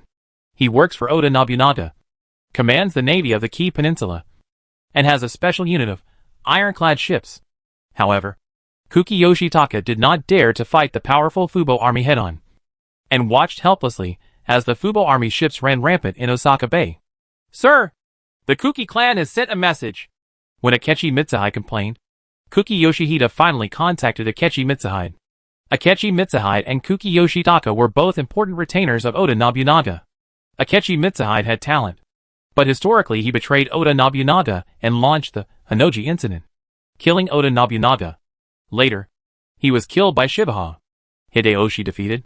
The Xia army attacked the 4 Japanese islands, and Oda Nobunaga had to re-enable Mitsuhide Akechi. Kuki Yoshitaka is Oda Nobunaga's Royal Navy general. Akechi Mitsuhide received a letter from Kuki Yoshitaka, which described Kuki Yoshitaka's plan. It turns out that Kuki Yoshitaka wanted to defend the Ishiyama Palace before Kuki Cannon launched a surprise attack. The Japanese army was planning to defeat the Chua army that was trying to ascend Luo, and Chua was also preparing siege equipment. Weapons such as trebuchets and crossbows are ready. The reinforcements from Kyoto have almost arrived at the Ishiyama Imperial Palace. They can be destroyed in one battle and march to Kyoto. Chu Wu saw that the Japanese army had assembled and all his siege equipment had been built. So he decided to launch a joint battle at the Ishiyama Imperial Palace to suppress the Imperial Palace and use it as a springboard to march into Kyoto. At this time, Zhuge Liang approached Chu Wu and said, "Your Highness, I'm afraid things have changed." "Why?" "I watched the sky last night. The storm is coming. Tonight. Is there a storm?" Chu Wu trusted Zhuge Liang very much. Zhuge Liang was once sent by Chu Tian to learn the SSS level characteristic Qi Men Dun Jia from Mr. Shui Jing and Xiangyang, and abducted Huang Yuing by the way. Qi Men Dun Jia is a metaphysical characteristic on the same level as Child of the Plains in Lord through Qi Men Dun Jia. Zhuge Liang is very sensitive to changes in weather. This is one of the functions of Qi Men Dun Jia. Therefore, Zhuge Liang's guess about the changes in weather and time is more than 90% correct. If Zhuge Liang's prediction is correct, then the storm is coming and will affect the battle at Shirshan Imperial Palace. Zhuge Liang said to Lu Meng, General's navy must be careful. I will send more troops to patrol. Lu Meng knew that heavy rain would obscure his vision, and marching and fighting were full of uncertainties. Many famous surprise attacks took place on rainy days. Lu Meng's fleet was stationed at the mouth of Mujin River, and he sent General Zhu Ran, Command 81,469, famous city defender and navy general, to strengthen patrols. In addition, Chu Wu occupied nearby villages and set up tents to prevent bows and arrows from getting wet by the rain. He waited for the heavy rain to end before storming the Shirshan Imperial Palace. Sure enough, just as Zhuge Liang predicted, the sky gradually became cloudy and dark, and heavy rain fell. Because of Zhuge Liang's prediction of Qi Men Dun Jia, Chu Wu could easily avoid the heavy rain. Winter is approaching. The rain is freezing, and the morale of the soldiers has dropped. Chu Wu could see that the morale of the army dropped by 5 points due to the heavy rain. Changes in the weather sometimes affect the morale of the legion. If there is no advanced preparation, perhaps the morale drop will be even greater. In addition, the cold winter will also affect the status of the legion. That's why Chu Wu was anxious to go to Luo and capture Kyoto as soon as possible to undermine the confidence of the daimyo. Chu Wu occupied a farmhouse, with charcoal in the brazier and Lu Lingqi rubbing his shoulders, which was not too hard. Tachibana Chiyo held the Tachi, Raikiri, in her arms and sat by the brazier to warm herself up. At the mouth of the Kiza River, strong winds roared, waves hit the warships, and many warships scattered. Japan has so many divine winds. It's really a bad place. The young General Zhu Ran became Lu Meng's subordinate and patrolled the sea in heavy rain. The Japanese kamikaze rages across the Seto Inland Sea, causing sudden heavy rains. The pirate daimyo Kukiyoshi Taka, who was loyal to Oda Nobunaga, led his warship to anchor at a nearby island, not far from Zhu Ran's patrol ship. Kukiyoshi Taka summoned the family generals and pirate leaders from the Ki Peninsula. When the divine wind weakens, launch a surprise attack on the Sial Army Navy at night. It is best to kill the enemy navy commander's head and cut off his cavalry. Supplies. If I successfully capture the enemy's general, I can obtain at least 200,000 stones of territory. And you can also obtain fiefdoms. Let the navy in the Central Plains know how powerful our Ki navy is. Their fleet travels across the Seto Inland Sea and Ki Waterway, and they don't take us seriously. It's time to teach them a lesson. A group of pirates from the Ki Peninsula prepared 13 armored ships similar to Turtle L ships and 800 large and small wooden ships, totaling more than 20,000 people, for a surprise attack on the Lu Meng Corps stationed at the Kizugawagaki. When Chu Wu took a temporary break due to heavy rain, Bai Qi, Yu Fei, and Li entered the Anyun Kingdom where the Maori family was entrenched. The territory of the Mori family was mountainous, making it difficult to advance. Daimyos such as Oda, Tokugawa, and Mori deployed heavy troops on the narrow mountain roads, using Sakuro Castle as a stronghold to defend it to the death. The military strength of Anyun State is no longer just that of a county. The main force of the entire Japan and the reinforcements of the Maritime Alliance are gathered in Anyun State, which exceeds the strength of a state. Bai Qi's army was stationed at Orishiki Hatayama in the west of Sakuro Castle, facing off against the main force of the Maritime Alliance. In order to open up the situation, Bai Qi sent a force to attack Gongwei City on Yin Island in Anyun Kingdom, and annexed the territory of Anyun Kingdom by sea. Leading the attack on Itsudo were generals such as Shoyu, Lu Sun, and Zheng Zhilong of the Fubo army. When the Xiao army landed on Itsudo and approached Gongwei Castle, heavy rain suddenly fell. Without Zhuge Liang's Qi Men Dun Jia, Zhou Yu, Zheng Zhilong and others would not be able to predict the weather in advance. What a bad luck. Zheng Zhilong, who had a somewhat irritable temperament, couldn't help but complain when he got wet. In heavy rain, a Japanese fleet sailed from the waters near Sakuro Castle to Tsukushima. Two generals from the Mori family, Yoshikawa Motoharu and Kobayakawa Takakage, and the regiment commander Shibaba Hideyoshi, sent by Oda Nobunaga, led the army to sneak across the sea in the rain. Yoshikawa Motoharu, Kobayakawa Takakage, and Shibaba Hideyoshi combined the power of 3 regiment commanders. Those who helped Yoshikawa Motoharu and Kobayakawa Takakage transport troops to Tsukushima were the pirates in the Seto Inland Sea, and the leading general was Murakami Takeyoshi, the navy leader of Nashima, Shibaba Hideyoshi and military advisor Kuroda Kanbei, as well as Shibaba Hideyoshi's 7 retainers, the 7 guns of the Saigake, set off for the expedition. Historically, Shibaba Hideyoshi, who launched the Korean War with Wanli, and 2 generals from the Mori family were responsible for defeating the Xiao army attacking Tsukushima. Heavy rain obscures the view, and with 100,000 troops sneaking across Tsukushima, we can definitely annihilate the Xiao army. Chapter 1207 Shunglua 3. The crown prince of the Dacia dynasty is stationed in a village near Watanabezu.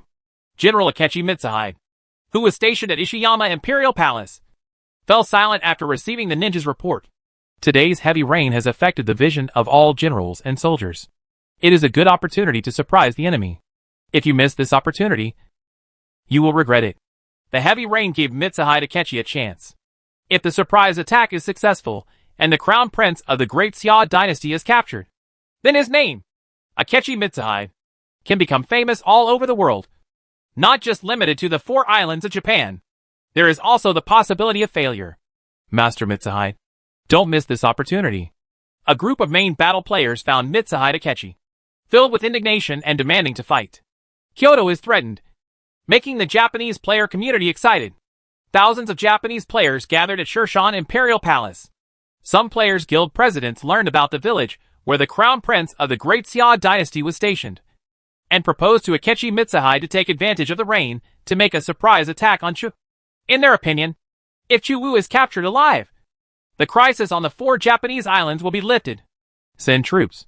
In the end, Akechi Mitsuhide decided to give it a try. Akechi Mitsuhide selected a group of samurai, ronin, and strangers with high military strength to form a surprise attack team, and went out of the city in the rain to launch a surprise attack. Heavy rain makes the battlefield full of uncertainty, and it is also an opportunity for the weaker side to defeat the stronger with weakness. Ming Ziguang showed off 8,000 elite troops to attack Chu Wu's village. He also divided into 3 partial divisions, each with 1,500 men, as a guerrilla force to contain and confuse the enemy. The Japanese samurai once again showed his crazy side. That is, taking risks. Heavy rain disabled the iron artillery team, and samurai, ronin, and strangers came out of the Ishiyama Imperial Palace armed with swords, large naginata, spears, and other cold weapons. There was a strong wind and rain, and on the outskirts of the village occupied by Chua, the royal board led the Savalon heavy cavalry on patrol, and the rainwater flowed down the armor. The royal boar is a fierce general of the Persian civilization. He has sharp eyes and remains unmoved despite the heavy rain. He patrols the periphery of the village with the sovereign heavy cavalry of the Persian civilization. The 100,000 Xia army was divided into 2 parts. The Lu Ming army stayed in the cabin to avoid the wind and rain, while the Chu Wu army was stationed in nearby villages and temples. Miss Tachibana, after we go to Luo and pacify the Kanto region, you can follow me to the central plains. Chua temporarily slept in the occupied farmhouse. Hearing the sound of rain outside, he wanted to abduct Tachibana Chio to the central plains. There seems to be nothing wrong with beating up samurai and stealing their women. Chio Tachibana, who was sleeping in the corner, remained silent, but she had no choice. In order to save the Tachibana family, she did not dare to object. Suddenly, shouts of killing came from outside the village. Tachibana Chio was immediately startled. The famous sword, Raikiri, had been unsheathed. Don't be nervous. The defenders of Shirshan Imperial Palace should be dispatched to surprise our army. Chu Wu was not too panicked, but was observing Tachibana Chio's reaction, and found it interesting. Tachibana Chio always looked cold, with a rare hint of panic. If Chua hadn't controlled the lives of everyone in the Tachibana family, Chio Tachibana probably wouldn't have given in so easily, and he was also a very stubborn person. Tachibana Chio was puzzled. Are you not afraid of the enemy's attack? The military advisor has already anticipated this situation, and I have already deployed guards, so there is no need to make a fuss. At this time, I am the target of a surprise attack by the Japanese army. If I go out, it will distract the military advisor and the others. Miss Tachibana, why don't we talk about life? I think the military advisor and the others will be able to defeat the enemy soon. Tachibana Chiyo didn't know whether to admire Chu or feel helpless. On the outskirts of the village, Zhuge Liang was prepared for Mitsuhide Akechi's surprise attack out of the city. Faced with Mitsuhide Akechi's guerrilla squad to contain the Xiao army, Zhuge Liang only sent a few squads of troops to respond, while the main force remained motionless. When Akechi Mitsuhide's main force appeared and stormed the village, Lu Lingqi, Royal Boar, Su Lai and other generals severely damaged Akechi Mitsuhide, who tried to attack by surprise. And a melee broke out between the two sides in the heavy rain. They fell into the trap. They were already prepared. Akechi Mitsuhide fought with Su Lai's army. Based on the shouts of killing from both sides in the heavy rain, he deduced that the Xiao army was prepared. So he immediately ordered the surprise attack team to retreat. Lu Lingqi and Royal Wild Boar each killed hundreds of people in the heavy rain. The other warriors were frightened, and their morale dropped significantly. After leaving hundreds of corpses behind, they turned and fled. Wang Yuing held an oil paper umbrella to cover Zhuge Liang from the rain while he was directing. The enemy soldiers have retreated. To avoid accidents, we don't want to pursue them. Zhuge Liang also inferred Mitsuhide Akechi's actions from the shouts of killing in the heavy rain. The shouts of killing gradually faded away, and Zhuge Liang ordered the troops to retreat. Su Lai, Lu Lingqi, and Royal Wild Boar teamed up to defeat the enemy. Akechi Mitsuhide sent a diversionary guerrilla team, which also retreated as Akechi Mitsuhide's main force retreated. The surprise attack on Chu failed. Akechi Mitsuhide fled back to Ishiyama Imperial Palace and couldn't help but wonder. The Xiao army was almost invulnerable, and the surprise attack launched in the heavy rain failed. We can only wait and see whether Jiogui's fleet can successfully attack the opponent's fleet. If successful, the crown prince of the great Xia dynasty and his army will be trapped in the Stone Mountain, and the military morale will be shaken. Akechi Mitsuhide's surprise attack failed, and he pinned his hopes on the pirates in the waters of the Qi Peninsula. After the Japanese army was defeated, Lu Lingqi, holding Fang Tian's painted halberd, came to the farmhouse where Chu Wu lived to report. She found that Chu Wu was talking to Tachibana Chiyo, and she curled her lips with some displeasure. Your Highness, the enemy has been repulsed. Thank you for your hard work. Miss Lu, the enemy's surprise attack failed. Seeing that we were well prepared, they probably don't dare to attack again. You can change out of your wet armor and don't have to patrol. Yes. Lu Lingqi walked to the cubicle and changed out of her soaked armor and shirt. The flame of the oil lamp reflected her slim figure on the paper sliding door. Chu Wu was already enlightened and unexpectedly discovered that Lu Lingqi's figure was much slimmer than she appeared. He couldn't help but look at the shadow on the paper door a few more times. Ahem.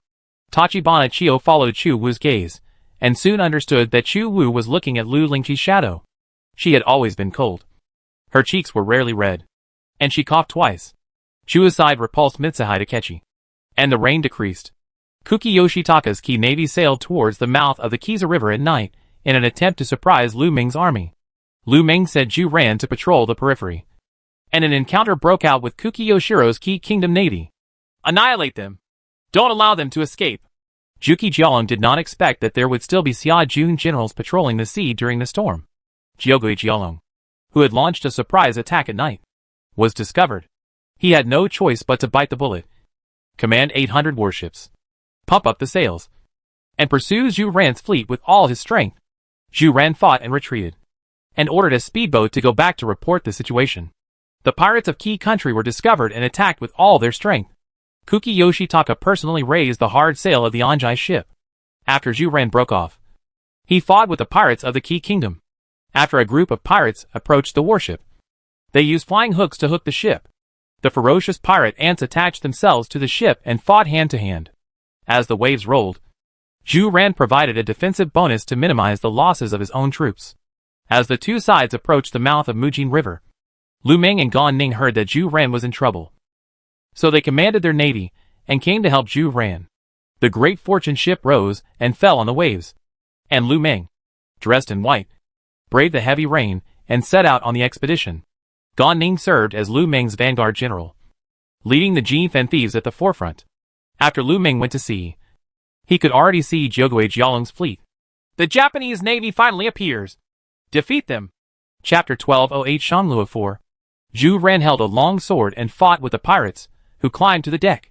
The pirates of the Key Peninsula looted merchant ships in the surrounding waters and fought fiercely.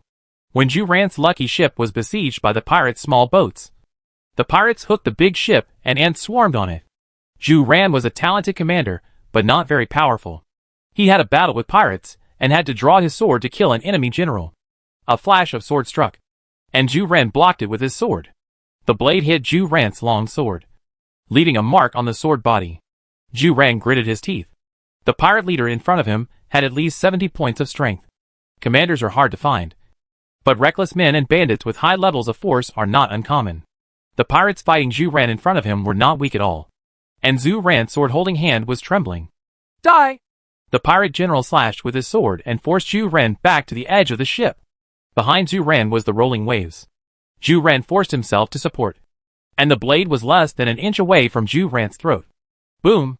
A big lucky boat passed by and rubbed against Zhu Ran's boat, shaking the lucky boat. The soldiers and pirates on the deck lost their balance and fell over. Zhu Ran reluctantly climbed up from the soaked deck and continued to fight the pirates in the heavy rain. Court death! The pirate who just fought with Zhu Ran kicked Zhu Ran down and slashed him with a big sword. Zhu Ran gritted his teeth and pressed his sword with both hands to block the slashing sword. At the critical moment, a long sword cut off the pirate's arm, and the pirate's sword fell on the deck. The second sword stabbed and killed the pirate with 70+ strength. A general in white clothes appeared in front of Zhu Ran, but it was Zhu Ran's commander-in-chief Lu Ming. Lu Ming himself is a brave general, and it is easy to kill a pirate with 70+ strength. Thank you, General. Zhu Ran stood up and found that Lu Ming's soldiers had swept across the pirates on the deck of the lucky ship. Gan Ning rode the stern and rushed to the front, swinging his sword wildly to kill the oncoming pirates. Jiogui Jialong personally led the armored ship and crashed a stern ship. Dozens of Navy soldiers on the ship fell into the sea. 13 armored ships ran rampant, covered with iron sheets, and collided with fighting ships and sterns along the way. Kill them all and take back Key Waterway! The Key Kuni pirates, including Kuki Yoshitaka, fought hard to advance. After the Fuha army took control of the Seto Inland Sea, the interests of pirates throughout Japan who relied on the Seto Inland Sea were harmed. They wanted to defeat the Fuha army and retake the Seto Inland Sea. The two sides fought in heavy rain, and basically could only engage in boarding battles. They fought hand-to-hand in the waters near the mouth of the Kiza River. Seize the ship! Gan Ning took the flying claws, rowed on the stern, and surrounded the armored ship to attack. One after another, Navy soldiers climbed onto the armored ship and hooked their flying claws on the side of the ship. The pirates wielded their swords and cut the ropes to prevent the Xiao army from boarding the ship. The pirates want to seize the Fubo army's warship, and the Fubo army also wants to seize the pirates' warship. Juki Jialong's eyes revealed ferocity, and his armored ship knocked over several sterns one after another. Suddenly, Jiogui Jialong saw that an armored ship around him had been attacked by Fubo army's Navy soldiers. A sturdy man seemed to be in an uninhabited land, leading dozens of Jinfan thieves, and almost cleaned the entire armored ship. Ship pirates? Gan Ning's force in water battles can reach 98. Basically, as long as Gan Ning joins the ship, he can wash out the entire warship with one person. Gan Ning quickly led the Jinfan thieves to take control of the entire armored ship. Kill this person for me!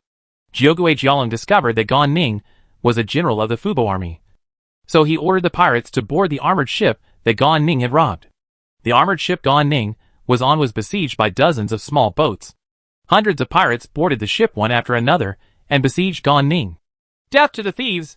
Gan Ning attracted thousands of pirates to attack him. He was not afraid and killed the approaching pirates with one strike. While Gan Ning was restraining the pirates, Lu Ming and Zhu Ran led troops and ships to defeat the pirates on the flanks one after another. Lu Ming commanded the fleet to make a circuitous route, encircle, and gradually surround all the pirates. Jiogui Jialong was restrained by Gan Ning, and Lu Ming took action, causing many pirate ships to capsize. Another pirate general was killed by Gan Ning. Gan Ning was holding a big sword and was surrounded by the corpses of pirates. The other pirates were frightened by the ferocious Gan Ning and did not dare to step forward. Chief, we are surrounded! A pirate who was responsible for observing the situation reminded Kuki Yoshitaka. Jiogui Jialong looked around and found that Lu Ming and Zhu Ran had unknowingly commanded the fleet to surround them. Kill out! Juki Jialong woke up and retreated immediately. Lu Meng arrayed his Dafu boats to form a copper wall and an iron wall to prevent Jiugui Jialong from breaking through. To pacify the 4 Japanese islands. The pirates in the Seto Inland Sea are also a hidden danger. If these pirates can be completely eliminated, then future troubles can be eliminated forever. Boom! The armored ship controlled by Gan Ning collided with Juki Jialong's ship. Juki Jialong's body shook, and the pirates on the deck fell to the ground. Gan Ning and the Ji Fan thieves built planks and jumped onto Jiugui Jialong's warship. Jiugui Jialong glared at Gan Ning. He wanted to break out of the encirclement before being completely annihilated by Lu Meng. But he was targeted by Gan Ning. Gan Ning raised his sword and walked towards Jiugui Jialong step by step.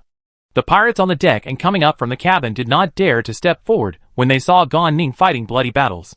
Whoever takes his head will be rewarded with 5,000 stones of territory. Jiugui Jialong saw that no one dared to fight Gan Ning, so he offered a heavy reward. There must be a brave man under the heavy reward. For the 5,000 stone territory. The pirates looked at each other and besieged Gan Ning together. Several pirates spread out fishing nets to trap the Ji Fan thief. Gan Ning strode forward to capture the thief first and capture the king first. The pirate in front of Jiugui Jialong was instantly killed by Gan Ning with a knife. And Gan Ning took advantage of Jiugui Jialong. Jiugui Jialong did not dare to fight Gan Ning, so he could only avoid it. Gan Ning slashed with all his strength and hit the rope of the ship's mast. The hard sail of the armored ship fell off, crushing more than a dozen pirates. Jiugui Jialong saw Gan Ning's great power with his own eyes, and his face turned pale. Gan Ning didn't give Jiugui Jialong any chance to breathe. The next moment, he strode forward and kept slashing with his sword. One after another. Jiugui Jialong hurriedly took the move and stepped back. Die! Gan Ning struck out with another sword, knocking away Kuki Yoshitaka's sword, and killed a pirate daimyo who was traversing the key waterway. Kuki Yoshitaka fell on the deck, and the other key country pirates were disheartened and quickly surrendered to the Fubo army. Leave their lives as cannon fodder for the attack on Shirshan Imperial Palace. Lu Meng thought that Chu lacked troops, so he decided to keep the conquered key pirates as cannon fodder. After Zhou Yu, Lu Sun, and Zheng Jilong landed on Itsukushima and in Yun Kingdom, they besieged Mio Castle. However, 100,000 Japanese troops composed of Shivaha Hideyoshi, Yoshikawa Motoharu, and Kobayakawa Takakaji took advantage of the heavy rain to sneak across the sea and land on Itsukushima. When Zhou Yu, Lu Sun, and Zheng Jilong approached Mieo's city, which had only 2,000 defenders, Shivaha Hideyoshi's 3 legions surrounded Zhou Yu and others on the outside. Yoshikawa Motoharu lost his arm in the battle with Baichi's army, tied up his forehead, and led the formation to attack Zhou Yu's phalanx. The life and death of the Maori family depends on this. We must work together to defeat the powerful enemy. Yoshikawa Motoharu found an opportunity, swore an oath in front of the Maori family's samurai, and activated the Maori family's exclusive feature, 1,000,000 hearts. Before the battle, the morale of the Maori family's samurai was maintained at full value, with attack power plus 35% and defense power minus 10%. Lasts for 1 hour. After the effect disappears, the morale decrease rate is minus 25%. The attack power is plus 15%, and the defense power is minus 5%. When the 1,000,000 hearts effect is activated, the morale of the Maori family's samurai is raised to full value. Under the leadership of Yoshikawa Motoharu, they attack Zhou Yu's phalanx. The sky is gray, and the 2 armies are fighting. Kobayakawa Takakaji led this formation, and moved to the rear of Zhou Yu's army to conduct a pincer attack. Shivaha Hideyoshi had military advisor Kuroda Kanbei to make suggestions, and sent small teams of troops to confuse and contain him. After the heavy rain, the power of Zhou Yu and Lu Sun's fire attacks was greatly reduced. Let Shivaha Hideyoshi have an opportunity to take advantage of. Kuroda Kanbei said to Shirbaba Hideyoshi, the Natsu army thought that Mio Castle and Itsukushima only had 2,000 defenders, and would not have thought that we would temporarily send 100,000 troops to support Itsukushima. They must defeat them before they can react. Otherwise they will once the reinforcements arrive. The offensive and defensive positions will change. You guys must go all out. Among Shivaha Hideyoshi's legions, there was a group of servants from Luzon Island, who were treated as cannon fodder by Shivaha Hideyoshi, while the warriors of the Shivaha family held down the formation from behind. 100,000 Japanese troops besieged Zhou Yu, Lu Sun, Zheng Jilong and others in the middle. Zhou Yu, wearing a feather fan and wearing a turban, saw the Japanese army in darkness, and said to Lu Sun and Zheng Jilong, The Japanese army must have sneaked across Tsukushima at night under the heavy rain. This time we are in danger and have only 3 choices. Either to break out of the encirclement, leave Tsukushima, either hold on until reinforcements arrive, or defeat the enemy in front of you. Let me, Zheng Zhilong, defeat the enemy. Zheng Zhilong had a bad temper and saw the Japanese army coming to attack, so he volunteered. Lu Xun chose another path. Retreat to the beach for the time being. Only on the sea can we be invincible. Generals, the Japanese army is coming to attack. Fight and retreat at the same time. Join the fleet. Advance to attack. Retreat to defend. Zhou Yu knew that when several naval generals arrived on land, their abilities would decline. After all, in Lords, many of the characteristics of naval generals would become ineffective. Zhou Yu's army retreated to the seaside, and Yoshikawa Motoharu, with the warriors of the Maori family, appeared in the sight of Zhou Yu's army and attacked Zhou Yu's army with the full morale brought by 1,000,000 hearts. Zhou Yu's army fired a volley, and each Maori warrior was killed by random arrows, with their bodies covered with arrows. General Zheng Zhilong is here. Zheng Zhilong led the navy to kill a samurai holding a samurai's sword, and the samurai clanged to the ground. Zheng Zhilong's strength will not decrease.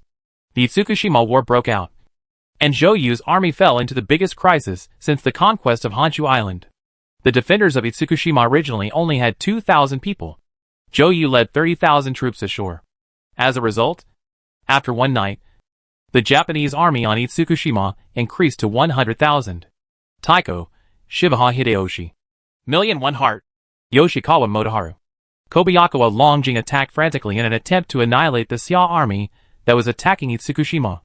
At the same time, Lu Meng, Zhu Ran, and Gan Ning defeated Jiigua's pirate Juki Jialong and captured 10,000 people alive. After Lu Meng returned, Chu organized the Qi Kingdom pirates and Shikoku Island Ishigaru into a servant army of 40,000 people, and formally attacked the Ishiyama Imperial Palace. The Yosetsu army served as the supervising force, and the Shikoku daimyo Nagasagabu Motokichi was forced to go into battle. He led his servants to fill up the moat and storm the city in order to survive. Chapter 1209 Shunglua 5. At the Ishiyama Imperial Palace, 100,000 Xia troops fought against more than 200,000 Japanese troops. Arrows rained down like rain. Mitsuhide Akechi set up wooden fences and bamboo bundles on the city wall. Ashigaru archers and slingers hid behind the wooden fences and bamboo bundles and threw bows, arrows and stones at the attacking Xia army.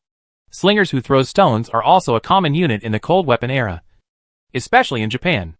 Ashigaru who use stones as a means of attack are very common, and the lethality of stones is not weaker than that of bows and arrows. Ancient Rome also had similar units. The enemy who attacked Ishiyama Imperial Palace seems to be pirates from Qi country. Did Kuki Yoshitaka fail? Akechi Mitsuhide couldn't help but change his color when he saw that among the Xia army attacking Ishiyama, there were pirates from Qi country. Kuki Yoshitaka has been killed in the battle, and the 10,000 Kikuni pirates are used as cannon fodder to attack the Ishiyama Imperial Palace. This is equivalent to the fact that the enemies fighting Akechi Mitsuhide are soldiers from the same Japanese civilized area. In order to survive, the pirates of the Qi Kingdom were forced to destroy the fortifications outside the Ishiyama Imperial Palace, fill in the moat, and attack Ishiyama. The samurai of Shikoku Island also attacked Shirshan under the pressure of Chishua's army. Chuwu watched without mercy as batches of pirates and warriors fell under the stone mountain.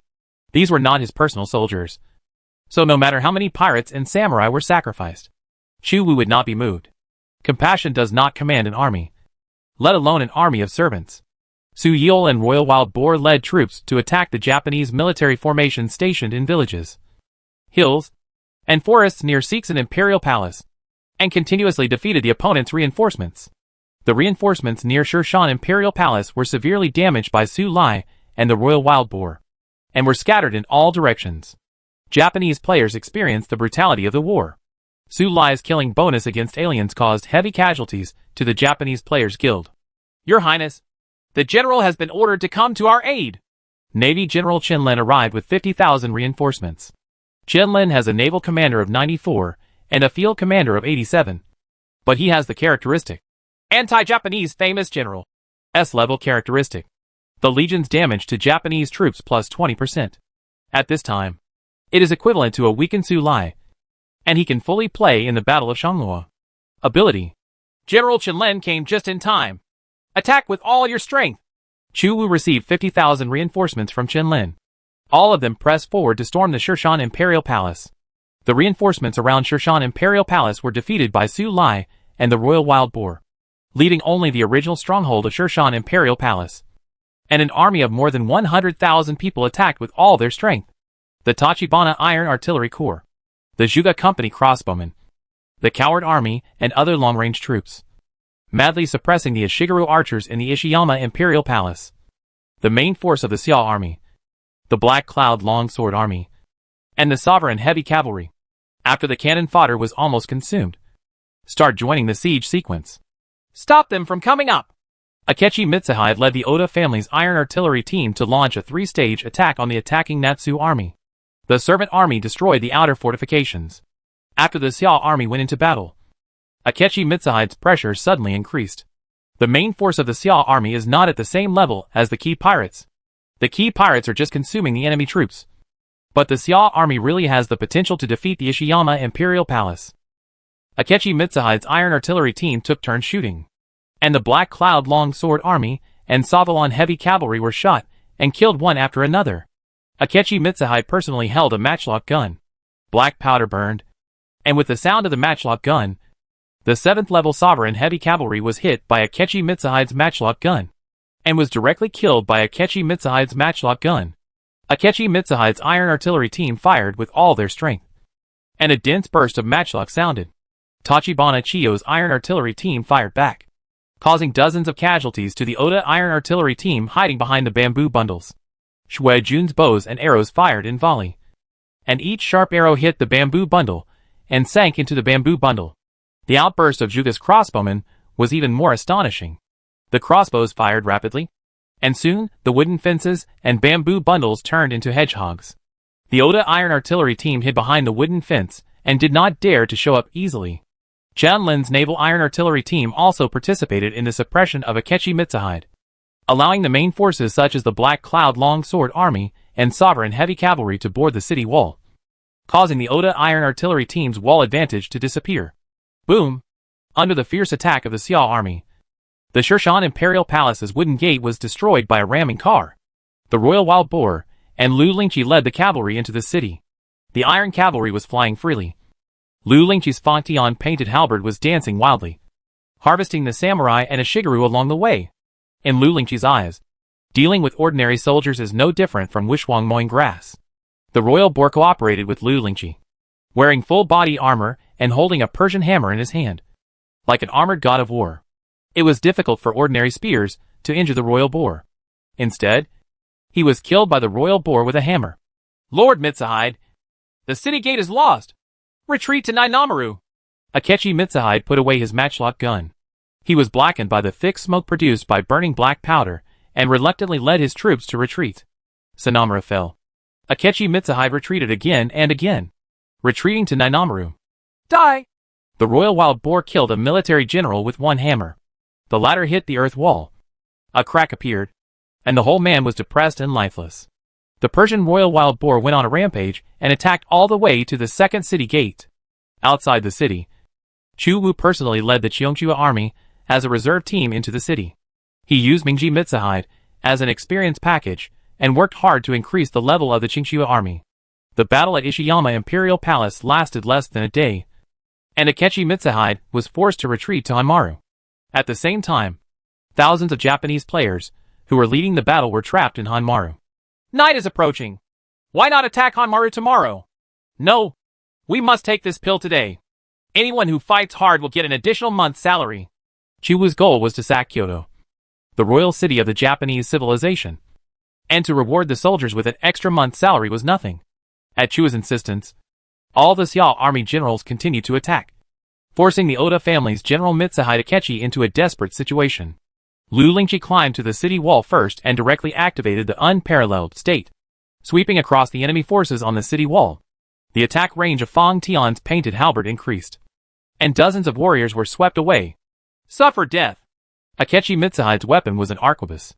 If he attacked by surprise, he could kill a powerful general. Akechi Mitsuhide's matchlock gun was aimed at Lu Lingqi.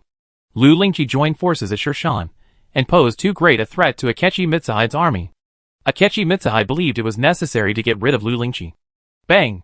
The sound of the matchlock sounded, and the matchlock in Mitsuhide Akechi's hand fell to the ground. He covered the wound in horror, dripping with blood. Tachibana Chiyo held a matchlock gun in both hands, and the muzzle was filled with white gunpowder smoke. General Akechi Mitsuhide under Oda Nobunaga was shot with a matchlock by Tachibana Chiyo and fell in a pool of blood. I owe you a favor.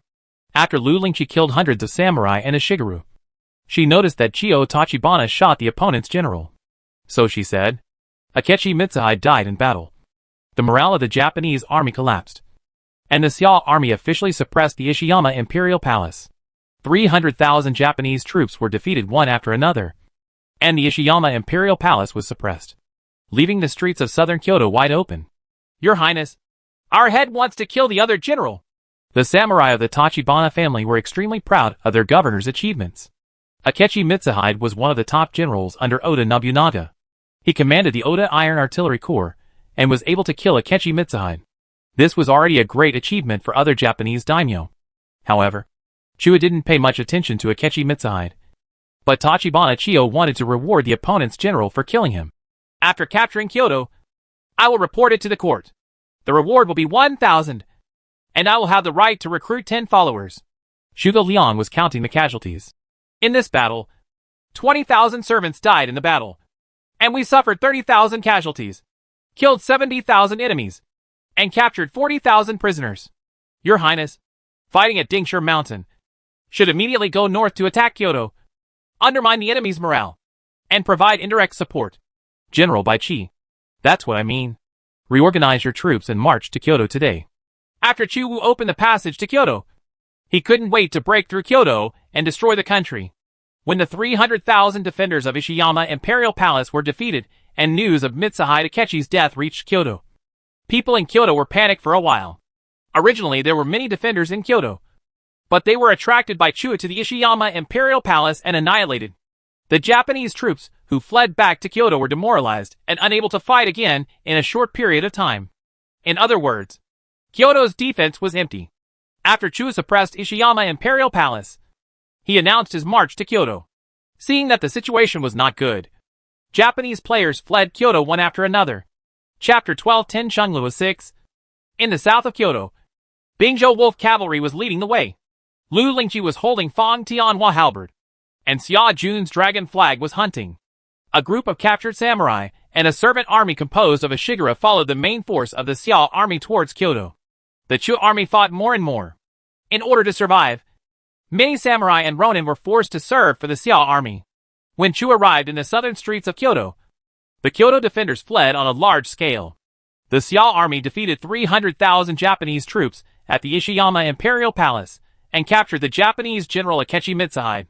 The reputation of Chu was spread to Kyoto, and the ministers in Kyoto were greatly frightened. They fled Kyoto one after another and sought asylum from daimyo from various places. Lu Lingqi could already see the city outline of Kyoto. Kyoto, the capital city established in the 8th century during the Heian period in Japan, was modeled after Chang'an and Luoyang of the Tang dynasty. The Xiao army has appeared in the southern suburbs, and the crown prince of the central plains is about to go to Luo. Akechi Mitsuhide was captured by the Xiao army. Oda Nobunaga, Tokugawa Ieyasu and others resisted by Qi and Yun Kingdom. No one dared to defend Kyoto. We had better make a strategic retreat. Japanese players in Kyoto did not dare to defend Kyoto. In the battle at Shirshan Imperial Palace, Japanese players have been demoralized and no longer had the enthusiasm they had before the war. Leave the important task of defending Kyoto to me. Suzuki Shijihide. When the defenders were panicking, Suzuki Shijihide, the leader of the Zaga clan who had escaped from the battle at Ishiyama Imperial Palace, took the initiative to turn the tide and try to defend Kyoto. The miscellaneous people of the Kii Peninsula. Maybe Suzuki Shijihide can hold on to Kyoto. Some players and samurai who were ready to flee formed the Kyoto Defense Force under the call of Suzuki Shijihide. In Kyoto's teleportation array, a fierce general holding a cross gun appeared. When Oda Nobunaga was resisting by Qi, he heard that Chu was going to Luo. So he had to send Sanada Masayuki and Sanada Yukimura and his son back to Kyoto to resist Chu. Yukimura Sanada, the #1 soldier in the Warring States period, appeared and was more influential than Shijihide Suzuki. calling for more defenders to defend Kyoto. Sanada Yukimura and a group of players came to the city wall and could already see the vanguard of the Xia army. Lu Lingqi's Bingzhou Wolf cavalry, acting as light cavalry, moved quickly and arrived at the gates of Kyoto. Xia Jun's red dragon flag fluttered, frightening the Kyoto defenders. These are the soldiers who defeated Akechi Mitsuhide's army? Sanada Yukimura tightened his grip on the cross spear, as if facing a formidable enemy. The Kyoto defenders failed in the joint battle to support the Ishiyama Imperial Palace, and their morale dropped significantly. The teleportation array has a limited number of troops that can be teleported every day, and Sanada Yukimura does not have many available troops. All the Kyoto defenders placed all their hopes on Sanada Yukimura, hoping that the Imperial warrior Sanada Yukimura could create a miracle. Sanada Masayuki was responsible for commanding the troops, while Sanada Yukimura charged into the battle. Sanada Masayuki said to Suzuki Shichide, the leader of the Zaga clan, "This time we must work together to defeat the Xia army and defend Kyoto. Kyoto is the center of the world and must be defended." Suzuki Shichide had knife marks on his face and was injured in the battle at Ishiyama. He held a matchlock gun in his hand. "Just give the order. We are a mixed crowd, not people who are greedy for life and afraid of death." Sanada Masayuki nodded and called a samurai from the Sanada family. "You scold the formation outside and provoke the enemy general." "Master Masayuki, how should I provoke you? Insulting the opponent's prince. If the enemy general is loyal to the prince and lacks resourcefulness, he will definitely be fooled." Suzuki Shichide, "You and the Iron Artillery team are dedicated to shooting the enemy general." "Yes," the warrior said by Sanada Masayuki challenged Lu Lingqi, who arrived on the city wall, insulted Chu Wu, and taunted him. As expected, Lu Lingqi could not contain the anger in her heart, and led the dismounted Bingzhou Wolf cavalry to attack the Kyoto city wall. If the samurai said by Sanada Masayuki insulted Lu Lingqi herself, maybe she wouldn't be angry. But Sanada Masayuki made people insult Chu Wu, which touched Lu Lingqi's reverse scale. The enemy was indeed fooled. "Leave the rest to me." Suzuki Shichide led a mixed group of iron cannons, and rows of iron cannons were aimed at Lu Lingqi and Bingzhou Longqi, who were attacking the city. Sanada Masayuki led an Ashigaru archery team and was responsible for sniping Lu Lingqi.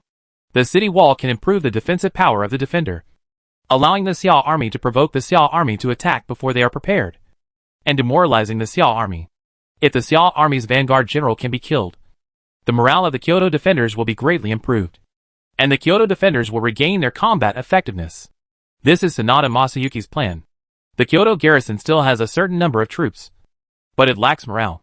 The Kyoto garrison with low morale will see its combat effectiveness drop significantly.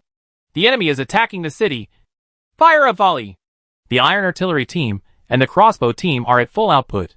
The Bingzhou Wolf cavalry used a simple ladder to attack the city, but Lu Lingqi walked as fast as flying, braved the intensive attack, and rushed up to the city wall of Kyoto in one go. Even Masayuki Sanada and Shichide Suzuki did not expect that Lu Lingqi's personal strength was so high that she could even charge up the city wall in one breath. "Kill her!" Sanada Masayuki sent his son, Sanada Yukimura, who had the highest military force in Japanese civilization. Lu Lingqi's Fong Tian halberd danced wildly, and swept away more than a dozen warriors with one halberd. Shocking the capital, the samurai and Ashigaru besieged Lu Lingqi, but were swept away by Lu Lingqi alone. The samurai and Ashigaru continued to fall from the city wall, and were shattered to pieces. When the other samurai and Ashigaru saw Lu Lingqi killing hundreds of people, they could not help but be afraid and did not dare to attack.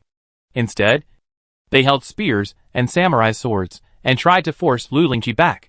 A Japanese general came out from among the warriors, holding a cross spear, and came towards Lu Lingqi. The cross gun made a sound of breaking through the air and stabbed Lu Lingqi's throat. Fong Tian drew a halberd to block the cross spear, and sparks flew instantly. Lu Lingqi's arms were shaking. It was rare to encounter an evenly matched opponent. Sanada Yukimura was also a little surprised. The girl in front of him had strange powers, which was simply terrifying. Lu Lingqi inherited Lu Bu's martial arts, and it is obvious that she has not yet reached her peak state. If she reaches her peak state, Sanada Yukimura doesn't know if she can defeat Lu Lingqi. But now, Sanada Yukimura goes all out, stabbing, slashing, and pecking with the cross spear, covering Lu Lingqi like a violent storm. Second to none!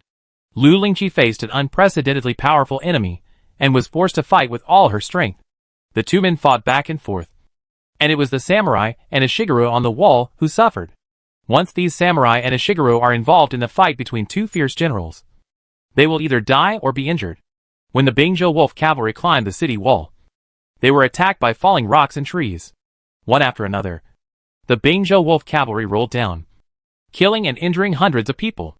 Lu Lingqi, who had made unparalleled sweeps all the way and made military exploits one after another, also met her opponent. Sanada Yukimura's cross-spear attack was fierce. With Lu Lingqi's force, she would be severely injured or killed by Sanada Yukimura if she was not careful. Now Lu Lingqi is challenging the military ceiling of Japanese civilization. When Sanada Yukimura and Lu Lingqi were fighting, Suzuki Shijide loaded black powder and lead bullets into the iron cannon. Suzuki Shijide had fought against Lu Lingqi before, and his exclusive iron cannon was destroyed by Lu Lingqi. The iron cannon in his hand now was the weapon of the previous generation head of the Suzuki family. Suzuki Shijide personally took action, and his Zaga iron cannon severely damaged the Bingzhou Wolf cavalry. Suzuki Shijide wanted to shoot Lu Lingqi, the leader of the Bingzhou Wolf cavalry, to boost the morale of the Kyoto defenders. General, retreat quickly! The Bingzhou Wolf cavalry were originally light cavalry, and were not good at attacking cities. When Lu Bu was in charge of the Bingzhou Wolf cavalry, he rarely attacked the city directly. Instead, he sent Gao Shun's troops to attack the city. At this time, Lu Lingqi led the Bingzhou Wolf cavalry to forcefully attack the city. They were fired upon by Zahei iron cannons and Ishiguro crossbowmen, causing many losses. Lu Lingqi's body swayed, and she almost fell from the city wall. You are not my opponent yet! Sanada Yukimura defeated the still young Lu Lingqi, giving Lu Lingqi a rare defeat. Previously, Lu Lingqi's opponents were a group of generals with 70 or 80 strength, or generals who had just reached 90. Yukimura Sanada, one of the few imperial-level generals in Japan, used all his strength to repel Lu Lingqi. Suzuki Shijide has been looking for opportunities to take action, but Lu Lingqi's Fang Tian Huaji opened and closed, and there were other defenders blocking Suzuki Shijide's sight, making Suzuki Shijide unable to make a move. Lu Lingqi gradually calmed down and realized that she could not win Kyoto on her own, so she retreated to the city in defeat. At this time, the matchlock gun in Suzuki Shijide's hand fired, and the lead bullet hit the battlement near Lu Lingqi, and a small piece of gravel flew away. Hateful! Suzuki Shijide failed to kill Lu Lingqi, and was very angry. The matchlock gun has a strong armor-breaking ability, but its hit rate is very low. Firearms-based generals have a lower hit rate than bow and arrow generals to maintain balance. Lu Lingqi retreated in defeat under the cover of the arrow rain from Bingzhou Longqi. Sanada Yukimura was about to pursue him, but a rain of arrows came from Hingshu Longqi. The cross lance blocked the rain of arrows, and the arrows fell on the city wall. Outside the city, the Royal Boar commander Savalan's heavy cavalry arrived. Capture this city! When he saw that Lu Lingqi's Bingzhou Wolf cavalry had already attacked the city, he couldn't hold back and began to attack Kyoto. Conquering Shikoku Island and sweeping the Ishiyama Imperial Palace made the Royal Boar confident and attack without hesitation. Why have we started fighting already? Let's go too! Yang Xingmi's Black Cloud Long Sword army arrived and found Lu Lingqi and the Royal Wild Boar attacking the city, so they also entered the siege sequence. When Chiwu arrived, the battle had already heated up, and he was stunned. He did not order a direct attack on Kyoto. As a result, a group of generals under his command came up and directly launched a battle to attack Kyoto. Chiwu summoned his general Su Lai. You lead troops to meet them. If everything goes well, capture Kyoto. Otherwise, help them retreat. Zhuge Liang and Huang Yuing arrived with follow-up troops, and were a little surprised to see the war breaking out in advance. When you are out in the field, you may not obey military orders, but sometimes you will obey them. Chapter 12:11 Shunluo 7. The enemy soldiers insulted your highness, but the general couldn't stand it, so he led his troops to attack Kyoto, and planned to take the city in one go. Please punish me, your highness. Lu Lingqi failed to attack Kyoto, and was repelled by Sanada Yukimura and Suzuki Shijide, and she apologized to Chu Wu. Gong is merit. Fault is fault. After we capture Kyoto, I will punish you again. Chu Wu saw that Lu Lingqi looked aggrieved and did not want to punish her. Lu Lingqi was angered by Sanada Masayuki and stormed Kyoto, resulting in the death of 600 Bingzhou Wolf cavalry. At the same time, because they saw Lu Lingqi attacking Kyoto, the Royal Wild Boar and Yang Xingmi also started to attack the city one after another. The few generals who did not use a large number of siege equipment naturally failed to capture Kyoto. After all, Kyoto is a royal city with strong walls, and is not that easy to attack. Chua's troops approached the city, causing the teleportation array in Kyoto to fail. Therefore, there was no need to worry about Oda Nobunaga continuing to transport troops to Kyoto through the teleportation array. He could only teleport to the teleportation arrays in other big cities, and then reinforce Kyoto. The three generals failed in their attack, and lost a total of 2,000 men, all of whom were punished by Chu Wu. When we attacked Shirshan, we built a large number of siege equipment, which could be used to attack Kyoto simply by assembling them. In addition, the 40,000 prisoners captured alive in the Battle of Shirshan were used as cannon fodder for the siege. Chu Wu continued to use the tactic of consuming the servant army and then pressing forward with the main force. Although this tactic is nothing new, it can often cause the defenders to suffer greatly. Lu Lingqi was a little frustrated and did not continue to request to be the pioneer. Yukimura Sanada, who guards Kyoto, possesses astonishing military force and is at the forefront of Japanese civilization, allowing Lu Lingqi to experience failure when she went to Shanghua. Lu Lingqi, are you okay? Chu Wu had not really made up his mind to punish Lu Lingqi. After all, Lu Lingqi had made great achievements in the previous series of battles. Charging into the battle, the immediate loss is really nothing. Lu Lingqi replied, yes, with your military exploits, such a small defeat doesn't matter. Don't worry, since you took refuge in me in the first place. As long as you don't make any big mistakes, I can guarantee your prosperity and wealth. Chu Wu thought that Lu Lingqi deeply blamed herself and was worried about punishment, so he comforted her. After all, Lu Lingqi was the general he conquered personally. Lu Lingqi was thinking about another thing. The general's military strength is not high enough, so I'm afraid it will be difficult to protect His Highness. Dot! Chu Wu wiped his cold sweat. He thought it was a big deal, but it turned out to be just that. If Lu Lingqi reaches her peak, there probably won't be many people who can match her in a duel. Such strength is already amazing. If even Lu Lingqi, who inherited Lu Bu's military power, is not qualified to serve as a personal guard, I'm afraid not many people are qualified. The Queen Mother asked you to serve as the leader of the East Palace Guards. Her power is second only to that of my father. She holds the power of life and death for many people. You cannot regret it. Chu Wu was worried that Lu Lingqi would abandon her official position, so he moved out of his mother's family. Lu Lingqi was really afraid of the cold summer, and whispered, the general will not leave His Highness. He just needs to improve himself as soon as possible. We'll attack the city later. You don't need to go into battle for the time being. Let Chosong, my subordinate Jin Shan, and the Japanese generals captured at Ishiyama Imperial Palace lead the troops to attack Kyoto. After Chu Wu appeased Lu Lingqi, he asked Lu Lingqi, who had always been rushing in front, to stop climbing first and instead ordered the royal wild boar to climb the city. Before the main force of the Xiao army went into battle, the poor Tosa Kingdom daimyo Nagasagabu Motokichi led his servant army to dismantle the fortifications outside Kyoto and fill in the trenches, clearing the way for the main force of the Xiao army to attack. More than 50,000 servants attacked Kyoto in a massive attack. Japanese military generals such as Sanada Masayuki, Sanada Yukimura, and Suzuki Shijai defended desperately, raining down arrows, killing and injuring Chasagabu Motokin's servants. This is not the army of the Central Plains, but the daimyo and samurai who were captured by them. No need to show mercy. Attack with all your strength. Sanada Masayuki realized that the army that was attacking Kyoto was not the Central Plains army, but a servant army composed of Japanese samurai and a Shigeru captured by the Xiao army. A group of Japanese samurai and a Shigeru servants attacked Kyoto in a large scale, while the real Xiao army was still building siege equipment and preparing lunch leisurely.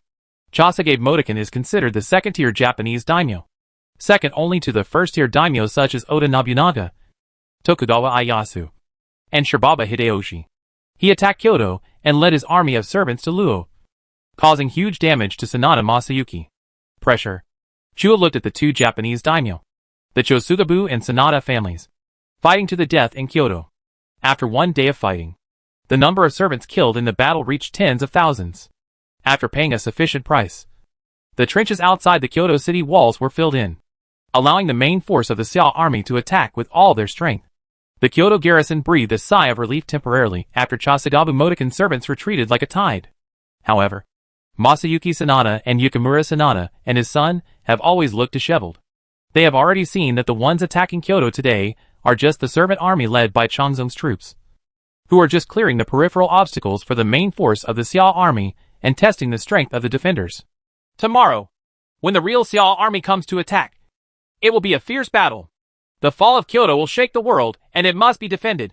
Father, what will happen if we are finally lost? Retreat to Tianwang Mountain. Masayuki Sanada and Yukimura Sanada and his son are ready for a fight to the death. The entire Kyoto was in panic. Sanada and his son defeated Lu Lingqi, which was slightly inspiring, but did not change the crisis. What is really difficult to deal with is the combination of Chu Wu and Zhuge Liang. In addition, there were two generals, Su Lai and Chen Lin, who increased the damage to the Japanese army. Chief, we Zahezhan don't have enough black powder anymore. Oda Nobunaga has stockpiled a lot of weapons, food and grass in Kyoto, and can use the black powder of the Oda Iron Artillery team. After Mitsuhide Akechi died, Suzuki Shijihide gathered part of the Oda Iron Artillery Corps and retreated to Kyoto, becoming one of the few main forces in Kyoto. After the attack of the cannon fodder servant army, Chu Wu discussed with Zhuge Liang in the main army tent to attack Kyoto the next day. They have already reached Kyoto, so it would be a pity not to capture Kyoto. The Sanada father and son and the Zahei Zhong became the biggest obstacles for Chu Wu to attack Kyoto. Outside the main army tent, Lu Lingqi talked with Tachibana Chiyo, and the relationship between the two people became slightly closer. I heard that the Emperor of Japan is in Kyoto. Yes, Emperor Masakamachi is currently on the throne. Since he is the Emperor of Japan, we should get a lot of gold and silver by looting him. Because Chu Wu squeezed various daimyo and big families, Lu Lingqi had the same thinking as Chu Wu.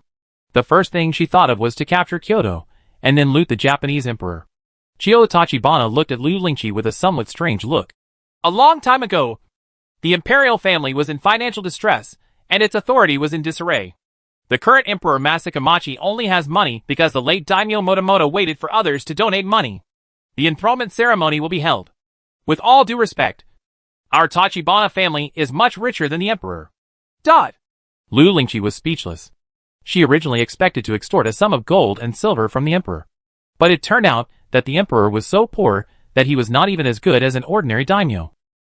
If the Mori family is a daimyo with 1,000,000 koku level, and the Tachibana family is a daimyo with 100,000 koku level, then the imperial family may only be a 10,000 koku daimyo. But they have to maintain the life of a large team and the dignity of the royal family, which is a bit similar to Emperor Xian of the Han dynasty, being manipulated by various princes.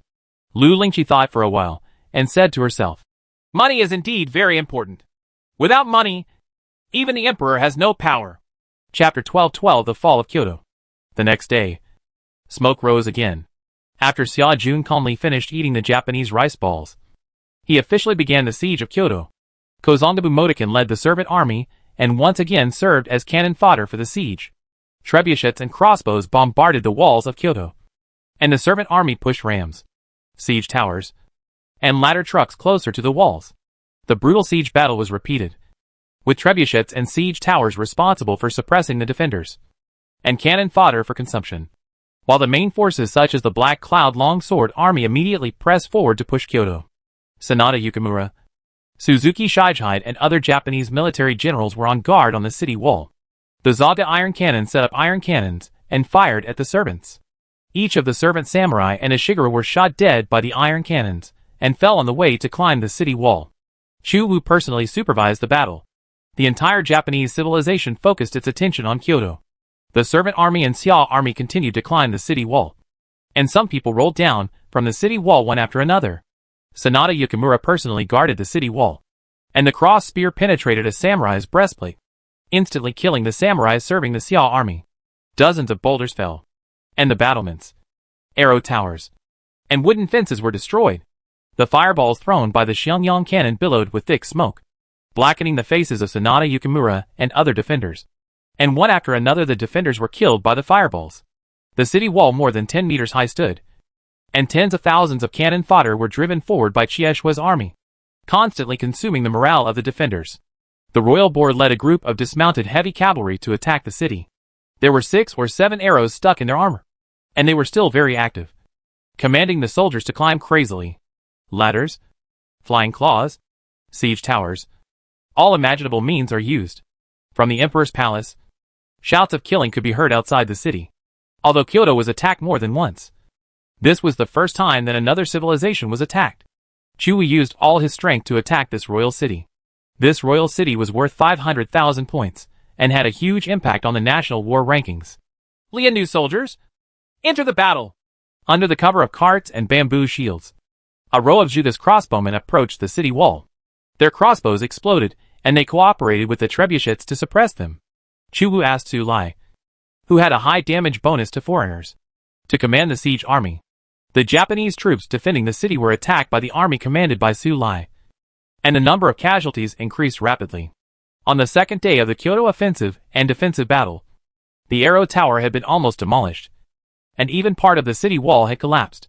Sanada Masayuki led people to repair the collapsed city wall, set up wooden fences, and defeated Nagasoge Motokichi, who tried to seize the gap. The two big names fought because of their different stances. Chosangabu Motokan realized that only by working hard could he keep some territory. So he led his army of servants and fought with all his strength. The daimyo had little awareness of the civilization they belonged to, and were more concerned about their respective territories and vital interests. The Tachibana family has surrendered, and Chosu's tribe has also been forced to go into battle. On the second day, Xia Jun still couldn't take the royal city, but Kyoto was devastated and in a mess. On the third day, the Xia army came back and continued to attack. After Lu Lingqi recovered, she participated in the siege again. All ranged units, including reserves, participated in the siege on the third day. Zhuge Liang stood on a spare siege tower and observed Kyoto's defense. Once Zhuge Liang found out which section of the city wall was empty of defense, he informed Su Lai, and Su Lai sent troops to attack the weak points of the defense. Father and son Masayuki Sanada and Yukimura Sanada are exhausted. What's even more terrible is the morale of the Kyoto defenders. After the failure of the Ishiyama battle, the morale of the Kyoto defenders was already low. After 2 days of bloody battles, morale was even lower.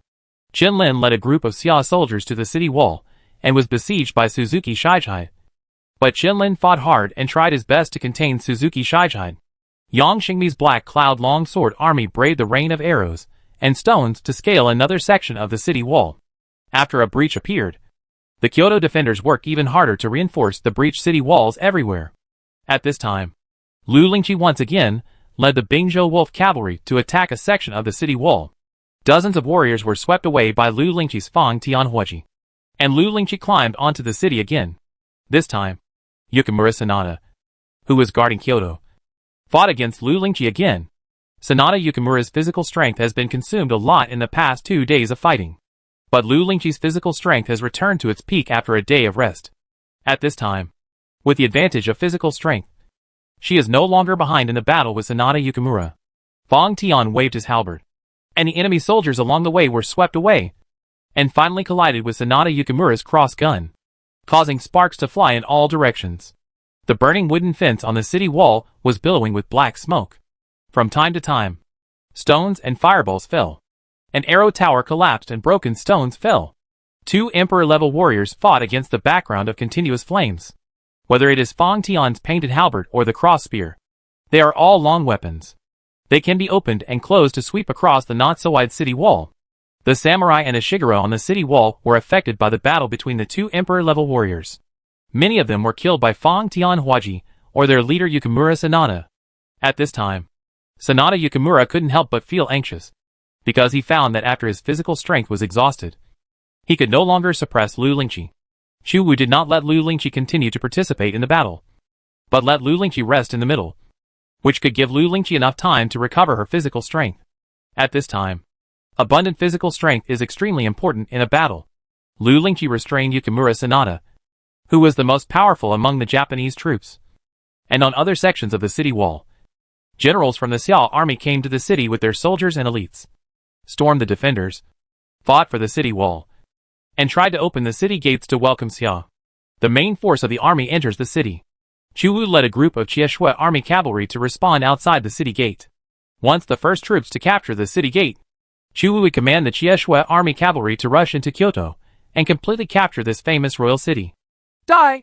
The royal boar holds a Persian mace and is covered in iron armor, like a giant steel beast. Many samurai and Ishiguro on the city wall fear the royal boar like a tiger.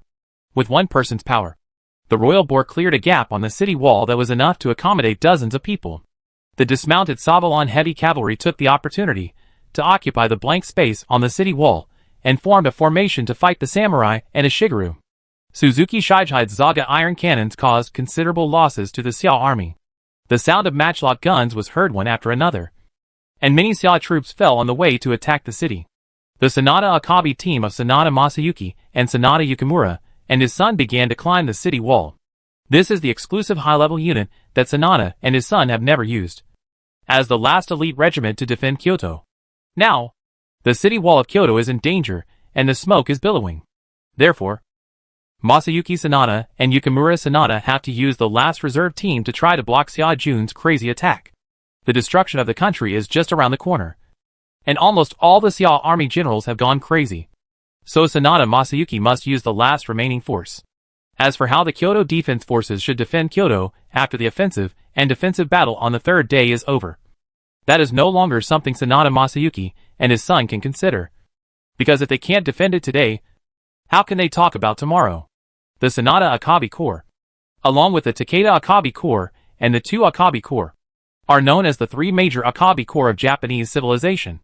A group of Sanada samurai wearing red lobster-like armor went into battle, wielding nodachi, and chopped down a group of lightly armored Bingshu wolf riders.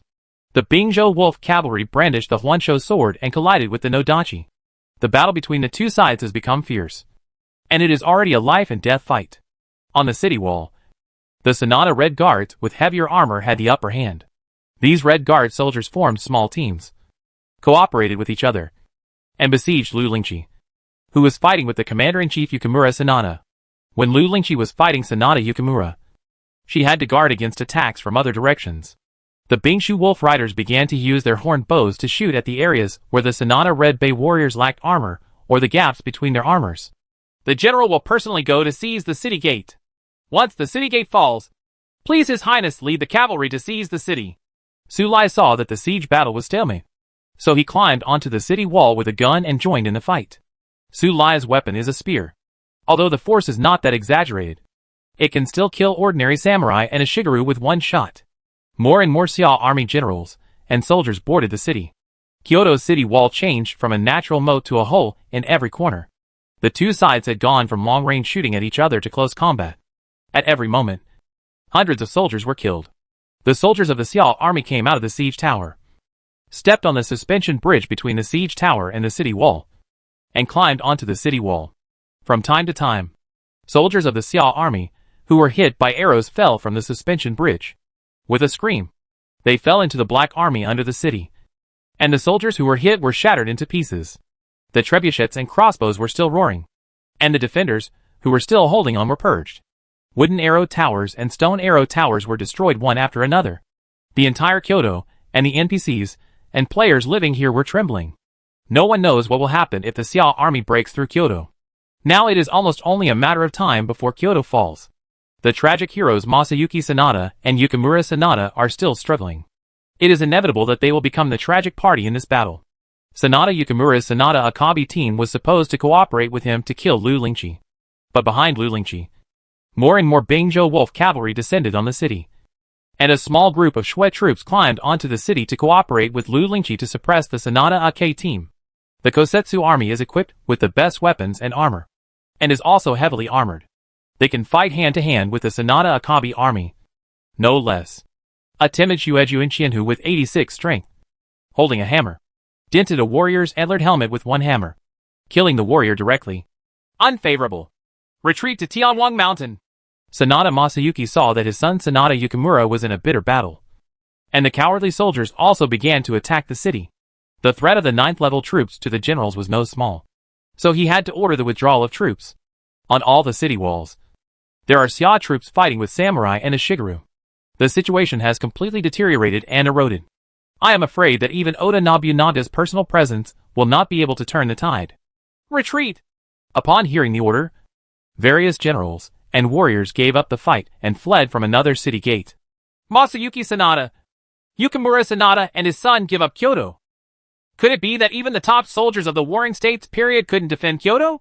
Let's evacuate Kyoto as soon as possible and disguise ourselves as a shigaryu. The Japanese players and ministers, who were still waiting in Kyoto saw that the situation was not good. So they quickly retreated. Masayuki Sanada and Yukimura Sanada relied on their reputations among Japanese players to slightly restore people's hearts and gathered a group of players, samurai, and ronin to support them. However, they still could not hold Kyoto. The gate of Kyoto opened, and Chuwu led the cavalry into the city, officially announcing the fall of this ancient city. Xia Jun has entered the city. Kyoto was in chaos, with Japanese troops retreating and Xia troops pursuing them. There were beacon fires and smoke billowing from the sky, and a large area of the castle town was burned down. Chapter 12-13 Deposing the Emperor. Die! Sanada Yukimura retreated to the Nijo Imperial Palace in the city. His cross spear swept through the pursuing Xia army cavalry, killing hundreds of them, dripping with blood, and temporarily repelled the Xia army's pursuit. Sanada Yukimura did not dare to stay longer, so he joined up with Sanada Masayuki and led the remaining defeated troops in Kyoto to retreat to Tenno Mountain outside the West Castle. If Kyoto cannot be defended, then the only choice is to cut off one's wrists.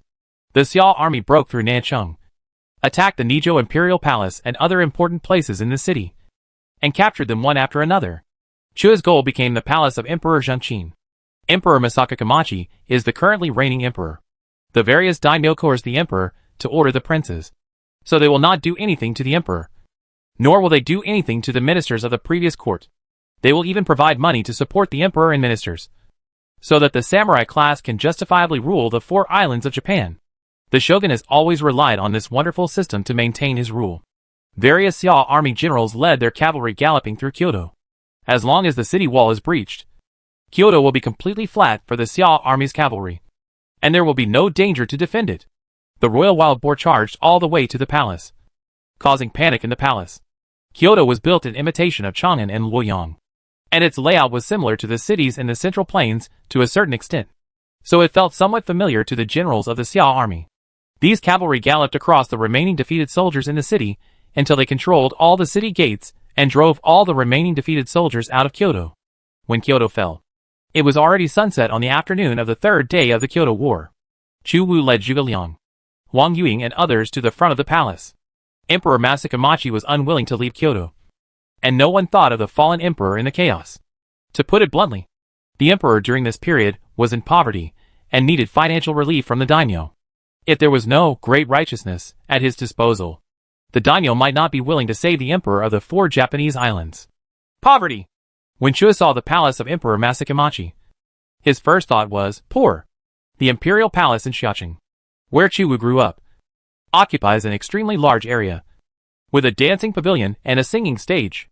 In comparison, the palace in front of me was in dilapidated condition, and could not be called a palace at all. Chu Wu believed that any palace or academy in the Central Plains would not be as luxurious as the dilapidated imperial palace in Kyoto, but it would certainly be brand new. Obviously, Emperor Masakamachi, who even required daimyo to pay for his enthronement ceremony, had to support his family and could not afford the cost of repairing the palace, so he could only watch the palace gradually decline. The palace, like the authority of Emperor Masakamachi, plummeted. As for asking the daimyo to donate money to repair the palace, the daimyo are busy waging wars and recruiting troops. Before the world is completely stable, how can they have the spare money to repair the palace for the emperor who is beyond his reach? With that kind of money, it would be better to recruit 1,000 more as Shigeru. Zhuge Liang dismounted and walked on the stone road of the dilapidated palace. I didn't expect that the emperor of Japan would be so depressed. It's really unexpected. From this point of view, I can't get much benefit from the emperor of Japan. What the military advisor said makes sense. My mother often told me that great things can be accomplished only if we have soldiers and money. From this point of view, my mother is indeed right. Chu Wu thought of his mother, who was good at business. It is said that when his father was young, his mother took part in managing the finances, so she had money to launch wars and sweep away powerful enemies. Without soldiers and money, this would be the fate of Emperor Masakamachi. Seriously speaking, there is no difference between the Emperor Masakamachi and a dog raised by the daimyo. If the daimyo were happy, they would be rewarded with a few bones. If the daimyo were unhappy, they would go to Luo at every turn. Historically, the daimyo did not take the emperor seriously. It was not until Oda Nobunaga and Toyotomi Hideyoshi came to Luo that they slightly improved the emperor's authority. It would take the Meiji Restoration to truly have influence. And Lord The emperor really has no status or even any sense of existence. At most, he only holds the emperor hostage to control the princes. Chu Wu surrounded the palace, and the old emperor Masachika came out with the royal family trembling. They couldn't help sweating when they saw the timid Shui Jun, who was wearing sharp clothes and cold armor. Chu Wu said sternly, "In the whole world, there is nothing but the king's land. On the shore of the land, there is nothing but the king's ministers. There can only be one palace in the world, but not a second palace. Come, loot this palace and set it on fire. Burn it." Emperor Masakamachi couldn't help but tremble when he heard Chua's order. What crime is this palace guilty of? It is a sin to be weak. Chua sent out troops to loot the palace, which made Emperor Masakamachi even worse. In addition, Lord Tianwu, you need to issue an abdication edict and announce your abdication to the people of the 4 islands of Japan. How can we be ashamed of the fact that the emperor has existed for thousands of years? With the sound of a stirrup, Chua threw a sharp sword and thrust it in front of Emperor Masakamachi. The empress was so frightened that she took 2 or 3 steps back and turned pale. Emperor Masakamachi was discriminated against by the daimyo and was impoverished. Faced with the tough Chua, he was submissive and did not dare to object. Chua's army looted the palace and found that the palace's property was not as much as the property looted from some large households in Kyoto. Eventually, Chu ordered people to set fire to the palace in Kyoto. If we keep this palace and spend money on repairs in the future, it is better to avoid future troubles and shake the morale of the Japanese civilized area. Emperor Masakamachi, the royal family, and the captured ministers looked at the blazing fire with fear and a bit of sadness and indignation. The imperial palace that symbolized Japan's imperial power was burned down, and the emperor abdicated. It would be very difficult to restore the country in the name of the emperor in the future. A minister stood up and said, "What do you want to do to His Majesty the Emperor? Take him back to the Central Plains and wait for his fate." Before Chu Wu launched the Japanese conquest, Chu Tian had already ordered his eldest son to capture the emperor, escort him back to the Central Plains, and then secretly eradicate him, completely giving up hope on the 4 Japanese islands. Although the emperor has no power, he still has legitimacy. Once the emperor's legitimacy in the 4 islands of Japan is taken advantage of by those who want to, it will be easy to restore the country in the future. I can't go to the Central Plains. Emperor Masakamachi also realized that when he arrived in the Central Plains, he would probably not be able to escape, and wanted to struggle. He was a poor and down-and-out emperor with no value at all, and Chua ordered him to be escorted to the Central Plains. The best outcome was just house arrest. However, the Emperor Masakamachi had no choice, and the Kakusho army forcibly seized the emperor and all the ministers as spoils of war. Even if Kyoto was recaptured, Emperor Masakamachi had become a hostage in Chua's hands. Unlike various daimyo who were still a little wary of the emperor and wooed ministers to improve their own background, Chua did not act in accordance with Japanese rules at all. And there was no need to act in accordance with Japanese rules. As outsiders, the Xiao army destroyed everything and captured the emperor and ministers alive without giving them any face. Emperor Masakamachi was forced to announce his abdication under the coercion of the Kozai army, and the players on the 4 Japanese islands were in an uproar. Even though Emperor Masakamachi usually has no sense of existence, he is still the emperor after all.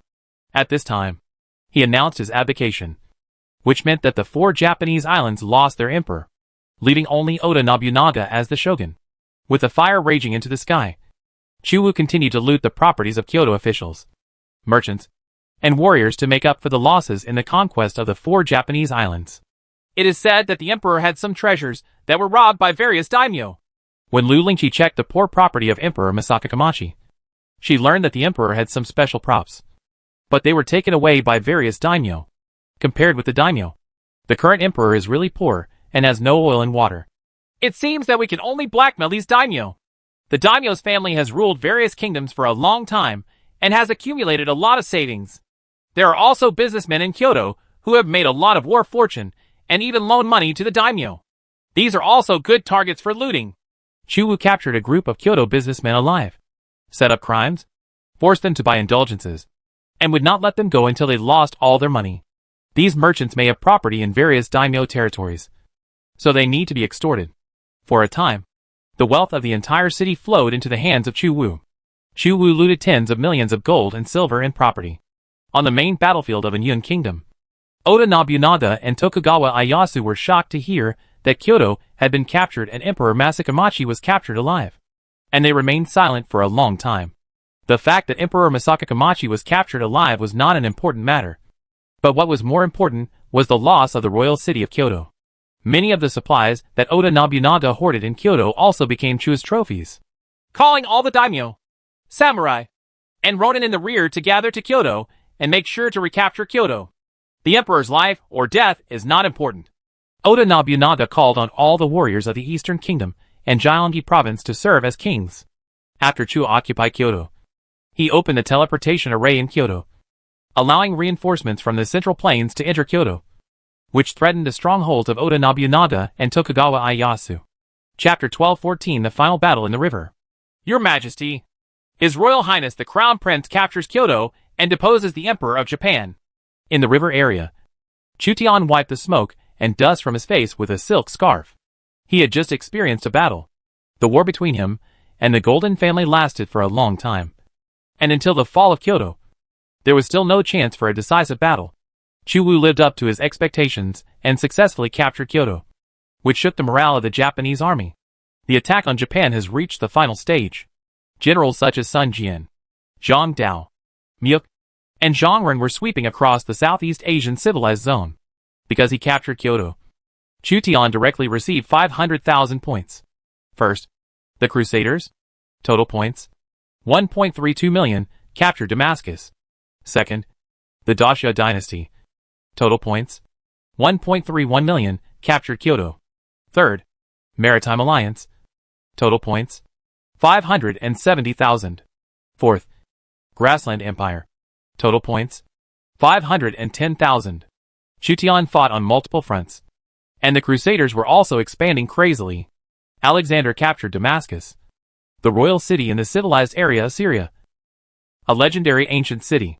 The gap between the top two and the alliance behind is huge, because the Crusaders and the Dacia dynasty have 500,000 points gained by capturing the royal city. The Golden family was delayed in the Hejong area and could not attack the city. Only by annihilating Chu Tian's army could the Golden family attack the cities in the Central Plains and come from behind.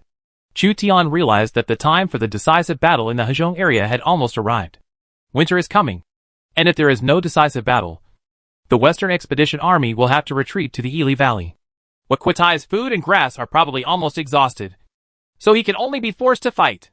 He ordered the Central Plains to send more troops to Kyoto to completely pacify the 4 islands of Japan as soon as possible before the cold winter. As for the captured emperor and ministers, fight into the dungeon. Chu Tian decided the fate of the emperor and all the ministers in an understatement. After deciding the next move of the troops on the east route, Chu Tian summoned Sun Bin, Zhang Bin, Jiasu and other advisors to arrange their troops for the final decisive battle with the Golden family. Millions of soldiers and horses were mobilized, and the sand and dust billowed. In order to defeat the Golden family, Chu Tian had burned half of the treasury. The two sides saw each other repeatedly on the Sir Daria River, and Chu Tian's army gradually approached the royal city of the Seljuk Empire, not far from Ajadai. His Majesty has an order to march into the Seljuk city and compress the front. 5 good generals. Break camp. After receiving Chu Tian's order, Cao Cao began to mobilize his army and marched along the west bank of the Sir Daria River, parallel to Chu Tian's eastern route army. The yellow sand wears golden armor in 100 battles, and Luan will never be returned until it is broken. Cao Cao did not realize the hardship of this sentence until he fought with Mengge and Kublai Khan in the Hejong area for several months. Yellow sand sweeps in from time to time in the desert to the west, and the 5 good generals have to deal with powerful enemies in the harsh terrain. Zhang Liao held a halberd in his hand and led the Bingzhou Wolf cavalry to open the way ahead. Zhang He's halberd warriors were armed with long halberds like a forest. He was responsible for commanding the heavy armored infantry of the Hebei army, Zhang Liao's light cavalry, Zhang He's heavy infantry, Yu Jin's light infantry, Cao Cao's tiger and leopard cavalry, plus Su Huang and Xianding Lijin, who were in charge of the army. Sun Yu and Guijia served as left and right strategists. The Hebei army had almost no shortcomings. Mengge and Kublai Khan were unable to defeat Cao Cao in the months-long battle. Your Majesty has an order to march to the royal city. The Guanzhong army, which was temporarily resting, also received an order to fight to the death with the Golden family. Wang Jian stood up. Take your orders. 3 battles with the Golden family, 17 small battles, and finally a showdown. Meng Tian got on his horse, and the iron armor and the vest made a clanging sound. The Golden Fire Cavalry followed their leader Meng Tian into battle. In the past few months, the Xia army and the Golden family had fought 3 battles and 17 small battles. The battles were fierce, and the Xia army advanced step by step. Both sides suffered heavy losses. Now, the Xia army is less than 40 miles away from the royal city of the Seljuk Empire, and a decisive battle is inevitable. Li Xian and Meng Wu commander Qin Ruishi then advanced. Qin Ruishi, who admired black, gathered into a black torrent. Rows of Qin Rui soldiers held long swords, wore black armor, and carried powerful crossbows on their backs. Their steps were uniform, and they made a resonant sound as they marched, creating a chilling atmosphere. Yang Yi and Yang Yanzhou's Bingzhou Wolf cavalry were on the flanks of the Guanzhong army, providing cover for the main force of the Guanzhong army. Yang Yi and Yang Yanzhou are also fierce men, but compared with Wang Jian and Meng Tian, they are still slightly inferior. They can only serve as flank cover for Wang Jian and Meng Tian. Among the Guanzhong army, there is also Feng Yi's army. Feng Yi's army has a special unit called Bending Soldiers, high-level light infantry with enhanced morale, enhanced attack, and weakened defense. Wu Han was transferred to the Guanzhong army by Chu Tian. His exclusive unit was the Yuzhou Assault Cavalry, one of the 3 major cavalry in the north. Feng Yi and Wu Han were the best among the 28 generals of Yantai, posing a huge threat to the Golden family. The Guanzhong army also has military advisor Li Ji, who can serve as both military advisor and commander-in-chief. On the west side of the Seer Daria River, there are Cao Cao's Hebei army and Su Fengnian's Shiliang army. On the east side of the Seer Daria River are Chu Tian's imperial guards, Wei Qing's Yuzhou army, and Wang Jian's Guanzhong army. A total of 5 troops launched a general attack on the royal city of the Seljuk Empire. Meng Ge and Kublai Khan tried to take a detour and surrounded the 5 troops, but their intention was contained and frustrated by Cao Cao. Therefore, Meng Ge, Kublai Khan and Tuo Lei joined forces to prepare for a decisive battle with the Xia army entering the Hezhong area. 5 groups of soldiers and horses advanced along both sides of the river. This time, they were desperate, regardless of their retreat, and attacked with all their strength. Chu Tian's imperial guards were as fierce as clouds. The cavalry army is fully equipped with 1 man and 4 horses, which is extremely luxurious. The generals of the cavalry army, Taisher Ci, Yu Qigong, Qin Qiong, Cheng Yaojin and others, all wore armor and went into battle. Xing Durong, Xia Haoan, Wu Anhua and other Chinese god generals led the Northern Army's 5th School and Sanhe cavalry to follow their eldest brother Mi Fang on the expedition. The 2 brothers Kai Zhong and Kai He followed Mi Fang and admired Mi Fang extremely. If the eldest brother defeats the Golden family in the next decisive battle, he may be able to serve as a general in the future. Until now, the position of general is still vacant. In the future, my eldest brother's portrait might even be able to enter Lingyan Pavilion. Your sworn brothers have unparalleled military power in the world. In the decisive battle with the Golden family, you must go all out to share your majesty's worries. In the future, your sworn brothers may also be able to become generals and prime ministers, tearing apart the earth and making marquises. Mi Fang was already a marquis of the countryside, and Mi Zhu was granted the title of Marquis of Xushin. He was also the only military general among this group of Chinese god generals who was granted the title of a marquis. Therefore, gods such as Xing Durong, Kai Zhong, and Kai He highly respected Mi Fang. Xia Haoan, the sword god of Changbampo, has full confidence in his swordsmanship. Brother, please rest assured. Watch me use a 3-foot-long sword to cut off the heads of dogs in nests and broad terraces, to share your majesty's worries. Behind Mi Fang is the Mi family, the richest man in Shuzhou, and behind Xia Haoan is the Xiahou family in Paiguoqiu County. As a disciple of an aristocratic family, Xia Haoan has his own arrogance. His characteristic, sword god, is his personal dueling skill. His only flaw is yes. Xia Haoan's basic strength is too low. Even with the magical skill of sword god, it is difficult to fight against king-level generals and emperor-level generals. Xing Durong carried the big axe to break the mountain. A man is destined to be a marquis of 10,000 households. I, General Xing Durong of Lingling, have been no weaker than others in my life. I am only 1 level behind my eldest brother and your majesty. But I am not a marquis because I have too few military achievements. Brother, don't worry. I will definitely work hard and try my best to gain the title of marquis to earn face for my eldest brother. Wu Anhua patted his chest and made a dull sound. If God had not given birth to me, Wu Anhua in Beihai, and the smoke of war would fill the land like a long night. Just let me end this troubled world. Lu Kuang and Lu Xiang said. We, the Lu brothers, have the status of being ennobled, and we will definitely live up to the expectations of our eldest brother. Mi Fang frowned when he heard his unlearned sworn brothers talking nonsense. These words gave him goosebumps. From whom did you learn these words? Of course, it's from the mouth of a stranger. Brother, do you feel your blood is boiling? Roll, roll, roll. Mi Fang was past the age of 2nd grade, and after listening to the words of Xingderong, Wu Anhua and others, she couldn't help but kick Xingderong. Heartless. Life is not tiring. Chu Tian couldn't help but sigh when he saw that Mi Fang's group of generals were having a fight instead of the suffocating tension before the decisive battle. In the decisive battle with the Golden Family, a number of generals might die. After all, the Golden Family had recruited a large number of heroes, and each of them tried their best to resist in order not to be eliminated by Chu Tian. Joan of Arc follows Chu Tian as a top military general who inspires morale.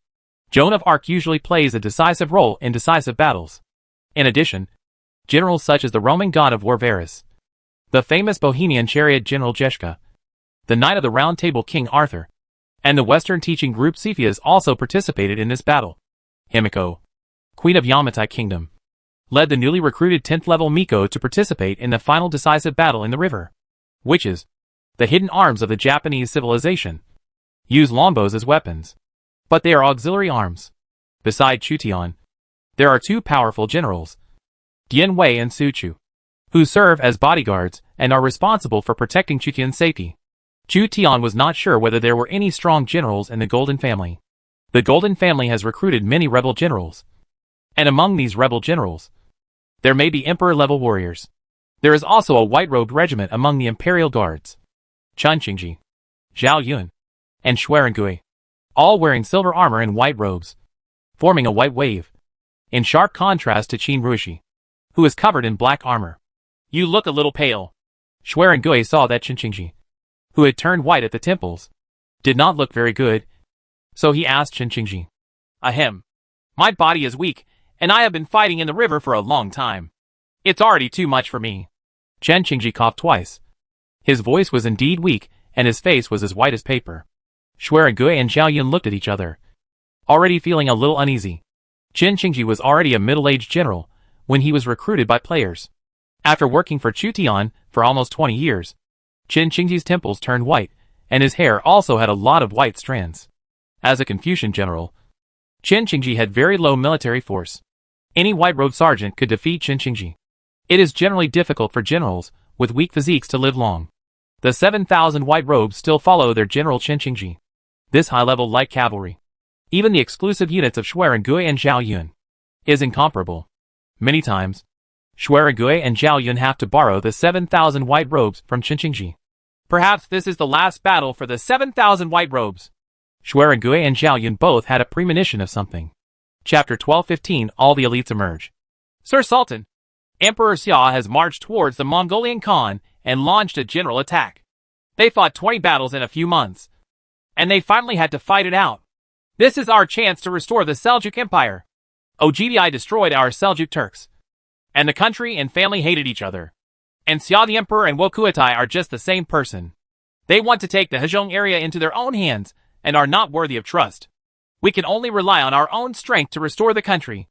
Arslan, the Sultan of the Seljuk Empire, commanded 200,000 Seljuk cavalry, lingering on the edge of the battlefield where Chu Tian fought the decisive battle with the Golden Family. He is biding his time. People die for money, and birds die for food. Arslan's ambition to restore the Seljuk Empire made Arslan distrust Ogbi and Chu Tian. Instead, he wanted to regain the throne after Ogbi and Chu Tian were both injured. The royal city of the Seljuk Empire. Now, Arslan has recruited 200,000 Seljuk cavalry by virtue of his status as an exiled Sudan. The recruitment methods of nomadic civilization and agricultural civilization are different. Young herdsmen can quickly transform into light cavalry. Therefore, under Arslan's call, herdsmen from various Seljuk tribes gradually returned to the command of the legitimate sultan. Arslan's cavalry was a vital force that controlled the battlefield. But no one helped them, and just stood by and watched. Arslan is like a cunning fox. But his calculation was wrong. No matter who wins miserably, it is not him who can steal the results. Don't worry too much about leaving a cavalry to defend Arslan. In the big tent of Ajudai, all the generals were summoned, and a reserve team was assigned to guard against Arslan. Wakuatai also realized that the cold winter was coming, and that he continued to consume Chutian once the food and grass were exhausted. Even if he survived the cold winter, he would not be able to survive next year. Tuoba Tau, Wan Inaguda, and Nurasai failed to attack the Ili Valley in a surprise attack, and it was difficult to completely burn the grain and grass that the Xiao army had hoarded in Ili. At this time, only by working together can we defeat Chuzimu. Tulei, you attack the west side, and I will personally attack the east side. I believe that with your ability, after defeating the Xiao army on the west bank, you can cross the river to outflank Chuzimu on the east bank, kill him, and wipe out the millions of Xiao army. Subutai, Wu Lianghitai and his son, and Zibi are temporarily under my command. Wakuatai made final arrangements before the decisive battle. The Xiao army advanced in two directions, separated by the Sir Daria River, and Wakuatai also divided his troops into two directions to fight. Wakuatai believed in Tu Lei's ability, and used Tu Lei's main force to quickly defeat Cao Cao and Su Fingnian on the west bank of the river. Then he crossed the river to cut off Chutian's retreat, and attacked Wakuatai from front to back. This is Ajudai's plan. Tu Lei looked solemn. Leave it to me to defeat Cao Cao, raise a large army, and kill the powerful enemy. After Wakuatai made the arrangements, he raised his troops to fight against Chu Tian. On the west side of the Sir Daria River, Tu Lei served as the commander-in-chief, and the three sons of Menggu, Kublai Khan, and Ali Buj served as the vanguard. In addition to this, there are also a group of generals from the Persian civilization who serve for Tu Lei, as well as Eastern military generals such as Shurtianza, Murongba, Murongku, and Mingguan. Brother, what are the chances of winning this time? Murongba asked his brother Murongku, whom he respected greatly. Murongku was good at both civil and military affairs. Among the Murong family, he was more versatile than Murongba. 50%. The Golden family recruits countless heroes, and everyone works together. How can they only have a 50% winning rate? If these heroes can really work together and fight together, the chances of winning will naturally be higher. But it's hard to say how unpredictable people are. Murongku knew that in order to rapidly expand and strengthen their strength, the order established by the Golden family was not as stable as the centralized system of the Central Plains. This was also one of the few but fatal shortcomings of the Golden family. Mingguan Zongma went to battle with Su De and Chang Yuchen, and generals such as Li Chongliang and Jin Wushu were also among them. Mingguan was riding a horse while playing with a dagger in his hand. We have to fight Chuzimu again. This time he has a high probability of failure. Prime Minister Yao Guangxia in black was beside Mingguan. After this battle, the situation will change drastically. Mingguan sighed. It's a pity that I can't accomplish anything anymore. Groups of cavalry from the Golden family camp marched along the river. Murongku's chain horses and Murongba's Dragon City cavalry were always a huge threat to the Xiao army. In 20 large and small battles in the Hezhong area, brothers Murongku and Murongba caused a lot of losses to Su Fingnian's Xiliang army. Mingguan couldn't help but take another look at brothers Murongku and Murongba. Murongku and Murongba were originally subordinates of Mingguan, after Tu Lei gave them land to establish the Yin Khanate. Murongku and Murongba did not obey Mingguan's orders. The chain of horses, carrying iron ropes and covered with iron armor, went south along the west side of the Sir Daria River. On the east side of the Sir Daria River, Ajudai Yujia personally marched southward, leading a group of Chishua army, Bada's eldest son's army, Mahmud's Ghazni Ghulam heavy cavalry, and other special units to go south. Among Wakuatai's subordinates were Li Sheng, a general of the Shen's army, and Wang Baobao, a general of the late Yuan dynasty. Turkic Shibi Khan and Jieli Khan commanded the Turkic Tiger Division to go on an expedition. The Kushan cavalry of the 5 princes of the Kushan Empire are also included in Wakuatai's establishment. Wakuatai tried his best. The few 5,000 cowardly Shui troops are left to you and your son. If we defeat Wei Qing and Wuxubing and win this battle, you and your son will be crowned kings of the Central Plains in the future. Wakuatai handed over 2 talismans of the Qingxua army to Subutai and Wuliangatai. Temujin had a total of 4 Qingxua army talisman, 2 of which were in the hands of Chutian, and 2 in the hands of Ajudai. Subutai and Wuliangatai each hold a Qingxua army talisman and obtain the SS level characteristics. For great Qingxua, coupled with the characteristics of Subutai and Wuliangatai, as well as the 9th level Chieshu army. The actual combat power of Subutai and Wuliangatai legions became extremely terrifying. In order to win, Wokuotai integrated all his forces. Yeludashi, if you win, I will make you the king of Shiliang. Mahmud, if you win, I will make you the king of the river. Badu, if you win, millions of households in Jiannong will be your food. In addition, before the decisive battle, Wokuotai made a big promise to grant kings, and almost half of the territory was granted to the kings. As long as he wins, he will have a large amount of land to entrust, which is also the driving force for the expansion of the Mongol Empire. If you lose, you will lose everything. Groups of cavalry entered the battlefield of the decisive battle in the river. The Xiao army's cavalry, infantry, and crossbowmen also entered the battlefield. The two armies faced each other, war flags fluttering. The cold winter was approaching, and the two armies, unable to suppress each other within a few months, were forced to fight under pressure after being fully prepared. Sultan Arslan of the Seljuk Empire led a group of Seljuk Turk cavalry to watch this amazing battle on a nearby hillside. The main collision between the Daxia dynasty and the Grassland Empire determined the pattern of the entire eastern continent. Arslan said to himself, "It's better to lose both sides." Chapter 12:16 The battle breaks out in the river. Across the way is the army of the Golden Family's Wokuotai. Chutian Yujiao was marching in person, and he could already see the Dark Army on the opposite side. The two armies of the Daxia dynasty and the Golden Family came with all their strength, and a decisive battle broke out in the river. The two armies faced off against each other. Boundless. The cold wind was biting, and there was a chill. Qin Ruishi, who was standing in the front row, held his halberd tightly, and his iron horse was glacial. Qin Ruishi of the Guanzhong army served as the backbone. General Wang Jian was wearing black armor. His right hand was on the hilt of his sword, and he was looking ahead. After more than 10 years of expansion, the Golden Family has become an unprecedented enemy. If you make one careless move, you will lose everything.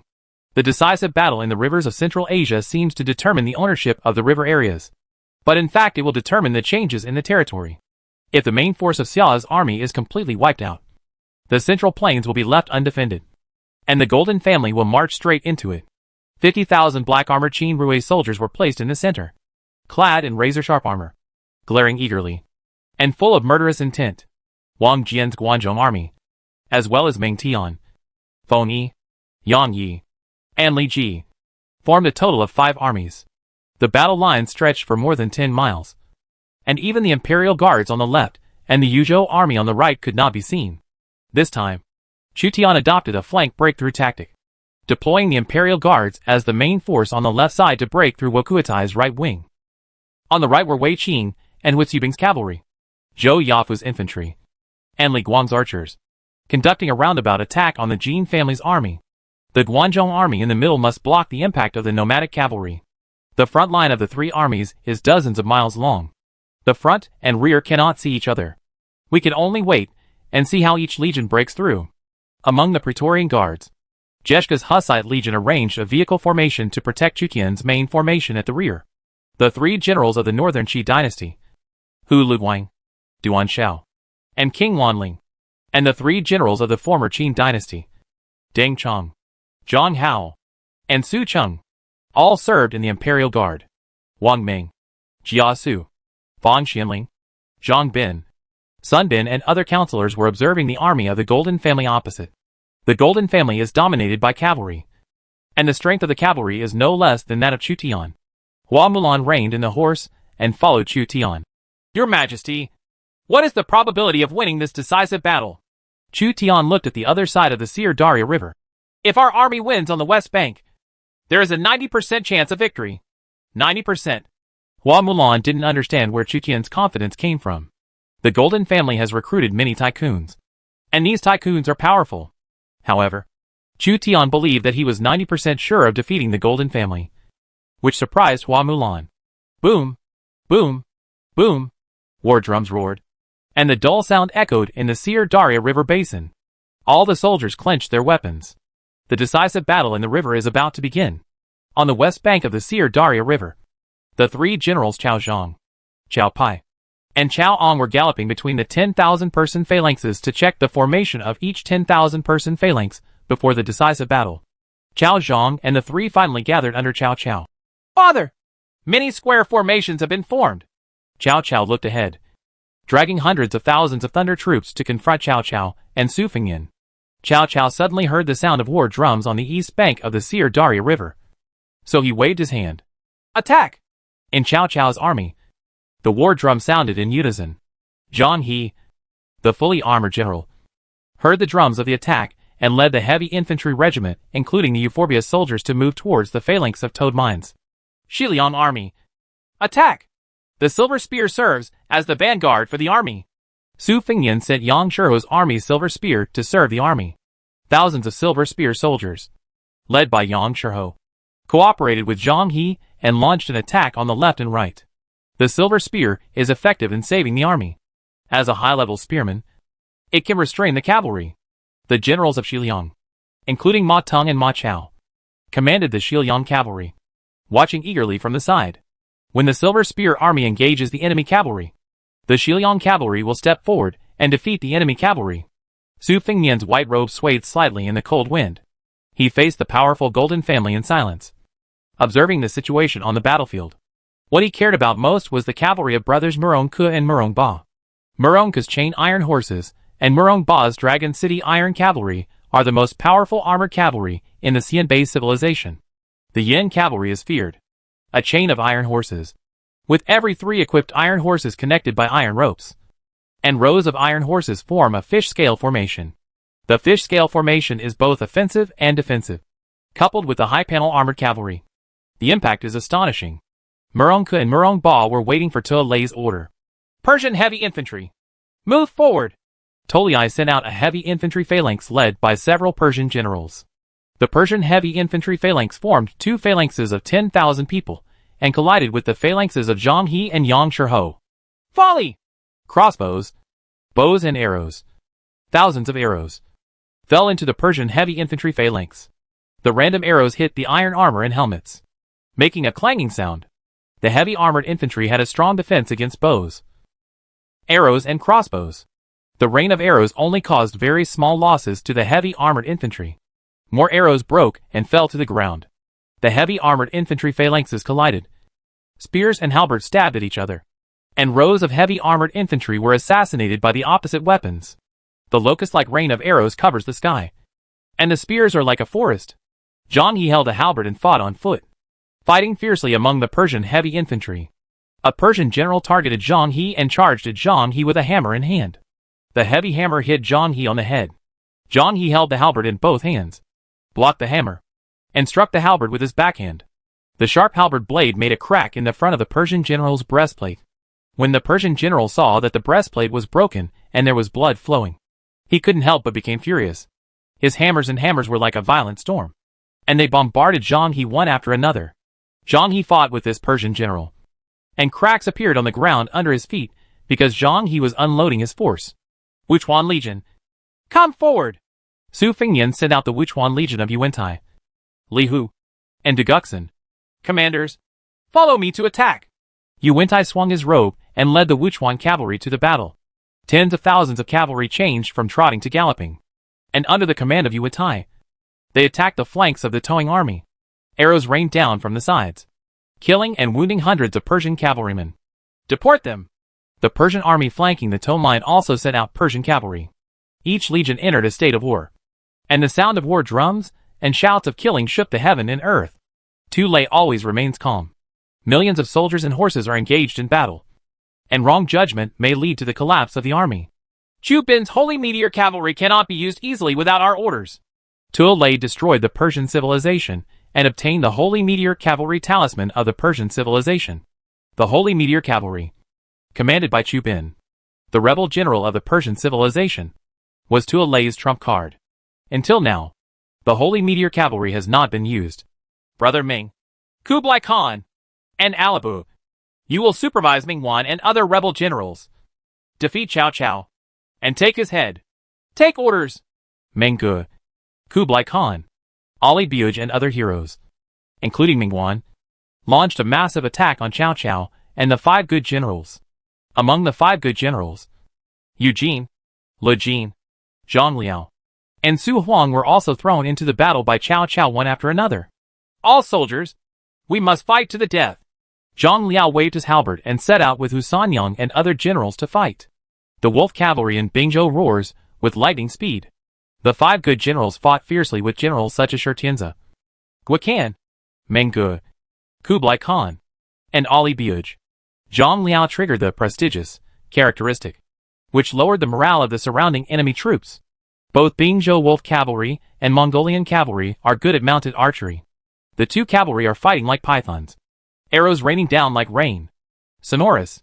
Hu Sanyang pulled out her 2 swords, and the 2 swords collided, making a sound. Bingzhou wolf cavalry and Mongolian cavalry changed from long-range mounted shooting to close combat. Hu Sanyang blocked the Mongolian cavalry's lance with 1 sword, and cut another Mongolian cavalry off his horse with another sword.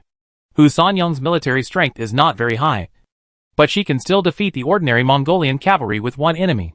However, among the Mongolian cavalry, the centurions, thousands captains, and 10,000 captains have a strength of more than 60.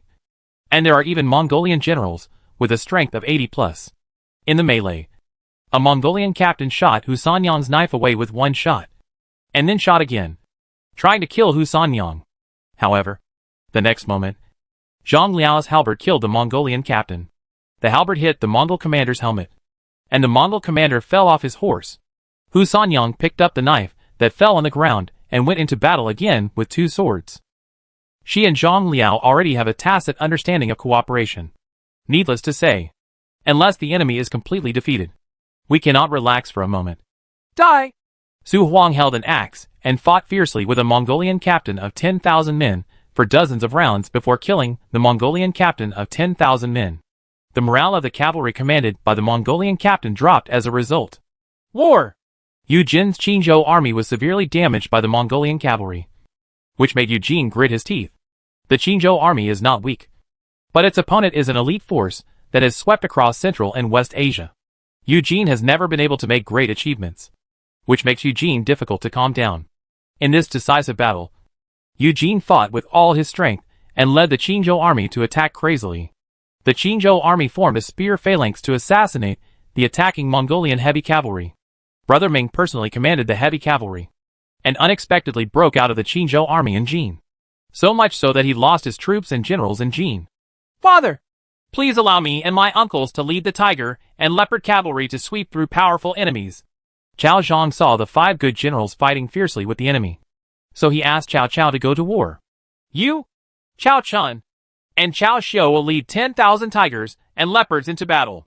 Cao Cao agreed to Cao Zhang's request. Cao Zhang was extremely excited. His military power was even greater than that of Cao Chun and Cao Xiu. He became the 2nd-generation general of the tiger and leopard cavalry, and together with Cao Chun and Cao Xiu, he led 10,000 tiger and leopard cavalry on a gallop. As expected of Huang Suer, in the future, perhaps the tiger and leopard cavalry can be left to him. Cao Cao decided to choose Cao Zhang as his successor. Samarkand, the Western Region Army, the Mabe Army, the Monan Army, and the Tubo Army received Chu Tian's order and marched towards the royal city of Khwarezm to once again fight to the death with Timur's Indian army. 1,000,000 troops came to the city. Timur looked at the dark army below the city and clenched his fists. Even Timur must be cautious when faced with the attack of 4 armies. In the Ili Valley, after the Jingzhou army withstood the offensives of Wanyan Aguda and Nirachi, they began to leave the city and fight against these heroes who attacked the Ili Valley. In Suya city, Liu Bei ordered the city gates to be opened, and Guan Yu left the city as the vanguard general. All actions are to coordinate the decisive battle between Chu Tian and Wukutai. Chapter 12:17 Holy Meteor Cavalry. Ride the tiger and leopard. Kill the enemy general, and pull down the enemy flag. Cao Zhang is covered in iron armor, and 10,000 tiger and leopard cavalry follow Cao Zhang to launch a pig attack. Cao Chun and Cao Xiu, 2 of the 1st-generation tiger and leopard cavalry generals, followed Cao Zhang, who was better than his master, and made great efforts. The tiger and leopard cavalry overwhelmed a Mongolian commander's tribe. Wherever they went, the enemy cavalry fell to the ground. I am the son of Cao Mingde, and the enemy will die. Cao Zhang took the lead and swept away several enemy generals with his spear like a dragon. Cao Chun and Cao Xiu, 2 Cao cavalry generals, took action. and the tiger and leopard cavalry were invincible. This is Cao Cao's tiger and leopard cavalry. Now that the tiger and leopard cavalry has been dispatched, please ask Father Khan for help. Kublai Khan saw that Cao Zhang had severely damaged tens of thousands of Mongolian cavalry with 10,000 tiger and leopard cavalry. He was sweating profusely and asked Tuolai for help. Cao Cao has the aura of the whole army, which has a bonus to the generals of Cao Wei's forces. And the tiger and leopard cavalry are Cao Cao's elite. The elite cavalry of the Three Kingdoms period. Khan! Cao Cao used the tiger and leopard cavalry. How many rides? Wanchi! Tuolai's pupils shrank. Cao Cao has begun to invest in the main cavalry.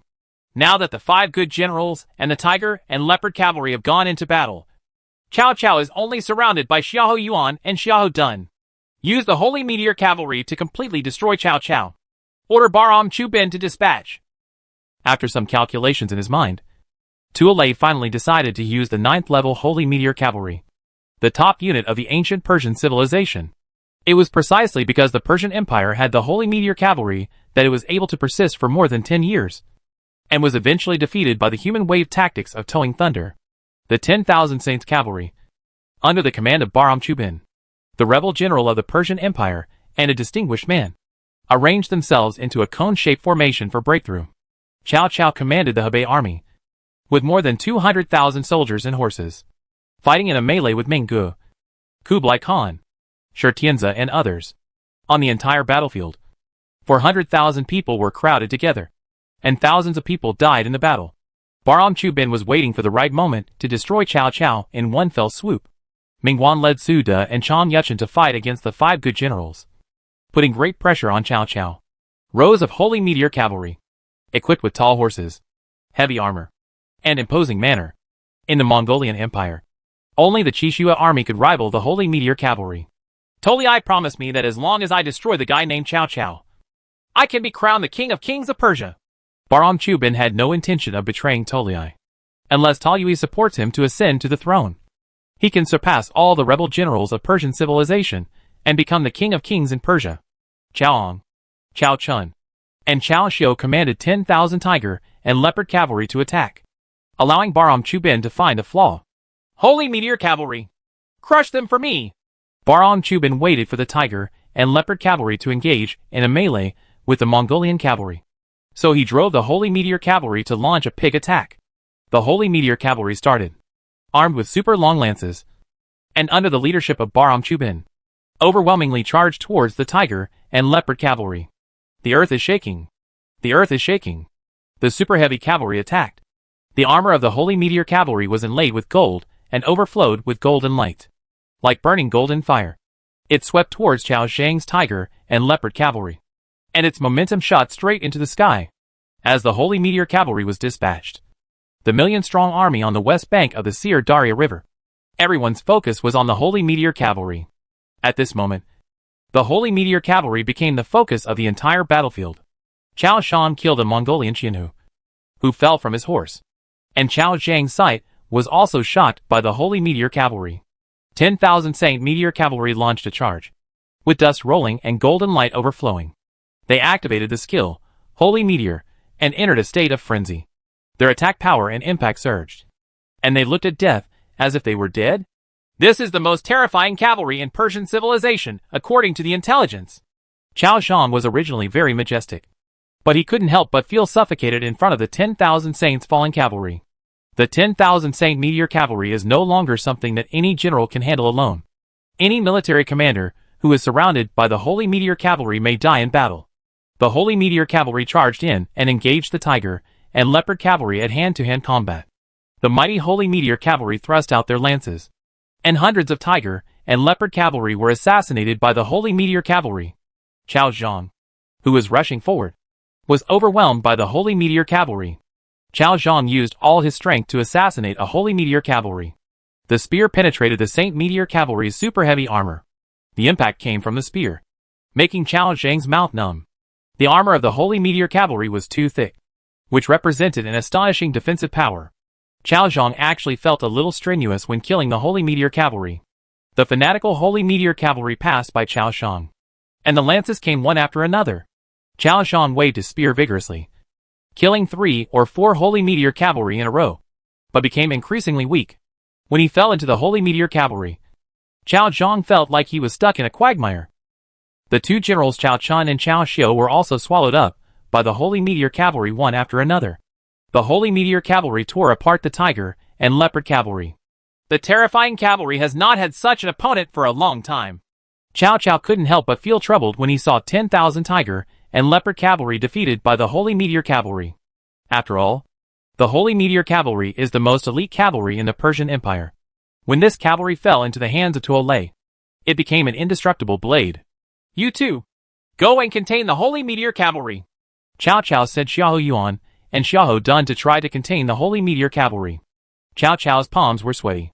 If he overturns in this battle, the entire Central Plains will be affected. Cao Cao is finished. Ming Wan, who was directing the attack, had already seen that Cao Cao was unable to follow up. It seems that Tuolai has indeed obtained the talisman of the Holy Meteor Cavalry. Even the Holy Meteor Cavalry has already entered the battle. This time, even the Tiger and Leopard Cavalry will be difficult to deal with. Shiliang Iron Cavalry, go into battle. Su Fengnian also saw that Cao Cao's army was gradually weakened by a group of Mongolian cavalry and Shunyan cavalry. So he sent his most elite Shiliang cavalry. Shiliang soldiers, fight to the death. Cai, a scholar in white, and Ma Chao, the most powerful general of the Shiliang army, attack with all their might. The Shiliang cavalry galloped, and Ma Chao, in silver armor and white robes, rushed out, taking the lead. Pang De holds a big sword, second only to Ma Chao. Ma Yuan, Ma Tung, Han Sui, and other generals roared out one after another. The Shiliang cavalry were equally powerful, hoping to defeat the enemy from the other side and contain the powerful enemy.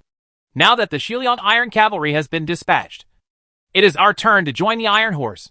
We must go all out for the sake of the Yin Kingdom. Muronka saw that the Shiliang cavalry began to advance, so he ordered thousands of chain cavalry to advance to meet the Shiliang cavalry of generals such as Ma Chao and Xia Hai. The chain of iron horses was connected with iron ropes to form a copper wall and an iron wall, and they marched southward. Muronka personally provided bonuses for thousands of chain iron horses.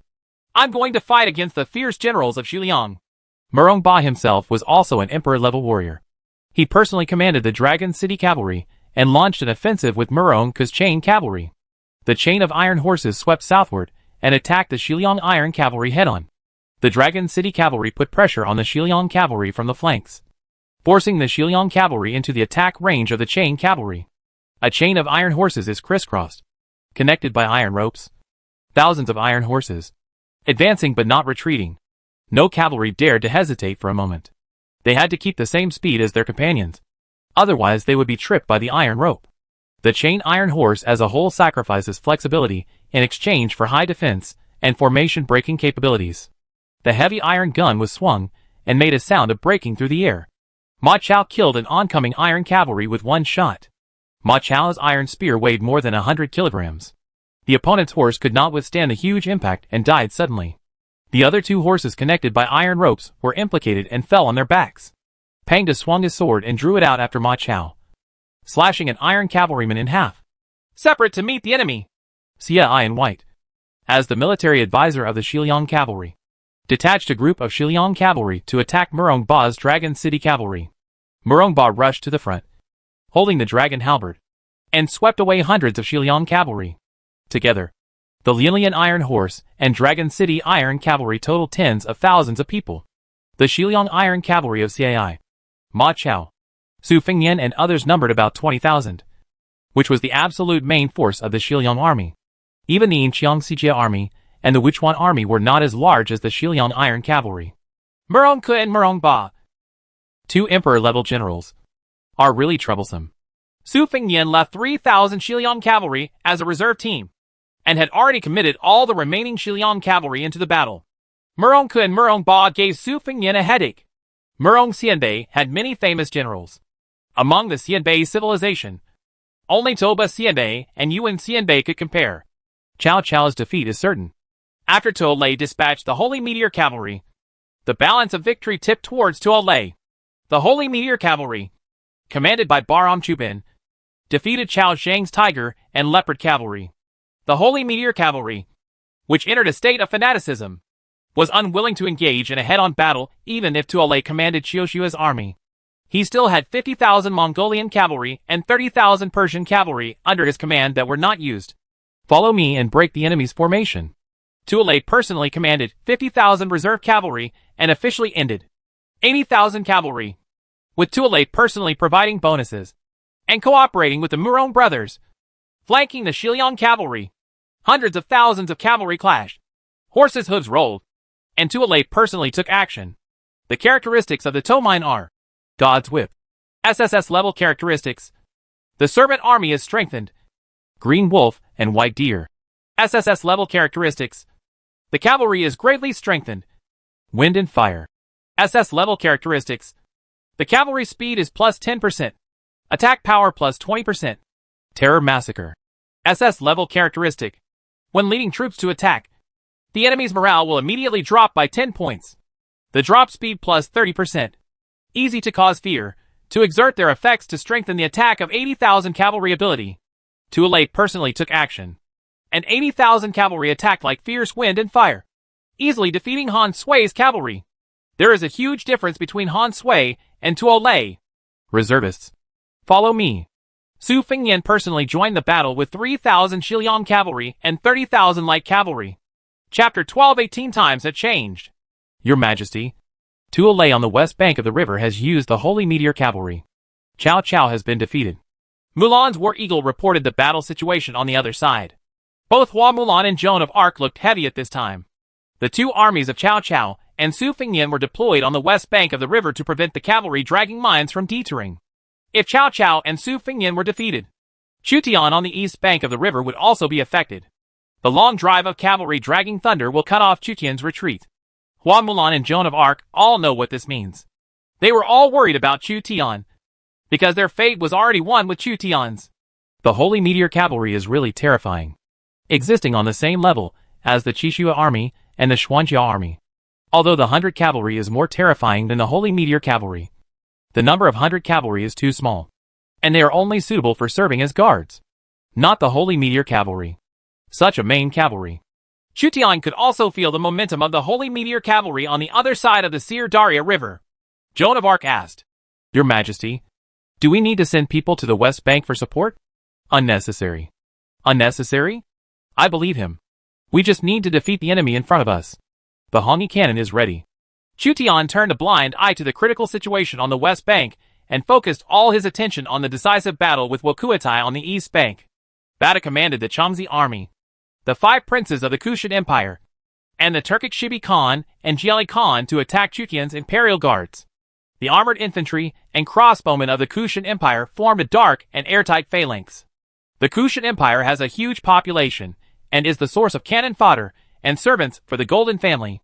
Bata ordered the 5 princes of the Kushan Empire to send 200,000 troops to each of them, and a total of 1 million troops. Shibi Khan and Jiali Khan, 2 heroes of Turkic civilization, supervising the Turkic Tiger Division, were watching with eager eyes. The 5 princes of the Kushan Empire have served as the eagle dogs of the Golden Family. And the Kushan army all over the mountains and plains attacked the Imperial Guards and the Guanzhong army. Chutian's army was actually challenging the Seljuk Empire, the Khwarezm Kingdom, the Kushan Empire, the Indian Mughals, and Persia. 80 red barbarian cannons were aimed at Bata's army. One by one, the nobles of the Kushan Empire urged the army to move forward. The armored infantry held square shields and were heavily armored. They braved the rain of arrows fired from the divine arm bows and marched forward. The battle line was several miles long. Let them see the power of the Hongi cannon. S.H. Ling! Among the Imperial Guards, 80 Hongi cannons belonging to the Shinji Battalion were deployed on both sides to bombard the Kushan Empire army in Batu. Black gunpowder burned. 80 Hongi cannons roared, cross-fired, and solid bullets fell into the enemy formation, like iron plows plowing the ground. Dozens of rows of enemy soldiers were instantly killed by solid bullets, and their flesh and blood flew everywhere. Many solid bullets produce a bouncing effect, killing enemy soldiers one after another. Hundreds of Kushan Empire soldiers were killed by Hongi cannons. The morale of the Kushan Empire army dropped suddenly. Many nobles in the Kushan Empire even fell into panic. The direct damage was secondary. The Hongi cannon destroyed the battle formation and morale, causing everyone in the Kushan Empire to panic. This is the Hami Cannon. Don't be nervous. Bata saw that the Kushan Empire's offensive formation was somewhat chaotic. So he sent Mongolian cavalry as a supervisory team in an attempt to stabilize the gradually chaotic Kushan Empire army. Although important figures in the Golden family such as Wakuatai and Batu already knew that Chutian possessed a special killing weapon called the Red E cannon, their news lagged behind, and they believed that Chutian only had 20 Red E cannons. The decisive battle will not have a decisive impact. However, during the last national war, Chutian exchanged 60 Hongyi cannons, bringing the number of Hongyi cannons in the Daxia dynasty to an astonishing 80. Chutian has kept 80 Hongyi cannons in the dust, and has not used them in the past 5 years. During the decisive battle in the river, Chutian showed no mercy, and took out 80 Hongyi cannons from the treasury to use in the decisive battle. 80 Hongyi cannons began the second round of bombardment. The Kushan Empire not only had to brave the volleys of divine armed bows, but also endured the bombardment of Hongyi artillery, and its morale was rapidly declining. When the heavy armored infantry of the Kushan Empire approached, the matchlock guns of the Shinji battalion began to fire. Smoke filled the air, and rows of heavy armored infantry of the Kushan Empire fell to the ground. The heavy armor of the Kushan Empire could not withstand the armor-piercing damage of the matchlock gun, and thousands of people fell.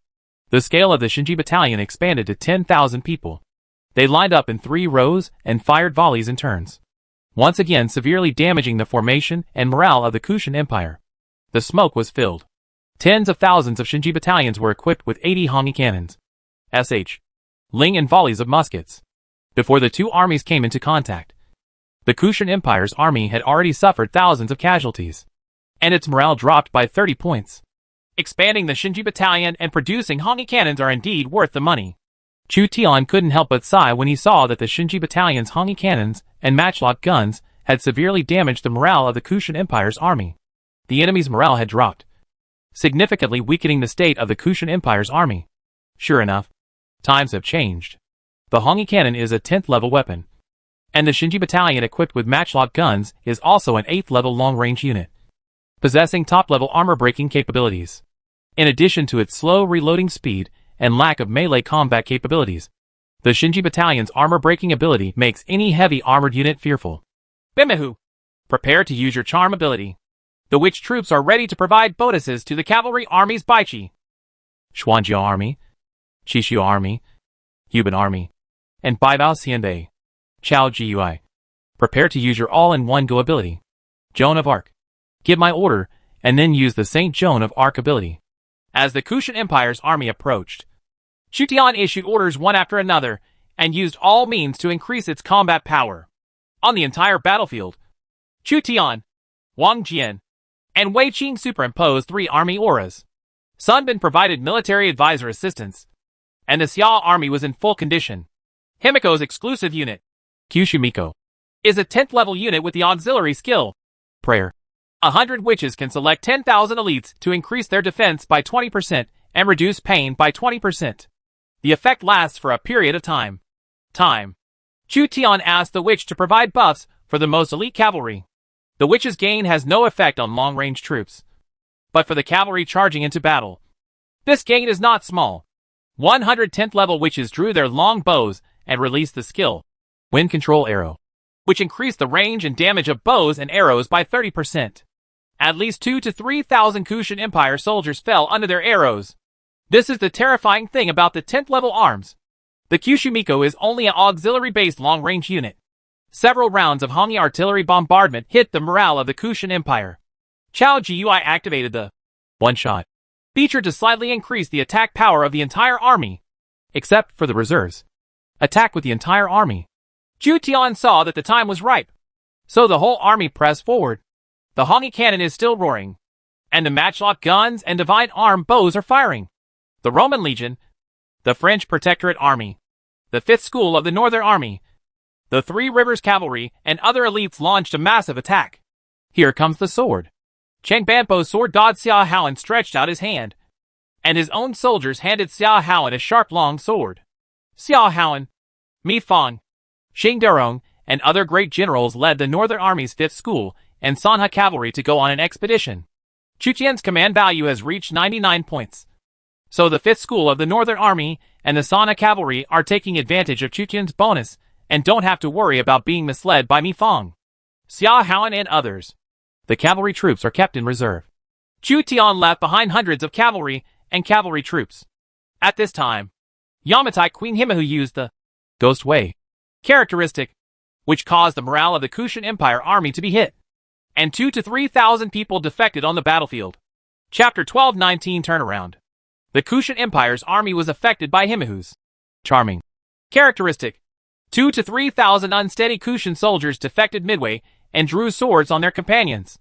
The Kushan army was bombarded at the same time, and its companions defected, making it even more chaotic.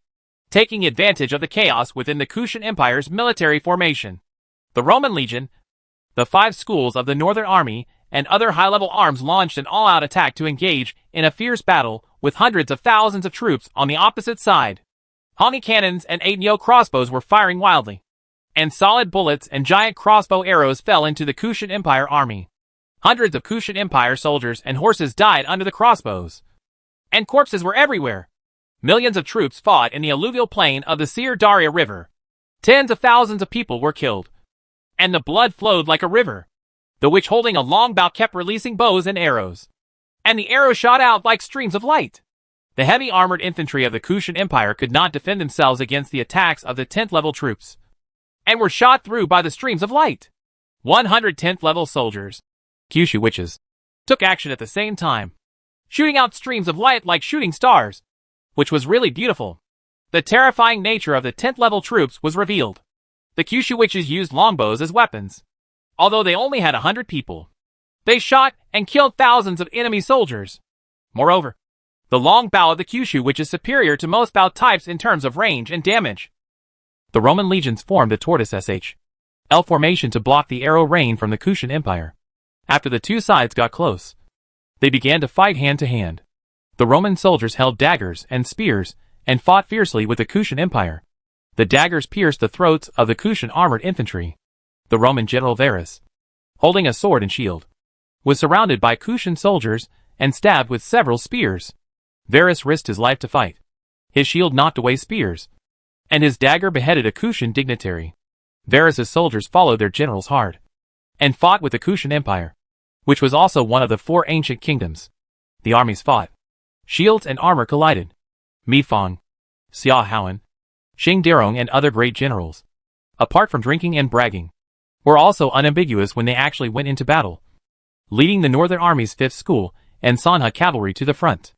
Xia Haoan has the exclusive characteristic Sword God, a long sword, which is so amazing that he can kill more than a dozen Kushan cavalry in a row.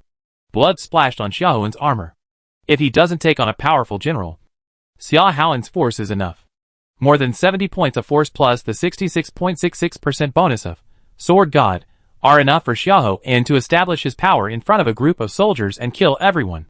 The mountain-breaking axe was swung in Xing Derong's hand, passing by the enemy's horse, and beheading the enemy's horse. Mi Fang was fighting with 2 Guishang cavalry. For a moment, no one could do anything to the other. Kai Zhong and Kai He followed Mi Fang and cooperated with each other, fighting back and forth with the enemy's elite cavalry. Turkic Tiger Master, destroy all powerful enemies. Shibi Khan and Jieli Khan commanded the overwhelming Turkic cavalry to dispatch. The Turkic cavalry armed with horned bows and Turkic knives swept over.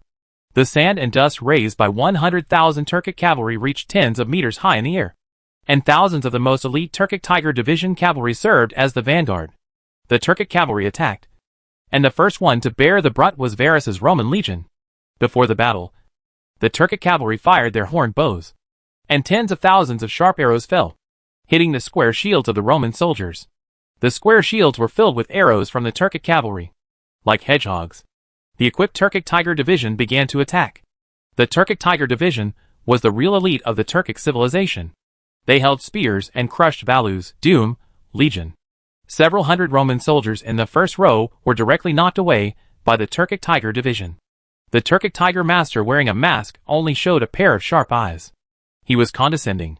His 4-meter spear hit the Roman soldier and advanced before the Roman soldier's spear stabbed him. The sharp spear blade made a wound on the Roman soldier's armor. The Doom Legion was hit hard again. Push in! Dash in! Shibi Khan and Jieli Khan mobilized the most elite cavalry, using the Roman legions as a breakthrough point, and pushed forward with all their strength. Rows of Roman soldiers were killed by the Turkic Tiger Division. And Varus encountered Waterloo again, suffering heavy casualties. The Turkic Tiger divisions advanced layer by layer, like rising seawater, beating the Legion of Doom one after another. The Legion of Doom was almost completely annihilated. After the defeat of the Legion of Doom, the Apollo Legion was also violently attacked by the Turkic Tiger division, and the number of casualties was rising rapidly. The long sword of a Turkic Tiger division cavalry hit Varus's helmet. Varus' ears were ringing, and it was difficult to hear clearly for a while. Blood dripped from the helmet, covering Varus's right eye. It was extremely scary to go up there. When the Roman legion suffered heavy losses, a group of white-robed cavalry came like a whirlwind. Two fierce generals served as the vanguard. Fong Tion's painted halberds and Jinshin bright silver spears spun rapidly in their hands, mowing all the enemy cavalry along the way like mowing grass. Even if the Turkic Tiger division is extremely brave, facing Schwerin Gui and Zhao Yun with full firepower, they will be killed or severely injured. The White Robe army came out in full force, under the leadership of Schwerin Gui and Zhao Yun.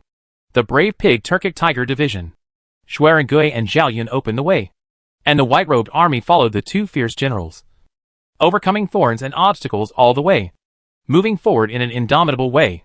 Chen Qingji did not participate in the last battle of the White Robes. His health was deteriorating, and charging into the battle would only be the merit of the Turkic cavalry. Famous masters and generals should not keep themselves imprisoned, and thousands of troops should avoid White Robes. Chen Qingji witnessed the fierce battle between the White Robes and the Turkic Tiger division, and they did not fall behind. In fact, the White Robes, led by Schwerin Gui and Zhao Yun, were like two sickles, harvesting the Turkic cavalry on the left and the right.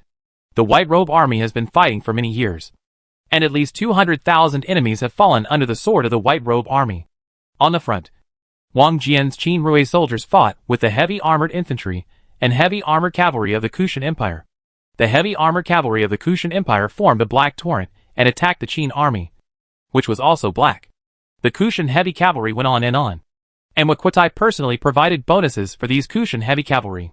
Characteristics such as Genghis Khan, Song Lang White Deer, and Yuan Emperor came into play. The Kushan heavy cavalry was under Wakutai's command, even more powerful than under King Guisheng. He constantly attacked the defense line formed by Qin Ruishi, hoping to completely destroy Qin Ruishi. Wang Jian's 50,000 Qin Rui soldiers resisted the attack of Guisheng's heavy cavalry. Once the Qin Rui soldiers in the front row were killed, the Qin Rui soldiers in the back row would immediately take over. Qin Ruishi in the back row fired crossbow arrows with more than 10,000 divine arm bows.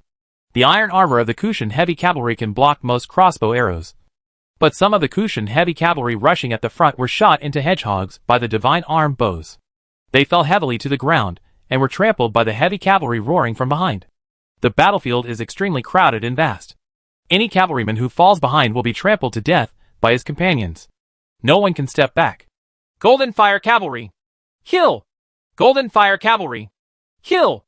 Meng Tian raised the dragon spear high, and the Golden Fire Cavalry rushed out under the leadership of Meng Tian to attack the enemy formation. The momentum of the Golden Fire Cavalry is somewhat similar to that of the Holy Meteor Cavalry. Their vests and armor are inlaid with fire-gilded gold, making them sparkling and colorful, making them the focus of the battlefield. Although Wang Jian's huge Qin Ruishi army put greater pressure on the opponent, Meng Tian's Golden Fire Cavalry immediately attracted Wakutai's attention. The shape of the Golden Fire Cavalry is very attractive to hate. Meng Tian attacked with all his strength. Thousands of Golden Fire Cavalry flanked the Guishan Empire's armored cavalry. Meng Tian and others directly knocked over a row of armored cavalry, causing the loss of thousands of Guishan Empire's armored cavalry. The Golden Fire Cavalry is like a dark golden flame, quickly swallowing the phalanx of the armored cavalry. Among the cavalry of the Kushan Empire, a group of heavy cavalry that was completely different from the Kushan armored cavalry appeared. Mahmud, the emperor of the Ghaznavid Turkic dynasty, led the Ghulam heavy cavalry to face the Golden Fire Cavalry head-on. The Golden Fire Cavalry was unstoppable among the heavy cavalry of the Kushan Empire. After the appearance of the Ghulam heavy cavalry, high-level heavy cavalry from East Asia and West Asia clashed. The hammer of the Ghulam heavy cavalry hit Meng Tian. Meng Tian's cavalry shot fired the hammer, and another shot came out, nailing Ghulam's heavy cavalry to the horse's back. Meng Tian kept firing out his guns, charging forward among Ghulam's heavy cavalry. Defeat them for me! Mahmud was hysterical. The Ghulam heavy cavalry served as his imperial guard. He had absolute confidence in the Ghulam heavy cavalry. On the right side of the battlefield, Wei Qing and Huitziubing fought with Subutai and Wuliangatai and his son, who had obtained the military talisman of the Chishua army. Subutai and Wuliangatai and their sons had 5,000 Chishua troops and a large number of Mongolian cavalry. Huitziubing commanded the imperial cavalry to attack in a roundabout way. Wei Qing took charge of the overall situation. And tens of thousands of Yulin cavalry were overwhelming. Flying General Li Guang is galloping and competing with Wang Baobao. Li Guang's commander was not as good as Wang Baobao. And Wang Baobao's force was not as good as Li Guang's. Li Guang chased Wang Baobao in the melee. Li Guang's bow and arrow shot with fire penetrated the light armor of the Mongolian cavalry and killed hundreds of people. Zhou Yafu stabilized the right-wing military formation, and Shiliu camp remained motionless. The battle on the Sir Daria River was too fierce. Both sides invested hundreds of famous generals, and there were dozens of famous generals who were well known to every household. Zhao Ponu, a general under Huitziubing, was shot in the vital part by a Mongolian cavalry. He covered his wound and screamed in pain. Huitziubing was hit by 6 arrows and was still leading his troops to break the formation. Li Guang was even shot into a hedgehog, chasing Wang Baobao in the enemy's position. The Golden family is really powerful and can actually assemble such a huge force. The ruling system of the Golden family is different from that of the Central Plains. Their empire was built for war, so you don't have to worry about much. However, the city behind us is still functioning as before. Tian Feng and Zhuzhou were watching the battle between the Yuzhou army and the Subutai army. The entire battlefield has fallen into chaos. The Golden family divided the kings among themselves. In the event of a war, the kings would recruit troops and override internal affairs, and the troops mobilized would be extremely large. The Central Plains dynasty also needed to be considerate of the people. Fortunately, His Majesty still has a trump card. If we use that trump card, we should be able to turn defeat into victory. After Tian Feng and Jushu joined the military strategy department, only a few people knew Chu Tian's trump card. The situation may seem obscure, but in fact, the counselors of the military strategy department have learned about the trump cards left by Chu Tian. As the ruler of the strongest dynasty in the East, Chu Tian would naturally not fight an unprepared battle. Even if there was only a 50% chance of winning, Chu Tian would not easily risk the fate of the Central Plains. Chapter 12:20 Chu Tian's Trump Card. On the west bank of the Sir Daria River, Bahram Chubin's Holy Meteor Cavalry completely destroyed Chao Zhang and Chao Chun's Tiger and Leopard Cavalry. Chao Xiu, Chao's 1,000-mile horse, had his arm broken by the Holy Meteor Cavalry in the battle. Chao Xiu endured the pain and was still fighting with the Holy Meteor Cavalry. The 9th level cavalry in the Holy Fall State has at least the same strength as a general of about 60 to 70. And the generals among the Holy Fall Cavalry have even higher strength. 10,000 Holy Meteor Cavalry with such force swept in, and Chao Xiu fell into an unprecedented hard battle. Chu Tian also has 9th level and even 10th level troops. But to Chao Xiu, they are friendly troops. The Holy Meteor Cavalry is a truly powerful enemy, the main force of civilization.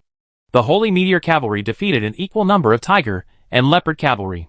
Chao Zhang, the fledgling general of the Chao family, was severely wounded and his armor was dripping with blood. Chao Zhang shouted and killed 3 or 5 Holy Meteor Cavalry. This little bit of damage can't change the general situation. Su Fengnian even personally led the Shiliang Iron Cavalry to fight to the death, with Tuo Lei among thousands of troops. When Tuo Lei and Su Fengnian were closest to each other, they were only less than 30 meters apart. Su Fengnian even shot an arrow at Tuo Lei, but it was blocked by the guards around Tuo Lei. Your defeat is certain. Tuo Lei saw that the Holy Meteor Cavalry had defeated the Tiger and Leopard Cavalry, and then severely damaged the Qingzhou army in Jin. The 5 good generals were also destroyed one after another, and he thought he had won. Su Fengnian pulled out his long sword, and a Mongolian cavalryman in front of him fell down. There was a cut on his face by the Mongolian cavalry's saber. Although it was very shallow, he was still injured in this battle. This battle has not yet been decided. Shiliang, fight to the death. Su Fengnian raised his sword high, raised his arms and shouted, Shiliang, fight to the death. The Shiliang cavalry were inspired by Su Fengnian, and they all fought to the death, facing the Mongolian cavalry and Persian cavalry with swords. The few generals under Han Sui's command were killed one after another, and Han Sui himself had multiple stab wounds on his body. Ma Chao's armor was splattered with the blood of enemy riders. Like a bloody god of war. Impossible. You have already been defeated. Tuolei held a gun in his right hand and picked up the body of Xiliang Army General Su Rong. Su Rong was killed by Tuolei himself in a tragic battle, after being consumed by Menggu, Kublai Khan, Shurtianza and other tribesmen. The Holy Meteor Cavalry formed an overwhelming advantage over Cao Cao's army. In Tuolei's view, the outcome of the confrontation on the west bank of the Sir Daria River has been decided. It seems that I still need to take action. On the west bank of the Sir Daria River, Mingguan ordered the general in charge of the flag. Order the troops to attack to the left. When the general in charge of the flag heard this order, he suspected that there was something wrong with his ears. My lord, on the left is the army of Tuolei Khan. Didn't you hear what I said? Do you need me to repeat it a second time? As commanded. The commander of Mingguan issued an order to his army to backstab and drag mines. This order was top secret, except for Su De, Chan Yuchen, and Li Chengyang. The other generals were all shocked when they received this order. Many generals are still fighting to the death, with Zhang Liao and Zhang He. Obey the Lord's orders. Su De and Chan Yuchen, as the main generals of the Mingguan army, each brought their own soldiers and gave up fighting the Xiao army, and instead rushed towards the army of Tuolei. At this time, Su De and Chan Yuchen's regiments and more cavalry followed their general's flag. On the battlefield, the cavalry below basically only act based on the general's flag. Wherever Su De and Chan Yuchen's flags go, that's where they go.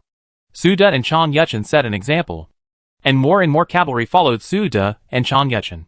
The Mingguan army, which was originally fighting the Xiao army, began to backstab Tuolei. Cao Cao's army, which was fighting against the Mingguan army, was also stunned. Cao Cao's army, except for Cao Cao, Sun Yu, and Guijia. Even the 5 good generals did not know that Mingguan would backstab. Their battle with the Mingguan army was completely life or death and showed no mercy. Before Tuolei personally left the field, he could not see anything wrong with the Mingguan army, because the Mingguan army severely damaged Zhang Liao and Zhang He's armies, forming a huge advantage. At this time, Mingguan changed sides, leaving Zhang Liao and Zhang He stunned. They all looked at Cao Cao's handsome flag. Cao Cao's commanding flag also changed in time, ordering them to give up attacking the Mingguan army and instead attack the Tuolei army and Menggu army. What nonsense! Zhang Liao said to himself. He had already seen that only the commander and some military advisors knew about Mingguan's defection. And Zhang Liao and Zhang He, the commanders of the corps, had no knowledge of the matter and were fighting for their lives with the Mingguan corps. This means that Chu Tian and Mingguan sacrificed at least 100,000 people to perform. In the eyes of superiors, the lives of 100,000 soldiers are just a number. Hu Sanyang's swords had been curled. She threw them away and pulled out 2 spare daggers. If you don't do this, I'm afraid it will be difficult to hide it from the Golden Family. Zhang Liao shook his spear and said, Change the target of attack.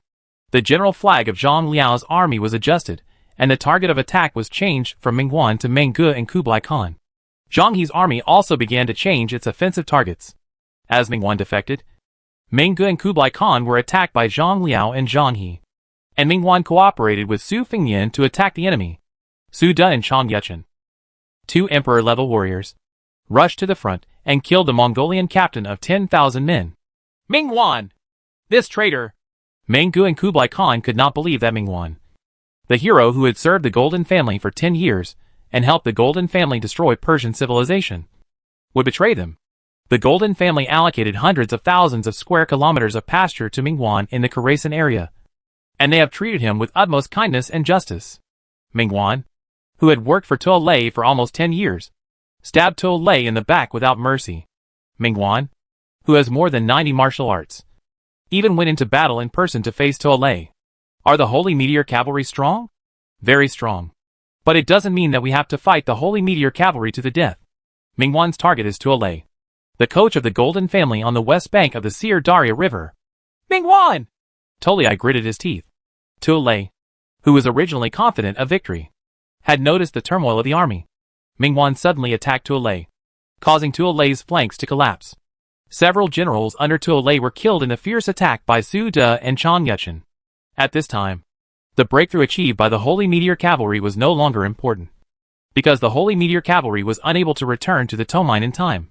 Cao Cao personally led the troops into battle. and together with Xiahou Yuan and Xiahou Dun, restrained the Holy Meteor Cavalry, causing the Holy Meteor Cavalry to fall into the containment of the Tiger and Leopard Cavalry. It had been a long time since Cao Cao had left the battlefield in person, and his appearance in the battle made the Tiger and Leopard Knight very angry. Different road non-phase plan. Mingguan didn't take it seriously for betraying Tuolei. To the south of the battlefield of the Seer Daria River, there is the city of Nidera, which he besieged this fortress for several months. The Xiangyang artillery made the city of Nidera a mess, and many of the city walls became ruins. The defender of the city was the legendary hero Zalandin of Khwarezm. Historically, the Mongol Empire suffered its first major defeat since the Western expedition. Zalandin defended the city tightly and turned the city into a bloody fortress. More than 300,000 people died in the battle. If the Hongi cannon had been used, the city of Nidara might have been captured faster. But the Hongi cannon was taken by Chu Tian to fight in the lower reaches of the Seer Daria River. Wu Qi finally used a large trebuchet to raze the city to the ground. Boom! As a giant battering ram several meters thick hit the city gate, the city gate shattered, and Wu Qi's army invaded the fortress. In order to capture the fortress with a wall more than 10 meters high, as many as 30,000 Wei soldiers were killed. After Wu Qi's army entered the city, the guard general Zalandin set fire to himself. The raging fire destroyed Zalandin and the city of Nida.